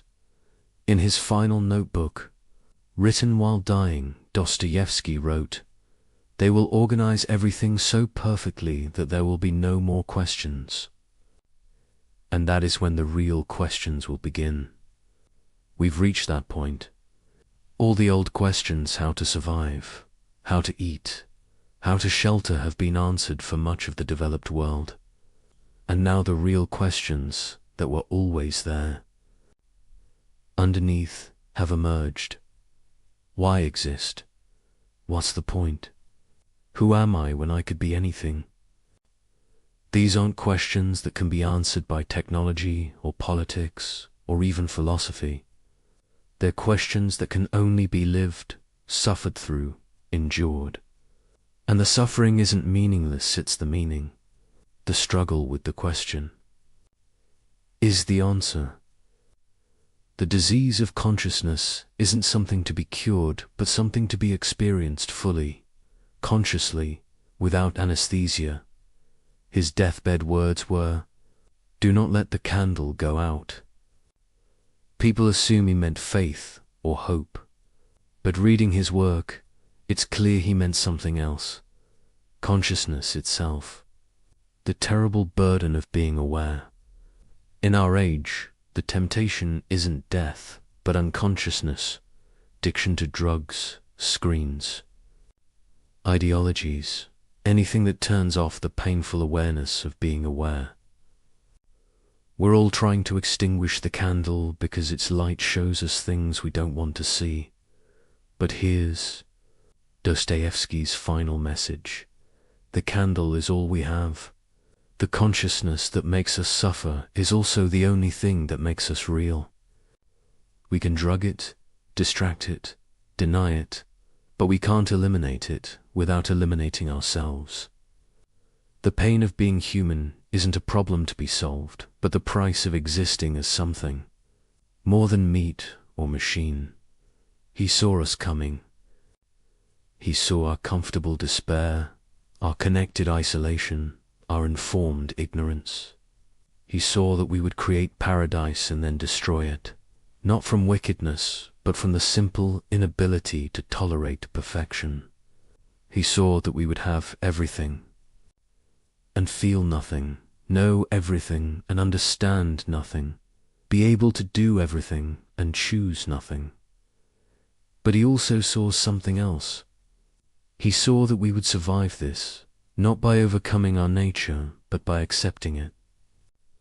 We are the impossible creatures, suspended between animal and angel, matter and spirit, determinism and freedom. We are the glitch in the universe, the things that shouldn't exist but do. And our suffering isn't evidence that something's wrong. It's evidence that we're awake.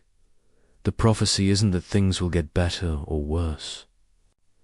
It's that things will become exactly what they are: intolerable and necessary, meaningless and significant, impossible and actual. We're living in Dostoevsky's prophecy right now. The only question is whether we'll live it consciously or spend our lives trying to sleep through it. But even our sleep will be troubled, because the candle can't really be extinguished. It can only be covered, and the shadows that creates are worse than the light. We've come full circle now, but like all true circles, we're not arriving at the same place we started. Let's return to that December morning in 1849, to the Semyonovsky parade ground, to the snow and the rifles and the white burial shrouds.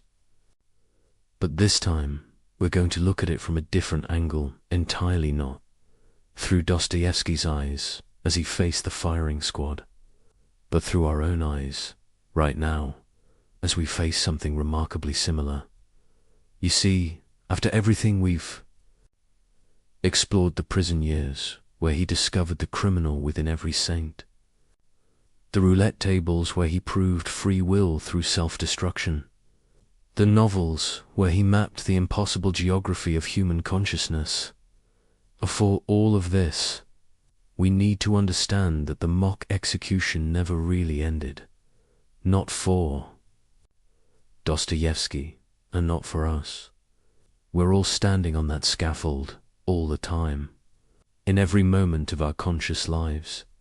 Think about what Dostoevsky actually saw in those final seconds before the drums announced his reprieve. He didn't see death approaching that would have been too simple, too clean. What he saw was life itself, but life as it actually is, rather than as we pretend it to be. Life stripped of all the comfortable illusions we use to make existence bearable. And what is life without illusions? It's standing on a scaffold with a rifle pointed at your heart, knowing you have 60 seconds left, except the 60 seconds never end and the rifle never fires, but also never lowers. This is what consciousness actually is: not thought, not awareness, but the permanent state of being about to cease existing while simultaneously being unable to stop existing. Every human being who has ever lived has stood on this scaffold. Most of them, mercifully, didn't know it. They lived in what Dostoevsky called the dream, the blessed unconsciousness of daily routine. Small pleasures, manageable problems, the thousand distractions we use to avoid looking directly at what we are, but Dostoevsky couldn't return to. The dream. The mock execution had awakened something in him that couldn't be put back to sleep. Every character he created afterward was, in essence, someone who had been kicked out of the dream and was trying to understand what had happened. To them, Raskolnikov murders to prove he's awake. The underground man rants from his hole because he can't bear the weight of consciousness. The Karamazov brothers tear rich, other apart because they each represent different ways of being unbearably aware. And here's what makes Dostoevsky's work feel so contemporary, so immediate, even though he's been dead for over a century. We're all being kicked out of the dream now. The comfortable unconsciousness that previous generations could maintain has become impossible. We know too much. We see too much. Every time you pick up your phone, you're confronted with the full horror and beauty of human existence, wars and weddings, tragedies and memes, the sublime and the ridiculous, all flattened into the same screen, all demanding the same response. Keep scrolling.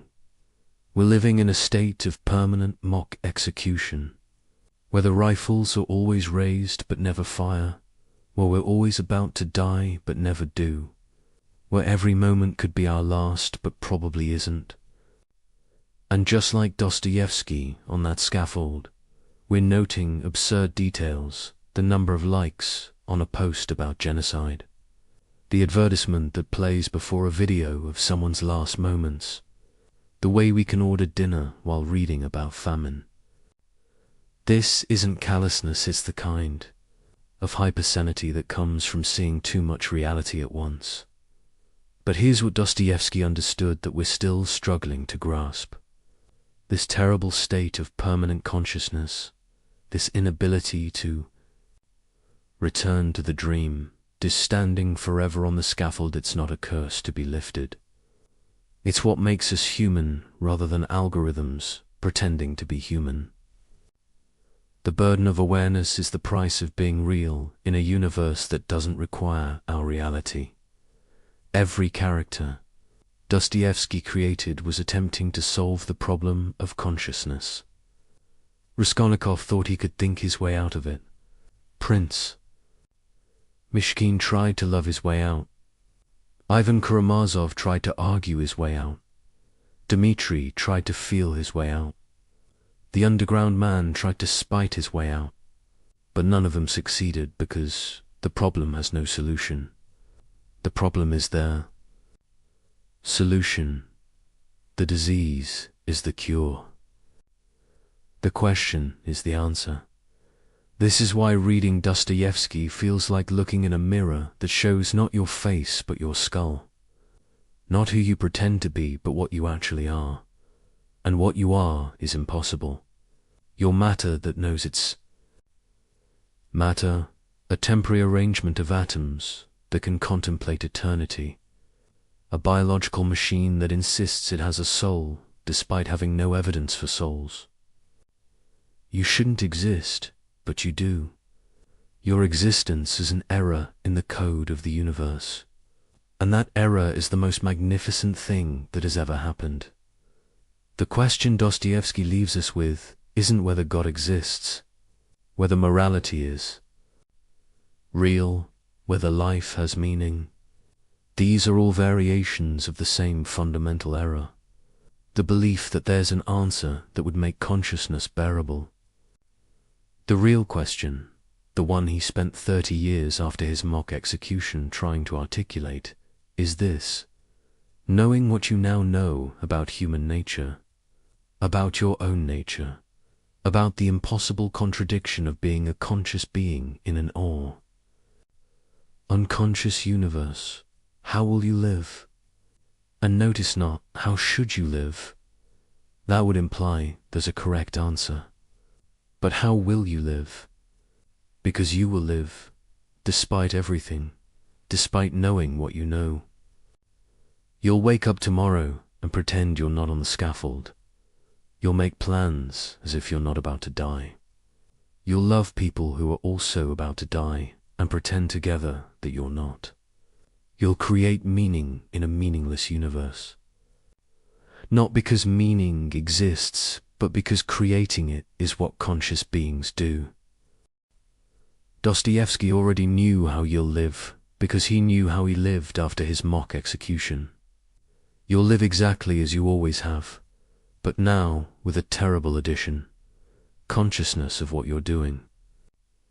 You'll see yourself living, watch yourself choosing, observe yourself pretending.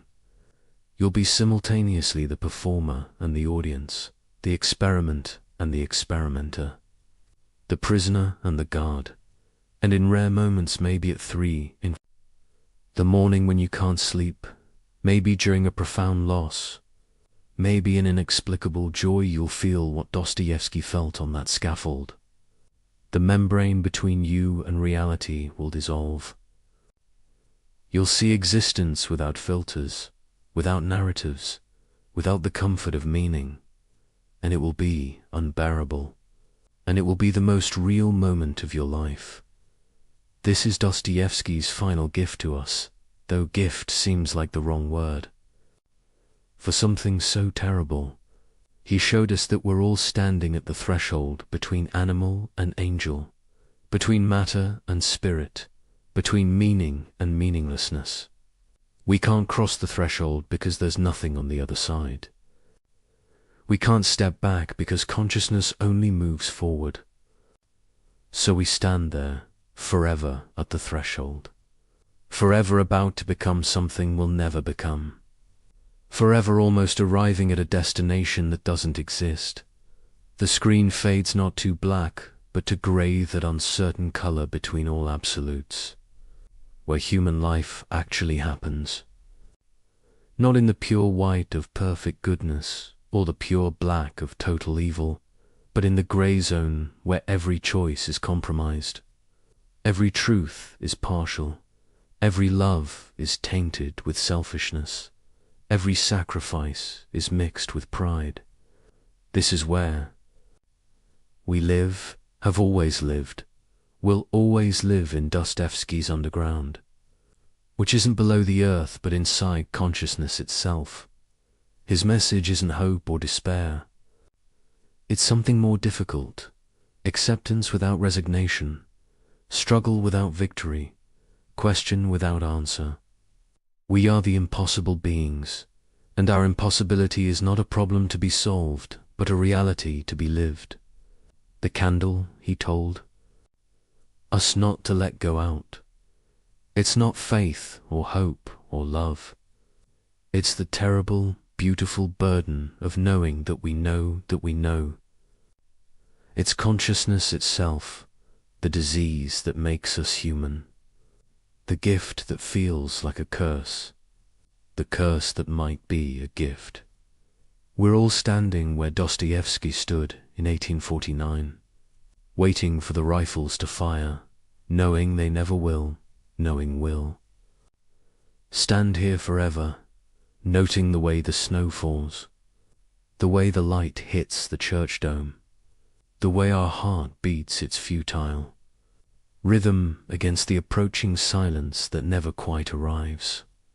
This is what it means to be human in the shadow of Dostoevsky's vision. Not to have answers, but to be the question. Not to solve the mystery, but to embody it.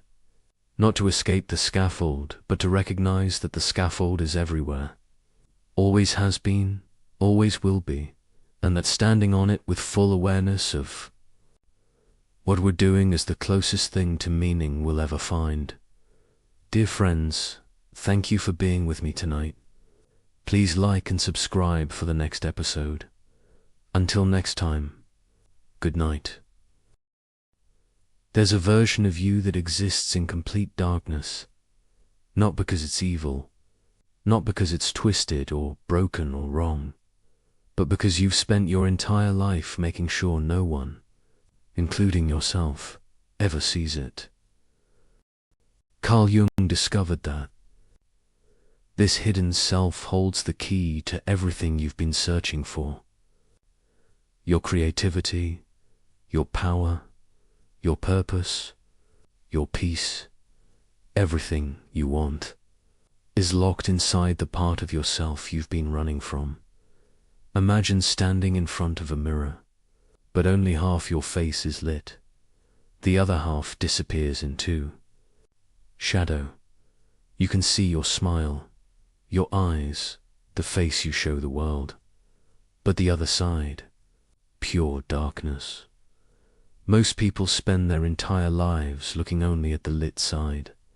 They perfect it, polish it, make it acceptable, beautiful, safe. They never turn to face what's hidden in the dark. But here's what Jung understood. The darkness isn't empty. It's not nothing.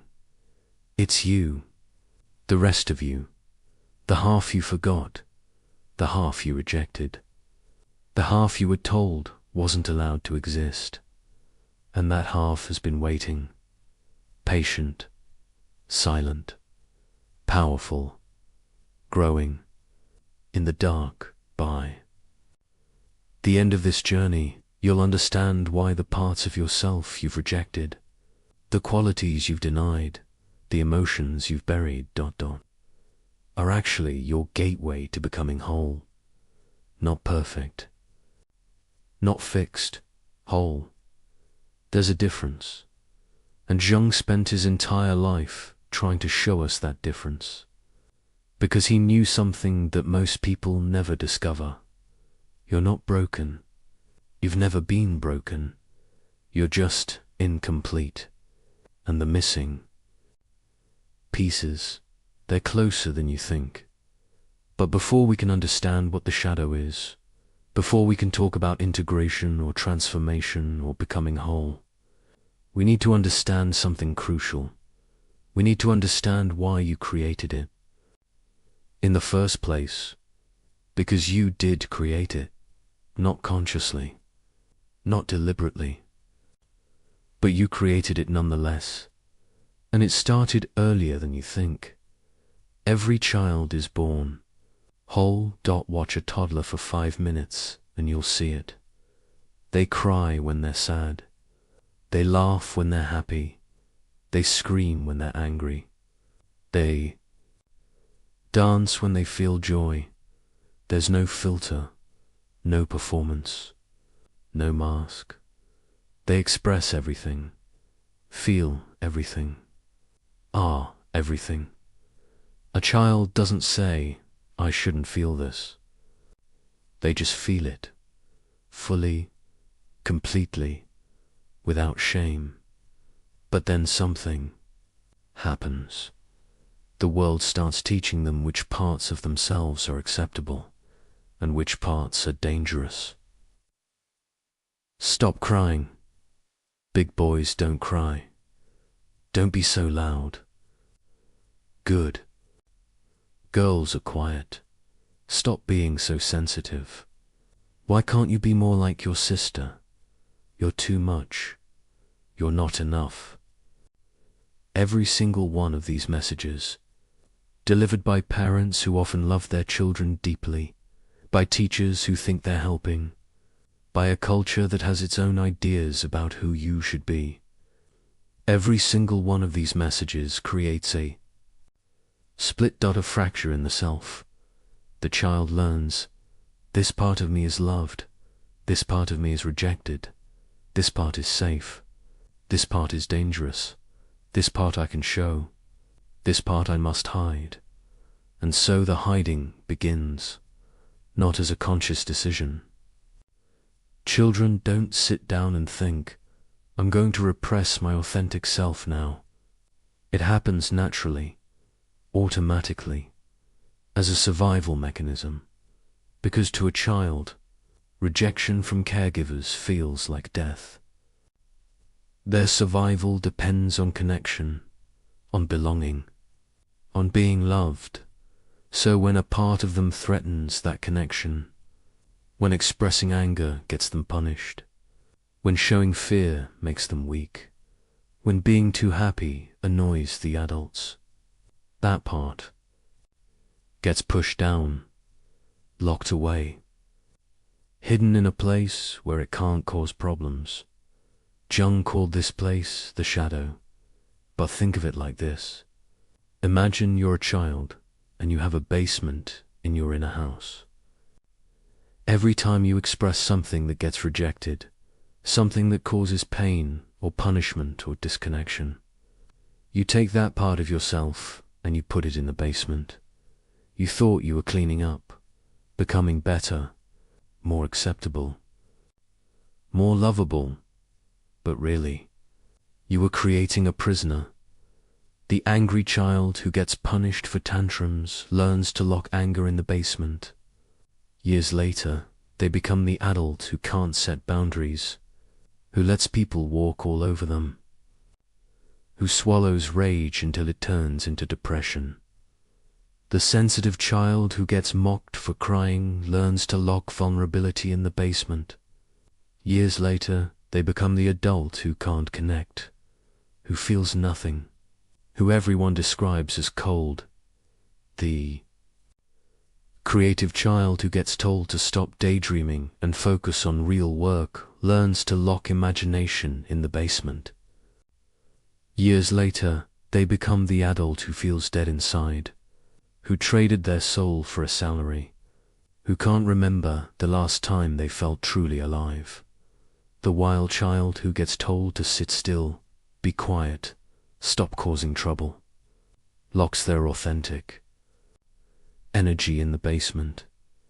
Years later, they become the adult who's always exhausted, always performing, always pretending to be someone they're not. And here's the thing that breaks your heart. Once you see it, you didn't choose any of this. You were just a child, trying to survive in a world that couldn't hold all of you. You weren't bad for hiding parts of yourself. You were smart. You were adapting. You were doing exactly what you needed to do to stay safe. But what worked then is destroying you now, because those parts didn't disappear. The anger you locked away, still there. The sadness you buried, still there. The creativity you abandoned, the wildness you tamed, the power you denied, all still there, living in the basement of your psyche, growing in the dark. And Jung discovered something that changes everything about how we understand ourselves. He discovered that the shadow isn't just made of the bad stuff. It's not a garbage dump of our worst qualities. It's a vault, a treasure chest, a locked room full of gold. Because when you were a child, you didn't just hide your rage and your fear and your shame. You hid your gifts, too. Think about it. The child who was told they were too loud, they didn't just lock away noise, they locked away their voice, their leadership, their ability to take up space and command attention. The child who was told they were too sensitive, they didn't just lock away tears. They locked away empathy, intuition, the ability to feel deeply and connect authentically. The child who was told to stop being so creative and get serious, they didn't just lock away daydreams, they locked away genius, innovation, the capacity to see what others can't see, every quality you were shamed for, every trait you were told to hide, every part of yourself you learned was unacceptable. Those weren't flaws, they were powers, and you've been living without them for years, maybe decades. Half a person looking in the mirror, seeing only the acceptable side, wondering why life feels so empty, so exhausting, so not quite right. It's because you're trying to live a full life with half of yourself, and the other half, it's been waiting in the darkness, not patiently anymore, Because the shadow doesn't just sit there. It doesn't just wait. Quietly in the basement while you go about your acceptable life. Akshong said that we don't have a shadow. We are shadowed by what we won't acknowledge. And that shadow, it's been running your life from the darkness. Every time you meet someone and instantly dislike them for no clear reason. That's your shadow. You're seeing in them what you've denied in yourself. Every time you have an inexplicable emotional reaction that seems too big for the situation. That's your shadow. The feelings you locked away are leaking out. Every time you sabotage yourself right before success. Every time you pick the same toxic partner with a different face. Every time you make a choice that goes against everything you claim to want, that's your shadow. Operating the controls, making decisions, steering your life, and you're just rationalizing, making up stories about why you do what you do. Never seeing the real puppet master pulling the strings from the basement. But here's the crucial thing. Jung understood. The shadow isn't your enemy. It's not some demon that needs to be slayed. Not some darkness that needs to be eliminated. It's you. The parts of you that you abandoned. The child you locked away. The gifts you rejected. The power you denied. And it's been trying to get your attention. For years. Through dreams. Through symptoms. Through the same painful patterns repeating over and over again. It's not punishing you. It's calling to you. Come back. Come home. Remember me. Reclaim me.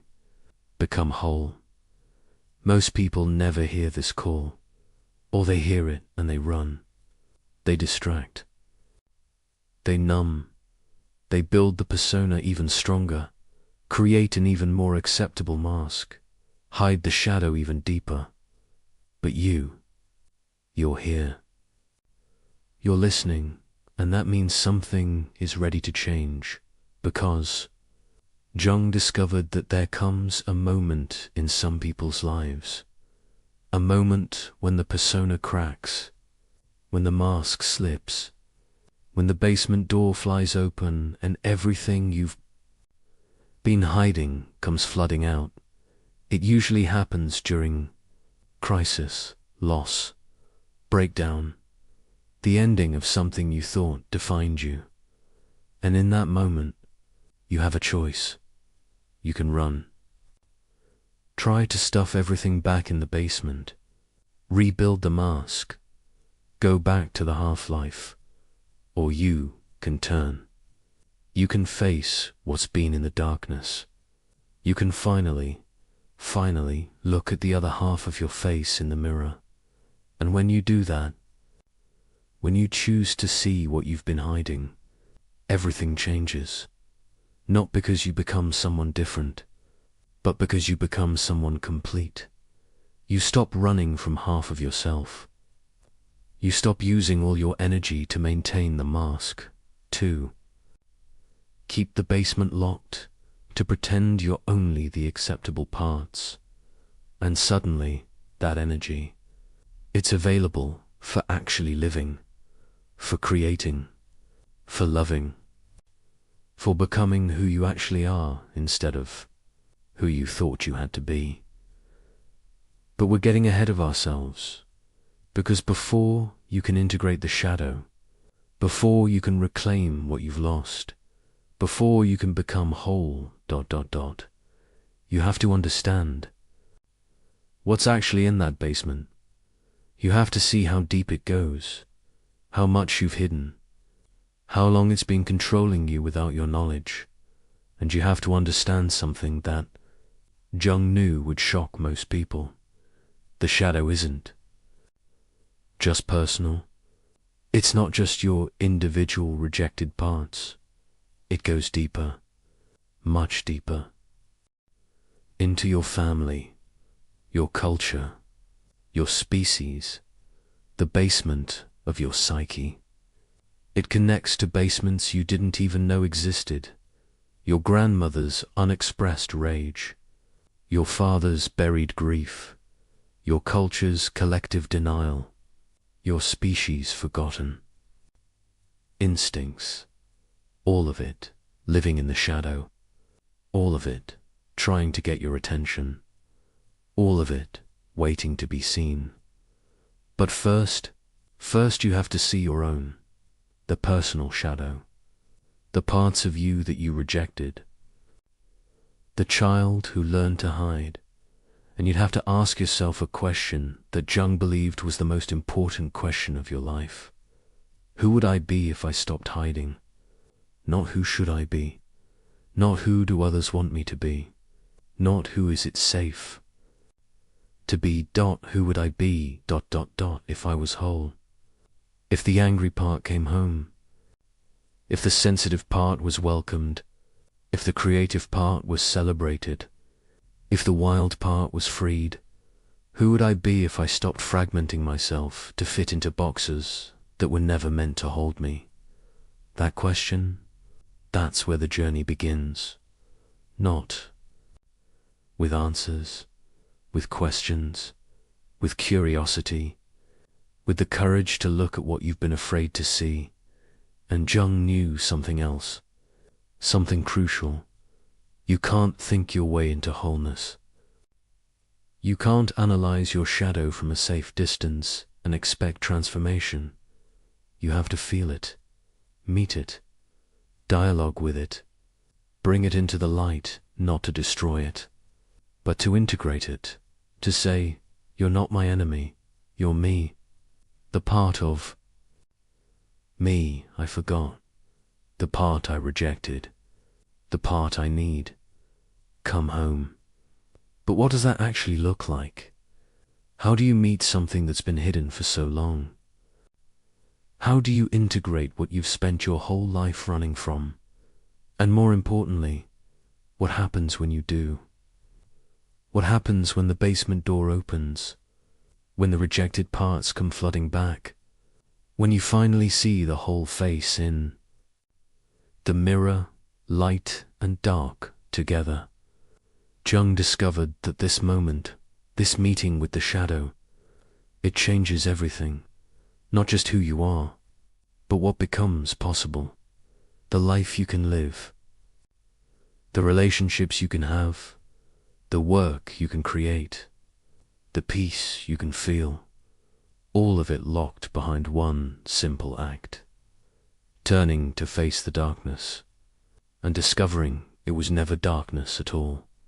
It was just you, waiting in the shadows, waiting to be seen, waiting to come home. There's a story Jung loved to tell about alchemy. Ancient alchemists spent their lives trying to turn lead into gold. They worked in darkness with fire and strange substances, chasing transformation. Most people thought they were fools, chasing an impossible dream. But Jung understood what they were really doing. They weren't trying to transform metal. They were trying to transform themselves.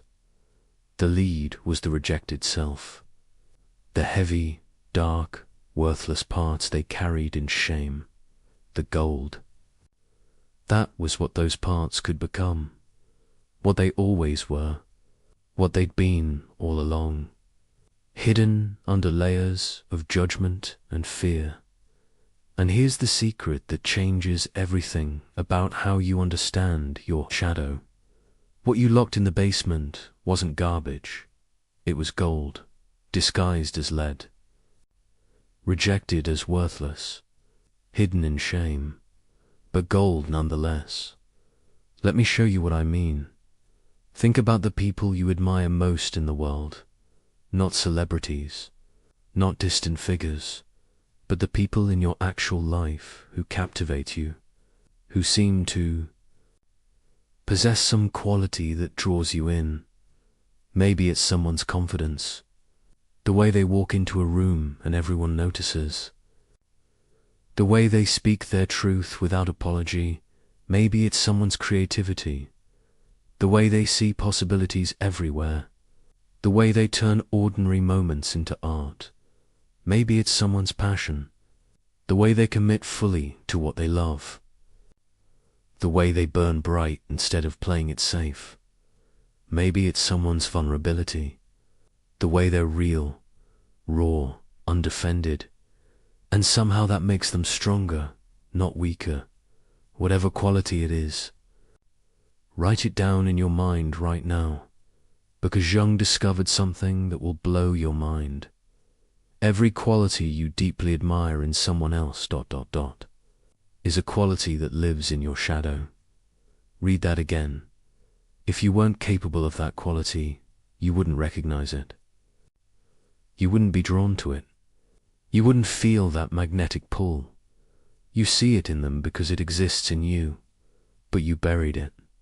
You were told it was wrong, too much, not appropriate, not you, so you locked it away. And now you project it onto others. You see in them what you've denied in yourself. The quiet person who admires the bold speaker, they have boldness in their shadow. It was locked away when they were told to be silent, to not make waves, to shrink. The serious person who's drawn to playful, spontaneous people, they have playfulness in their shadow. It was locked away when they were told to grow up, be responsible. Stop being childish. The logical person who's fascinated by emotional, intuitive people, they have emotional depth in their shadow. It was locked away when they were told feelings were weak, irrational, dangerous.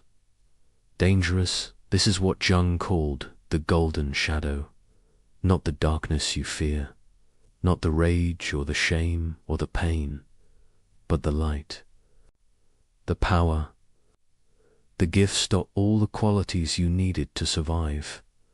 You had to hide, and now you're living half a life, admiring in others what you won't claim in yourself. But here's where it gets even more interesting, because the shadow doesn't just contain individual qualities. It contains entire selves, entire ways of being that you abandoned to become acceptable. Jung called these the anima and animus, the feminine in men, the masculine in women. But it goes deeper than gender. It's about the parts of your psyche you rejected to fit into the box society gave you. The man who was told real men don't cry, don't create, don't nurture, don't feel.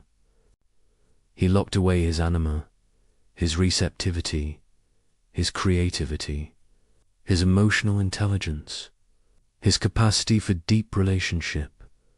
And now he's successful, powerful, respected, and completely dead inside, because he's living with half of his humanity.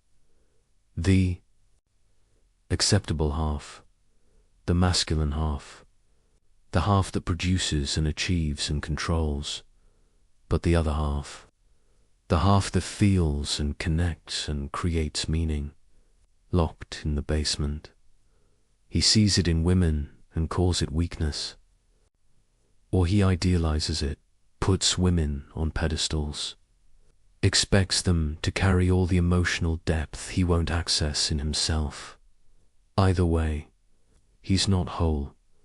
The woman who is told real women are soft, agreeable, nice, supportive, she locked away her animus, her assertiveness, her ambition, her healthy aggression, her capacity to take up space and claim power, and now she's loved, needed, everyone calls her kind, and she's exhausted, resentful, invisible, because she's living with half of her humanity, the acceptable half, the nurturing half, the half that gives and supports and accommodates, but the other half, the half that claims and demands and refuses to shrink.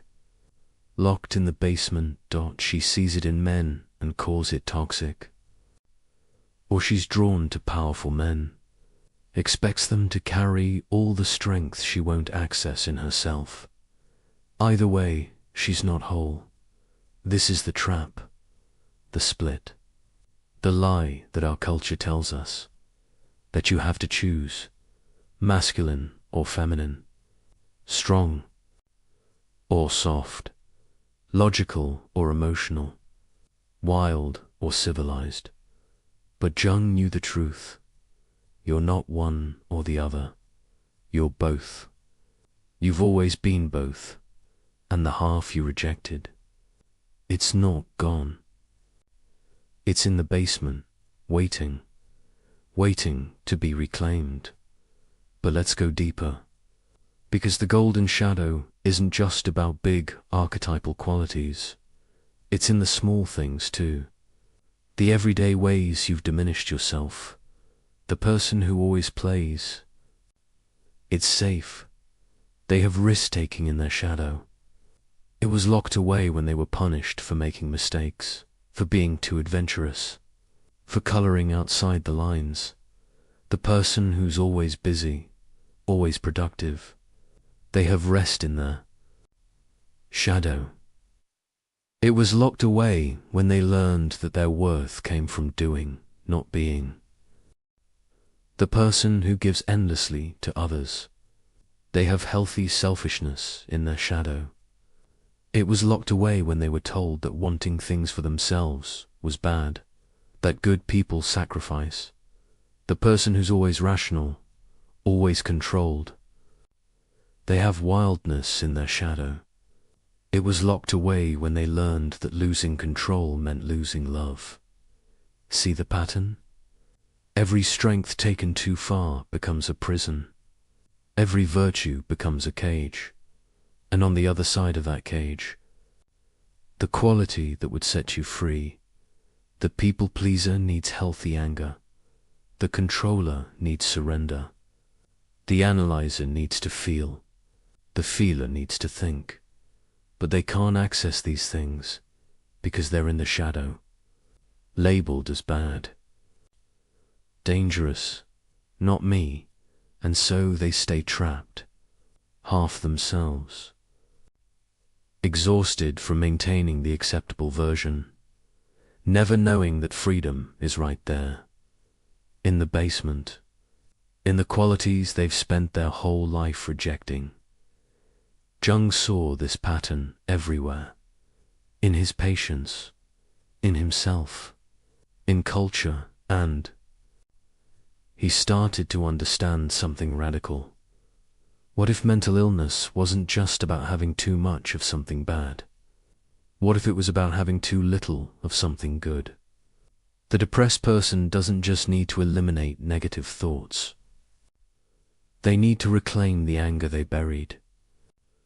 The healthy aggression that says no, that sets boundaries, that fights for their life. The anxious person doesn't just need to calm down.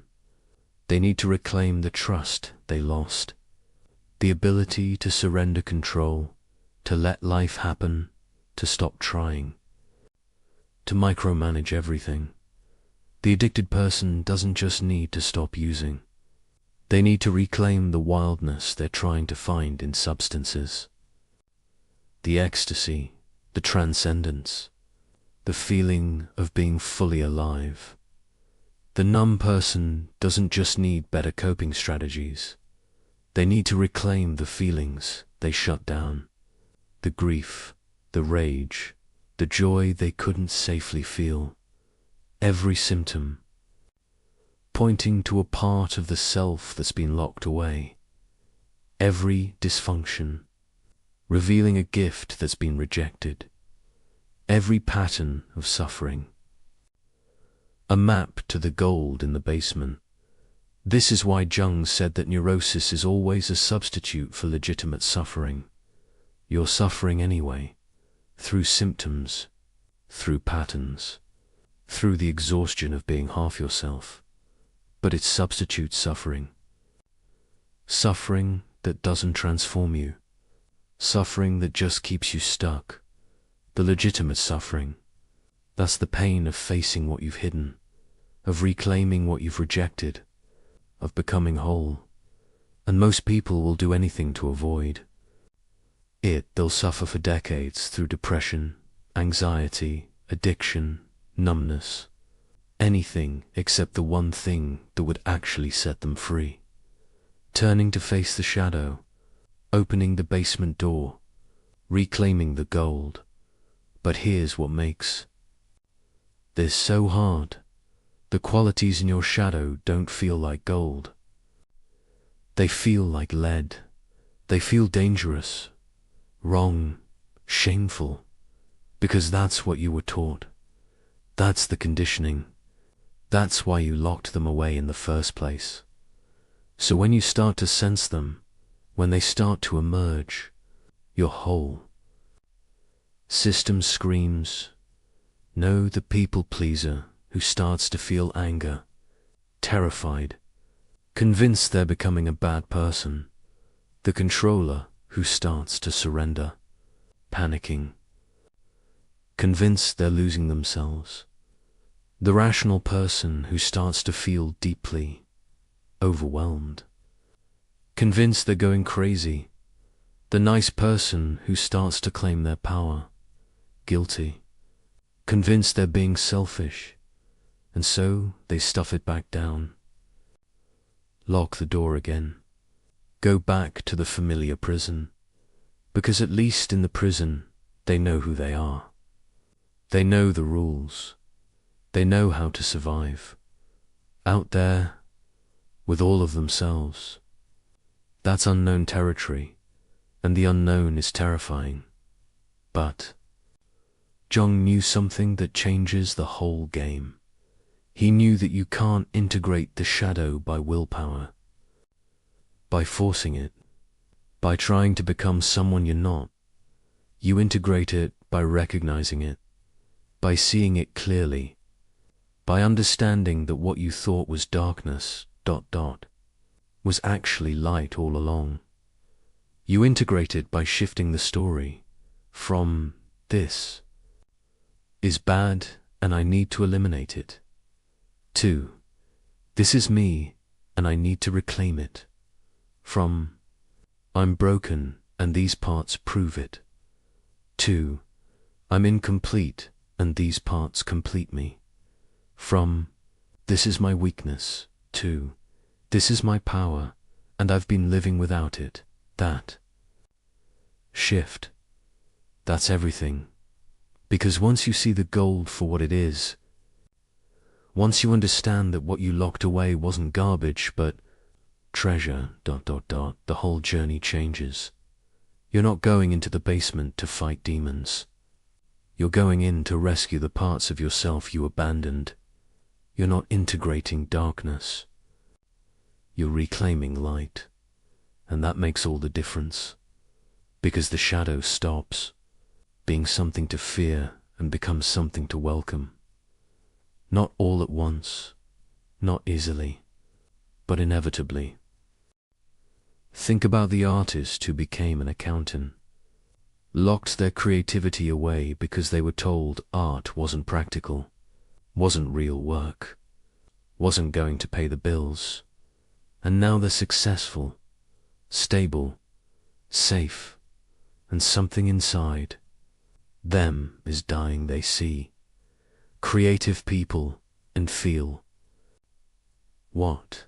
Envy, dismissiveness, fascination, resentment, all signs of projection, all signs of shadow. What they locked away is calling to them through every artist they meet, through every museum they can't help but visit, through every moment they feel dead inside, but they can't hear it, because they're convinced creativity is for other people. Not for them. They made their choice. They're not an artist, except they are. They always were. They just locked that self in the basement, and the accountant self they're living. It's not wrong. It's just incomplete.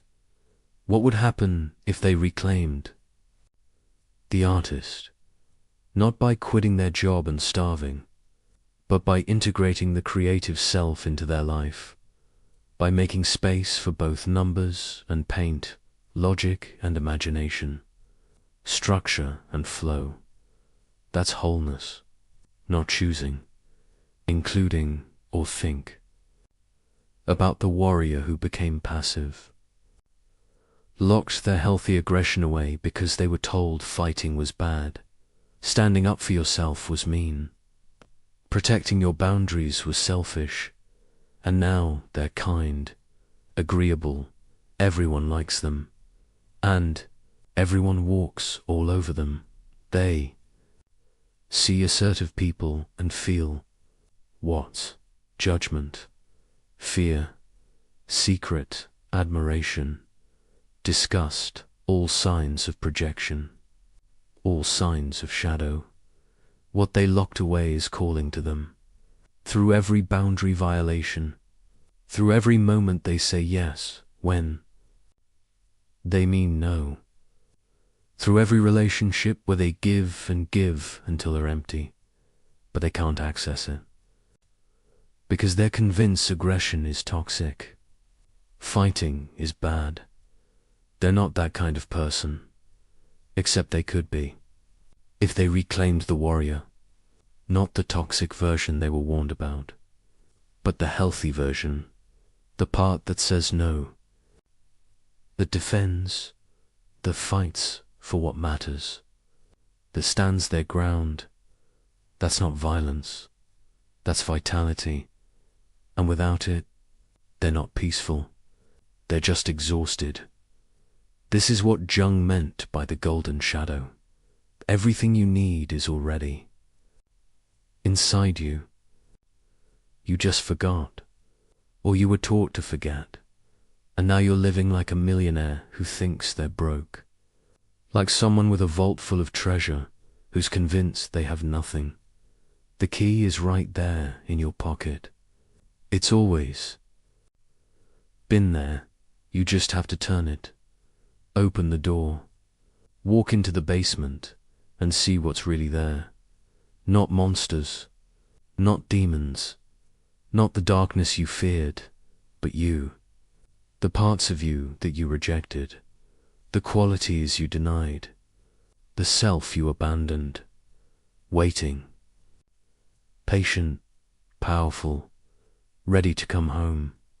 And when you bring them home, when you integrate what you've projected, when you reclaim what you've rejected, that's when the real transformation begins.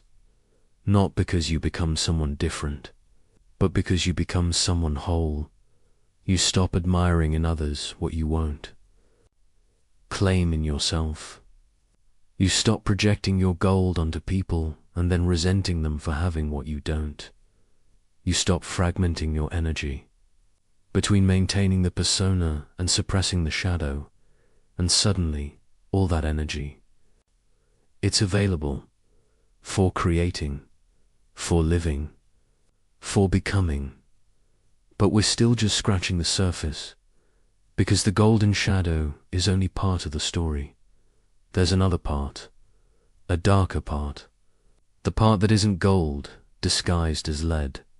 It's the part that actually is lead, the rage, the shame, the parts you locked away not because they were gifts, but because they were dangerous. And those parts, they're not waiting patiently in the basement. They're active. They're running the show. They're controlling your life from the shadows. And until you see them, until you face them, until you understand how they've been pulling the strings, ... you're not free. You're a puppet, and the shadow is the puppet master, and it's time to cut the strings. You think you're in control of your life. You think the choices you make are yours, the relationships you choose, the patterns you repeat, the way you react when someone pushes your buttons. You think it's you, making conscious decisions, steering your life in the direction you want to go. But Jung discovered something terrifying. Most of what you do, most of what you choose, most of who you think you are, isn't coming from you at all. It's coming from the basement, from the parts you locked away, the emotions you buried, the wounds you never healed, the aspects of yourself you refuse to acknowledge. They didn't disappear when you hid them. They didn't fade away because you stopped looking. They grew. They organized. They learned to operate in the dark. And now, they're running the show. You're not the director of your life. You're the puppet and the shadow. The shadow is pulling the strings. Let me show you how this works. Think about the last time someone really triggered you. Someone said something, did something, and you had a reaction that was way bigger than the situation called for. Maybe someone criticized you and you spiraled for days. Maybe someone didn't text back and you felt abandoned. Maybe someone succeeded, where you failed and you felt rage disguised as judgment. In the moment, it felt justified. They were wrong. They hurt you. They deserved your reaction. But here's what Jung understood. If the reaction is bigger than the situation, it's not about the situation. It's about the shadow. Something in what happened touched something you buried. Something you won't look at. Something you've been running from. And the shadow reacted. Not you. The shadow. The part of you that's still 5 years old and desperate for approval. The part that's still 13 and terrified of rejection. The part that's still 17 and convinced you're not good enough. That part doesn't live in the past.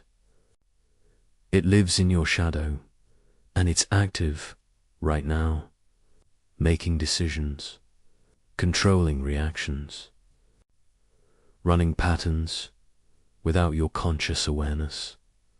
This is what Jung meant when he said, until you make the unconscious conscious, it will direct your life and you will call it fate. You think it's fate that you keep choosing the same kind of partner, the one who abandons you, the one who criticizes you, the one who needs saving.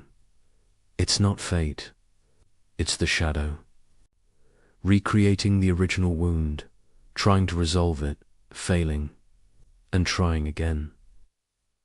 You think it's fate that you sabotage yourself right before success, that you get sick right before the big opportunity, that you blow up the relationship right when it gets good. It's not fate, it's the shadow. The part that learned you're not worthy, that doesn't believe you deserve it, that feels safer in familiar pain than unknown joy. You think it's fate that you're stuck in patterns you can see but can't change, that you know what you should do, but you can't do it, that you understand yourself intellectually but nothing transforms. It's not fate. It's the shadow. Understanding doesn't change the shadow. You can't think your way out of what you won't feel your way through.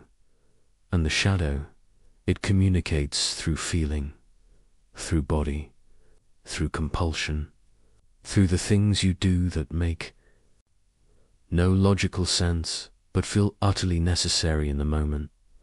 Jung called these autonomous complexes, parts of your psyche that split off, developed their own agendas, their own logic, their own power. They're not you. But they're not you either. They're fragments, younger versions, wounded parts, exiled selves, and they have more control than you want to admit. Think about it like this. You're not one unified self. You're a collection of selves, and most of them you disowned.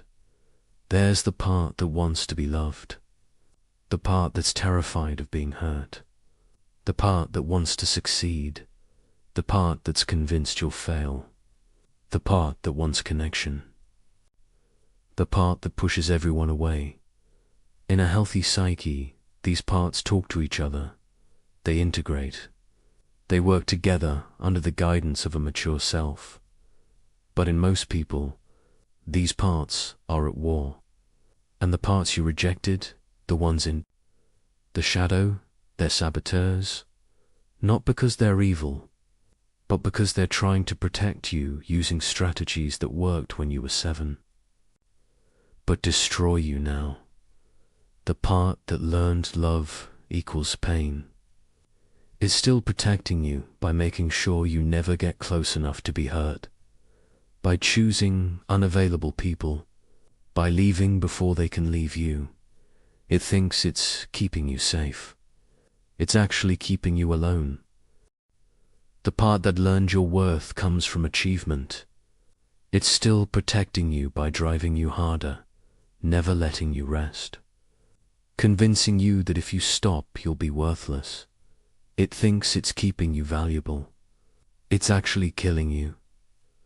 The part that learned conflict equals danger.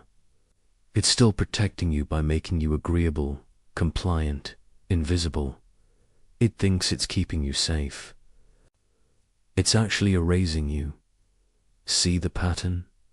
Every shadow part has a positive intention, a protective function, a reason it exists, but it's operating with outdated information, child logic, survival strategies that don't work anymore, and you can't negotiate with it.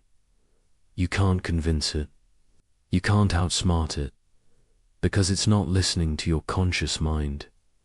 It's running on automatic, deep in the basement, pulling the strings. This is why therapy fails for so many people. Why self-help doesn't work. Why you can read every book, attend every workshop, understand yourself perfectly, and still not change. Because you're trying to change from the conscious mind, and the conscious mind isn't in charge. The shadow is, and the shadow doesn't respond to logic. It responds to recognition, to being seen, to being felt. But most people won't do that, won't go there, won't feel what they've been avoiding, so they stay stuck. And they blame themselves, call themselves weak, broken, unfixable. They're not. They're just trying to change the wrong part. You can't fix the shadow. You can only integrate it. Bring it into the light. Let it speak. Let it be seen, and that requires something most people aren't willing to do. It requires you to stop identifying as the conscious self, and start admitting that you're more than that, bigger than that, more complex than the story you tell about who you are. It requires you to say, I am not just the good person. I am also the part that rages. I am not just the strong person. I am also the part that's terrified. I am not just the rational person. I am also the part that's wild. I am all of it, and right now, I'm being run by the parts I won't admit exist. Jung saw this most clearly in projection. Projection is the shadow's favorite tool, its primary operating system. You see in others what you won't see in yourself, the person who constantly criticizes others for being fake. They're projecting. There's a part of them that feels inauthentic, that wears masks, that they won't acknowledge. The person who's obsessed with calling out. Narcissists. They're projecting. There's a part of them that's self-centered, that wants attention, that they've deemed unacceptable.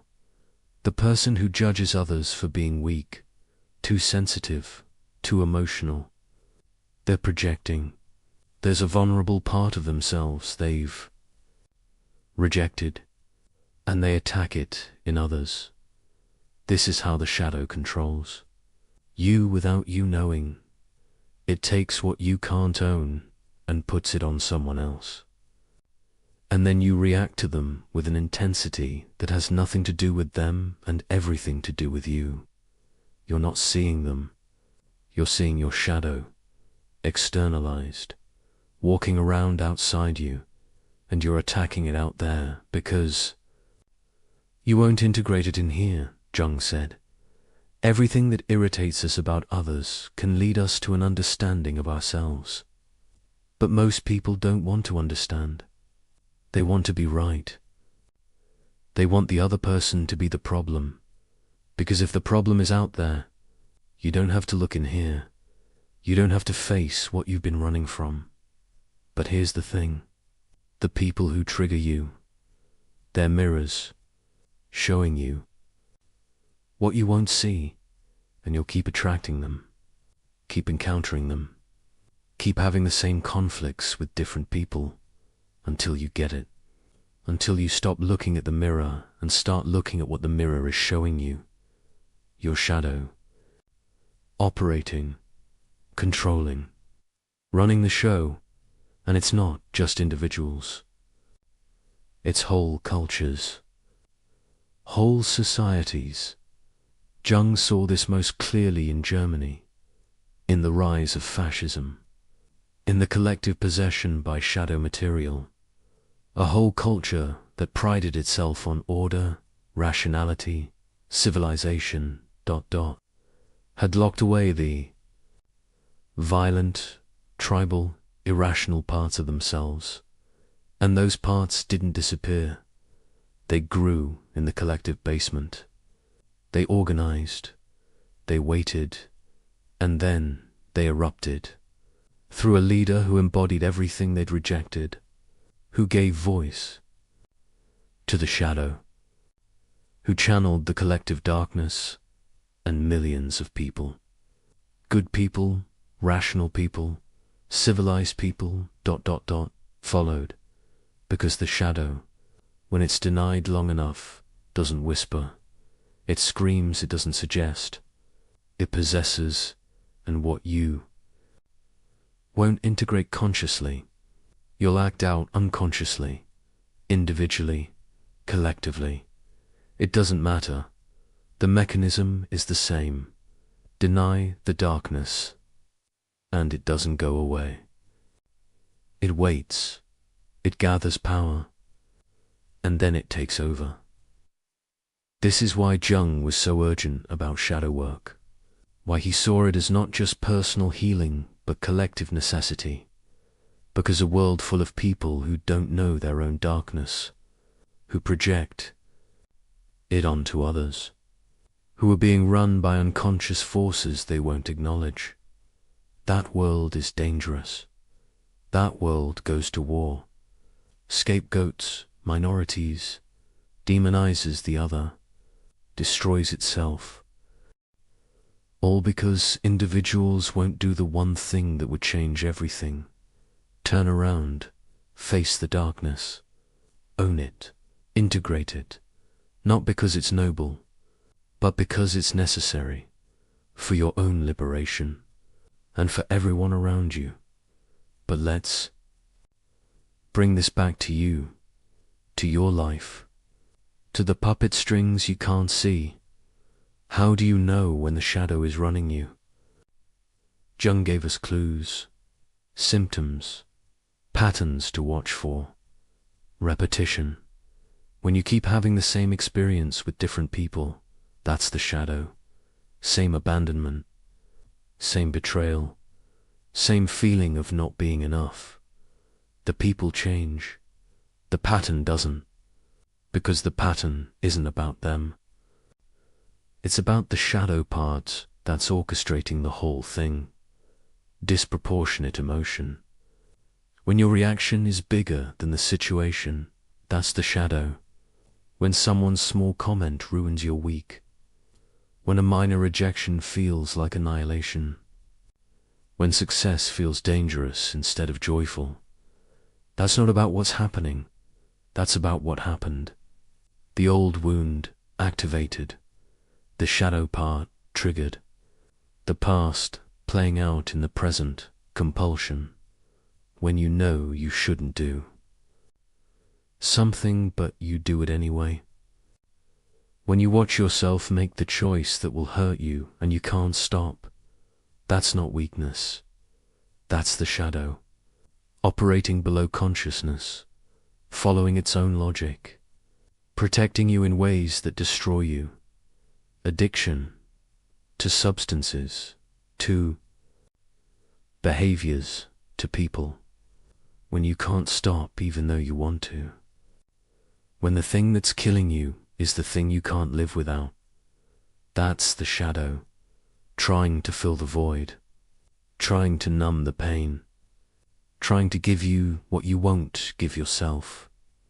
Dreams, especially the recurring ones, the ones where you're being chased, falling, showing up unprepared, losing something precious. Those aren't random, they're messages from the shadow, trying to show you what you won't see while you're awake. And projection, always projection. When you have strong reactions to people, when you judge them intensely, when you're fascinated or repulsed, ... that single quote's the shadow, showing itself to you, in them. So what do? When you realize you're being run by forces you can't see, when you understand that the conscious you is not in charge, most people panic, try to assert more control, work harder at being good, strengthen the persona, lock the basement door tighter. But that doesn't work. That's what created the problem in the first place. The answer isn't more control. It's less, or rather, a different kind. Not controlling what's in the shadow, but consciously relating to it. Not fighting the puppet master, but turning to face it and asking, who are you? What do you want? What are you trying to protect me from? Because the shadow, when you actually meet it, is never what you expected. It's not a monster. It's not evil. It's not your enemy. It's a part of you, usually a young part, a hurt part, a part that's been in the dark so long it forgot there was any other way to be, and it's been pulling the strings not to hurt you. But because it doesn't know what else to do, it's trying to keep you safe using the only strategies it knows. Strategies that made sense once, in your childhood, in the moment of wounding, but don't make sense now, and it can't update, can't evolve, can't change, because it's been locked in the basement, frozen in time, operating in darkness, the only way. It changes, as if you bring it light, not by eliminating it, but by seeing it, acknowledging it, dialoguing with it, by saying, I see you. I know you're trying to help, but there's another way now, and I need you to trust me. That's integration.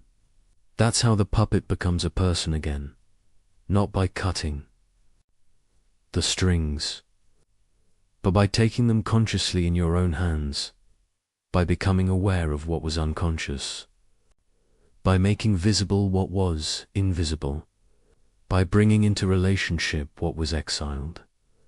And when you do that, when you stop being run by the shadow and start consciously working with it, everything changes. The patterns break, the compulsions loosen, the triggers lose their power, not because the shadow disappears, but because it's no longer operating in the dark.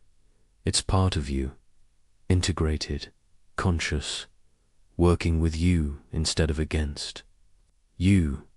But we're getting ahead of ourselves, because before integration can happen, before the shadow can be brought into the light, ... there has to be a moment, a crisis, a breaking point, A moment when the puppet strings become visible, when the basement door flies open, when you can no longer deny what's been controlling you. Jung called this the confrontation with the shadow. And it's not gentle, it's soul, it's not easy, it's not something you can do halfway. It's a death of the persona, of the illusion of control, of everything you thought you were. And most people, when that moment comes, when the crisis hits, ... they run. They rebuild the walls. They relock the door. They go back to the familiar prison, because the alternative, facing what's in the darkness, that feels like annihilation, but it's not. It's liberation.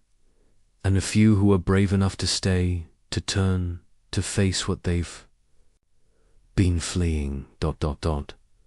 they discover something that changes everything. The darkness was never trying to destroy them.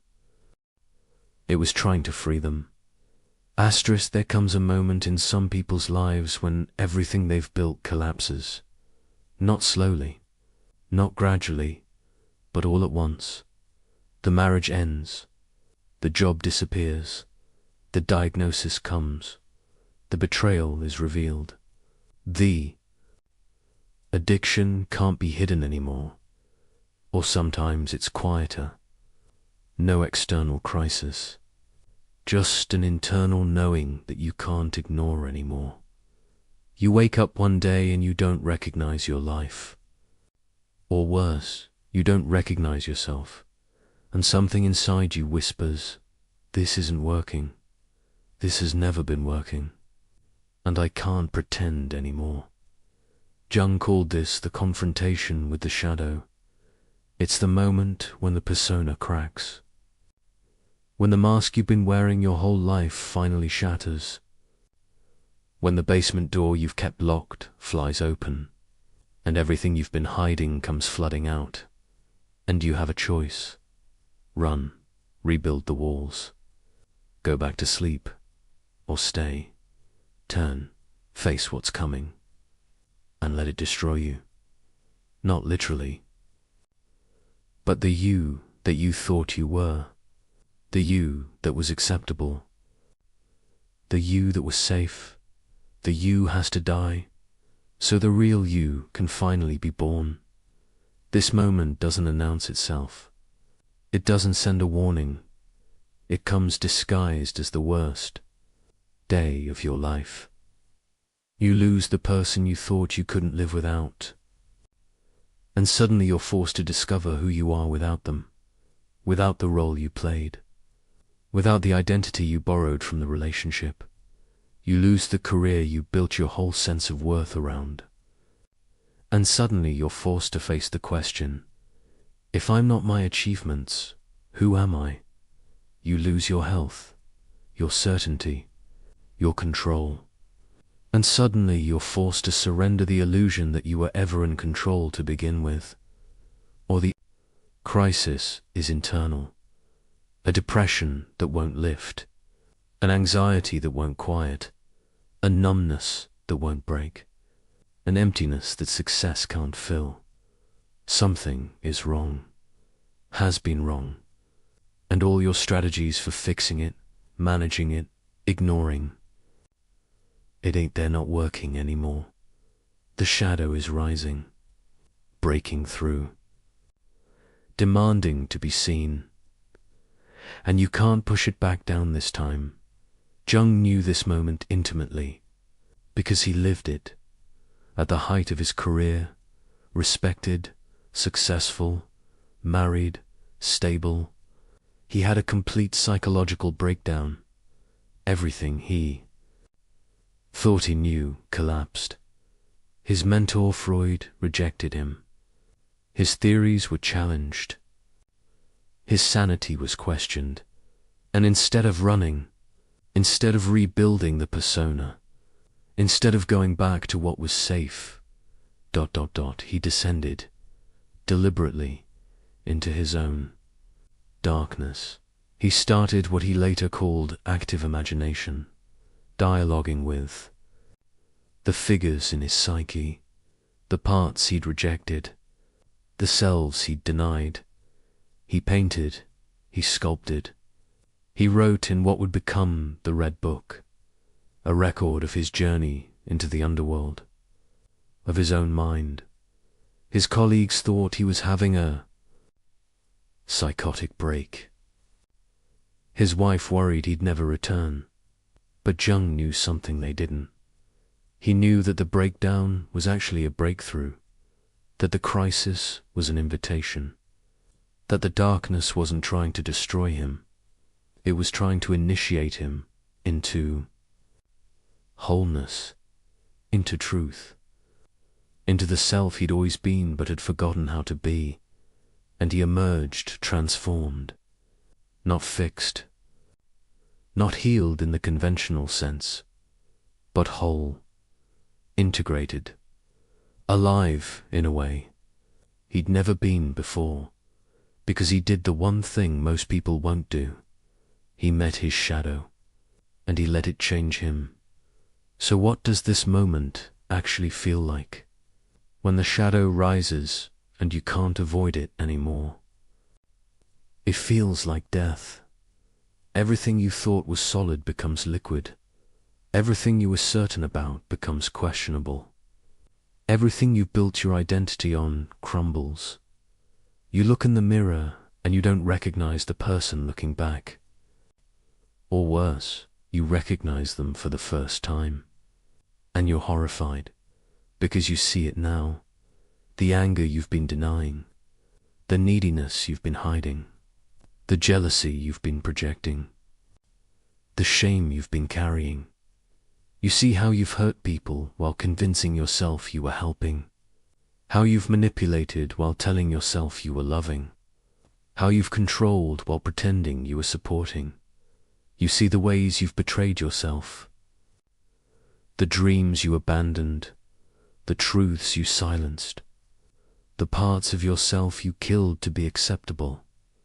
And the grief is unbearable, not just for what you lost, but for what you never allowed yourself to have, for who you could have been. If you hadn't spent your whole life hiding, this is what Jung meant when he said the privilege of a lifetime is to become who you truly are. It's a privilege. But first, it's a death. The death of who you pretended to be. Most people, when they reach this moment, they turn back. The pain is too much. The uncertainty is too terrifying. The loss of identity is too destabilizing. So they rebuild. Faster this time, stronger this time. They find a new relationship to distract from the old wound, a new achievement to prove their worth, a new belief system to make sense of the chaos. You don't fight them. You don't try to eliminate them. You do something that changes everything. You listen to them. You ask, what are you trying to tell me? What do you need? What are you protecting me from? And they answer, not in words necessarily, but in images, in feelings, in body sensations, in memories that flood back, and you start to understand. The rage isn't irrational.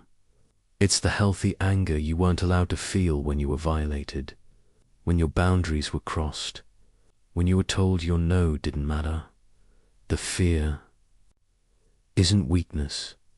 It's the terror you had to suppress when you weren't safe, when the adults who should have protected you didn't. When you learned that survival meant not showing fear. The neediness isn't pathetic. It's the unfulfilled longing for connection, for being seen, for mattering to someone, for being loved, not for what you do but for who you are. The shame isn't truth. It's the internalized message that you were wrong, bad, too much, not enough, unworthy of love. All of it makes sense when you finally see where it came from, when you understand it's not random, not a defect, not proof that you're broken. It's your psyche's intelligent response to what happened, to what you experienced, to what you needed but didn't get. And that changes everything. Jung developed a practice for this moment, for when you meet the shadow and it starts to speak. He called it active. They go to therapy and learn to manage their symptoms without ever touching the source.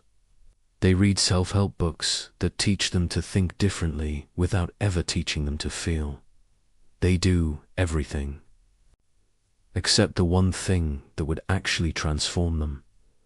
They won't stay with the death. They won't let the old self die, and so they stay stuck, in more sophisticated ways, with better language, with more awareness, but stuck nonetheless, because you can't be reborn. If you won't die first, you can't integrate the shadow if you won't. Face it, you can't become whole if you keep clinging to the fragment. But the ones who stay, the ones who are brave enough, desperate enough, or broken enough to not run, ... they discover something miraculous. The shadow, when you finally meet it, is not what you expected. You thought it would be a monster, something evil, something that would consume you. But it's not. It's a child, your child.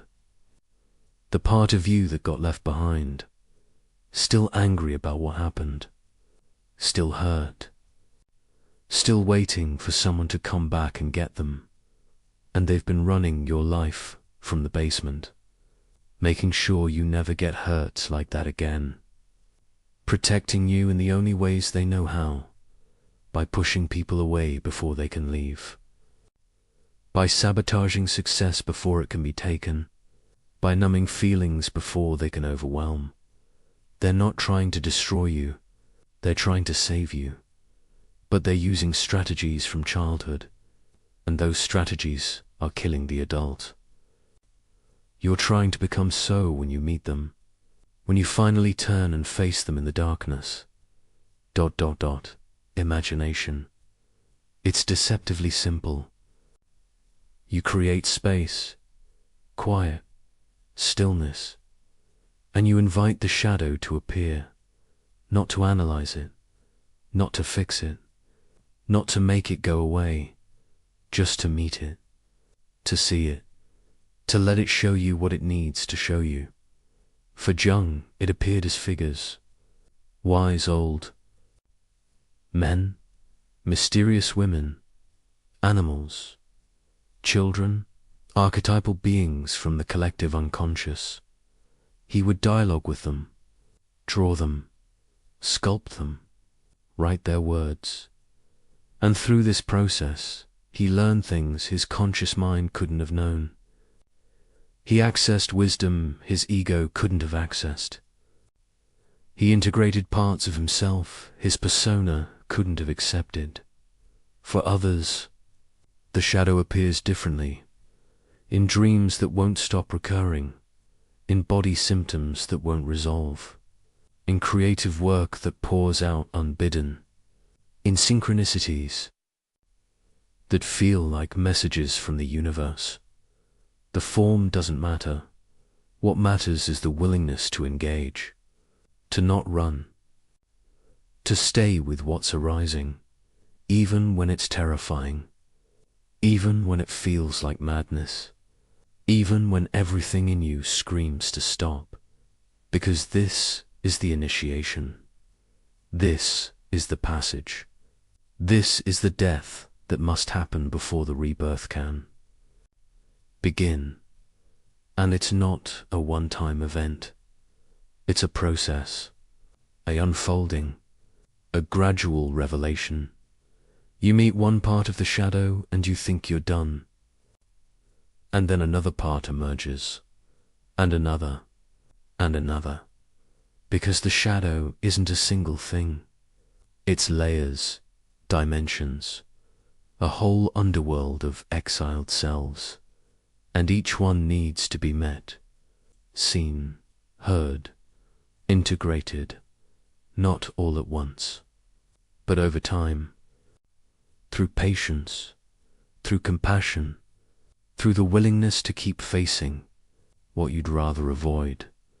But here's what nobody tells you about this process. Meeting the shadow doesn't make you feel better.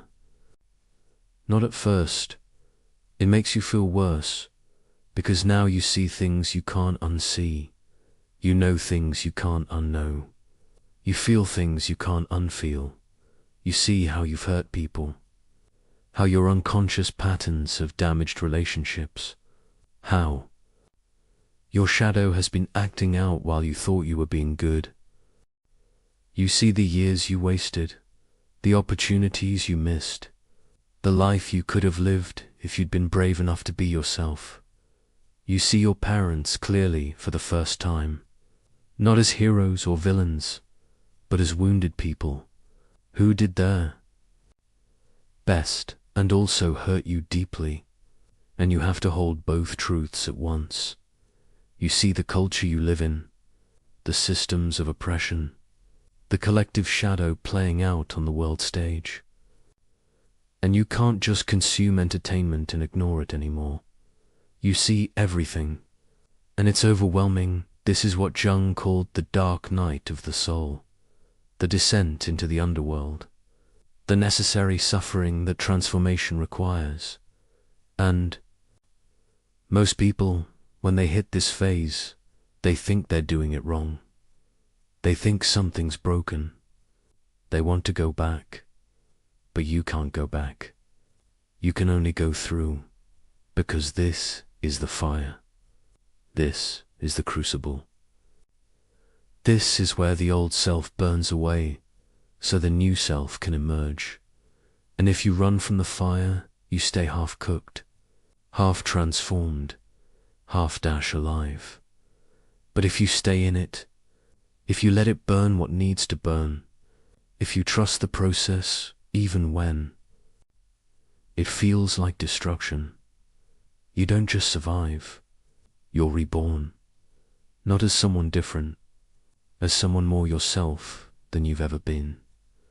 There's a moment Jung described, a moment in the alchemical process called the nigredo, the blackening dot. Everything turns to ash, everything dissolves, everything dies, and there's nothing you can do except witness it, endure it, trust that on the other side of this death, there's life, new life, real life. Your life, not the life you were told to live. Not the life that looked good on paper. Not the life that made others comfortable, but the life that's actually yours, that only you can live, that you came here to live. And that life, it can't begin until the false life ends. So when the crisis comes, when the shadow reases, when everything falls apart, don't run, don't rebuild, don't go back to sleep. Stay, witness, feel, grieve, rage, break, let the death happen. Let the old you die, because on the other side of this, death is not nothing. On the other side is everything. Everything you've been searching for, everything you've been longing for, everything you forgot was possible. Wholeness, authenticity, freedom, peace, not the peace of avoiding conflict, but the peace of being integrated, of not being at war with yourself anymore, not the freedom of doing whatever you want, but the freedom of being who you are without apology, not the authenticity of performing realness, but the authenticity of flaw, the authenticity of flaw, not performing at all, of just being. And Jung knew that this moment, this confrontation with the shadow, is the gateway, the only gateway. There's no other way through. You can't think your way to wholeness. You can't analyze your way to integration. You can't transcend what you won't descend into. You have to go down, into the darkness, into the basement, into the shadow. You have to meet what you've been fleeing, face what you've been denying, feel what you've been avoiding. And you have to do it consciously, not because the crisis forces you, but because you choose it. Because you understand that the only way out is through. The only way to light is through darkness. The only way to life is through death. So what happens after the confrontation? After you've met the shadow and it's shown you everything? You might expect relief, resolution, the sense that it's over. And now you can move on. But that's not what happens. What happens is, you're different, and you can't go back. You see yourself differently. You see the world differently. You see other people differently. The things that used to matter don't matter anymore. The things you used to want don't appeal anymore. The person you used to be feels like a stranger, and you're in between. Between the old life that's died and the new life that hasn't fully formed yet. Jung called this liminality, the threshold, the space between worlds, and it's disorienting, uncomfortable, sometimes excruciating, because you don't know who you are anymore. The old identity is gone, but the new one isn't clear yet. You don't know what you want. The old desires are meaningless. But the new ones haven't emerged yet. You don't know where you belong. The old world feels false, but the new world hasn't revealed itself yet. And you have to live in that uncertainty, that not knowing, that space of becoming. Most people can't stand it. They rush to create a new identity, a new story, a new sense of certainty.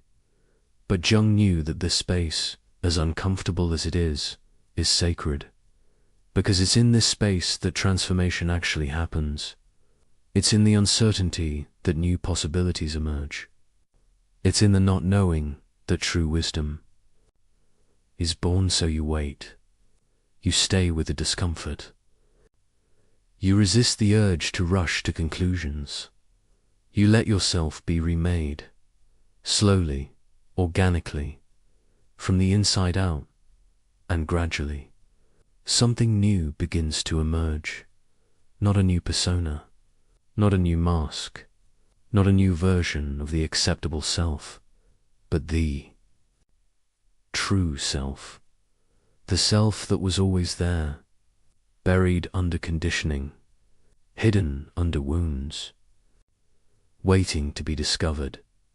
And when that self emerges, when you start to live from that place, everything you thought was lost in the confrontation with the shadow, you discover it was never lost at all.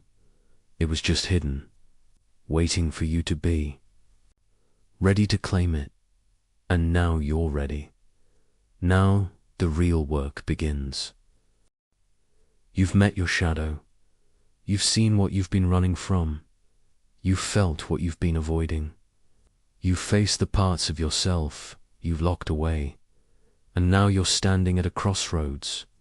Behind you is the old life, the persona, the mask, the acceptable self. It's familiar. It's safe. And it's dead. Ahead of you is the unknown. Integration, wholeness, the self you've never been. It's terrifying. It's uncertain.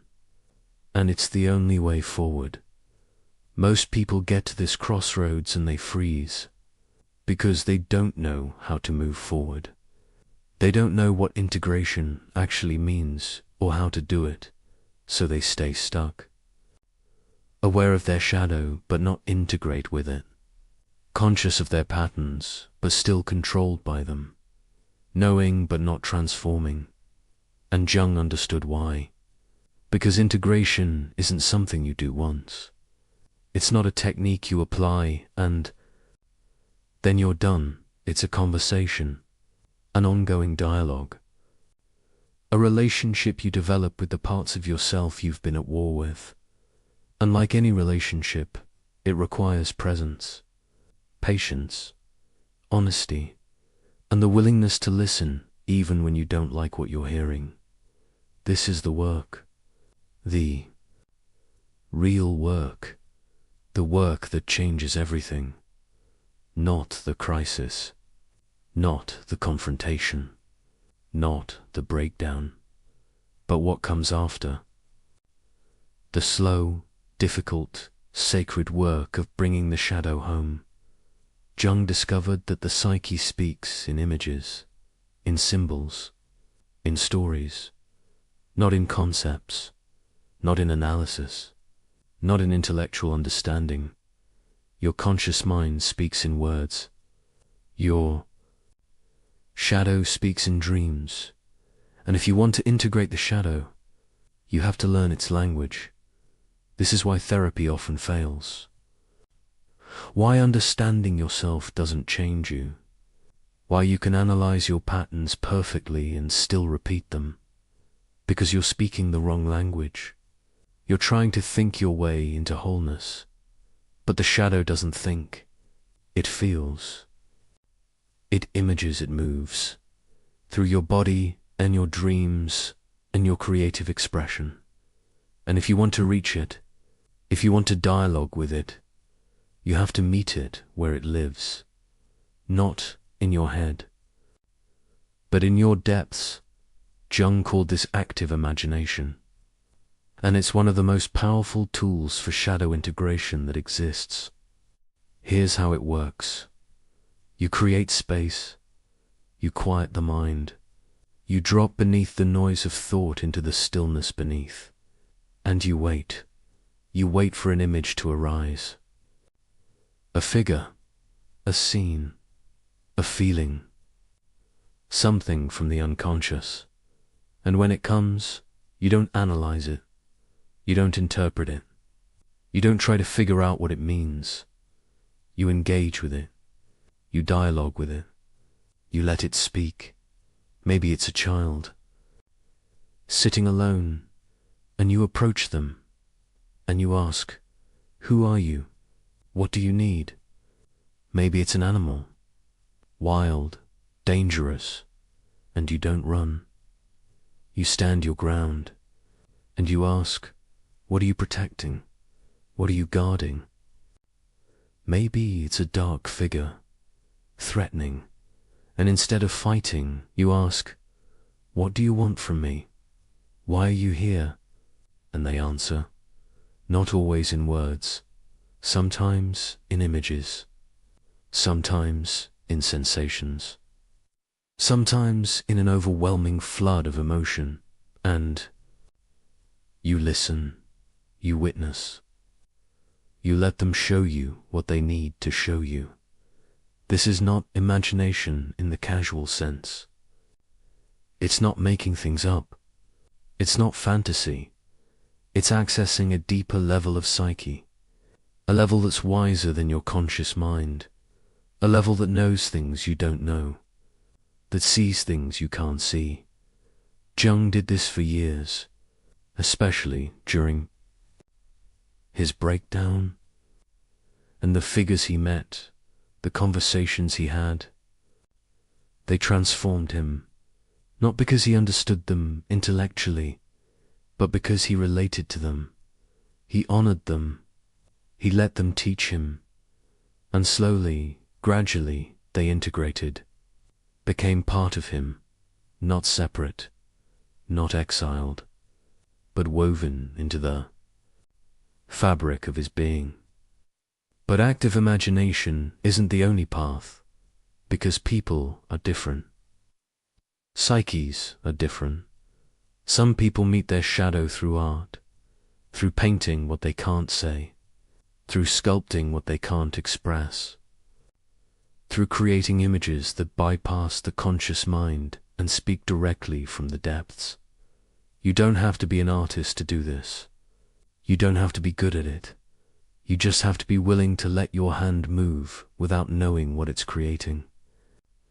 To use color and form and texture to give the shadow a voice.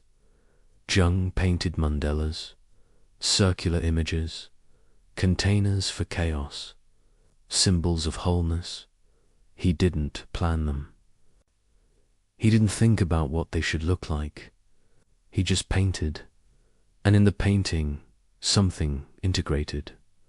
Something that couldn't have integrated through words alone. Others meet their shadow through the body, through movement, through dance, through letting the body express what the mind won't allow, because the shadow lives in the body, in the tension you carry, in the chronic pain that won't resolve, in the posture you hold, in the breath you restrict. And when you move, when you let the body speak, when you dance the rage or the grief or the fear, something releases, something shifts, something comes home. Others meet their shadow through writing, not analyzing, not journaling about feelings, but writing as the shadow, giving it a voice, letting it speak without censorship. Dear younger me, dear rejected part, dear anger I've been avoiding ... and letting it respond, in its own words, with its own truth. And what emerges is often shocking, often painful, often exactly what you needed to hear but couldn't hear any other way. The method doesn't matter. What matters is the willingness to engage, to create a space where the shadow can speak, and to listen without judgment. But here's what makes this so hard, and why most people start this work and then stop. When the shadow speaks, it doesn't say what you want to hear. It doesn't tell you you're doing great. It doesn't validate your story about yourself. It doesn't make you feel good. It tells you the truth, the uncomfortable, inconvenient, ego-destroying truth. It tells you that you've been lying to yourself, that the story you tell about who you are is a fiction, that the good person persona is a mask hiding someone more complex, more flawed, more human. It tells you that you're not the victim you think you are, that you've had more power than you admitted, that you've made choices that hurt people while convincing yourself you had no choice. It tells you that what you thought was love was sometimes control. What you thought was helping was sometimes manipulation. What you thought was strength was sometimes rigidity. And it hurts. God, it hurts. Because your ego wants to be right. It wants to be good. It wants to maintain the image. But the shadow doesn't care about the image. It cares about truth, about wholeness, about integrating what's been denied. So when you engage with it, when you open that dialogue, you have to be prepared for what it might say, and you have to be willing to hear it without defending, without rationalizing, without shutting it down. You have to sit with the discomfort of seeing yourself clearly, all of yourself, not just the acceptable parts. And that requires a kind of courage most people don't have. Jung noticed something else, something crucial about this process. The shadow doesn't integrate all at once. It integrates in layers. You meet one aspect, you integrate it, you think you're done, and then something happens, a trigger, a reaction, a pattern, and you realize there's another layer, another part you haven't seen yet, another wound you haven't healed yet, another aspect you haven't integrated yet, and you have to go back down, back into the darkness, back into the conversation again and again and again. This is what he meant when he said individuation. The process of becoming whole is the work of a lifetime. It's not a destination you arrive at. It's a practice you engage in, a relationship you maintain, a dialogue you continue. Every time you get triggered, that's the shadow speaking, showing you where you're not integrated yet, where you're still fragmented, where there's still work to do. Every time you project onto someone, judging them intensely, that's the shadow showing you what you haven't owned in yourself yet. Every time you feel stuck in a pattern you can't break, that's the shadow inviting you into another layer of dialogue, another round of integration. And if you see this as failure, as proof that you're not doing it right, you'll despair. But if you see it as a process, as exactly how it's supposed to work, you'll relax into it. You'll stop expecting to be done. You'll stop trying to arrive at some final healed state, and you'll start engaging with the shadow as a lifelong companion, a teacher, a guide into deeper and deeper levels of self-understanding. There's a practice Jung developed that few people talk about, but it's essential. He called it holding the tension of opposites. Here's what he meant. You are not one thing. You are many things. Often contradictory things. You are strong and vulnerable, independent and needy, generous and selfish, loving and hateful, and the ego hates this. It wants to be one thing, consistently, predictably. Simply so it picks a side. I'm strong, not vulnerable. I'm generous, not selfish. I'm loving, not hateful. And it exiles the opposite into the shadow. But those opposites don't disappear. They create tension, internal conflict, a war within yourself. And that war exhausts you. It fragments you. It keeps you from being whole. Jung said that transformation doesn't come from choosing a side. It comes from holding both sides, consciously, without collapsing into either one. Yes, I am strong. And yes, I am vulnerable. And I can be both, in different moments, in different ways. Yes, I am generous. And yes, I am selfish. And both are part of being human. Yes, I love. And yes, I hate. And I can acknowledge both without being consumed by either. This is the tension, the paradox, the both and instead of either or. And when you can hold that tension, when you can stand in the middle without collapsing to one side or the other, ... something alchemical happens. A third thing emerges. Jung called it the transcendent function. It's not strong or vulnerable. It's integrated strength. Strength that can also be soft. It's not generous or selfish. It's healthy boundaries. Giving without depleting. Receiving without guilt. It's not love or hate. It's mature relationship. Able to hold complexity. Able to be honest even when it's hard.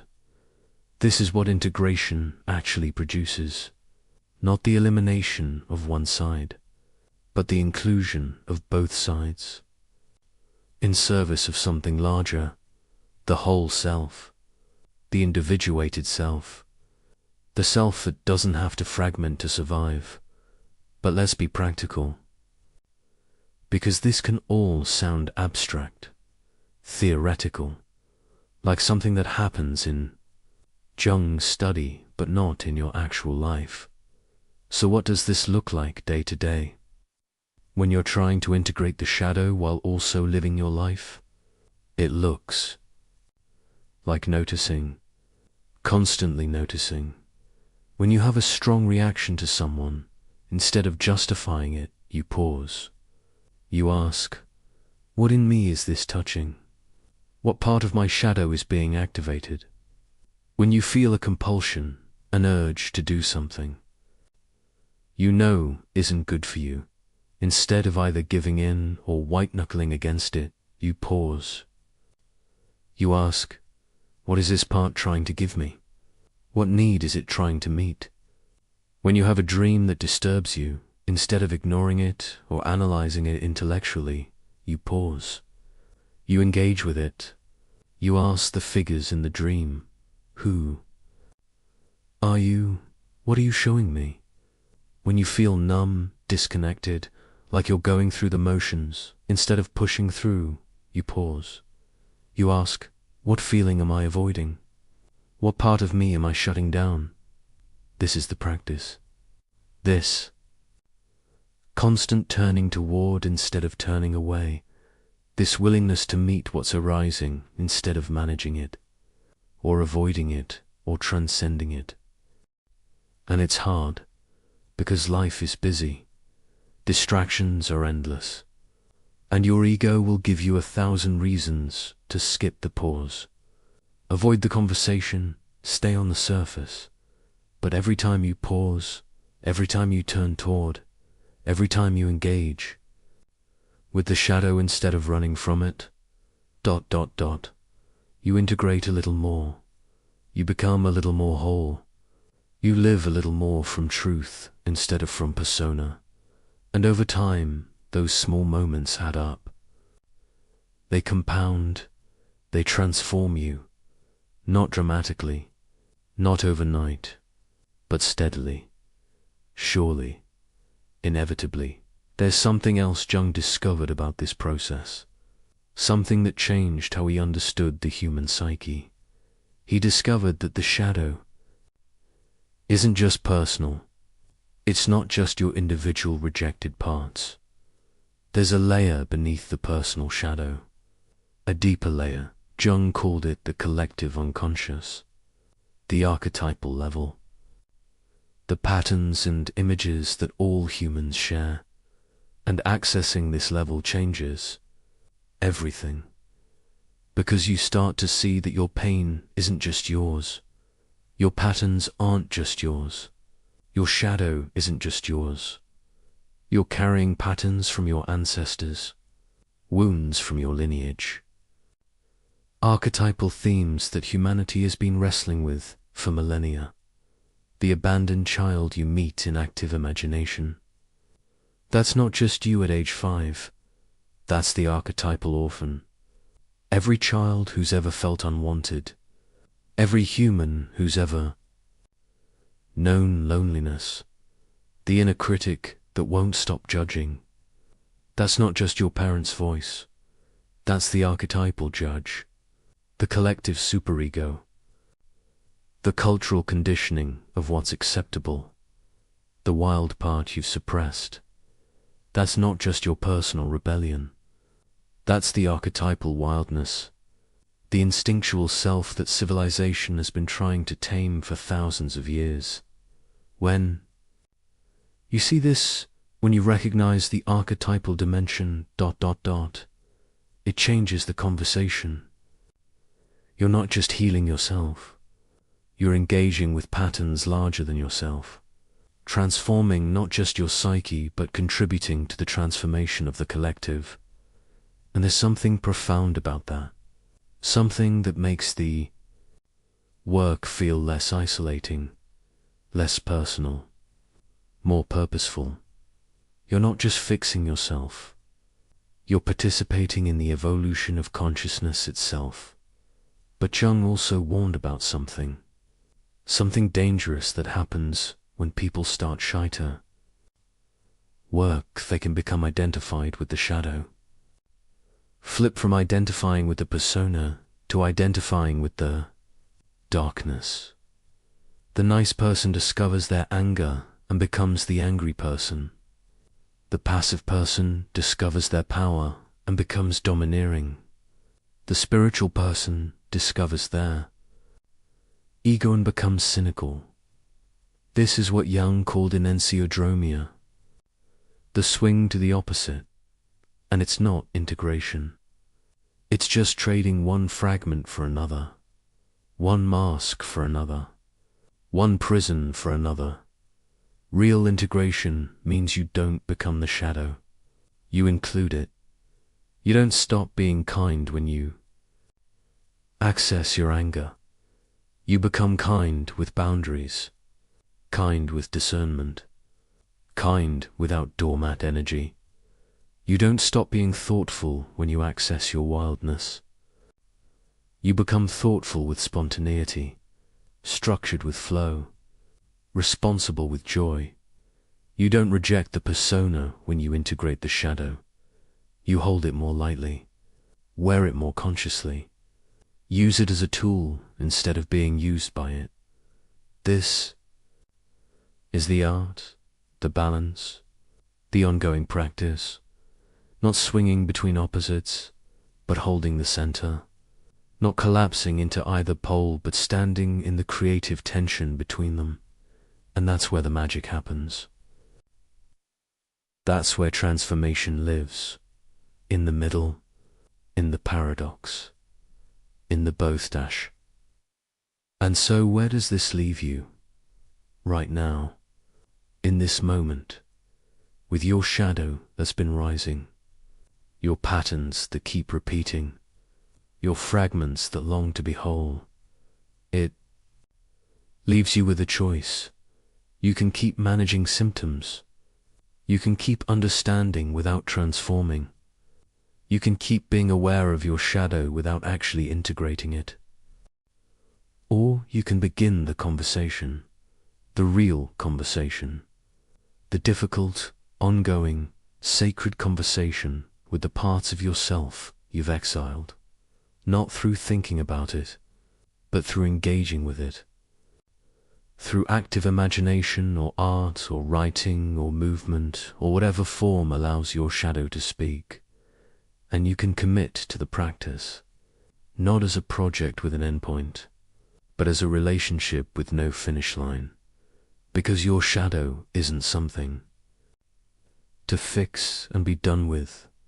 It's someone to be in relationship with, for life. And when you approach it that way, when you stop trying to conquer it and start trying to understand it, everything changes. The war inside you starts to ease. The fragments start to come together. The energy you've been using to suppress parts of yourself becomes available for actually living, and you start to discover something that Jung knew was the greatest gift of this work.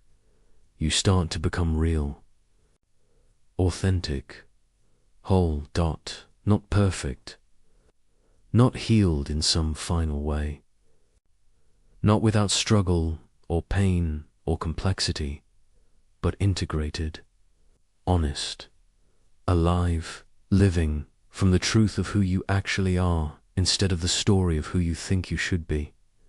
And that's everything. That's what makes this work worth it. What makes the descent into darkness necessary? What makes the conversation with the shadow sacred? Because on the other side of that conversation isn't just personal transformation. It's the life you came here to live, the self you came here to be, the wholeness you've been searching for. And it was never out there.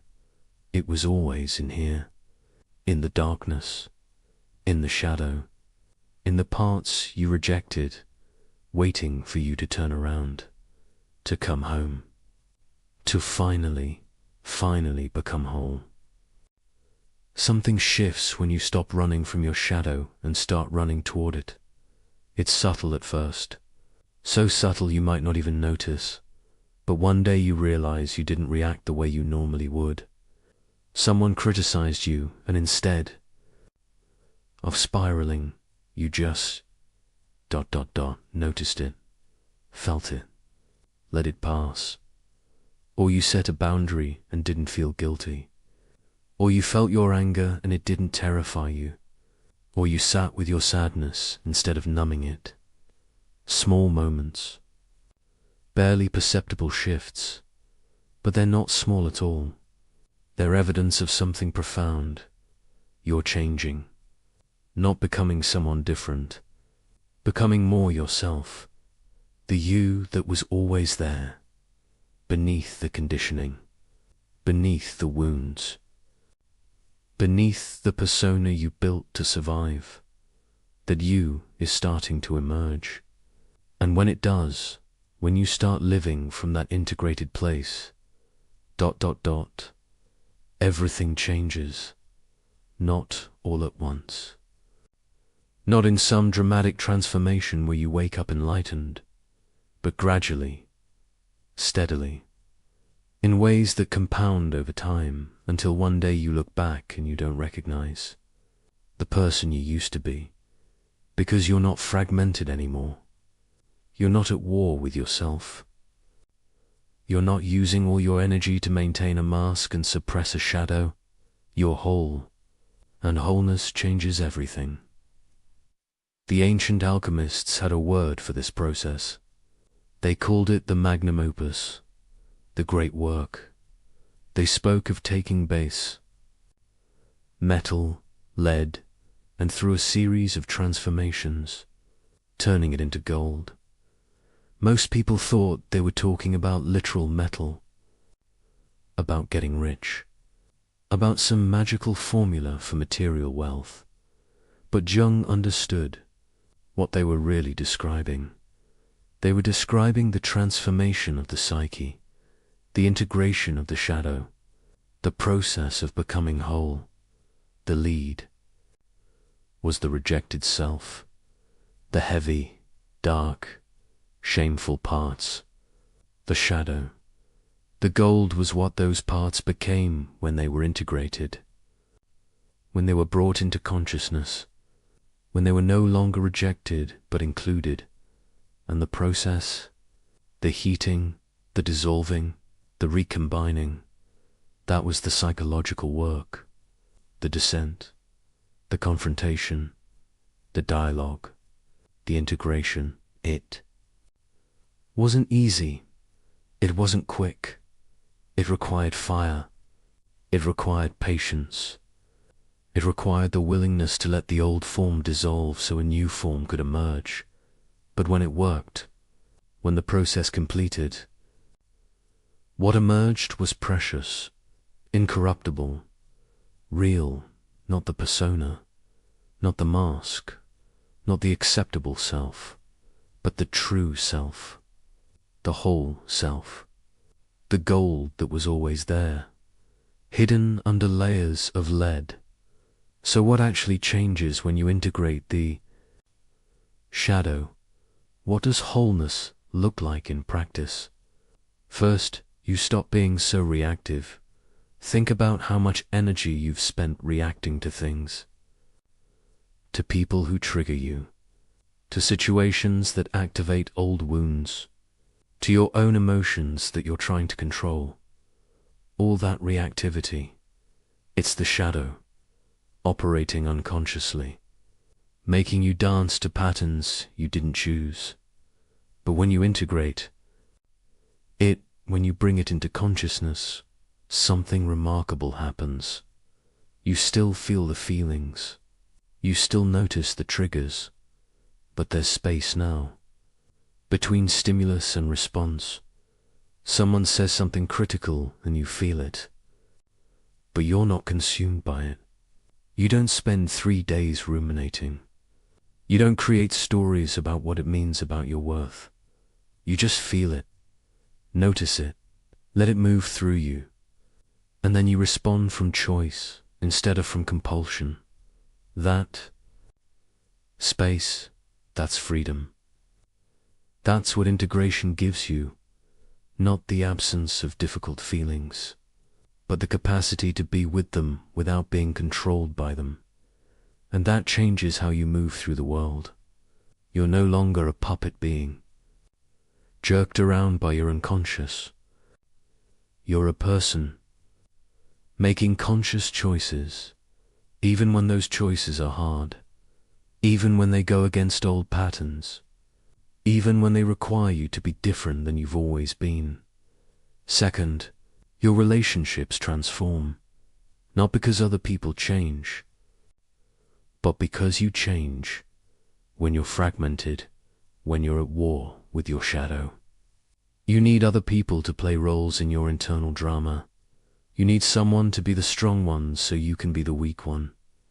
Or you need someone to be the weak one so you can be the strong one. You need someone to carry your anger for you, or your sadness, or your vulnerability.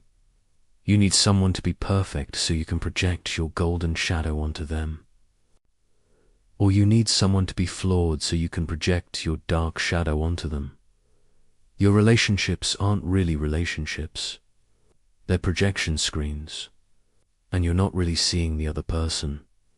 You're seeing your unconscious playing out through them. But when you integrate, when you reclaim your projections, when you own all the parts of yourself instead of exiling them or giving them away, you stop needing people to complete you, because you're already complete. You stop needing people to be something they're not, because you're being what you are, and suddenly actual relationship becomes possible with actual people, not with the versions of them you created in your mind. You can see them, really see them, without needing them to be different, without needing them to fix you or save you or validate you. And they can see you, really see you, not the persona you perform, but the whole you, light and dark, integrated, and that kind of intimacy, that kind of connection. It's what you've been searching for your whole life, not the fantasy relationship where someone completes you, but the real relationship where two whole people choose each other. That's only possible after shadow integration. Before that, you're too fragmented to truly connect. Third, your work changes, not necessarily what you do, but how you do it. And why? When you're living from the persona, your work is about proving you're good enough, smart enough, successful enough, worthy enough. You're driven by fear, fear of failure, fear of judgment, fear of being exposed as a fraud. And it works for a while. That fear drives you, pushes you, makes you achieve, but it also exhausts you, because you're never enough.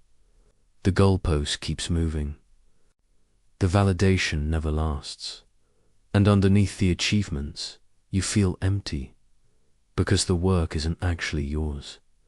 It's what you think you should do, what will make others impressed, what proves your worth. But when you integrate the shadow, when you stop living for validation and start living from truth, your work becomes authentic. It comes from you, from what you actually care about, from what you're genuinely called to create. And it might be the same work, same job, same industry, but you do it differently. Not from fear, from purpose, not to prove, to express, not to be enough, to create something meaningful. And the strange thing, you often become more successful, not because you're trying harder, but because you're no longer sabotaging yourself, the shadow part that was afraid of success, that was convinced you didn't deserve it, that would sabotage you right before breakthrough. It's integrated now, so you can actually receive what you are. Create.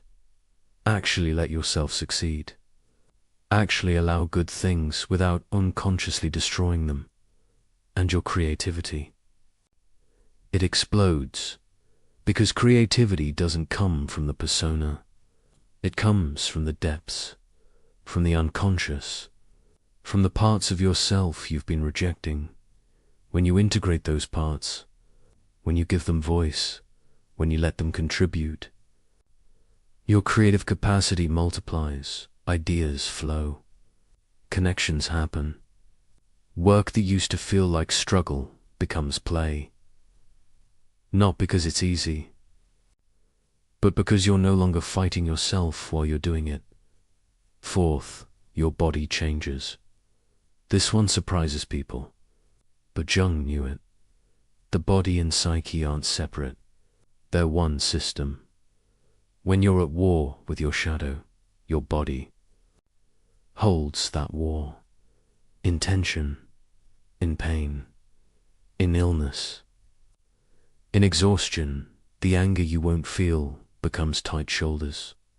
The grief you won't cry becomes a heavy chest.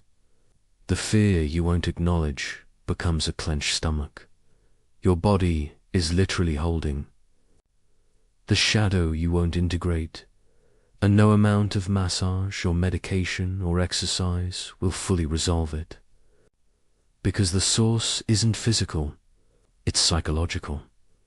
But when you integrate, when you let yourself feel what you've been avoiding, when you bring the shadow into consciousness, the body releases, tension dissolves, chronic pain eases, energy returns. Not magically, not overnight, but noticeably, steadily. People report that they can breathe more deeply, sleep more soundly, feel more alive in their skin, because they're not using their body as a storage unit for ejected emotions anymore, and their physical health often improves. Mysterious symptoms resolve. Illnesses that wouldn't heal start healing. Jung believed that many physical ailments have psychological components, that the body gets sick when the psyche is fragmented. And while he wasn't saying all illness is psychological, he was saying that wholeness supports health in ways we don't fully understand. When you stop being at war with yourself, you're immune.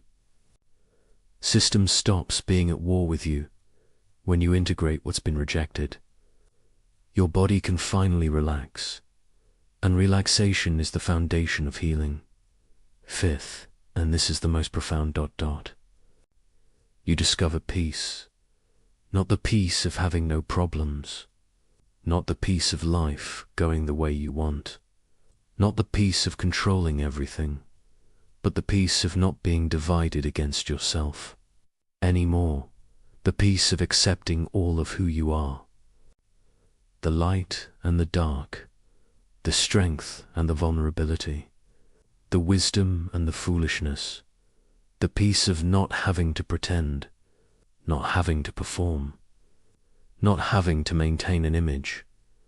You can just be, fully, completely, without apology. And that ... that is what you've been searching for beneath all the searching. Not success, not love, not achievement, not even happiness. Peace, the peace of wholeness, the peace of coming home to yourself. And once you have that, once you know what it feels like to be integrated, ... everything else becomes secondary. You still want things, you still have goals, you still engage with life, but you're not desperately seeking something outside yourself to complete you, because you're already complete. You're not trying to fill a void, because you've integrated the void, made space for it. Let it be part of the wholeness instead of something to run from, and from that place, from that integrated, whole, peaceful place, life becomes so much richer, so much deeper, so much more real, because you're finally here, finally present, finally alive in a way you've never been before. But Jung was careful to emphasize something crucial. Integration doesn't make you perfect. It doesn't eliminate suffering. It doesn't mean you never struggle again. In fact, in some ways, life becomes harder after integration because you can't hide anymore. You can't numb. You can't avoid. You can't pretend. You feel more, see more, know more, and that can be overwhelming, especially when you look at the world, at the collective shadow playing out everywhere, at the suffering, at the systems built on unconsciousness. You can't just consume and ignore anymore. You can't just go along with things you know are wrong. Your integrity won't let you. Your wholeness demands truth, even when truth is uncomfortable. So integration brings responsibility, the responsibility to live consciously, to act with awareness, to contribute, to collective healing. But here's what makes it bearable. What makes it worthwhile? Do you have capacity now? Real capacity. Not the fragile kind that comes from avoiding hard things, but the deep kind that comes from having faced your own darkness, from having integrated your own shadow, from having survived your own death and rebirth, so you can hold complexity, you can sit with paradox, you can be with suffering without being destroyed by it, you can feel deeply and not be overwhelmed, you can care intensely and not burn out, you can engage with difficulty and not fragment, because you're not fighting yourself anymore. All that energy you were using for internal warfare, it's available now for actually living, for actually engaging, for actually contributing. And that's the gift. That's what wholeness gives you. Not a perfect life, but a real one. Not the absence of pain, but the capacity to metabolize it. Not the elimination of difficulty, but the strength to meet it. There's a moment Jung described, a moment in the integration process when something clicks. He called it the conjuncio, the sacred marriage, the union of opposites. It's when the conscious and unconscious come together, when the persona and shadow integrate, when light and dark merge into wholeness. And in that moment, something new is born. Jung called it the self, capital S, not the ego self, not the persona self, but the true self, the totality of who you are, conscious and unconscious, light and shadow, individual and collective, all of it, held together, integrated, whole.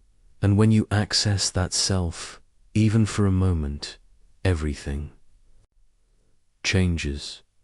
You realize you're not just your story, not just your wounds, not just your patterns. You're something vast. Something that includes all of that, but isn't limited by it. You're connected to something larger, to the collective unconscious, to the archetypal realm, to life itself.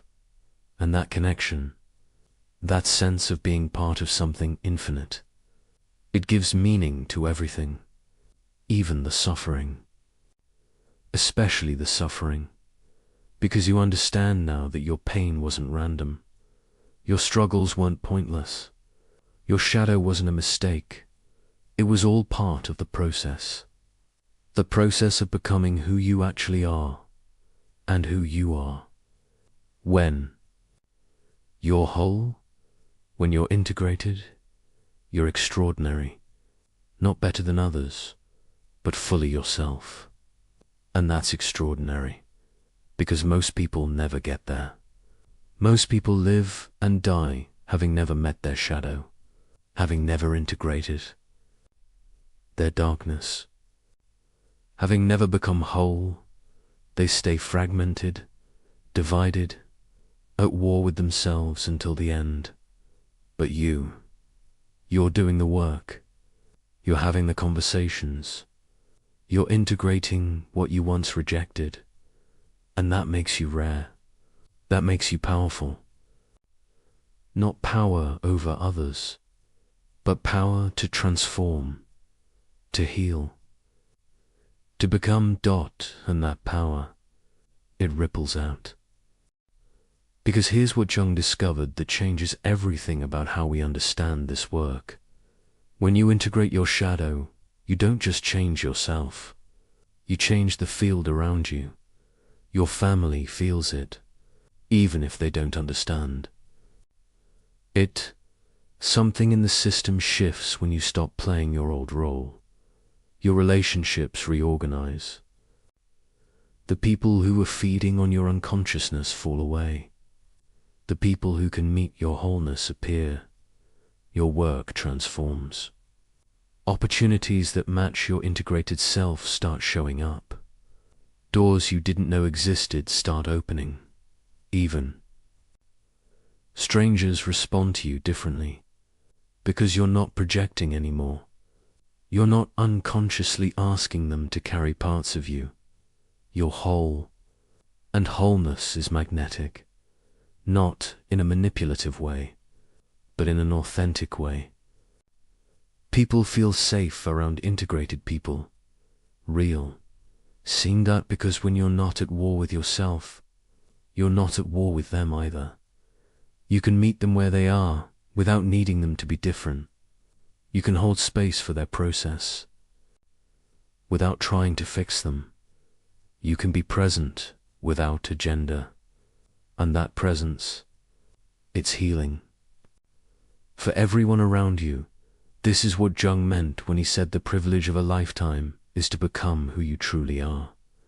It's not just a privilege for you, it's a gift to everyone whose life you touch, because the world needs whole people, desperately, needs them.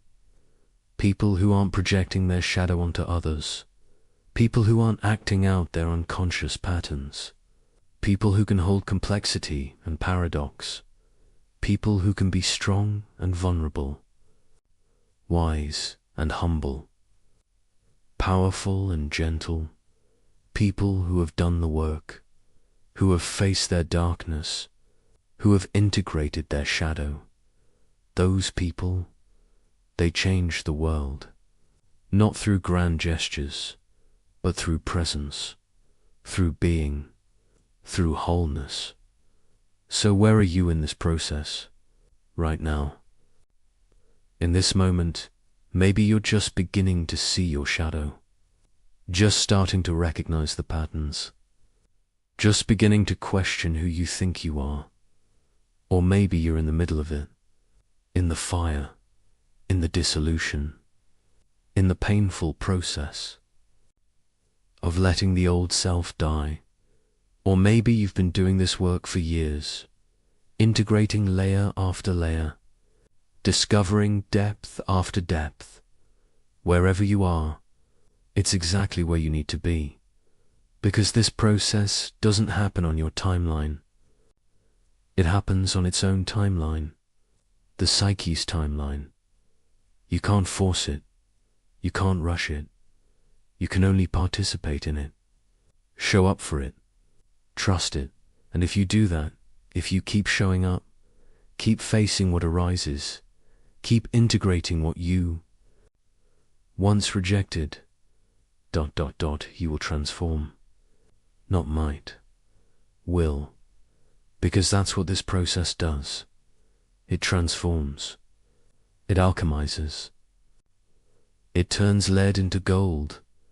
Not the lead of your shadow into the gold of perfection, but the lead of your fragmentation into the gold of your wholeness. And when that happens, when you become whole, when you integrate what you rejected ... you discover something that Jung spent his whole life trying to communicate. You discover that you were never broken. You were never flawed. You were never wrong. You were always whole. You just forgot. You just believed the lies. You just locked away the parts that didn't fit, but they're still there.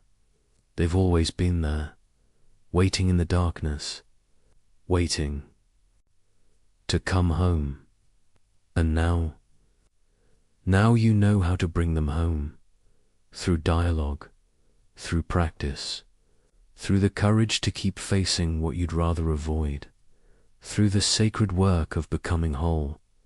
And that work, it's not a burden, it's not a chore, it's the most important thing you'll ever do, the most meaningful thing, the most sacred thing, because it's not just about you, it's about what becomes possible when you're whole, the relationships you can have, the work you can create, the presence you can offer, the healing you can contribute. All of that waits on the other side of integration, on the other side of wholeness, and you're on your way there, right now. Even if it doesn't feel like it, even if you're still in the fire, you're on your way, and that's everything. You thought the shadow was just yours, your personal wounds, your individual patterns, your specific childhood experiences that created your specific defenses. And it is all of that, but it's also more, much more, because the basement of your psyche doesn't end with your personal history. It goes deeper into your family's history, your culture's history, your species' history. There are patterns in your shadow that you didn't create, that were there before you were born, that have been passed down through generations like invisible inheritance. Your grandmother's unexpressed rage, your grandfather's ungrieved losses, your ancestors' unhealed trauma, all of it living in your psyche, all of it influencing your choices, all of it waiting to be seen. Jung called this the collective unconscious, and understanding it changes everything about shadow.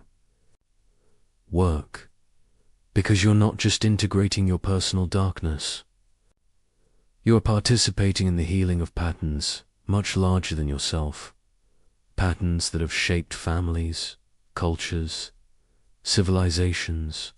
And when you do your work, when you integrate what your ancestors see, OULDN, single, quotes, T, ...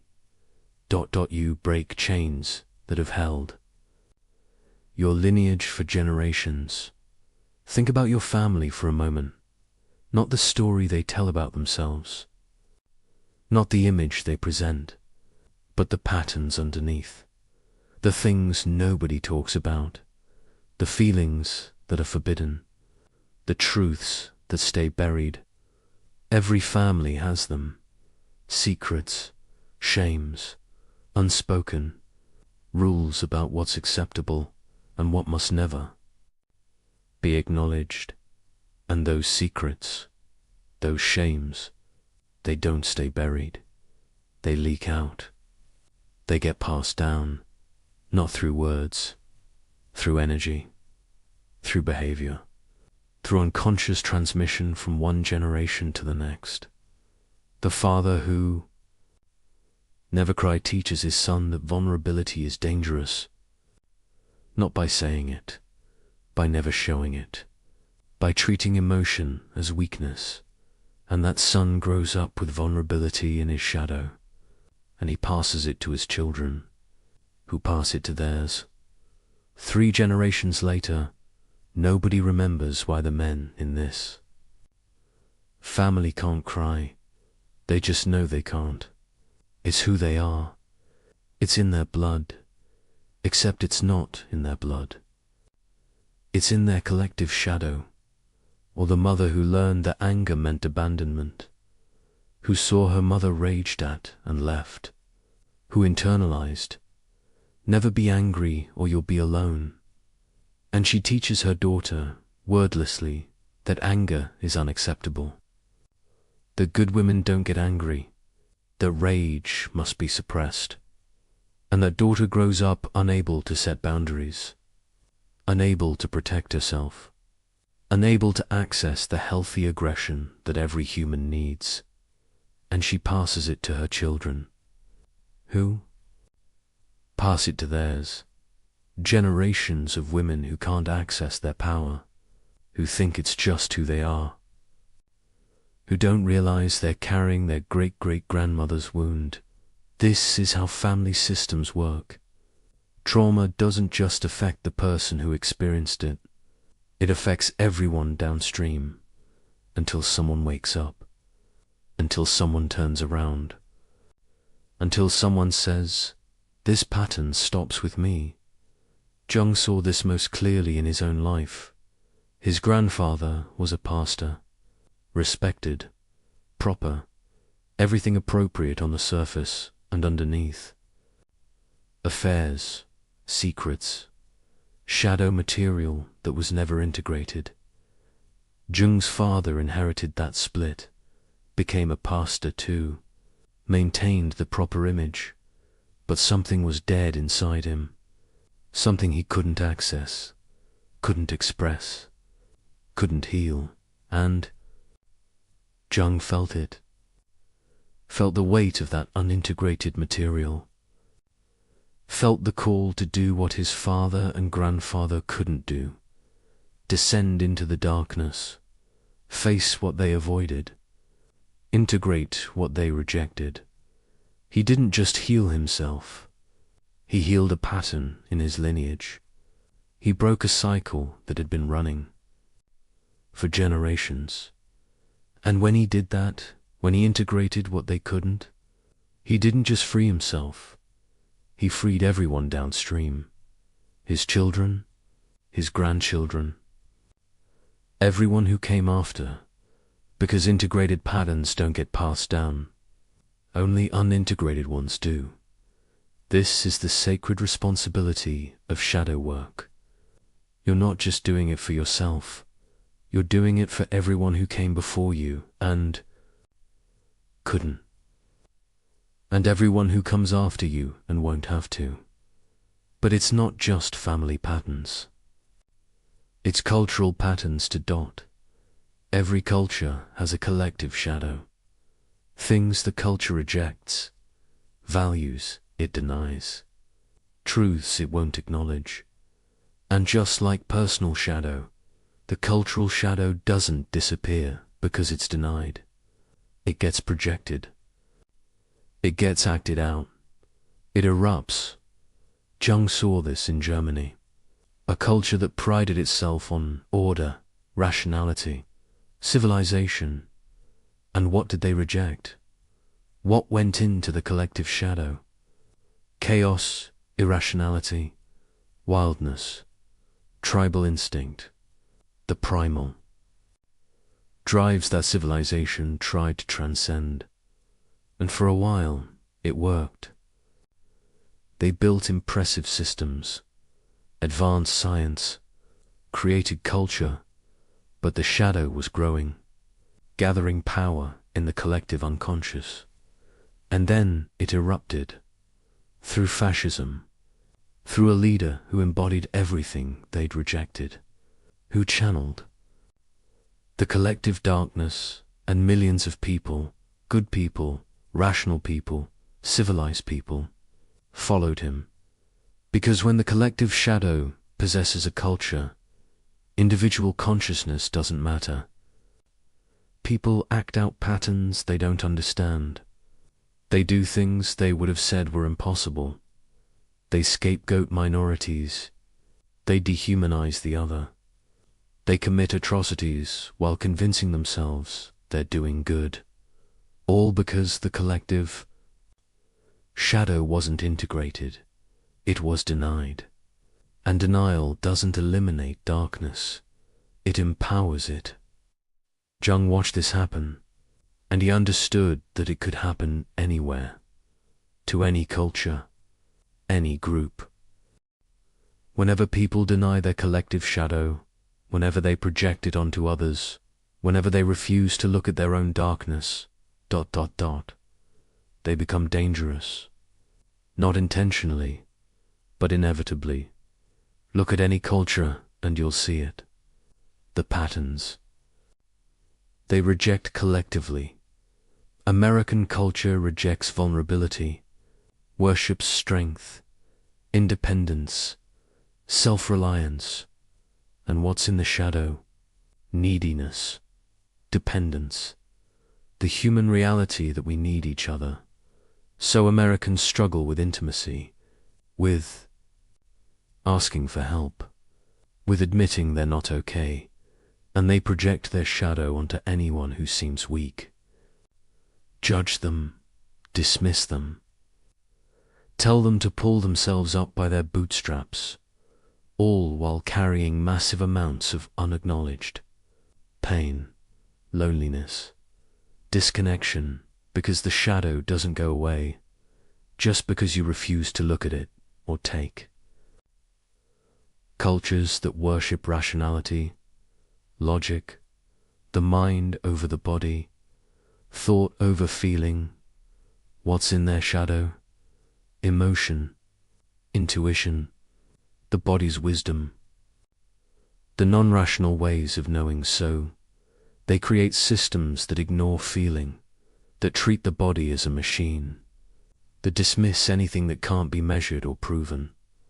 And they wonder why people are anxious, depressed, disconnected from themselves. Because you can't reject half of human experience without creating massive shadow material.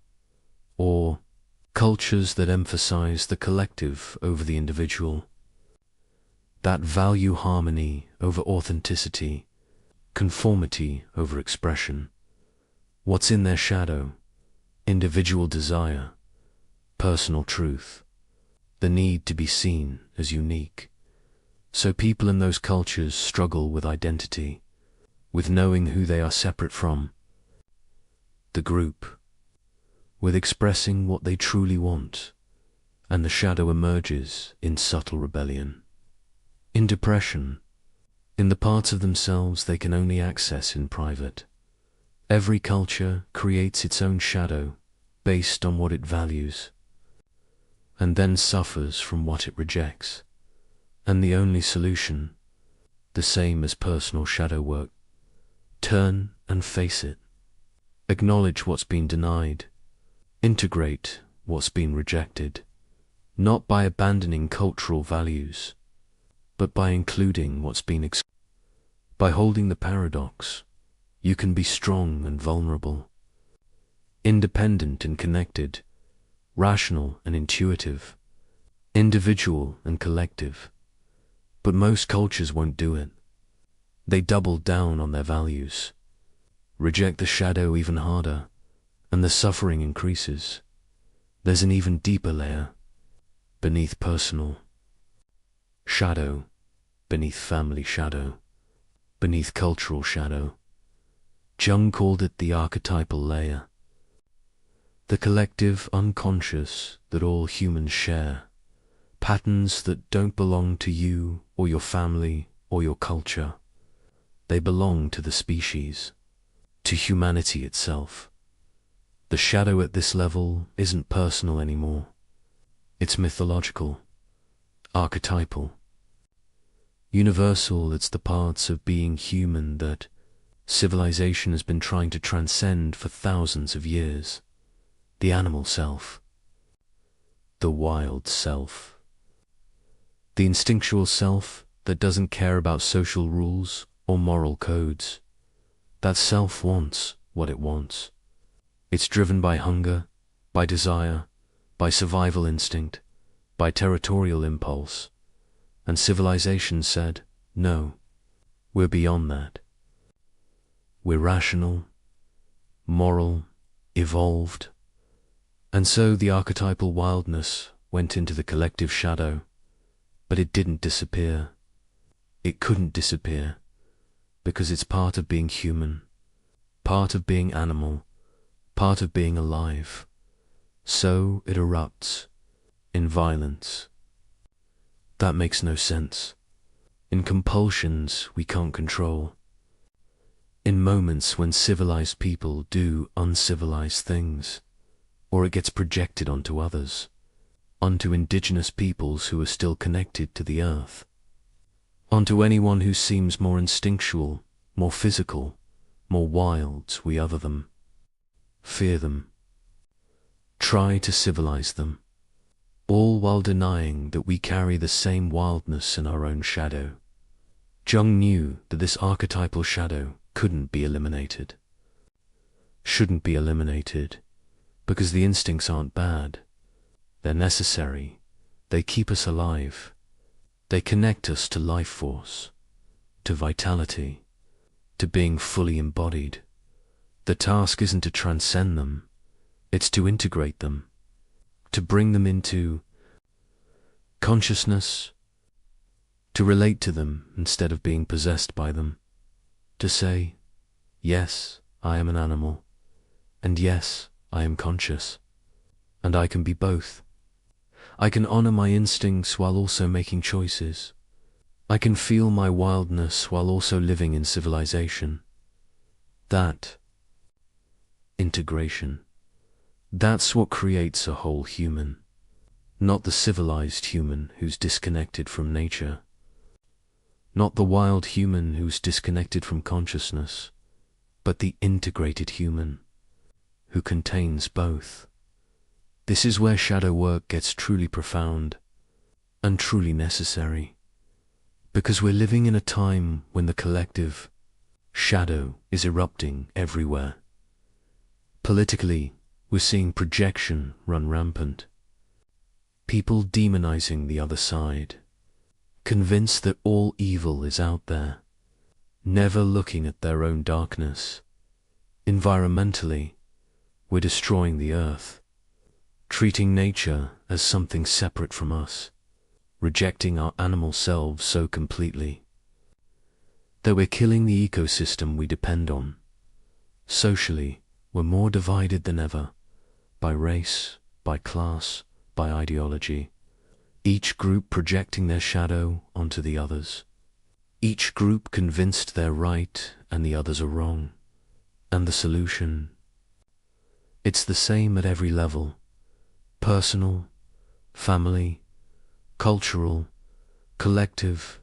Stop projecting, turn inward, face your own darkness, integrate your own shadow, because every person who does their own work contributes to the healing of the collective.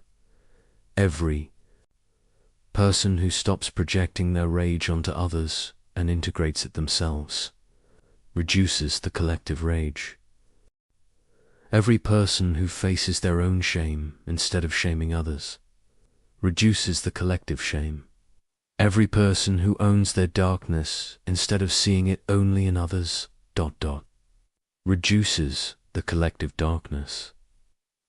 This is what Jung meant when he said that the psychological work of the individual is the most important work there is, not because individuals are more important than the collective, but because the collective is made of individuals.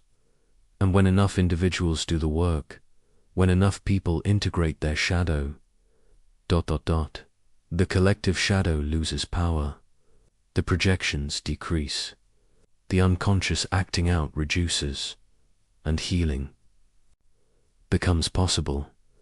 Not just personal healing, collective healing. But here's what makes this so hard, and why most people won't do it. Owning your participation in collective shadow means giving up the comfort of being right.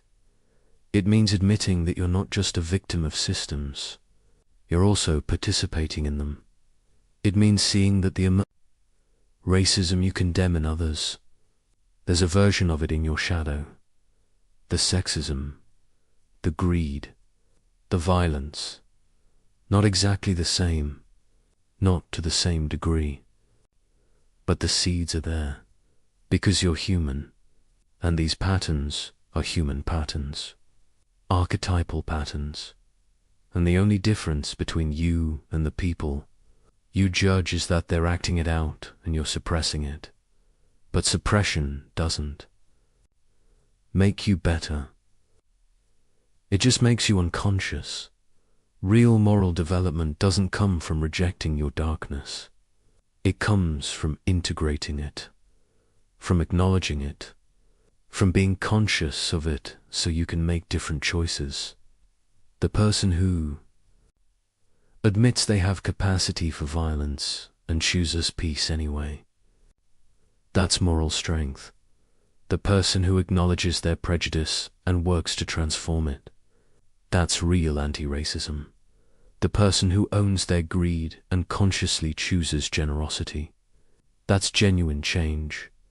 But the person who projects it all onto others and claims they're different, that's just unconsciousness wearing a mask of virtue.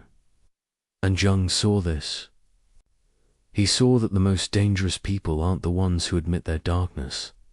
They're the ones who deny it, who are convinced they're good, who can't see their own shadow, because those people, they do terrible things while telling themselves they're doing good. They hurt people while convinced they're helping. They perpetuate systems while convinced they're fighting them, all because they won't look at their own darkness. So what do you do with this? With the knowledge that your shadow isn't just personal, but collective, you start with what you can control. Your own psyche, your own patterns, your own integration. You notice when you're projecting collective shadow onto others, when you're convinced that all the evil is out there, when you're sure you're on the right side, and you pause. You turn inward. You ask, what am I not seeing in myself? What am I rejecting in myself that I'm attacking in them? And you do your work, your personal shadow work, your family shadow work, your cultural shadow work, not because it will fix everything, but because it's your part. And when you do your part, when you integrate what you can integrate, when you stop contributing to the collective unconsciousness, ... you become part of the solution. Instead of part of the problem, you stop adding to the collective shadow and start contributing to collective healing. And that matters more than you might think, because the collective is not some abstract thing. It's made of individuals, of choices, of consciousness or unconsciousness. And every choice you make, every pattern you integrate, every projection you withdraw, ... it shifts the field, just a little, just enough. And if enough people do it, if enough individuals take responsibility for their own shadow, the collective shadow loses power, the unconscious patterns break, the cycles end, not perfectly, not completely, but measurably, significantly, enough to matter, enough to create real change. This is why Jung devoted his life to this work, not just for individuals, for humanity, because he knew that the fate of the world depends on the psychological development of individuals, on whether we can face our darkness, integrate our shadow, become conscious, or whether we'll keep projecting, keep acting out, keep repeating the same destructive patterns while expecting different results. And here's the thing that gives hope: you're doing it right now, by being here, by listening, by being willing to look at your shadow instead of just projecting it. You're participating in the healing of the collective. You're breaking patterns. You're integrating what others won't. And that makes you part of something larger, something sacred, something essential. You're not just healing yourself. You're healing your lineage, your culture, your species, one integration at a time, one conscious choice at a time. One moment of owning your darkness instead of projecting it. And Jung knew that this work, this sacred work of becoming conscious, it's the only thing that can save us. The only thing that can break the cycles. The only thing that can transform the collective shadow. Not policies, not systems, not external solutions, but internal transformation. Individual by individual, shadow by shadow, integration by integration. Until enough people are conscious, until enough people are whole, until enough people stop acting out their unconscious patterns. And then collective transformation becomes possible, not because we've eliminated the shadow, but because we've integrated. Not because we're perfect, but because we're conscious. Not because we've transcended our humanity, but because we've fully embraced it. Light and dark, individual and collective, personal and archetypal, all of it integrated, whole, and that's the future Jung was working toward. The future that's possible if we do the work. The future that starts with you, right now, in this moment. Choosing consciousness over unconsciousness. Integration over projection. Wholeness over fragmentation. Choosing to do your part in the healing of the collective shadow. And that choice, that's everything. There's a life waiting for you on the other side of shadow integration. Not the life you planned. Not the life that looks good on paper. Not the life you thought you were supposed to live. But your life. The one that's been waiting for you to be ready. The one you can only access when you're whole. And it's nothing like you imagined.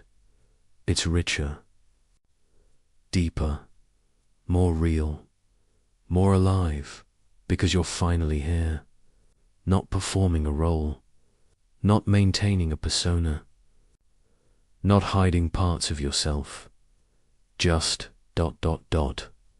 here, fully, completely, without division. And from that wholeness, from that integration, from that deep presence, ...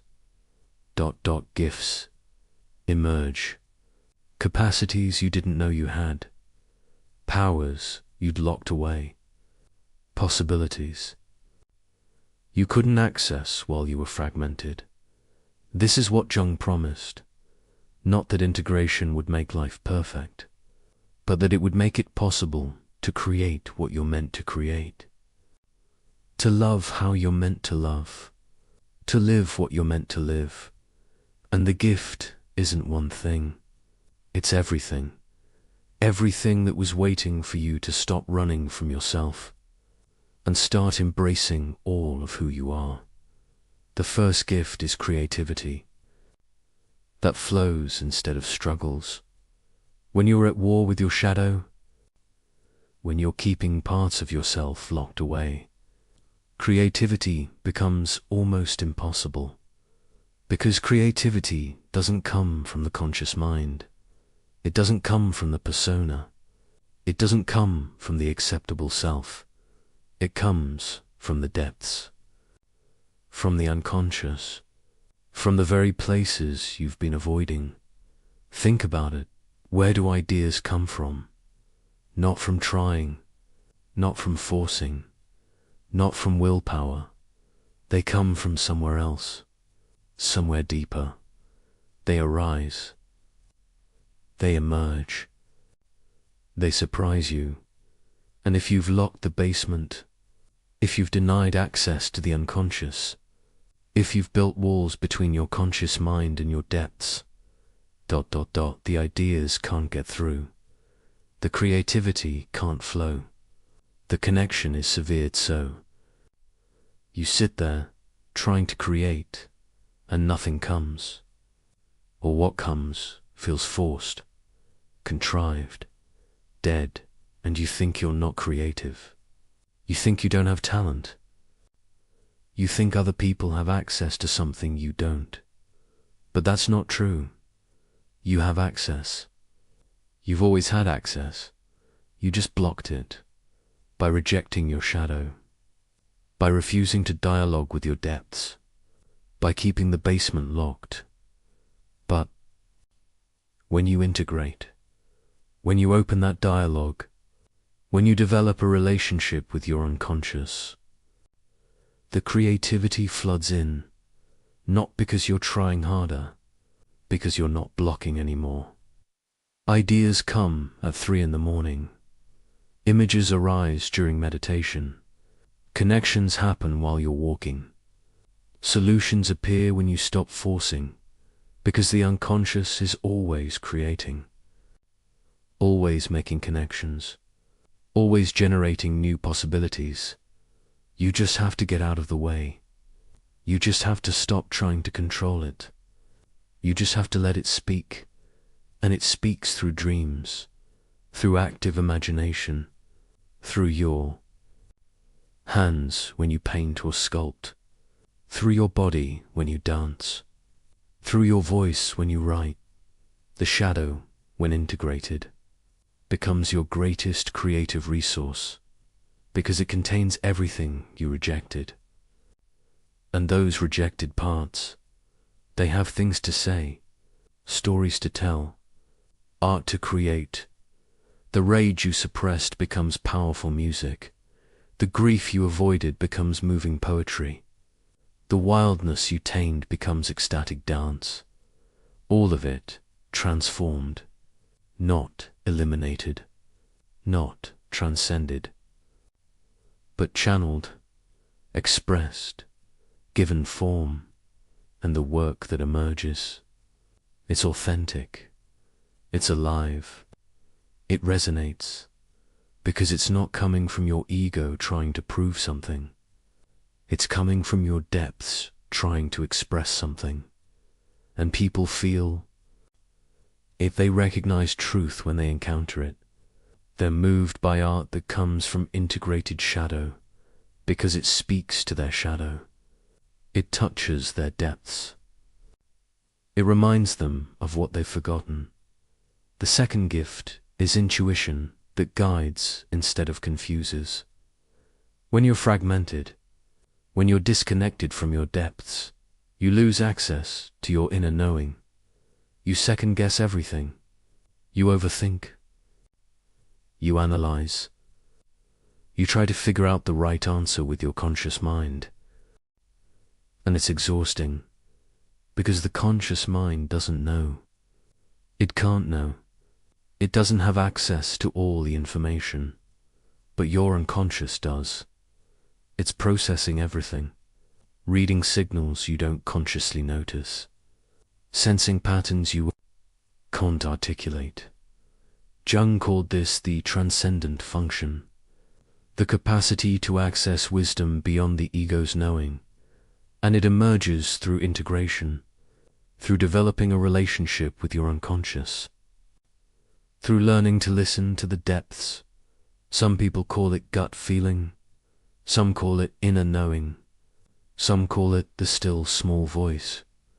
But whatever you call it, it's real, it's reliable, and it's only accessible when you're integrated, because if you're at war with your unconscious, if you're rejecting your shadow, if you're refusing to listen to anything that doesn't make rational sense, you can't hear it. The signal is there, but you're not receiving it. But when you integrate, when you develop that dialogue, when you trust the depths, the intuition becomes clear, strong, undeniable. You know which job to take, even though on paper the other one makes more sense. You know which relationship is right, even though your friends don't understand. You know when to leave, even though you can't explain why. Not because you're psychic, not because you have special powers, but because you're whole. And wholeness gives you access to information that fragmentation blocks. You can feel into situations, sense the energy, read what's not being said, Trust what your body knows, even when your mind doesn't understand. And that intuition, it guides you away from what looks good but feels wrong, toward what feels right, even when it looks risky. And over time, you learn to trust it, to follow it, to let it lead, because it's not random, it's not irrational. It's your whole self speaking, including the parts that know things your conscious mind hasn't figured out yet. The third gift is presence that heals without trying. This one is subtle, but it's profound. When you're integrated, when you're no longer at war with yourself, when you've done your shadow work, ... your presence changes. People feel it, even if they can't name it. You're there, really there, not performing, not managing. Your image, not trying to be someone you're not, just there, present, whole, and that presence, it creates space for others to be present too, for others to drop their masks, for others to be real. Because when you're not projecting your shadow, when you're not asking them to carry parts of you, when you're not trying to fix them or change them or need them to be different, ... they can relax, they can breathe, they can be themselves, and that's healing. Not dramatic healing, not crises intervention, but the quiet healing of being seen, being met, being allowed to be human. Integrated people don't try to heal others. They don't need to. Their presence does it naturally. They can sit with someone's pain without needing to fix it. They can witness someone's struggle without needing to solve it. They can hold space for someone's process without needing to speed it up, because they've sat with their own pain. They've witnessed their own struggle. They've held space for their own process, so they know how to do it for others. Not as a technique, as a natural expression of wholeness. And people are drawn to this. They might not know why. They just know they feel safe, seen. Met that, they know they can be real without being judged.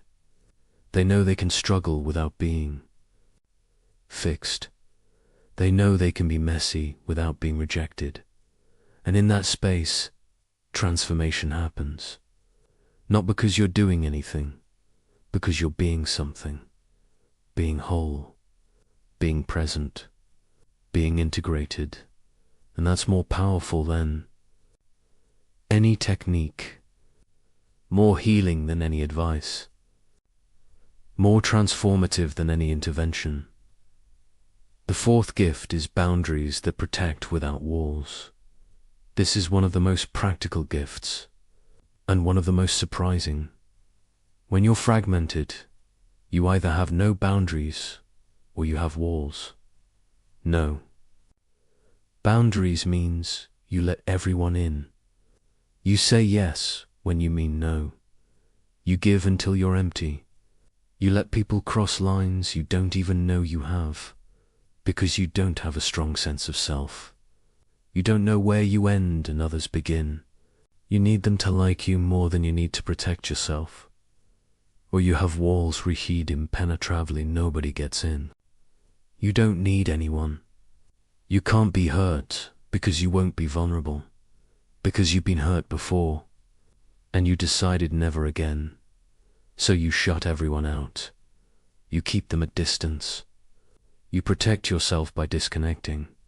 But when you integrate, when you become whole, when you know yourself fully, shadow and all, you develop real boundaries, not walls, not absence of protection, but conscious, flexible, appropriate boundaries.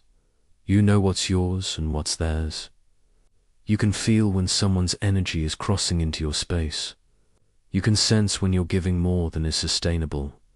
And you can say no, clearly, without guilt without needing to justify or explain or apologize. Not because you're selfish, because you're integrated, because you know that giving from depletion helps no one, because you understand that protecting your energy is how you stay whole. But you can also say yes, really yes, full yes, without resentment, because the yes is clean. It's not coming from people-pleasing, not coming from fear of rejection, not coming from needing to prove you're good. It's coming from choice, from wholeness, from actually wanting to give, and people feel the difference. They feel the integrity. They respect the boundaries because the boundaries are real. Not walls to keep them out, not absence of protection that lets them take advantage, but clear, conscious, appropriate limits that actually serve relationship. This is what healthy boundaries look like, and they only emerge from integration, from knowing yourself well enough to know what you need, from valuing yourself enough to protect it, from trusting yourself enough to let others in when it's right. The fifth gift is power that empowers instead of dominates. Power is tricky. Most people are terrified of it because they've seen it misused. They've been hurt by it. They've watched it corrupt, so they reject it, put it in their shadow, convince themselves that wanting power is bad, that claiming power is dangerous, that power equals domination. But Jung knew better. He knew that power itself isn't the problem. Unconscious power is the problem. When you deny your power, when you reject it, when you put it in your shadow, you don't become powerless. You become unconsciously powerful, which is far more dangerous. You manipulate without knowing it. You control without admitting it. You dominate in subtle ways while telling yourself you're being nice. The passive comment, the guilt trip, the martyr routine, the helplessness that forces others to take care of you. All of it unconscious power. Shadow power. Power that denies its power. But when you integrate your power, when you acknowledge it, own it, take responsibility for it, it transforms from domination to empowerment. From power over to power, dash with dot. You can stand in your strength without needing to diminish others. You can take up space without needing to shrink others. You can lead without needing to control. Because integrated power isn't about making others small. It's about being your full size, which, paradoxically, gives others permission to be their full size too. You're not competing for power. You're not hoarding it. You're not afraid of it. You have it. You use it. You share it. And that's magnetic. That's leadership. That's the kind of power that actually changes things. Not the power of position, not the power of dominance, but the power of integration, of wholeness, of being fully yourself.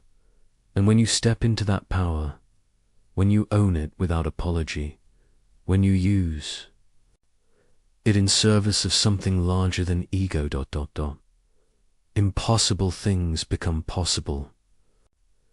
Doors open. Opportunities appear. People follow not because you're controlling them, but because you're inspiring them. Because integrated power is inspiring. It shows people what's possible. It reminds them of their own power. It calls them into their own wholeness. The sixth gift is purpose that calls instead of demands. When you're fragmented, purpose feels like pressure. Like something you have to figure out. Like a test you have to pass. What's my purpose? What am I here to do? What's my contribution?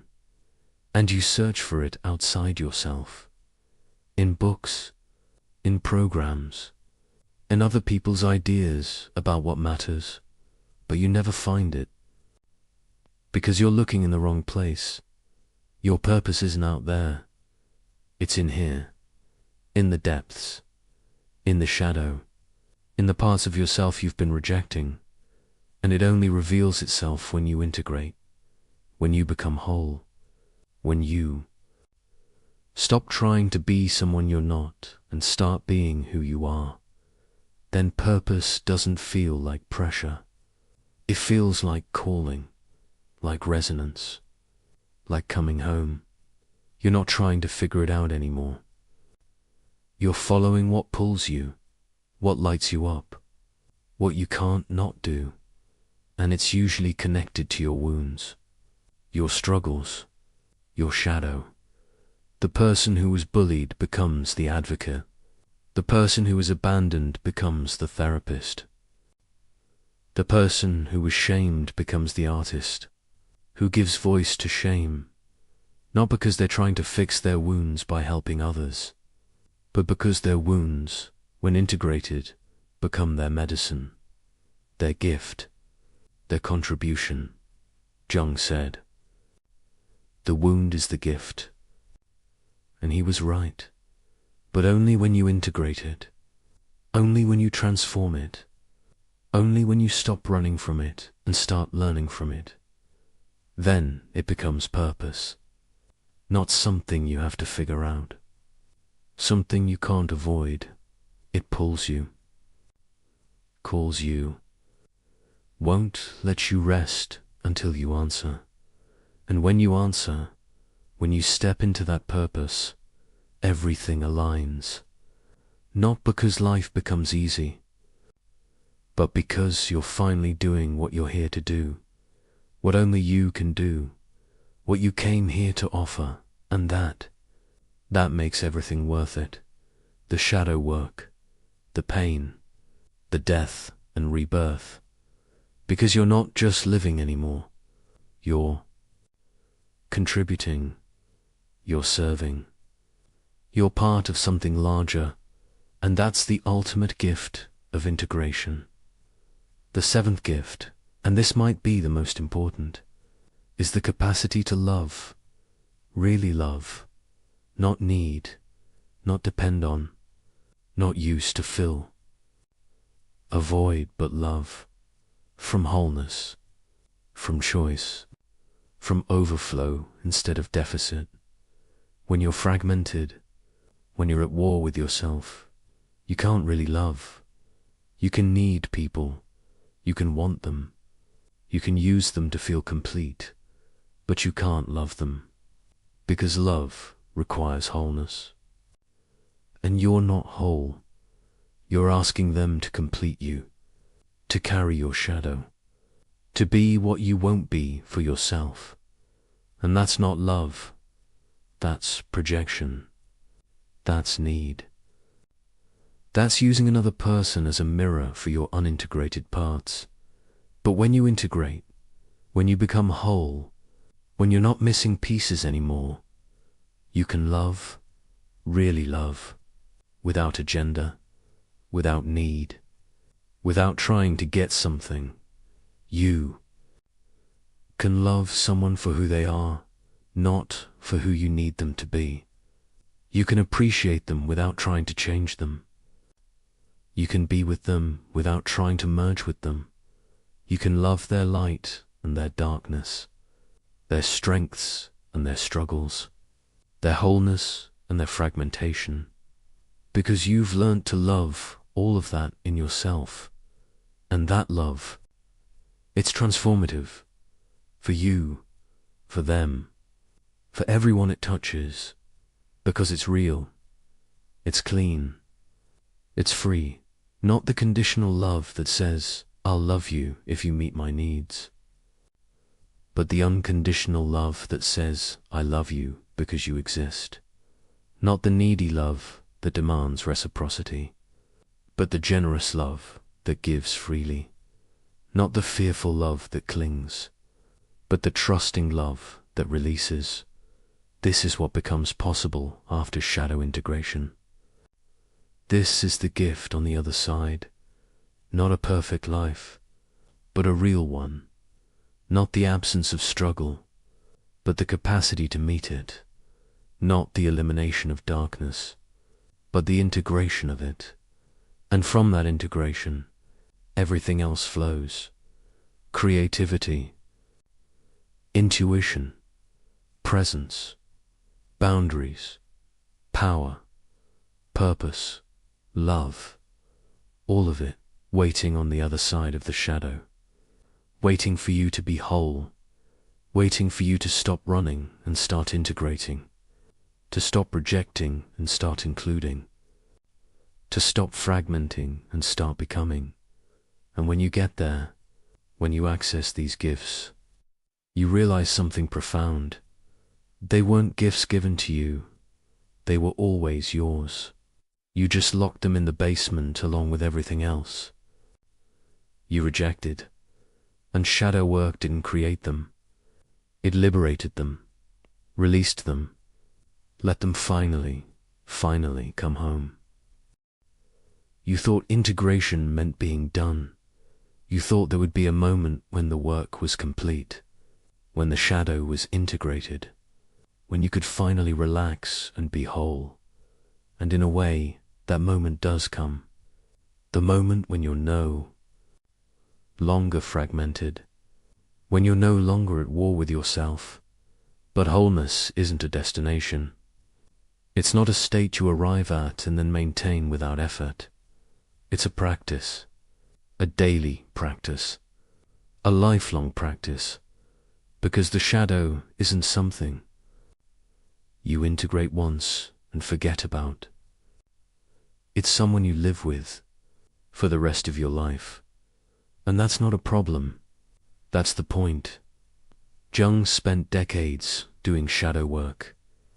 Even at the end of his life, he was still discovering new rooms in the house of his psyche, still meeting new aspects, still integrating new layers. And he didn't see this as failure. He saw it as the natural unfolding of becoming human. You don't finish becoming yourself. You continue becoming, layer by layer, year by year, until your last breath, and the shadow is your companion on that journey.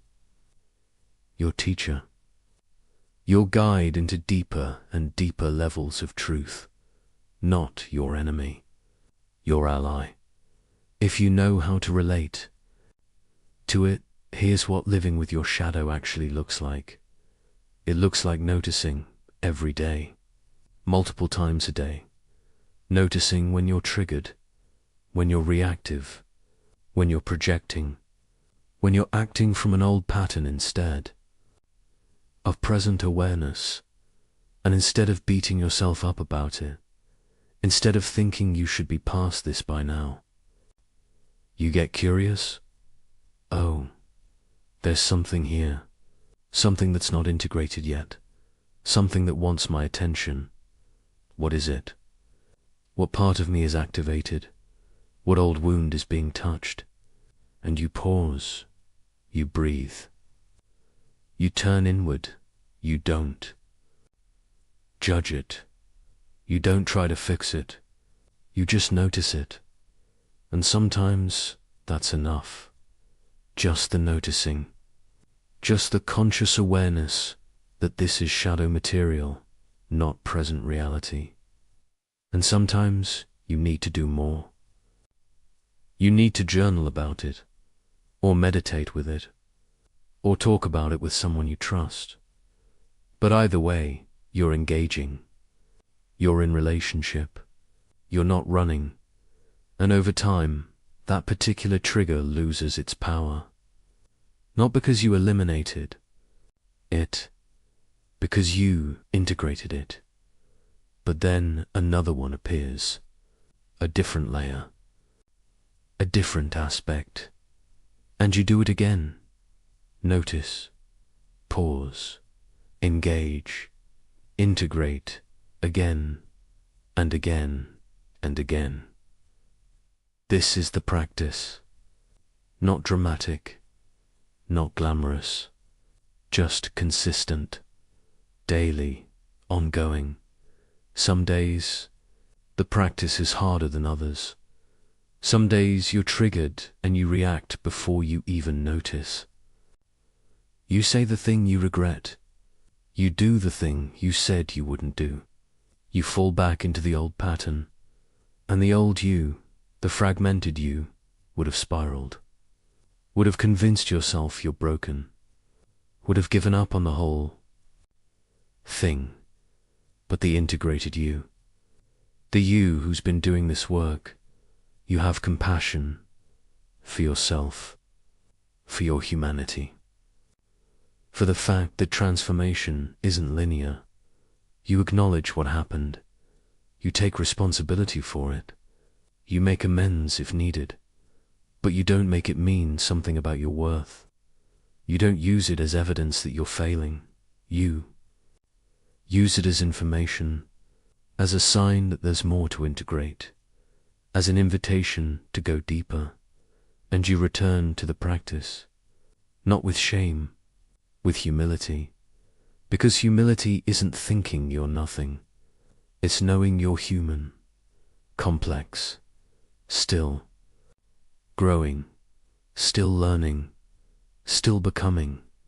And that knowing, it keeps you in the practice, even when the practice is hard, even when you fail, even when you forget. You return, you notice, you engage. You continue. Living with your shadow also means accepting complexity. The you that wants to be simple. The you that wants clear answers. The you that wants to know if you're good or bad, right or wrong, healed or broken. The you has to die, or at least relax, or at least make space for paradox. Because you're not simple. You never were. You never will be. You're both. You're all of it. You're contradictory, and that's okay.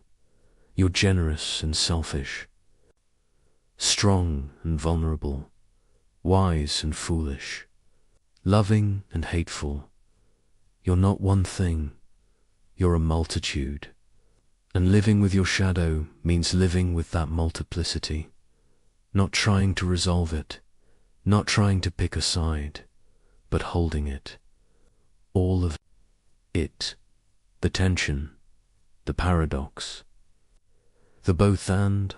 Some days you'll be patient, some days you'll be irritable, and both are you.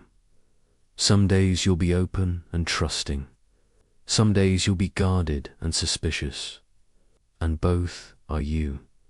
Some days you'll feel connected to your purpose, some days you'll question everything, and both are you. And instead of making one version right and the other wrong, instead of accepting one and rejecting the other, ... you hold them both. You let them coexist. You understand that you contain multitudes, and that's not a problem to solve. That's the richness of being human. The integrated person doesn't eliminate complexity. They embrace it. They develop capacity to hold it. They learn to dance with it. And that capacity, it grows over time, with practice, with patience, with self-compassion. You get better at holding paradox, at sitting with not knowing, at being comfortable with your own contradictions. And that makes you more human, not less, more whole, not more fragmented, because wholeness includes everything, the contradictions, the paradoxes, the parts that don't make sense together, all of it, held in the container of your awareness, your acceptance, your integration. Living with your shadow also means developing rituals, not religious rituals necessarily, though they can be, but practices that keep you connected to your depths. Jung had his morning routine. He'd wake up early, sit in silence, paint mandalas, write in his journal, dialogue with his unconscious, every day, for decades. It wasn't optional. It was how he maintained the relationship with his shadow, because the shadow doesn't speak on demand. It speaks when you create space for it, when you show up consistently, when you demonstrate that you're listening. And if you don't create that space, if you get too busy, if you stop showing up, the shadow will make space. Through dreams you can't ignore. Through symptoms you can't manage. Through crises you can't avoid. It will get your attention, one way or another. But if you maintain the practice, if you show up daily, if you keep the conversation going, the shadow becomes a collaborator instead of a saboteur, a guide instead of a disruptor, a source of wisdom instead of a source of suffering. So what does that look like practically? Maybe it's morning pages, 3 pages of stream of consciousness writing, no editing, no censoring, just letting the unconscious speak. Maybe it's meditation, sitting in silence, watching what arises, noticing the thoughts and feelings without attaching to them. Maybe it's active imagination, creating space for images to emerge, dialoguing with figures from your dreams, letting the unconscious show you what it needs to show you. Maybe it's creative practice, painting, dancing, playing music, any form of expression that bypasses the conscious mind and accesses the depths. The specific practice doesn't matter. What matters is consistency, showing up, creating space, because the shadow is always there, always active, always communicating. The question is, are you listening? Another aspect of living with your shadow is continuing to learn its language. Jung spent his life studying symbols, myths, dreams, archetypes, not as intellectual exercise, but as practical necessity, because the unconscious doesn't speak in concepts. It speaks in images, in stories, in metaphors. And if you want to understand what your shadow is trying to tell you, you have to learn that language. When you dream of being chased, the shadow isn't literally trying to tell you someone's after you.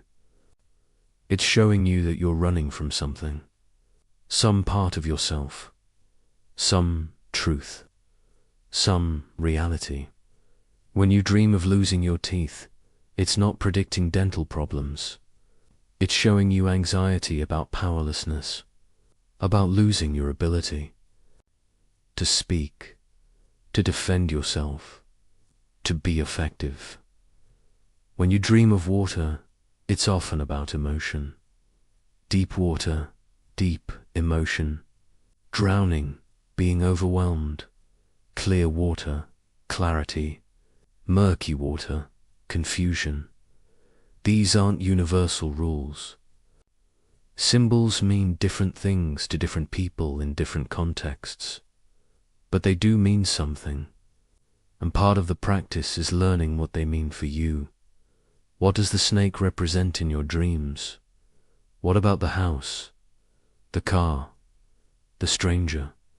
Over time, you develop your own symbolic vocabulary. You recognize your psyche's patterns. You understand what it's trying to communicate, and that understanding becomes a tool, a way to access wisdom beyond your conscious knowing, a way to receive guidance from your depths. But it requires attention. It requires study. not just of Jung's work or other people's interpretations, but of your own psyche. What is it showing? You. What is it trying to tell you? What patterns keep appearing? And you track it. You write it down. You reflect on it. You learn from it. And slowly, gradually, you become fluent in the language of your own unconscious. And that fluency, it changes everything, because you're not guessing anymore. You're not projecting anymore. You're listening to the wisest part of yourself, the part that knows things your conscious mind doesn't, the part that sees patterns you can't see, the part that's been trying to guide you all along. If you would just listen, living with your shadow also means accepting that some patterns may never fully resolve. This is hard to hear, especially in a culture that promises total healing, complete transformation, final resolution. But Jung was honest about this. Some wounds are so deep, so early, so formative, ... They shape you permanently, not in a way that dooms you, but in the way that becomes part of who you are. The person abandoned in childhood, they may always have abandonment sensitivity, even after years of therapy, even after deep shadow work. It might get better. It might lose some of its charge. They might react less intensely. They might recover more quickly. But that wound, it's woven into the fabric of their psyche. It's not going away completely. And that's okay. It has to be okay. Because fighting it, denying it, demanding it be different, ... that creates more suffering, not less. Integration doesn't mean eliminating your wounds. It means accepting them, making space for them, learning to work with them instead of being controlled by them. So yes, you might always be sensitive to abandonment, but you can learn to recognize when it's being triggered. You can learn to soothe yourself. You can learn to communicate your needs instead of acting out your fears. You don't transcend the wound. You integrate it. You make it part of your wholeness instead of something that fragments you. And sometimes that wound becomes your medicine, your gift, the thing that makes you uniquely able to help others with similar wounds, because you know that territory intimately. You've mapped it. You've learned to navigate it. And that knowledge, it's valuable, not just for you. For everyone you encounter who's struggling with the same thing, there's also the question of regression. You'll have periods where you feel integrated, whole, like you've done the work and you're living from that place. And then something happens. A crisis, a loss, a major life transition, and you regress. You fall back into old patterns. You find yourself reacting like you used to, fragmenting like you used to, acting out shadow material you thought you'd integrated, and it can feel like failure, like you lost everything you gained, like the work didn't stick. But Jung understood regression differently. He saw it as a necessary part of the process. Sometimes you have to go back to go forward. Sometimes you have to revisit old material at a deeper level.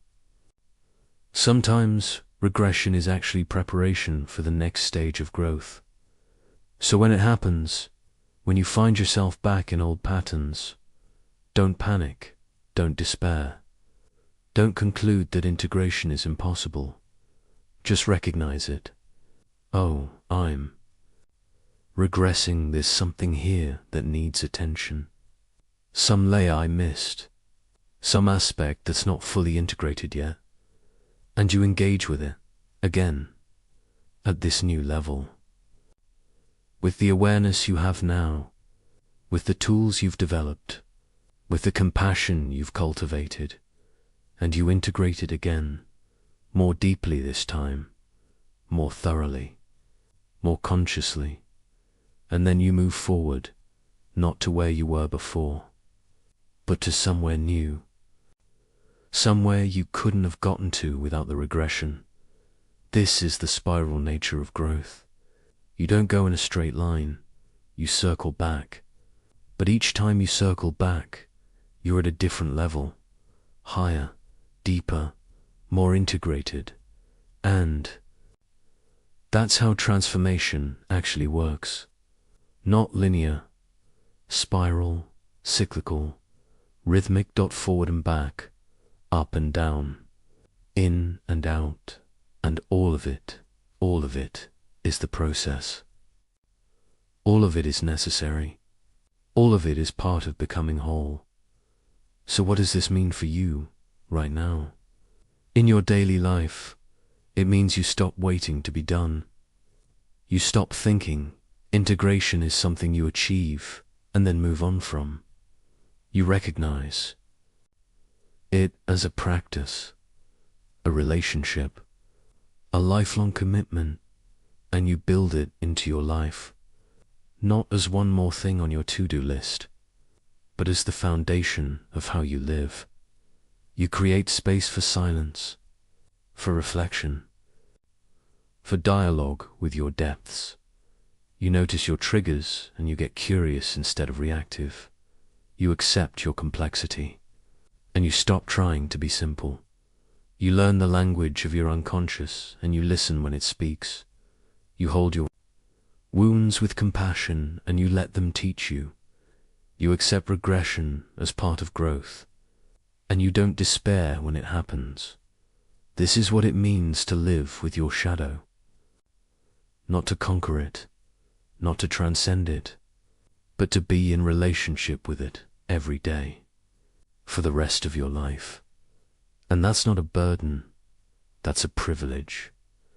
That's what makes life rich, deep, real, because you're not performing anymore. You're not pretending. You're not maintaining a facade.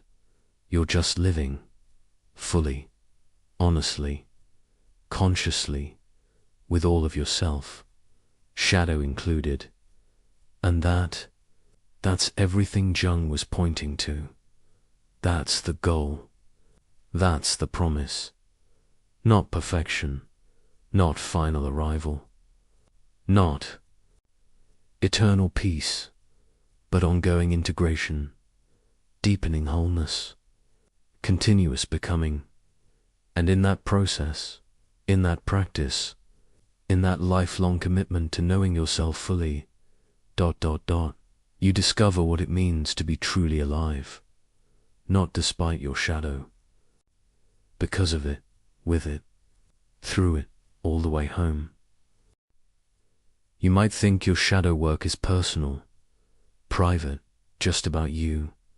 You're doing it to heal your wounds, to break your patterns, to become whole. And it is all of that. But it's also more, so much more, because you don't exist in isolation. You're part of a family, part of a culture, part of humanity, and every pattern you integrate, every projection you withdraw, every piece of shadow you bring into consciousness, it affects the whole, the entire system, everyone connected to you. Jung understood this. He understood that the psychological work of the individual is not separate from the healing of the collective. They're the same work, happening at different scales. When you heal, the field around you heals. When you integrate, the collective integration becomes more possible. When you become whole, you contribute to collective wholeness, not because you're special, because you're connected. We all are, deeply, invisibly, inextricably. And right now, the world desperately needs people who will do this work, People who will face their darkness instead of projecting it. People who will integrate their shadow instead of acting it out. People who will become conscious instead of staying asleep, because the alternative is what we're living through. Division, projection, unconsciousness, on a massive scale, and it's killing us. Look at the world right now. Really look at it. The political polarization, the tribal warfare, the inability to see the humanity in people who think differently. That's collective shadow, projected, acting out, possessing millions of people at once. Each side convinced the other side is evil. Each side seeing in the other what they won't see in themselves. Each side so identified with being right that they can't see their own darkness. It's not one side or the other. It's both. It's all of us, projecting our collective shadow onto the other, creating enemies, building walls, and underneath we're all human, all carrying the same archetypal patterns, all struggling with the same fundamental questions. But we can't see it because we're too busy projecting, too busy being right, too busy defending our position, and nothing changes, nothing heals, nothing transforms.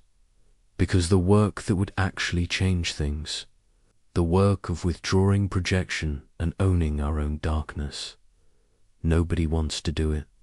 It's easier to blame, easier to other, easier to stay unconscious, but it's also destroying us, creating more suffering, more division, more violence, and it will continue until enough individuals do their own work, until enough people integrate their own shadow, until enough of us become conscious. That's the only way. There is no other way. You can't fix the collective shadow from the outside. You can only transform it from the inside, one person at a time, one integration at a time, starting with you. Or look at how we're treating the earth, the planet that sustains us, the ecosystem we depend on. We're destroying it knowingly, systematically, with full awareness of the consequences, and we tell ourselves stories about progress, about necessity, about not being able to change, but underneath is shadow.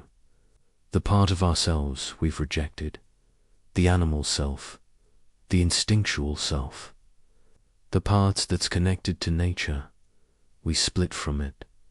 We declared ourselves separate, above, better. We said we were rational, civilized, beyond our animal nature, and we pushed that connection into shadow. We forgot that we are nature, that we're part of the web, that our survival depends on the health of the whole. And now we're acting out that split, destroying what we've rejected in ourselves, killing the wildness we won't acknowledge. It's not logical, it's not rational, it's shadow, collective shadow, operating unconsciously. And the solution, it's the same. Integration, not thinking our way out, not creating better systems while staying unconscious, but reconnecting, reclaiming, reintegrating the parts of ourselves we exiled, the body, the instinct, the animal, the earth, not as something separate from us, but as us, part of us, inseparable from who we are. And when enough people do that, when enough individuals reclaim their connection to nature, to body, to instinct, the collective. Behavior changes, not because we forced it, because we transformed it from the inside. Or look at how we relate to suffering, to difficulty, to pain. We avoid it, we numb it, we medicate it. We do everything we can to not feel it, and we've built an entire culture around that avoidance. Entertainment, distraction, substances, anything to not be present with what hurts. But the suffering doesn't go away. It goes into shadow, personal shadow, collective shadow, and it leaks out in addiction, in depression, in violence, in the quiet desperation that so many people carry. We're not healing, we're just avoiding. And the avoidance creates more suffering, not less. But what if we stopped avoiding? What if we turned toward the pain instead of away from it? What if we learned, individually and collectively, to be with difficulty, to metabolize it, to let it transform us instead of destroy us? That's shadow work. That's what Jung was teaching. That's what the world needs. Not more avoidance, more consciousness, more capacity, more willingness to feel what we'd rather not feel. Because pain, when it's integrated, becomes wisdom. Struggle, when it's faced, becomes strength. Darkness, when it's acknowledged, becomes light. But only if we do the work. Only if we stop running. Only if we turn and face what we've been fleeing. Jung saw all of this. He saw where humanity was headed, and he was deeply concerned. He knew that the fate of the world depended on whether enough individuals would wake up, would do their work, would become conscious. He knew that the collective shadow, when left unconscious, would erupt. In war, in genocide, in the systematic destruction of everything we claim to value. He'd seen it happen in Germany. He knew it could happen anywhere.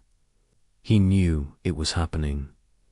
Always, everywhere, people refused to look at their own darkness, and he devoted his life to trying to wake people up, to show them the urgency, to give them the tools, not because he thought he could save the world, but because he knew that each person who woke up mattered. Each person who did the work contributed. Each person who integrated their shadow made collective integration more possible. And he was right. He is right. The world doesn't need more heroes. It doesn't need saviors. It doesn't need people who think they're going to fix everything. It needs people who are willing to do their own work, to face their own darkness, to integrate their own shadow, because that work, that simple, difficult, sacred work, that's what changes everything. Not policies, not systems, not external solutions, but internal transformation, multiplied by millions, by billions, until the collective consciousness shifts. That's the only way, and it starts with you. So what? Does this mean, practically, in your life? Right now, it means you stop seeing your shadow work as self-indulgent, as navel-gazing, as separate from making a difference. Your shadow work is how you make a difference. It's the most important contribution you can make, because every pattern you break in yourself, you break in the lineage. Every projection you withdraw, you reduce in the collective. Every piece of darkness you integrate, you transform in the field. It ripples out, invisibly, inevitably. Your children won't carry what you've integrated. Your students won't inherit what you've healed. Your community won't be infected by what you've made conscious. And the people around you, they feel it. Even if they can't name it, they feel safer around you, more real, more able to be themselves, because you're not projecting onto them. You're not needing them to carry your shadow. You're not asking them to be what you won't be for yourself. You're whole, and wholeness creates space for others to be whole too. That's not small. That's everything. But it goes even deeper than that. Because when you do shadow work, when you really do it, when you integrate what you've rejected, you change what's possible. For everyone. For the whole human experiment. Jung believed in the evolution of consciousness. He believed that humanity was slowly, painfully becoming more conscious. Not automatically, not inevitably, but potentially. If enough individuals did the work, each person who integrates contributes to the collective consciousness. Each person who becomes whole makes wholeness more accessible to others. It's like you're creating a pathway, a possibility, a template. You're showing through your being, through your presence, through your life. That integration is possible. That wholeness is real. That transformation happens. And that matters more than you know. Because most people don't believe it's possible. They think they're stuck. They think their patterns are permanent. They think change is for other people, not for them. But when they encounter someone who's done the work, someone who's integrated, someone who's whole, something shifts in them, in what they believe is possible. They think, if they can do it, maybe I can too. If transformation is real for them, maybe it's real for me. And that belief, that shift in what's possible, that's what allows them to begin their own work. You're not just transforming yourself. You're expanding what's possible for everyone around you. That's not grandiose. That's how collective consciousness evolves. Through individuals who go first, who do the work, who'll become living proof that transformation is real. And there's one more thing, one final piece that makes this work so urgent, so necessary, so sacred. The children, the next generation, the ones who are watching us, learning from us, absorbing our patterns. They don't learn from what we say. They learn from what we are, from what we do, from what we embody.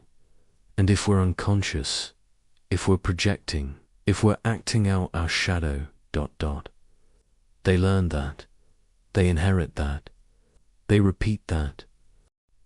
Generation after generation, the same patterns, the same wounds, the same unconsciousness.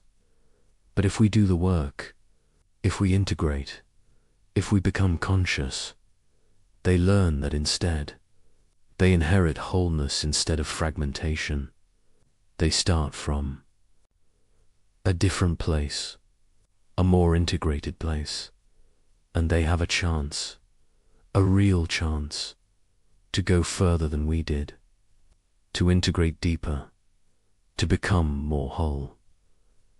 That's how evolution happens, not in one lifetime, but across lifetimes, across generations, each generation healing a little more, integrating a little more, becoming a little more conscious, until one day, maybe many generations from now, humanity might actually be whole, conscious, integrated, but only if we do our part, only if we do the work, only if we stop passing down unconsciousness and start passing down integration. That's what's at stake. That's why this matters. That's why your shadow work is not just personal. It's generational. It's evolutionary. It's sacred. So here you are, at the end of this journey, having learned about the shadow, about integration, about what's possible, and you have a choice. The same choice everyone has. The same choice Jung faced. The same choice every conscious person faces. You can go back to sleep. You can pretend you didn't hear this. You can decide it's too hard, too much, too uncomfortable. You can go back to the persona, the mask, the acceptable self. You can keep the basement locked. You can keep running from your shadow. Nobody will blame you. Most people do. Most people live and die having never faced their darkness, having never integrated their shadow, having never become whole. It's the easier path, the more comfortable path, the path of least resistance, but it's also the path of unconsciousness, of fragmentation, of being asleep or ... You can choose differently. You can choose consciousness. You can choose integration. You can choose wholeness. You can turn and face what you've been fleeing. You can dialogue with what you've been rejecting. You can integrate what you've been denying. You can do the work, the hard, sacred, transformative work of becoming whole. Not because it's easy. It's not easy. Not because it's comfortable. It's not comfortable, but because it's real, because it's true, because it's what you came here to do, and because the world needs it, desperately needs it. It's dying for lack of it. The world doesn't need more people pretending to be perfect. It needs people brave enough to be whole, broken open, put back together with their cracks filled with gold, integrated, conscious, real, people who have faced their darkness and brought it into the light, people who have integrated their shadow and become whole, people like you, if you choose it, if you commit to it, if you do the work. Jung said, the privilege of a lifetime is to become who you truly are. Not who you think you should be, not who others want you to be, not the persona you've been performing, but who you truly are, shadow and all, darkness and light, integrated, whole, real. That's the invitation. That's the call. That's what this entire journey has been pointing toward. Not information, transformation, not understanding, embodiment, not knowing about the shadow, integrating it. And now the real work begins. Not in this video, in your life, in your choices, in your daily practice, in the moments when you're triggered and you pause instead of react, in the times when you want to project and you own it instead, in the instances when you want to hide and you show up anyway. That's where integration happens. Not in theory, in practice, not in concept, in living. And it's not easy, but it's possible, and it's worth it. And you can do it, because you're already doing it. You've been doing it, just by being here, just by listening, just by being willing to look at what most people won't see. That takes courage. That takes strength. That takes something rare and precious, and you have it. You've always had it. You just forgot. But now you remember. Now you know. Now you understand. The shadow isn't your enemy. It's you. The part of you that's been waiting. In the darkness, patient, powerful, ready to come home. And the world is waiting too, waiting for you to be whole, waiting for you to contribute your integration to the collective healing, waiting for you to become who you truly are, not perfect, whole, not healed in some final way, integrated, not without struggle, but conscious in the struggle. That's what's possible. That's what's calling. That's what's waiting on the other side of the shadow. Your life, your real life, your whole life. And it starts now, in this moment, with this choice to turn toward the darkness, to face what you've been fleeing, to integrate what you've been rejecting, to become whole, finally, fully, completely, and in doing so, ... to change everything for yourself, for your lineage, for the collective, for the world. That's the gift. That's the promise. That's what Jung discovered and spent his life trying to share. And now it's yours. If you want it, if you choose it, if you do the work, the shadow is waiting. Your wholeness is waiting. Your life is waiting.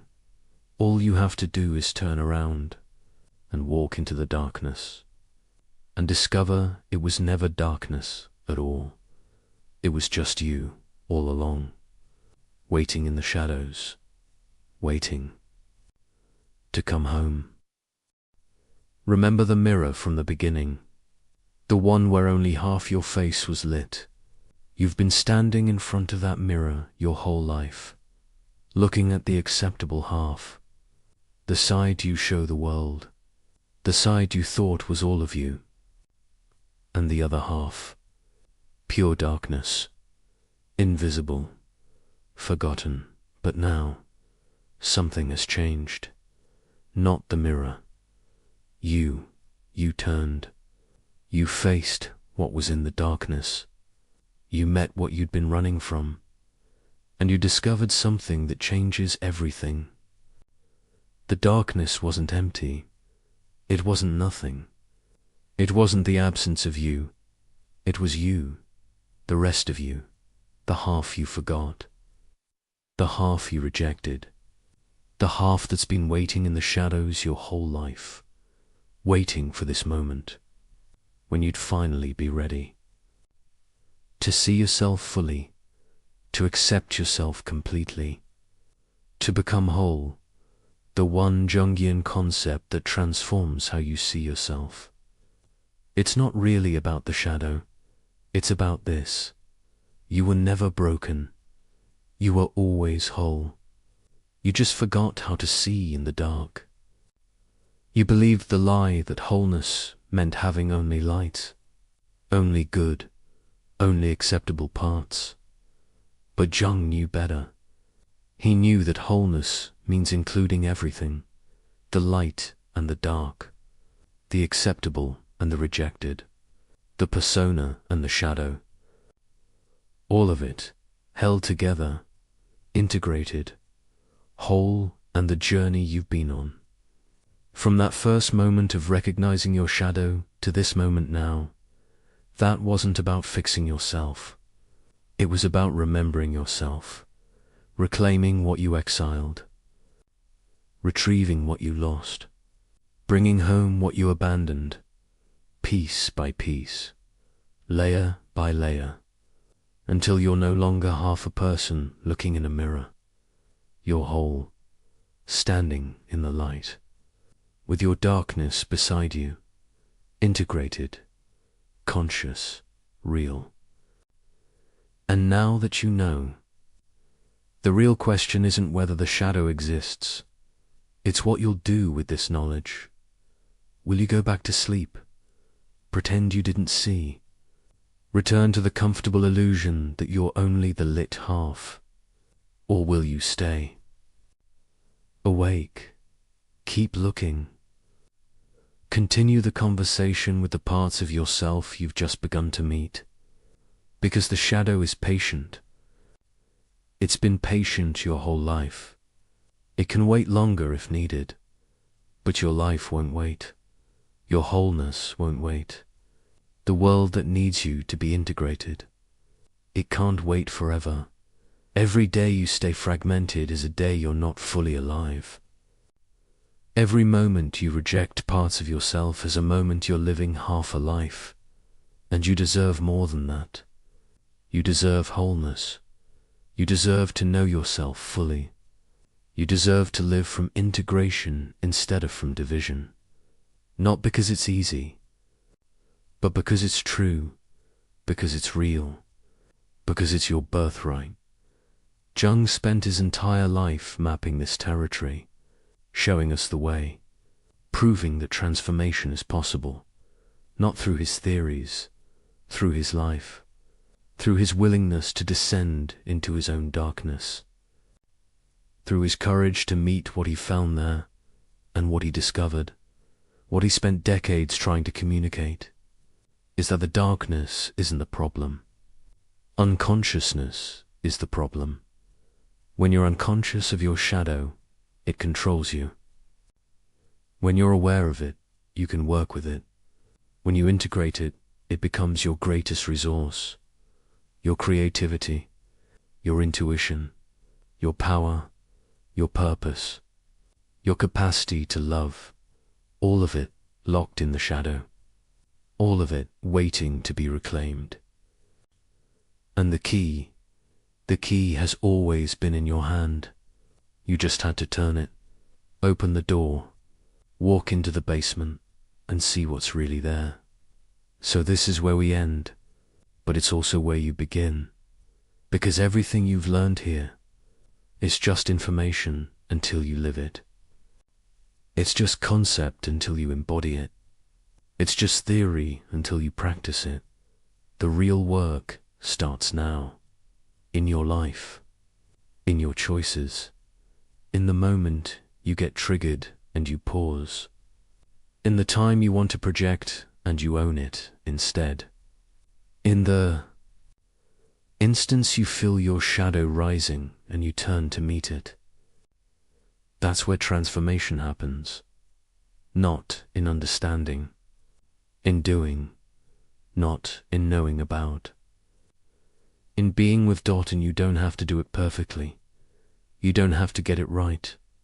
You just have to show up again and again and again, noticing, engaging, integrating, becoming Dot, more yourself with each iteration, more whole with each integration, more alive with each piece you bring home, until one day you stand in front of that mirror and you see it, really see it, not half a face, not light and dark separated, but both, together, integrated, whole, and you recognize yourself, finally, fully, completely, not as you thought you should be, but as you actually are, human, flawed, contradictory, complex, beautiful, real, shadow and light,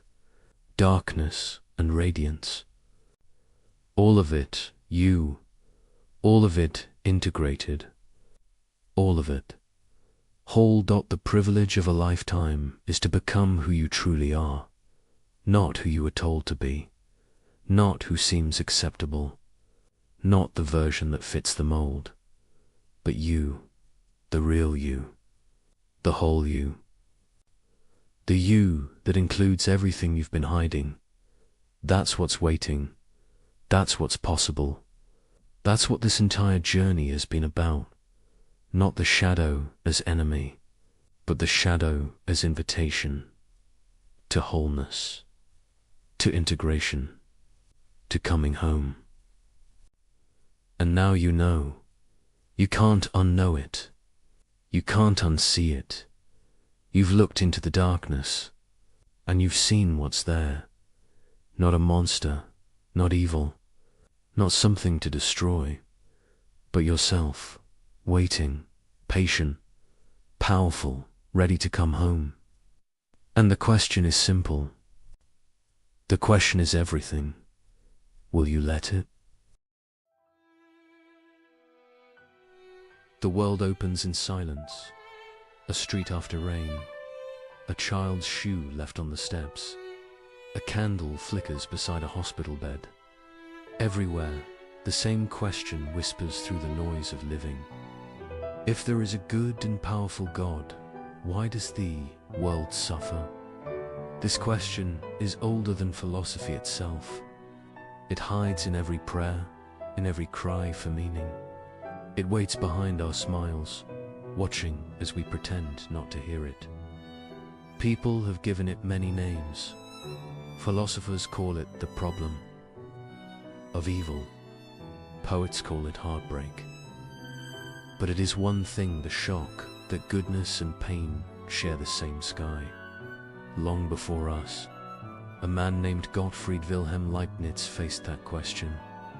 He lived in a Europe torn by war and disease. He saw kings rise, cities burn, and faith fracture into doubt. Yet through all of it, he believed something extraordinary. He said, "This world, with all its sorrow, is still the best of all possible worlds." At first it sounds absurd. How could a world filled with hunger, betrayal, and grief be the best? How could a wise God choose this when so many gentler worlds seem possible? But Leibniz was not blind. He saw pain clearly. He just refused to believe it was meaningless. He imagined God not as a careless ruler, but as a divine architect. Every law of nature, every heartbeat, every lost bar of a structure too vast for any single mind to see. He believed reason itself was holy, that creation, even in its chaos, followed a pattern deeper than tragedy. Still, the heart resists. The mind protests. If this is the best world, what does the worst look like? Look at war. Look at children lost before they grow. Look at the innocent crushed by the greed of the strong. Surely, no amount of hidden harmony can justify that. And yet, Leibniz asked us to look again, not to deny evil, but to ask what kind of world could even make goodness possible. He said the question itself hides the clue. If we can name evil, it means we know good. If we know good, it means reality contains standards that do not come from chaos. So the question, painful as it is, already points toward order. Leibniz believed creation had limits, not limits on God's power, but limits of logic itself. Even God cannot make a circle with corners. Even God cannot make freedom exist without the risk of misuse. He compared creation to a composer writing under rules. The composer cannot play every note at once. Harmony requires contrast. So does life. Some goods exist only if certain dangers are real. Courage needs fear. Forgiveness needs wrongdoing. Growth needs loss. Take away the risk, and those goods disappear. Perhaps. Leibniz said, the best world is not the one without pain, but the one where pain makes goodness possible. He called his explanation theodicy, the defense of divine goodness in the face of evil. He never said this world was perfect. He said it was complete, a world balanced between freedom and law, reason and love. The ideas spread, and so did misunderstanding. Many heard only the optimism, not the reasoning. They thought Leibniz believed everything was fine as it was, but he never said that. He believed progress mattered, compassion mattered, justice mattered, because they are the ways goodness unfolds inside imperfection. To him, creation was like a vast tapestry seen from behind. From our side, we see only knots and dark threads. From the front, seen by God, every twist joins a greater picture. When we suffer, we live on the backside of that tapestry. We see chaos. We forget the pattern could be real. There is a quiet strength in his view. He does not ask us to enjoy pain. He asks us to trust that pain is not the final word. That the story of existence includes chapters we have not yet read. Many have mocked that faith. Voltaire would later turn it into satire. He wrote Candide, a tale where every tragedy is excused by foolish optimism. People laughed at Leibniz's idea for centuries after that. But laughter does not erase a question. What if Leibniz was not naive? What if he was trying to protect meaning itself from despair? He believed the universe follows the principle of sufficient reason, that nothing happens without a reason, even when the reason is beyond us. Not everything is good in itself, but every event connects to a greater good that reason would reveal if we could see far enough. Imagine a vast equation. Every term, every variable, balances in a harmony we cannot solve. We see fragments. We see our small corner of the sum. The full pattern belongs to a mind greater than ours. To live with that awareness is not blind faith. It is humility before mystery. It is the courage to say, I do not understand, but I believe there is understanding. Still, the question returns. Why must goodness depend on such a painful process? Why could God not choose a world where we learn without loss? Leibniz's answer was quiet. Maybe such a world is impossible not because God lacks power, but because some truths can exist only through contrast. Light can be defined only when darkness is possible.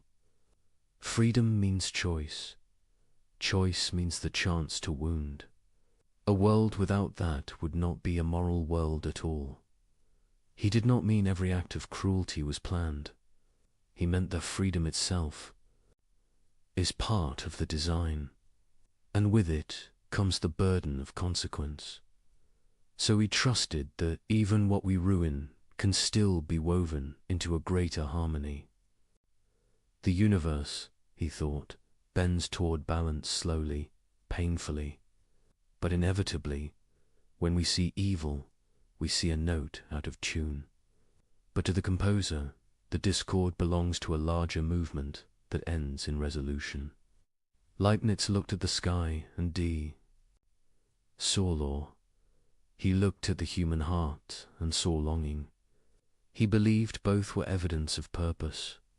He wrote, reality is the expression of a perfect mind through imperfect means. And he believed that mind, what we call God, chose this world not by accident, but by love. It is tempting to dismiss that faith, to point to the ruins of history and say, there is no plan.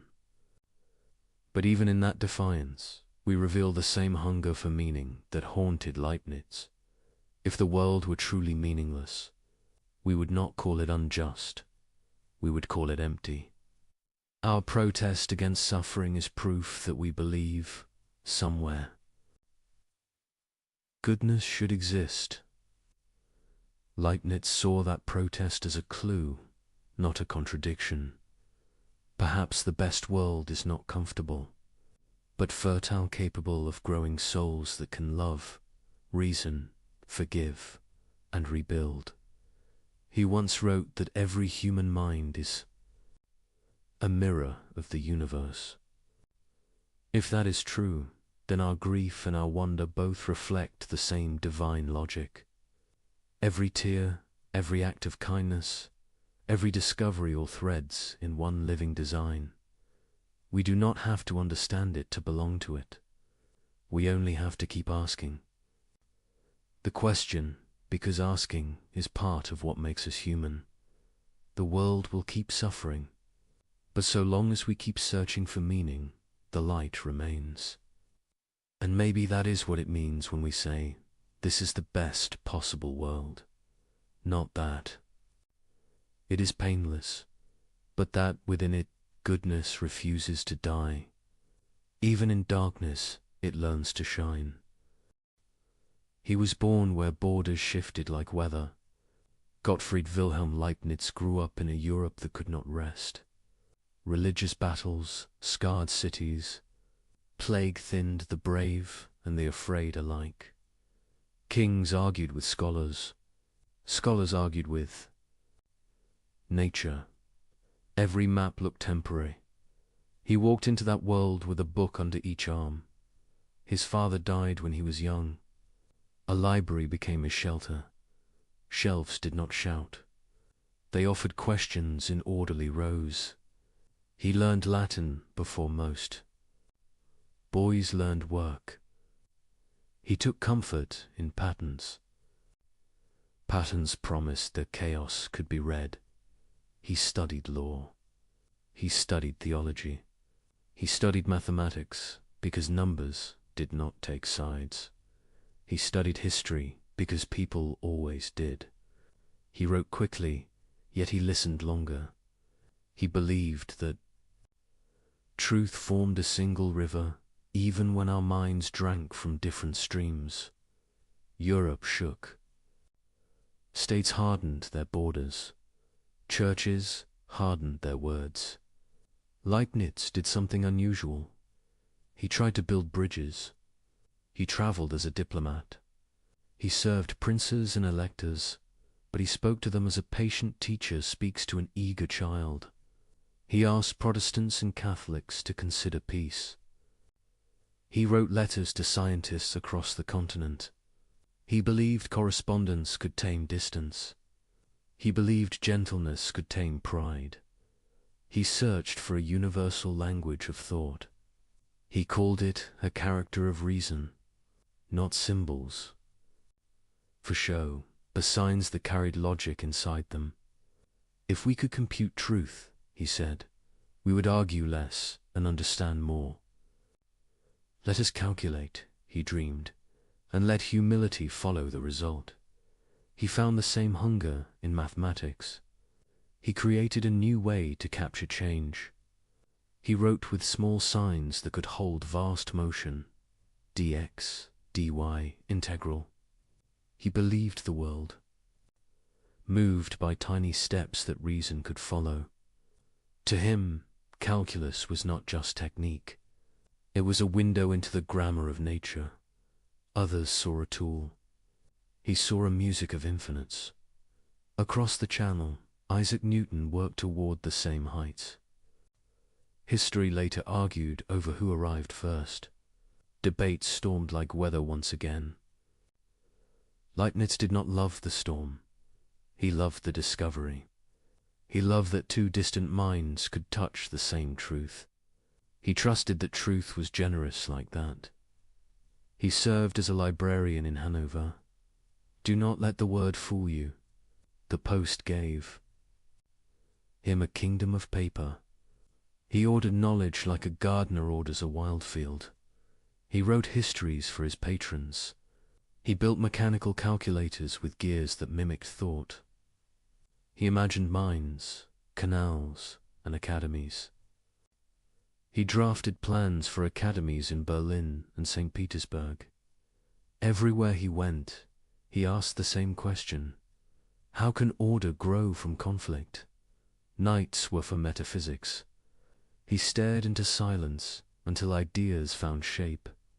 He asked why there is something rather than nothing. He answered with a calm that feels like prayer, because a perfect mind prefers being to emptiness and chooses the richest possible version of it. Not rich in gold, rich in kinds of goodness. Rich in minds that can love and learn. He held to a principle that anchored him. Nothing happens without a reason why it is so and not otherwise. The principle did not make life easy. It made life intelligible. If the world exists, there is a reason. If God is wise, the reason is worthy. If the reason is worthy, the whole must exceed the pain of its parts. He lived among jeers and treaties and quarrels. He saw how pride fractures the best plans. He watched rulers chase short victories and lose long goods. So he looked deeper than power. He searched for first truths. He believed logic and love were not rivals. He believed they were two names for the same light. He imagined reality as layered order. Nature followed lawful paths. Souls followed inward laws of perception and desire. Societies followed laws of justice, often broken, never erased. He thought harmony could span these levels without confusion. Not a forced harmony, but a prearranged. Fitness. Like different instruments playing one score they never see, yet each part completes the others. He did not build this view to escape history. He built it because history crushed people he loved. He wrote to comfort without lying. He wrote to steady without dulling pain. His letters show a careful warmth. He was a mind, yes, but also a man who knew what grief does to a room. He trusted that freedom mattered. He spent years asking how freedom could live inside divine wisdom. If God knows, are we puppets? He refused that picture.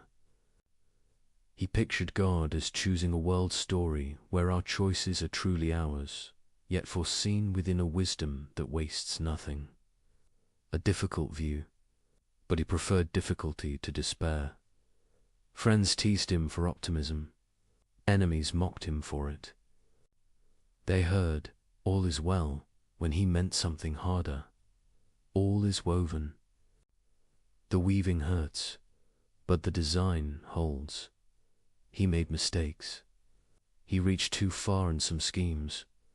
He trusted patrons who forgot him. He died with projects unfinished, papers piled in rooms, and a reputation clouded by the calculus quarrel. For a time, he seemed to vanish into footnotes, but his ideas did not vanish. They kept walking. They visited mathematicians, logicians, engineers, theologians, and poets who needed reason that could carry hope. They found new homes in the study of language and machines. They whispered to those who dreamed of computers, where logic becomes. Action and symbols build worlds. He once walked the heart's mountains to inspect mines. He studied pumps and slopes, learning how water could drown a promise. He sketched new machines to save the miners. Some plans failed. He learned from the failure. He believed that ideas must touch the ground or they are only decoration. He designed a stepped calculator, the stepped reckoner, to turn thought into motion by brass and wheel. In those stubborn teeth of metal, he saw a prophecy. One day, machines would help us think. He explored binary numbers, speaking in ones and zeros, long before electricity learned their song. He smiled to see that emptiness and stroke could build any number, that simplicity could carry endless complexity. He dreamed of an encyclopedia that never slept, a network of facts and proofs that anyone could search. He wrote proposals for rulers who did not always understand. Still he tried. He believed knowledge should not hoard itself. It should serve the common good. He met princesses who loved learning, especially Sophia and Sophia Charlotte, and he spoke to them with the same respect he gave to scholars. He walked gardens and discussed metaphysics beside fountains. He found in their questions a rare courage. They gave him patience when politics did not. In the end, honor failed him. When he died, few mourned in public. Some patrons had turned away. Court ceremony passed without his name. He left behind trunks of papers, a treasury waiting for hands that cared. History took time to open them. Later readers found there a map of possible futures. They found hints of logic that would become computer science. They found a style of thinking that refuses to choose between precision and mercy. So when we speak of a world ordered by love and reason, we are not reciting a hey slogan. We are remembering a life spent building proofs and bridges, a life that believed understanding is a kind of care, a life that asked leaders to be gardeners of human flourishing. Hold that image as the candle finally goes dark. Not a man who escaped the troubles of his age, but a man who answered them with patient craft. He left us away to work, clear eyes, open hands, and hope that does the labor. He was born where borders changed with the wind. Gottfried Wilhelm Leibniz grew up in uneasy years. Europe argued with itself and with the sky. Faith broke into factions that guarded bitter memories. Plague moved through towns like a rumor with teeth. Kings traded letters and threats. Scholars hunted patterns inside the noise. He entered that world with wide eyes and a quiet hunger. His father died early. A library became a shelter and a guide. Shelves held their peace and offered a path. He learned Latin before most boys learned trade. He read history for the long view of suffering. He studied law to see how minds bind conflict. He studied mathematics to feel the calm of order. He studied theology to ask whether order loved us back. He learned to think in layers. He sensed that events had roots in secret joints. He felt that reason could turn chaos into structure, not by force, by patient care. He walked into universities like a pilgrim enters a cathedral, not to posture, to listen. He copied the cadence of old Latin prose. He gathered small claims and made them speak. He trained a habit that would anchor his life. Nothing without a reason. No claim without warrant. The continent shook itself awake after war. Princes needed counselors who could argue without rage. Leibniz learnt the art. He became a diplomat with a scholar's heart. He wrote letters that crossed empires. He promised calm when tempers tore. He asked Protestants and Catholics to breathe. He searched for grounds they held in common. He believed understanding could outrun pride. He wanted a language that could tame confusion. He dreamed of a character of reason, a calculus of thought that would settle disputes. Not with swords, with symbols anyone could follow. Let us calculate, he said.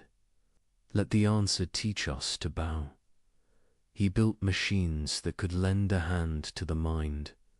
He shaped brass and wheel into a stepped reckoner.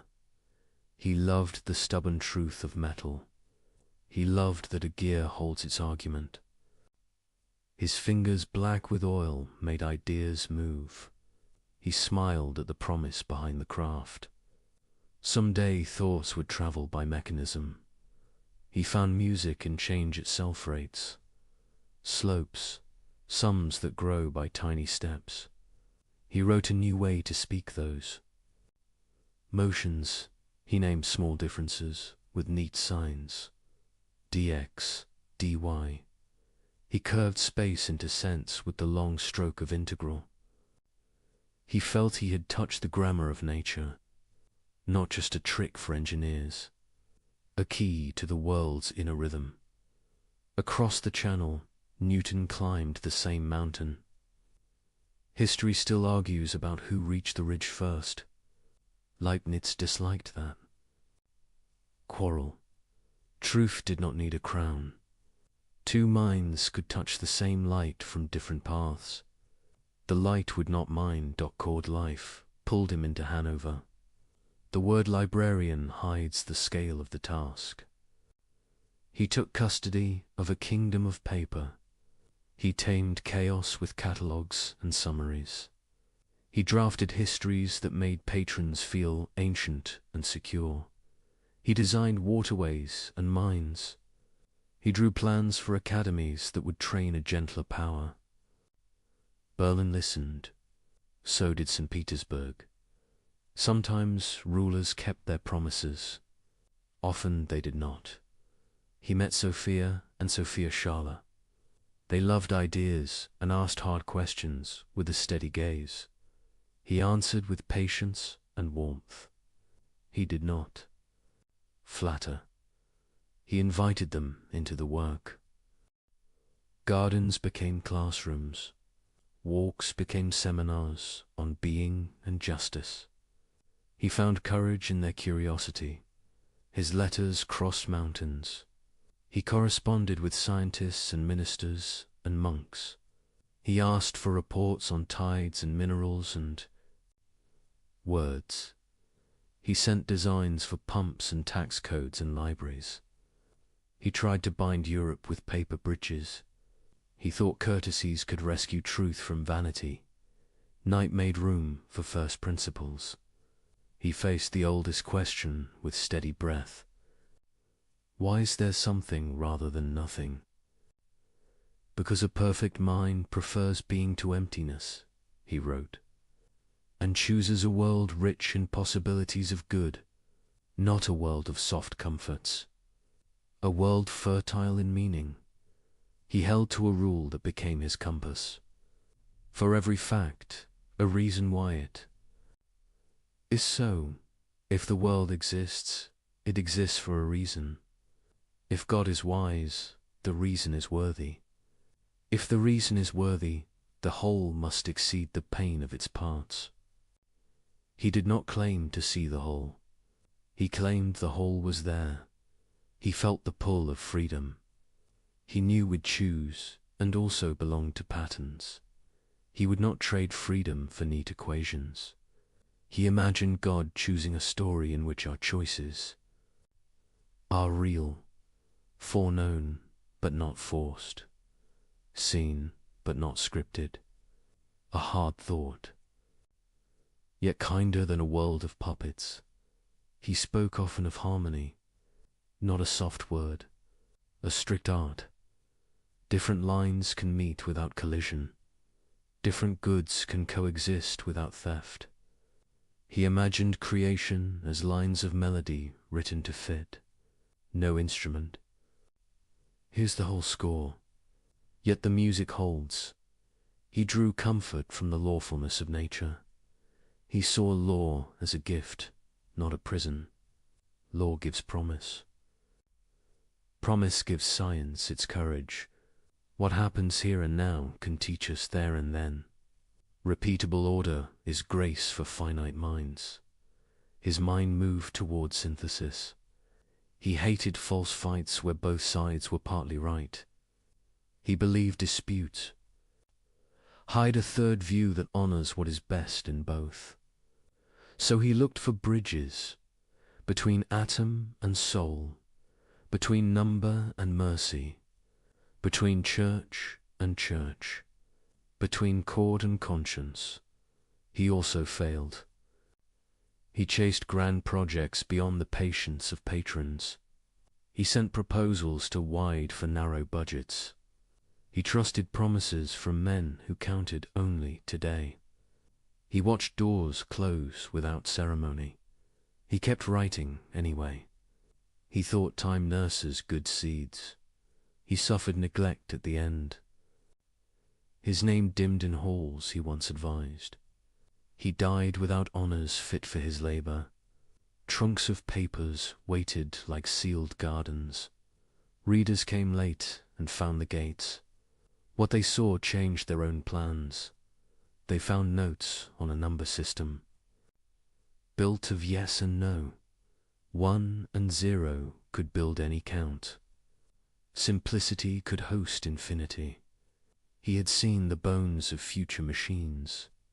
They found a plan for a living encyclopedia. A book that never ended.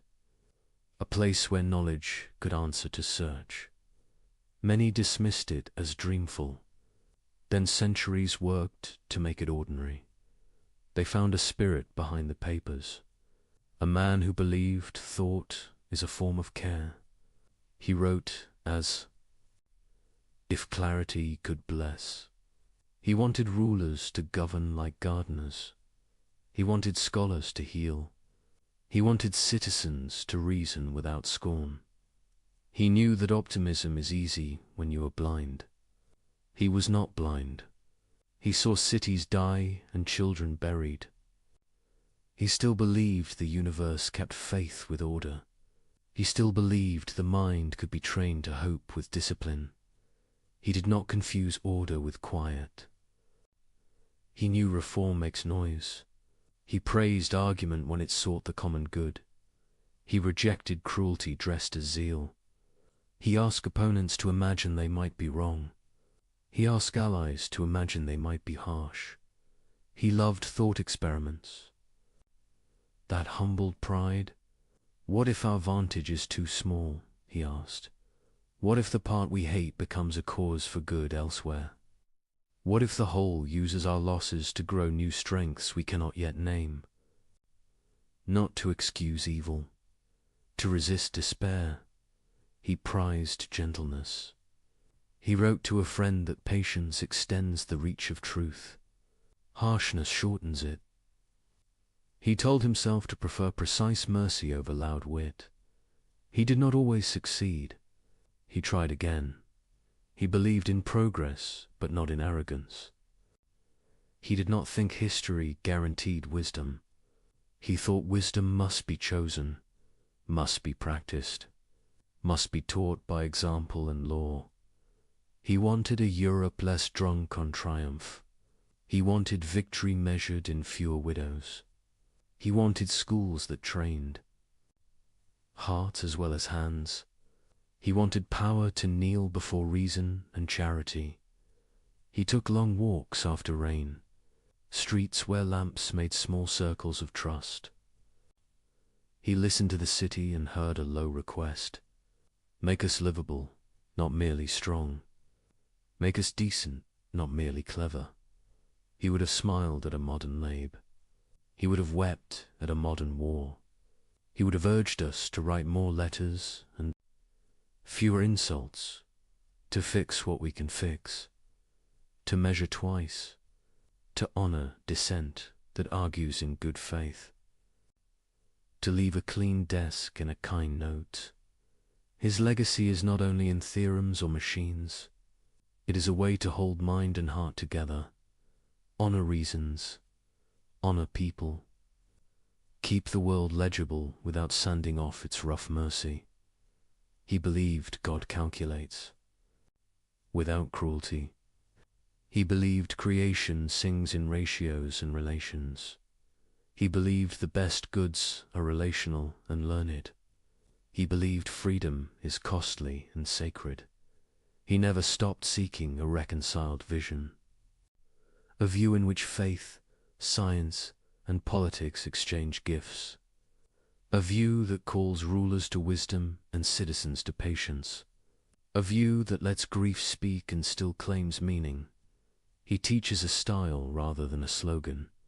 Move carefully, argue cleanly, repair what pride has broken, plan for the long future, hope without lying, think without sneer, love without panic. If you look for a single thread in his life, find this one. Order is not the enemy of mercy.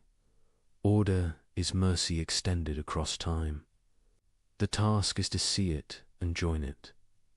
He left rooms full of paper and a world still learning his language. We owe him debts we pay by using them well. Every time a symbol does the work of a shout, we remember him. Every time a design makes life kinder, we remember him. Every time patience saves a marriage or a border, we remember him. He walked among engines and archives as if both were altars. He offered his days like a craftsman offers a tool to a neighbor. Use this, build with this, fix with this. Do not boast, do not despair. He believed reason could be devotion. He believed love could be precise. He believed the mind, trained by care, could help a broken age find balance. He believed, at last, that nothing is wasted in a wise universe. Even the pages we lose teach the hands that turn the rest. Even the dark hours become part of morning. A world full of pain still begged to make sense. Leibniz believed sense could be found, not imposed, but reasoned. He saw thought itself as sacred. If the mind is made by God, then to think clearly is a kind of prayer. He began with a rule that would shape his life. Nothing happens without a reason.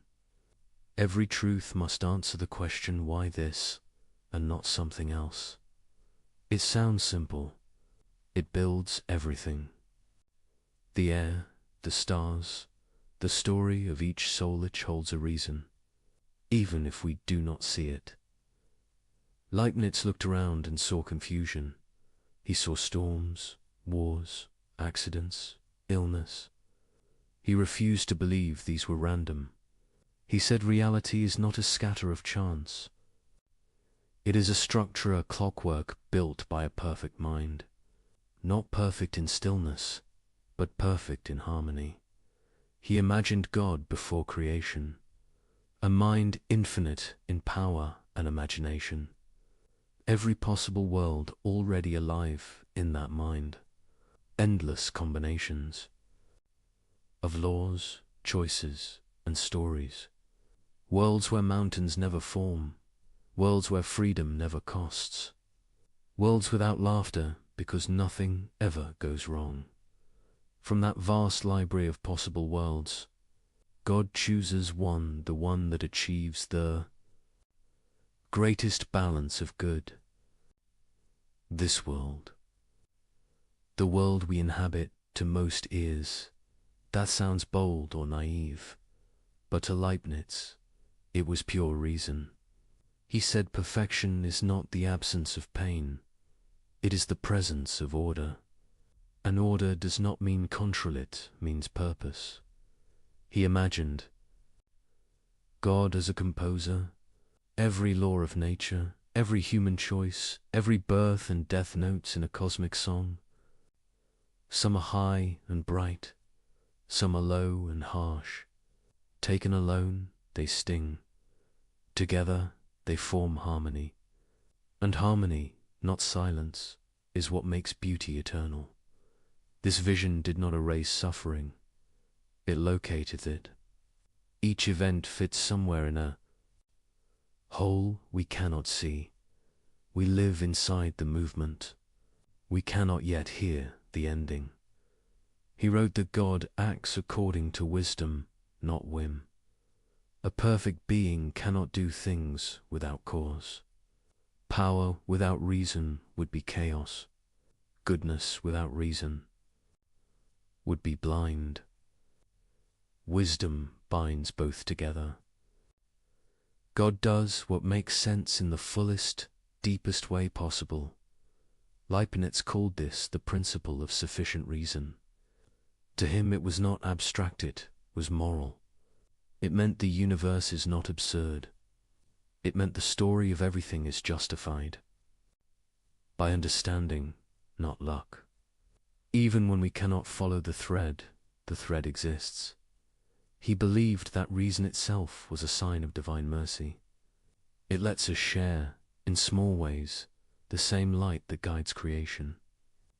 When we think well, we participate in that light. When we love truth, we echo the love that made the world. He used mathematics to mirror his faith. In numbers, he saw a universe that never contradicts itself.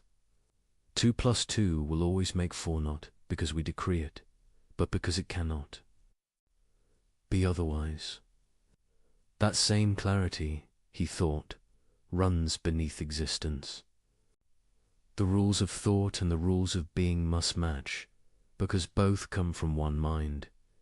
He looked at nature and saw lawfulness. He looked at himself and saw awareness. He looked at both and saw a bridge. The bridge was reason, the same logic. That shapes a falling apple, shapes the movement of thought. For him, this was not coincidence, it was confirmation. Creation is intelligible because it was made by intelligence. He trusted that if God chose this world, there must be a reason why this one is best. Not best for each moment, but best in the full design. If there is evil, it is allowed only because it serves a higher good that could not exist without it. Like shadow helping light to be seen, like discord teaching the ear to crave resolution, like heartbreak opening space for compassion. He did not speak from comfort. He lived through years of disease, famine, and fear. He saw death without glory. He saw the price of ignorance and greed, yet his faith in divine logic did not break. He thought understanding was a duty, not a decoration. He warned against lazy optimism. To say everything is fine is false. To say everything can find its place in meaning is faith. The first looks away, the second looks through. His confidence in logic drew both praise and anger. To the devout, it made God sound too human, too rational. To the skeptics, it made faith sound too clever, too tidy. Leibniz stood between them, refusing to abandon either side. He said faith without reason is superstition, and reason without faith is arrogance. He wrote that the universe is full of necessary connections. The sun rises not because God commands it each morning, but because his command is written into nature itself. Law is love expressed in permanence. A steady God makes a steady world. That steadiness is grace for creatures who must learn slowly. In his vision, miracles are not breaks in law. They are rare moments where the deeper law reveals itself more clearly. Everything remains part of one system, whole and alive. He believed this logic leads to trust. If reality is built on reason, despair becomes premature. We may hurt, but we are not abandoned. We may not know why, but there is a why. He compared creation to geometry. Every figure must obey its axioms. The triangle cannot have 4 sides. The circle cannot be square. Likewise, creation must obey logic's shape. Even omnipotence cannot do nonsense. God cannot make freedom that is not free or goodness that requires no choice.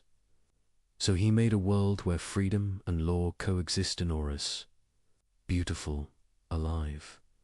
For Leibniz, this made sense of moral life. Our duty is not to escape the system, but to work within it wisely. We are parts that can act with grace toward the whole. When we do good, we harmonize with divine intention. When we choose evil, we introduce dissonance. But even that dissonance can be resolved in time. He trusted that time itself is part of the plan. Events unfold in sequence for beings like us who must learn by motion. God sees all at once, We see in line. We live in chapters. God holds the book. This idea gave him calm.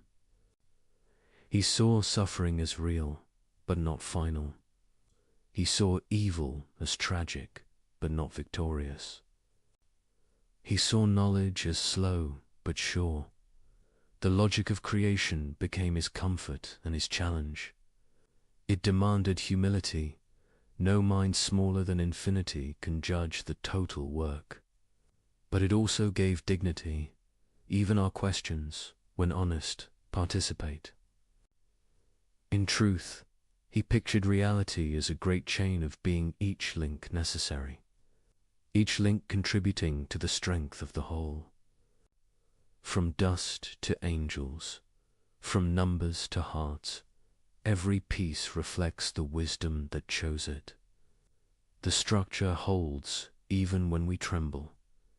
He ended many letters with a simple phrase, "Everything is linked."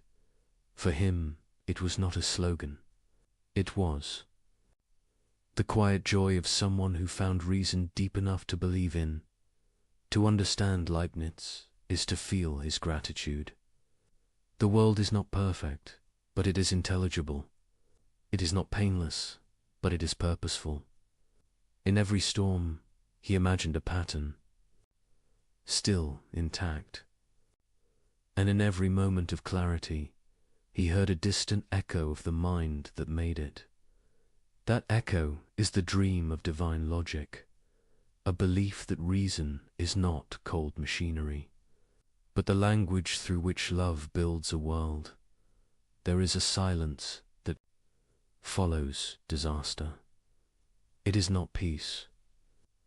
It is the stunned quiet of people asking why Leibniz never turned from that silence. He called it the hardest sound in the world.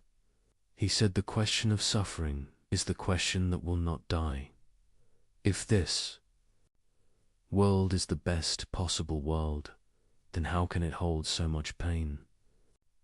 Why earthquakes? Why disease? Why cruelty? If a perfect mind built the universe, why are its children broken? He faced these questions without flinching. He did not hide behind words. He looked straight at the horror that others ignored. He saw war. He saw famine. He saw sickness take people before they could finish a sentence. He felt the grief of nations and of single hearts. He said, "We cannot talk about goodness until we have faced evil." He wrote that to justify the world is not to deny its pain. It is to understand how pain fits into a larger law. He called that search the Adusia defense of divine justice. But the word cannot carry the weight of what he meant. He was not defending power. He was defending meaning. He believed the world was designed to be the fullest expression of possible good.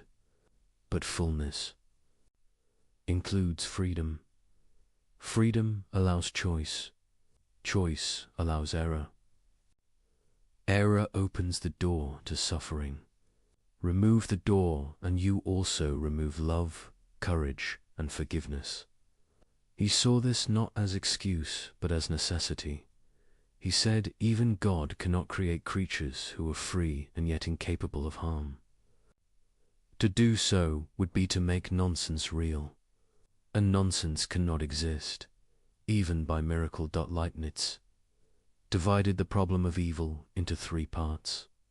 First, metaphysical evil, the fact that everything finite is limited. We are not infinite, so we lack. We hunger, we tire, we decay. Second, physical evil, the pain and suffering found in nature. Storms, sickness, disasters, hunger. Third, moral evil, the wrongs we choose, greed, cruelty, betrayal. He said all three are connected. Physical evil keeps the natural order alive. Metaphysical evil comes from being finite. Moral evil comes from freedom misused. Together, they form the shadow that makes the light visible. This idea angered many. It still does. To some, it sounds cruel. To others, too neat. But Leibniz did not use it to comfort himself. He used it to face the worst. He wanted a reason that could hold when everything else failed. He once wrote that even sin can be a part of the divine plan. Not because sin is good, but because it allows a greater good to exist. Forgiveness, redemption, renewal.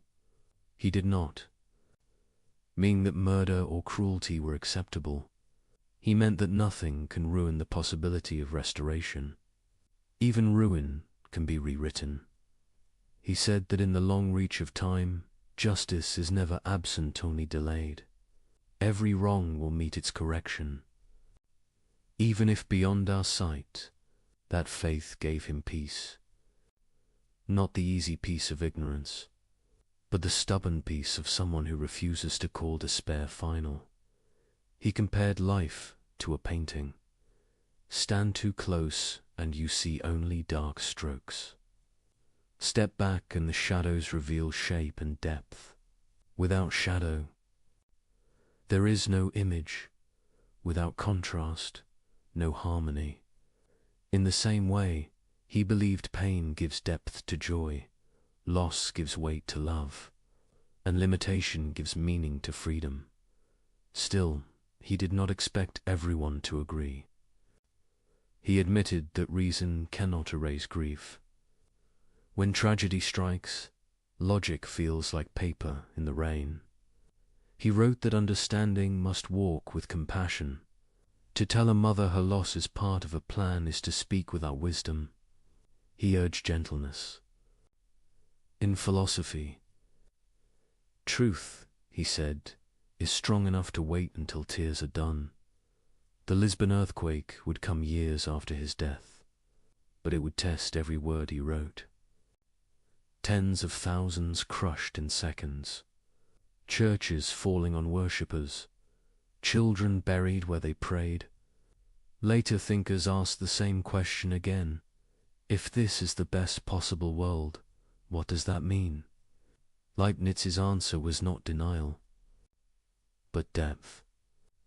He said the best world is the one that allows the greatest total harmony over all time. Not every moment must be pleasant for the whole to be perfect. Even music contains dissonance. Even storms feed the soil. Even death can renew life. The pattern includes what we would never choose, yet somehow need. He wrote that goodness is not fragile. It bends without breaking. It gathers what is lost and turns it toward purpose. That faith, he said, makes moral life possible. If evil were absolute, nothing we do would matter. If good is deeper than evil, then every act of kindness pushes creation closer to balance.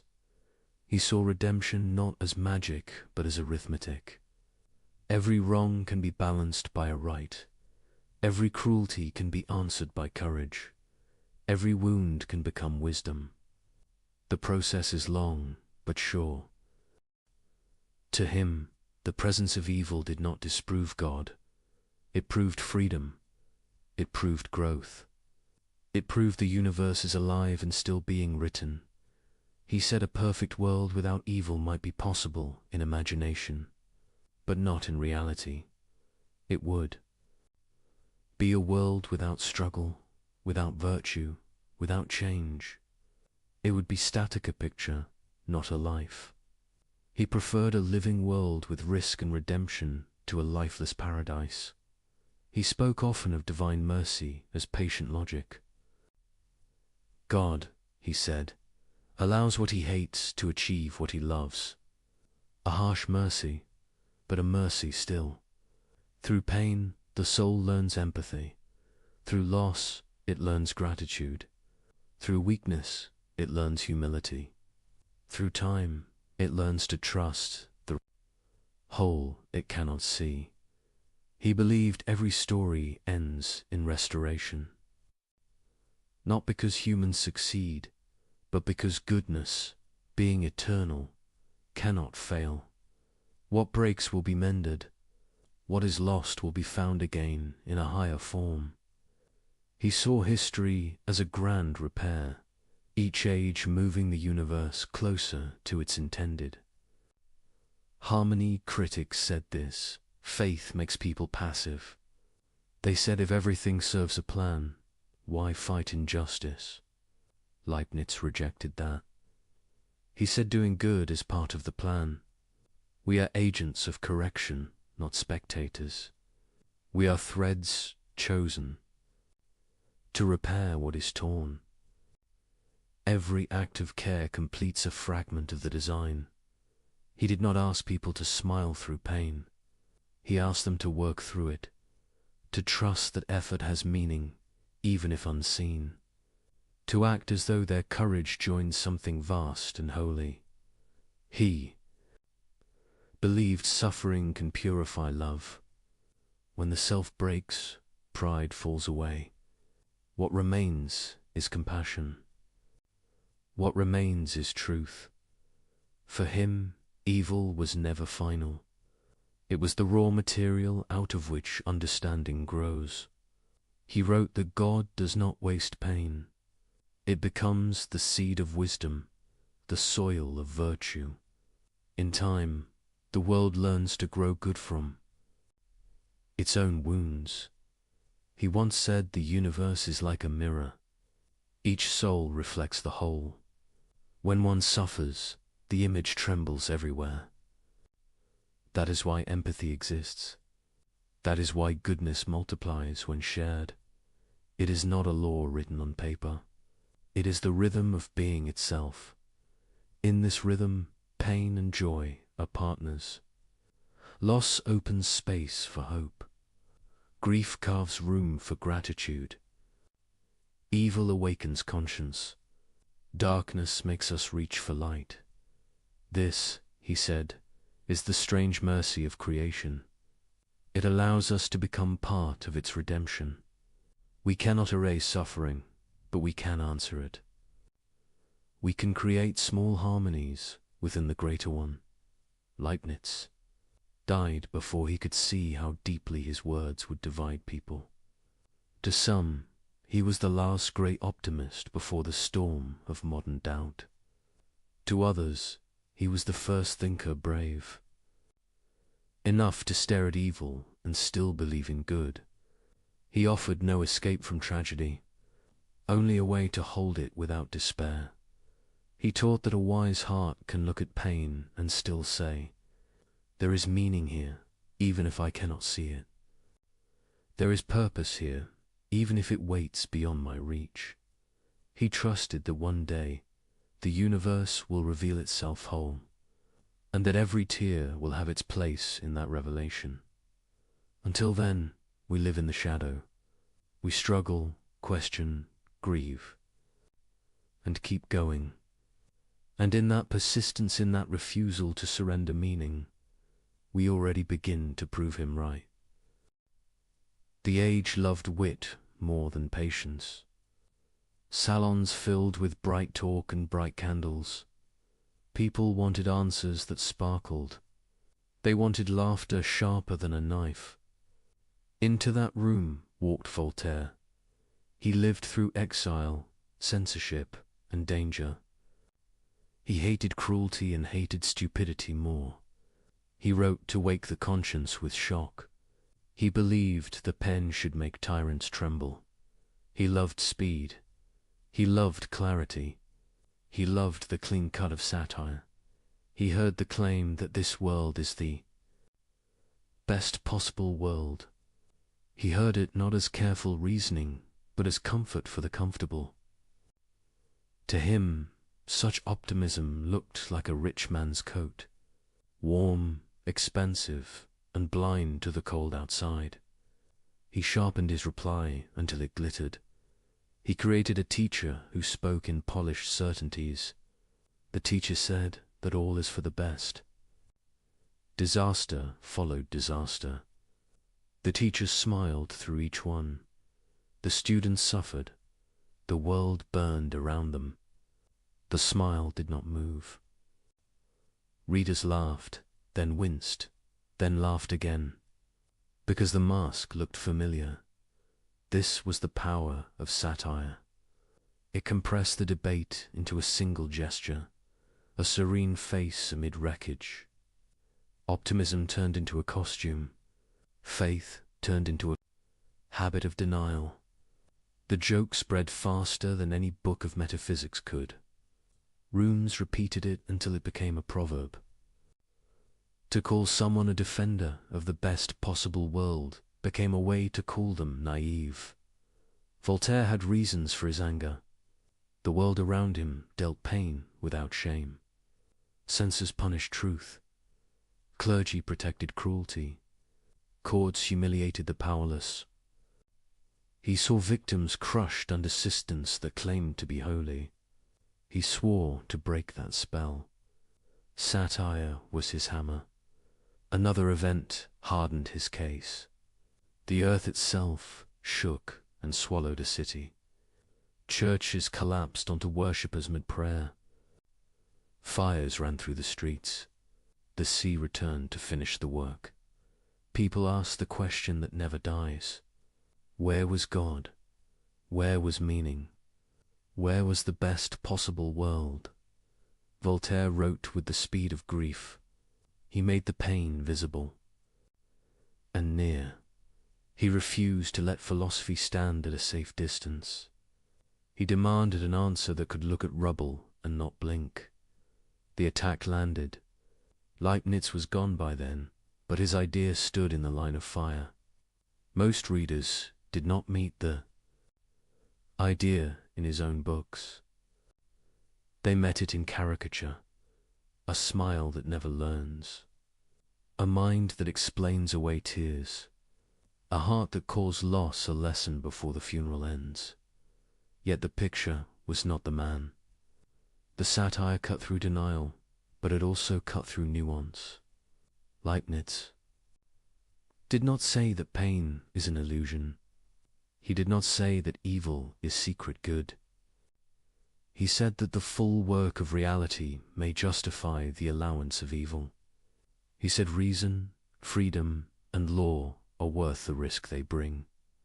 He asks us to hold judgment of the whole when we only see a part. The difference matters.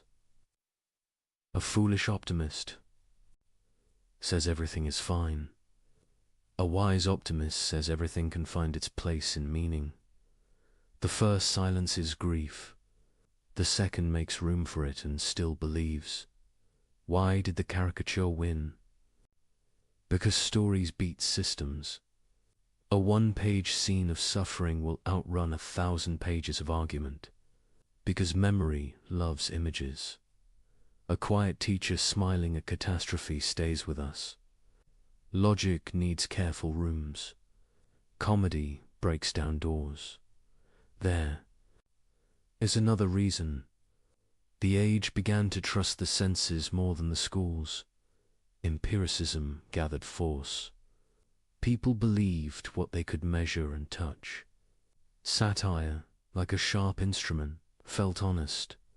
Metaphysics felt distant. Pain felt present. Yet, even Voltaire knew the danger of easy sneer. He fought for justice with stubborn courage. He did not want despair. He wanted reform. He wanted a society that stopped making cruelty sound sacred. For that, he made optimism look ridiculous. What can we learn from the quarrel? First, that clarity is not enough. Arguments must learn to speak in images, or they will be remembered as slogans made by their enemies. Second, that grief demands respect from any claim about the structure of the world. If a theory cannot kneel beside a ruined street, it has no right to stand in a lecture hall. Third, that reason and compassion must travel together, or the public will choose compassion, even if it comes with mockery. Leibniz's view can live with those lessons. It asks for patience, but also for honesty. It admits that satire sees something real, the habit of explaining too soon. His logic rejects that habit. He urged silence when silence is wise. He urged action when action is needed. To repair what can be repaired is not to deny providence, it is to participate in it. Consider the teacher in the satire. What if he had stopped smiling? What if he had helped dig survivors from the ruins? What if he had passed bread, wept with the grieving, and then whispered hope? The joke would have failed, not because suffering ended, but because compassion changed the scene. Real optimism knows how to work. Words can be medicine or perfume. Satire exposes perfume that calls itself cure. Leibniz offered medicine, difficult, slow, meant for the long healing of the mind. Voltaire offered surgery, fast, public, meant to cut rot from the body of society. Both saw a sickness, both wanted health. They disagreed on the treatment plan. The world needs both kinds of skill. We need the wit that alerts the crowd. We need the patience that rebuilds the foundation. Ridicule can wake a city. Reason can keep it awake after the laughter ends. There is a quieter misreading